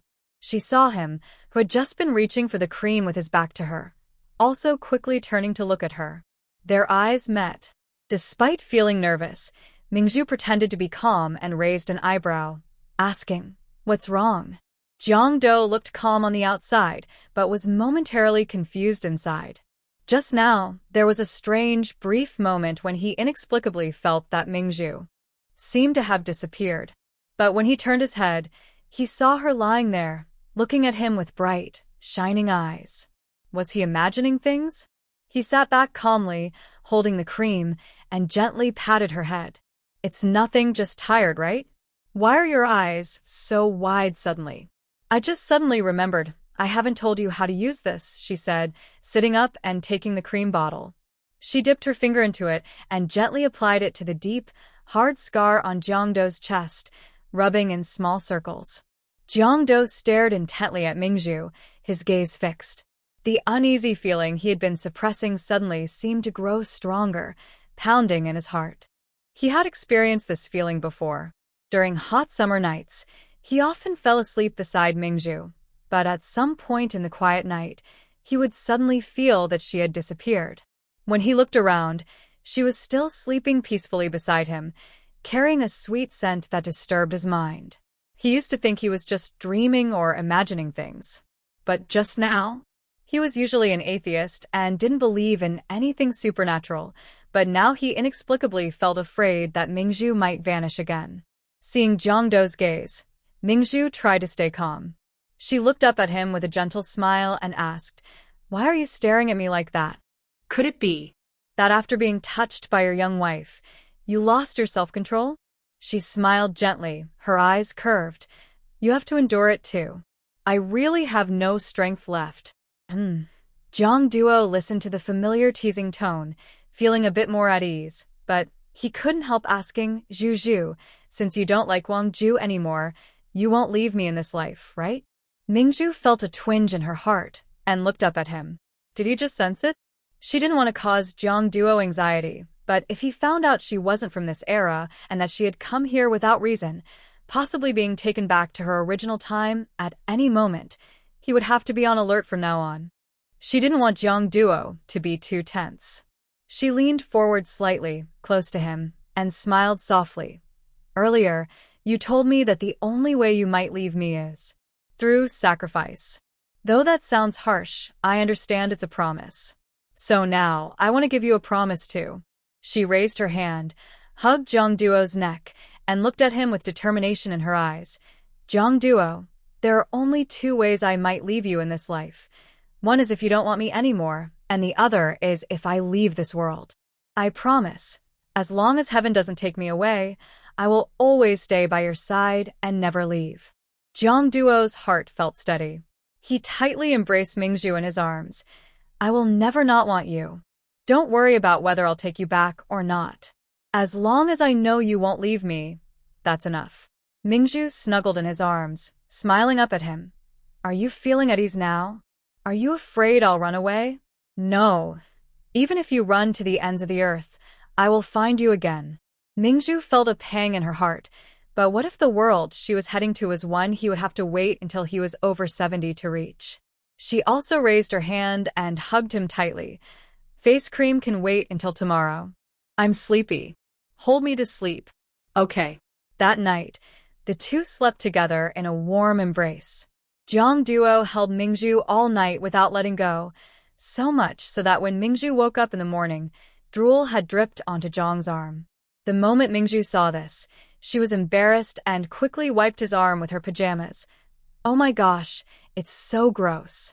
Jeong Duo chuckled softly, watching her move, calm and relaxed. It's not gross. Mingju rolled her eyes at him. Big brother, you're still smiling. This is drool. How can it not be gross? You're awake now. Why don't you push me away? It's okay. Pearl rolled her eyes. If this man were in later generations, he would definitely be a typical love-struck fool. Luckily, he met her, or she might have been tricked so badly she'd lose everything. In the morning, Jeong Duo rode his bike to the cafeteria to get food. Halfway through their meal, Jeong Duo said, "Yesterday afternoon, my aunt called my workplace. The neurologist couldn't find the cause of my mom's illness." Pearl nodded. Did she get discharged? No. She's still having severe, intermittent vomiting and can't eat anything. I plan to visit the hospital at noon. Do you want to come with me? Fong Shuyu, besides not liking her mother-in-law, was also a patient.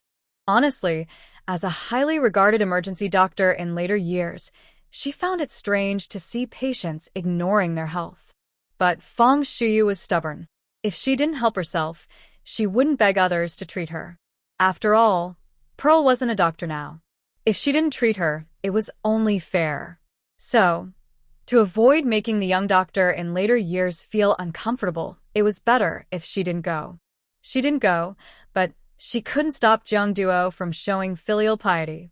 So she calmly said, "I won't go. You can go by yourself. Are you worried about me going alone?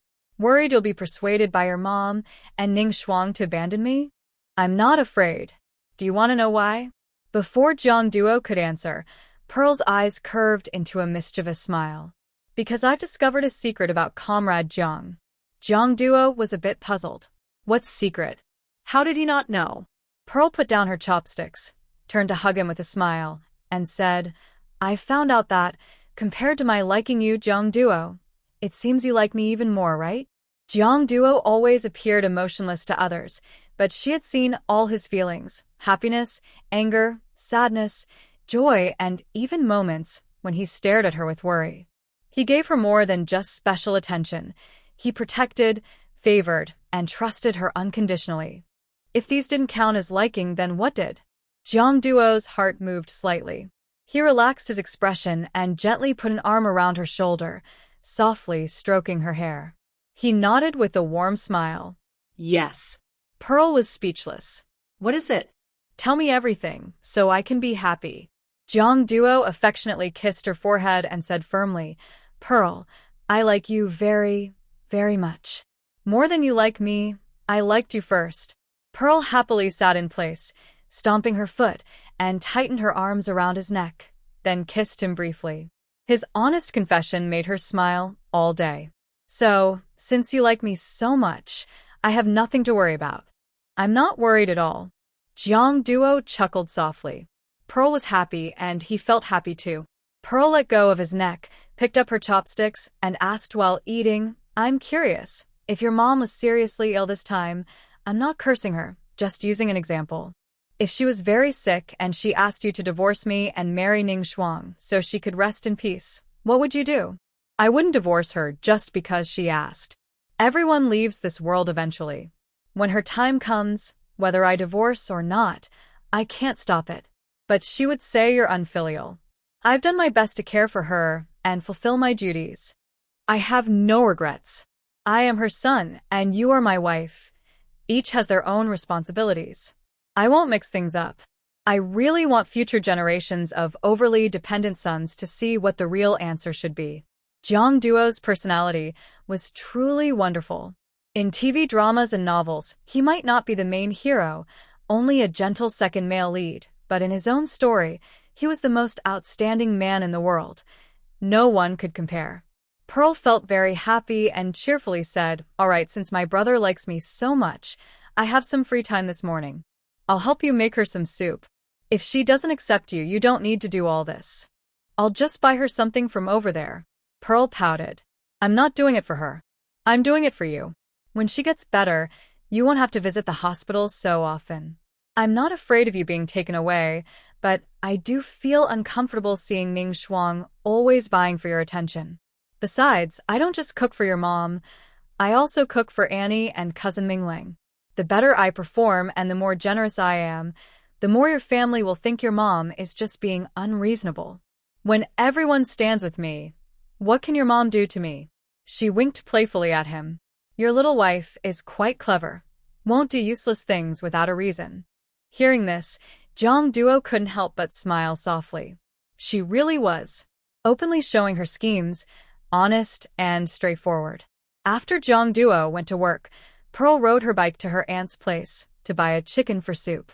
When she returned home, she saw old lady Lu nearby, attentively handing something to Huang Yu. Xiao Yu, I heard you've been loving dried small fish these days. I bought them for you, from the supply store several miles away. I even fried them with lard before giving them to you. They smell so good.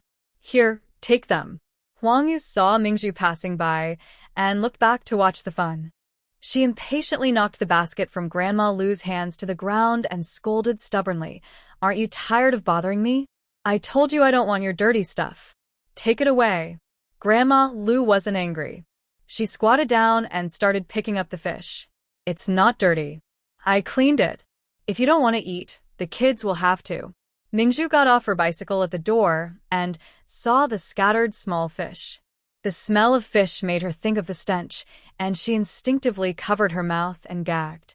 Seeing Mingzhu's reaction, Huang Yu made a face. Mingzhu has been married for a long time, but hasn't gotten pregnant. Now that she is pregnant, she starts to. It's obvious she's jealous of her pregnancy, pretending otherwise. This woman definitely can't have children. Thinking this, her eyebrows lifted happily. From now on, she would pray every day that this hateful, mean woman, like Su Guimei, would never have children in her life. Then Jiang Jiao would surely not want her. She shot a sharp look at Mingzhu and impatiently muttered to Grandma Lu, whether my child eats or not has nothing to do with you. Old thing. So annoying. Move aside. After saying that, she pushed past Grandma Lu and turned to leave. Because her father had recently beaten her, she dared not openly say that the child belonged to Jiang Diao anymore. But she could say other things like, Mingzhu can't have children. Grandma Lu watched Huang Yu walk away, gnashing her teeth in anger. This wasn't bought for her. It was for her grandson. She looked back at Mingzhu, feeling even more upset. But Mingzhu didn't care about her mood. She shot her a glance and went home. She hummed a tune as she prepared the chicken, then stewed it. At noon, when Jiang Diao returned, Mingzhu had already packed the soup into an old-style thermos and reminded him, this soup is only enough for 3 people, your mom, your aunt, and Mingling. No one else can drink it, remember? She was generous, but she didn't have the habit of sharing soup with her rivals. Jiang Diao smiled and patted her head. Don't worry. After they finished lunch together, Jiang Diao left for the hospital. Mingzhu waited for Wang Suizhou to come back, then called her over to drink chicken soup and eat noodles. Wang Suizhou felt very comfortable after eating. Mingzhu's cooking skills were truly unmatched. No one could compare. She was eating when she remembered Mingzhu's instructions about an important matter. She said, by the way, Zhuzhu, I found the factory that makes the small round metal boxes for cream. But the factory doesn't allow private sales, so even if we find it, we can't get the goods. Maybe we should consider a different packaging option? Given the current situation, all factories probably operate the same way. What should we do? Should we just stop making the cream? After all, right now, only the mask sales are profitable. She's about to become rich, and she's really satisfied. But Mingzhu wasn't willing to give up. She definitely wanted to make it, but she couldn't go against the policies. She thought for a moment, then suddenly had an idea. Sister-in-law, do you know anyone at the supply and marketing cooperative? Wang Suizhou was confused. I have 2 sisters working there. Can you talk to the buyers there? Because they can buy directly from a factory. Wang Suizhou suddenly realized how quickly this girl thought. But she hesitated. My 2 sisters sell goods at the cooperative. I need to ask them first. Mingzhu nodded. Make sure of it and give me a definite answer. If not, we'll think of another way. Okay, but Zhuzhu, if the goods really go through the cooperative, the price might not be the same as before. I know, but since we need a large quantity, we can negotiate the price. Also, if we don't use this route, we won't be able to get the goods. Then the cream. No, even medicinal cream can't be sold. Although she called it cream, policies definitely didn't allow its sale. But if it's medicinal cream that treats and improves skin, there would be more flexibility. Wang Sueju took note of this and planned to visit the cooperative after finishing her chores tomorrow. After dinner, Wang Sueju went home to do laundry. Mingzhu, feeling bored, continued knitting a sweater for Jiangdo. The bottom of the sweater clearly showed beginner stitches, but by the middle, she was much more skilled. If the overall effect wasn't good, she could wear this loose, Korean-style, oversized sweater herself. Once she practiced more, she could knit another for him. She had just finished about a round when Wang Sueju stormed back home, looking angry. Mingzhu looked at her with some curiosity. Sister-in-law, who made you so mad? Zhu, did you hear any strange rumors when you went out today? I just walked away from under the tree and overheard Qinfeng Jiao and a few gossiping women talking about you. They said you saw Huang Yu was pregnant and became jealous, pretending to be sick to hide your own pregnancy. They also said you and Gui Mei are alike, both. She couldn't finish and angrily asked, I asked those gossiping women who said such cruel things. They said it was Huang Yu, that immoral woman. She really has no shame anymore. Mingzhu smiled and said, You're angry just because of that? Isn't it worth getting angry over? Wang Sueju pulled a stool and sat by the bed. Zhu, are you really planning to have a baby only next year? Those people might be spreading all sorts of rumors behind your back. Mingzhu looked calm. I don't care what they say. Jiang Diao and I just got married a few months ago. We're not tired of each other yet. Why should I change my plans because of their mean words? Let her be mean. I focus on earning money. I want to make a lot of money and outsmart these gossiping women. As she spoke, she rubbed her fingers, and Wang Sueju immediately understood that Mingzhu meant money, cash. She smiled instantly. Girl, you have a good plan. I should learn from you. Let's work together to outsmart them. Though she said this, Wang Sueju still felt a bit angry inside. These gossiping women would probably spread these lies as if they were true. How disgusting. But if Zhu could have a child now, it would really drive those women crazy. I really want to put a baby in her belly. At the hospital, Jiang Diao first went to Ho Xiaoqing to deliver soup. Auntie, Mingzhu made soup for you, my mom, and Mingling this morning. She asked me to bring it to you. You should serve yourself and Mingling first, and I'll take the rest to the ward. Ho Xiaoqing loved Mingzhu's cooking and didn't refuse. After serving the soup, she told Jiang Diao about Fang Shuyu's condition.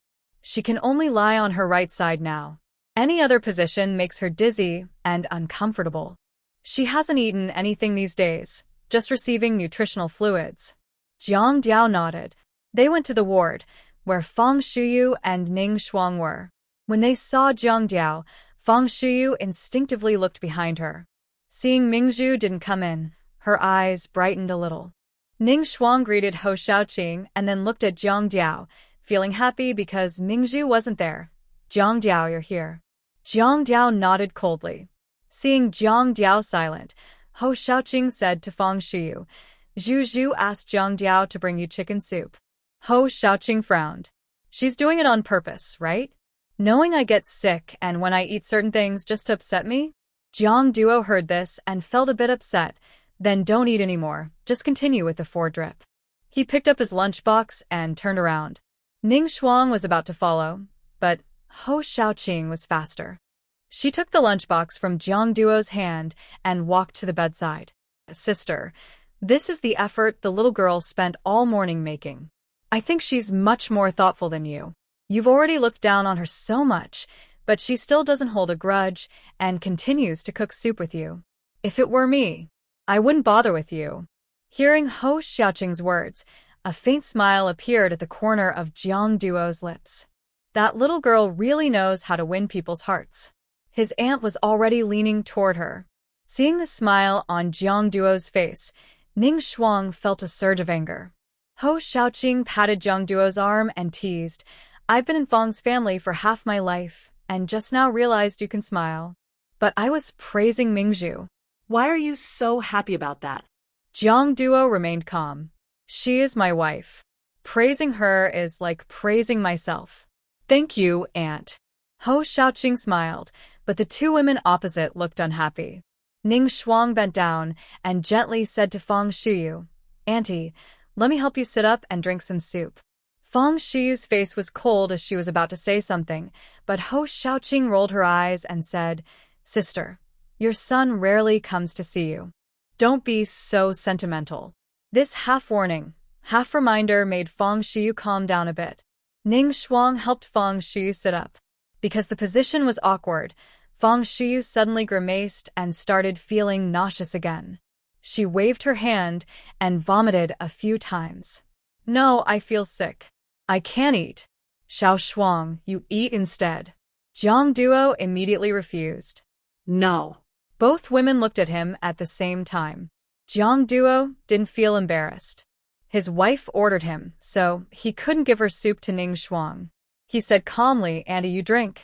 Ning Shuang looked visibly embarrassed. Fang Shiyu adjusted her position and shot him a glare. It's as if Ning Shuang is craving this trash. "If you're just trying to upset me, then go away quickly." Seeing the tense atmosphere, Ho Xiaoqing quickly spoke up, "I smell a strong medicinal scent. Xiao Shuang is young and doesn't need such nourishing things. Let me accept it on her behalf." Fang Shiyu glared at Ho Xiaoqing, but Ho Xiaoqing didn't mind. "You have important matters to discuss with Jiang Duo, right?" Fang Shiyu nodded and looked at Jiang Duo. Before he could speak, Jiang Duo took the initiative. "If it's about Ning Shuang, please don't mention it. I have a wife now, and I need to avoid suspicion." Xiaoqing, Ho smiled gently. "This young man is somewhat promising." Ning Shuang lowered her head, her face showing a shy purple hue. Fang Shiyu gently patted Ning Shuang's hand, looking serious at Jiang Duo. "Do you really have to say such embarrassing things in front of Xiao Shuang?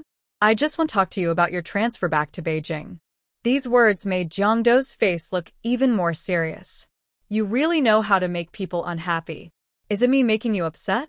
Or is it because you're not trying hard enough? The past is over. Why cling to it? Can the dead come back? Stop talking." Jiang Duo's voice grew colder. "My matters are my own business. If you have a sense of boundaries, why haven't we reached an agreement after so many talks?" Fang Shiyu sighed heavily. "Jiang Duo, if you just leave like this, do you know what people are saying behind your back?" Jiang Duo smiled coldly. "I don't care." Fang Shiyu's eyes filled with tears. "But we care. Our talented son was hit so hard by an accident. If we don't help you, who will? Xiao Duo, you need to go back. You need to be strong. Mom pleads with you, please listen to me. Finish everything here quickly, so we can return to Beijing and resume work." Jiang Duo remained silent. Nearby, Ning Shuang's eyes also reddened. She spoke up to help persuade him. "Jiang Duo, you haven't been home these past 2 years, so you don't know. Many people in the yard have been gossiping about your family. They say you were talented and had big ambitions, but a few setbacks made you give up. They think you've been defeated and can't recover." So, as she spoke, Ning Shuang choked up and cried. "Do you understand the saying, when the wall collapses, everyone pushes? Your family has endured just as much as you have." Jiang Duo remained silent. Fang Shiyu was frantic. "What are you thinking? Is it because of Mingzhu? You should go back to Beijing first. She likes studying medicine, right? I can ask your aunt-in-law to help arrange for her to study medicine in Shanghai. My problem has never been Mingzhu. Don't even think about interfering in her matters." He steadied his suppressed emotions and spoke calmly. "Let's end it here today. I have work this afternoon. I need to go back." He turned to leave without caring about Fang Shiyu calling after him, "Jiang Duo, come back." Ning Shuang looked at Xiaoqing Ho urgently. "Auntie, please help take care of my aunt. I want to talk to Jiang Duo." How Xiaoqing wanted to stop him, but Ning Shuang had already run outside. She frowned, thinking that Ning Shuang, this child, was a bit out of bounds. Fang Shiyu looked at Hao Xiaoqing, feeling upset, and started crying. "Look at him. I don't know if I raised a son or a grandparent." Hao Xiaoqing has a low-tier response. When she sees someone crying, She tends to tear up easily. But she also respects her children's own wishes. Just like back then, everyone wanted Fong Mingliang to join the army, but he didn't want to, so she firmly stood by his side and supported his wish to study medicine. She sat on the bed, patted Fong Shiyu's shoulder, and sighed softly. Everyone knows that people should aim high. Do you think Jiang Do doesn't know that? He does, but he's troubled inside and in pain. When you said that the dead can't come back, weren't you just adding salt to his wounds? Fong Shiyu was stunned. Did I say that? Your face was so dark with anger that it turned pale. Didn't you see? Fong Shiyu frowned. I was probably too angry at the time and said some harsh words. Knowing your temper, you should control it. If you can't help him resolve his inner struggles, then silence can also be a way to protect. Besides, I really think Xiaodou is doing quite well now. Even I, as his aunt, can feel he's happy. Can't you see that? Fong Shiyu shot her a look. Sweet talk is the easiest way to make people fall. I have a different opinion from you. I just want my child to be happy and joyful. Everything else doesn't matter. Their conversation ended without agreement, and they parted on bad terms. Jiang Do moved quickly and soon reached the yard to check. Ning Shuang, behind him, almost ran to catch up, then circled in front of him, spreading her arms to block his way. Jiang Do frowned. Is something wrong? Ning Shuang looked at him with a stubborn, distressed expression. Jiang Do, since I came here, you haven't had a proper one-on-one talk with me. Today, I just want an answer. She lowered her hands, gazing intently at him. Why is it that you can be so high and mighty, but you choose to stay here and suffer? Why, when you clearly are not from the same world as Mingzhu, do you still want to be with her and repeatedly go against Auntie for her? And I've been working hard all my life to marry you, you know that. But why don't you like me? What am I lacking? Can you tell me? Jiang Duo's eyes darkened. I am a person of the same world as someone else, not defined by you. I like Mingzhu, so I naturally want to be with her. As for why I don't like you, there's no reason, I just don't. You lie. You. Jiang Duo was in a bad mood and too impatient to listen to her anymore. He interrupted directly. Ning Shuang, stop fooling yourself. After speaking, he bypassed Ning Shuang and walked away. Ning Shuang looked back at Jiang Duo's figure, her heart trembling. She had protected her loved one for so many years. How could someone just take her away like this? She felt so unwilling. She hurried forward and tightly hugged Jiang Duo from behind. Jiang Duo didn't expect her to suddenly do this. He quickly pushed her away, took 2 steps back to keep distance, and said seriously, "What do you mean by self-respect? Do you want me to teach you?" Before he finished speaking, he saw Huang Yu riding her bike toward them from the hospital entrance, cursing, "Let go of Jiang Duo." Hearing the noise, Ning Shuang turned her head and instinctively sidestepped to avoid the approaching bike. Huang Yu left her bike and rushed forward, grabbing Ning Shuang's collar and shouting, "Everyone look. Ning Shuang, a doctor from our hospital's obstetrics and gynecology department, is acting like a hooligan and hugging someone else's man right in the street." Ning Shuang tensed up. This shameless woman, she still cares about her own dignity. She quickly said, "I didn't." Huang Yu was in a bad mood and came to the hospital to vent her anger on this woman. She didn't expect to see this scene upon entering. She couldn't beat Mingzhu, nor could she fight Ning Shuang. She raised her hand and slapped Ning Shuang. "You're talking nonsense. I saw you hugging Jiang Duo with my own eyes. How dare you lie?" Ning Shuang covered her face and turned to look at Jiang Duo. Today, Mingzhu wasn't here, so she asked Jiang Duo for help. Compared to Huang Yu, Jiang Duo would definitely stand by her side. But when she looked around, she only saw the man's cold, distant back as he left. Her heart sank. "Jiang Duo, I love you so much. Why are you treating me like this?" From Jiang Duo's perspective, Ning Shuang's behavior just now was truly absurd. She deserved some punishment to learn her lesson. Anyway, this was a hospital, and security would come to separate them. He wasn't in the mood to watch a fight. He just wanted to go home quickly. Thinking of the past, he felt a heavy weight in his heart. Now, he desperately wanted to see Mingzhu immediately. He missed her.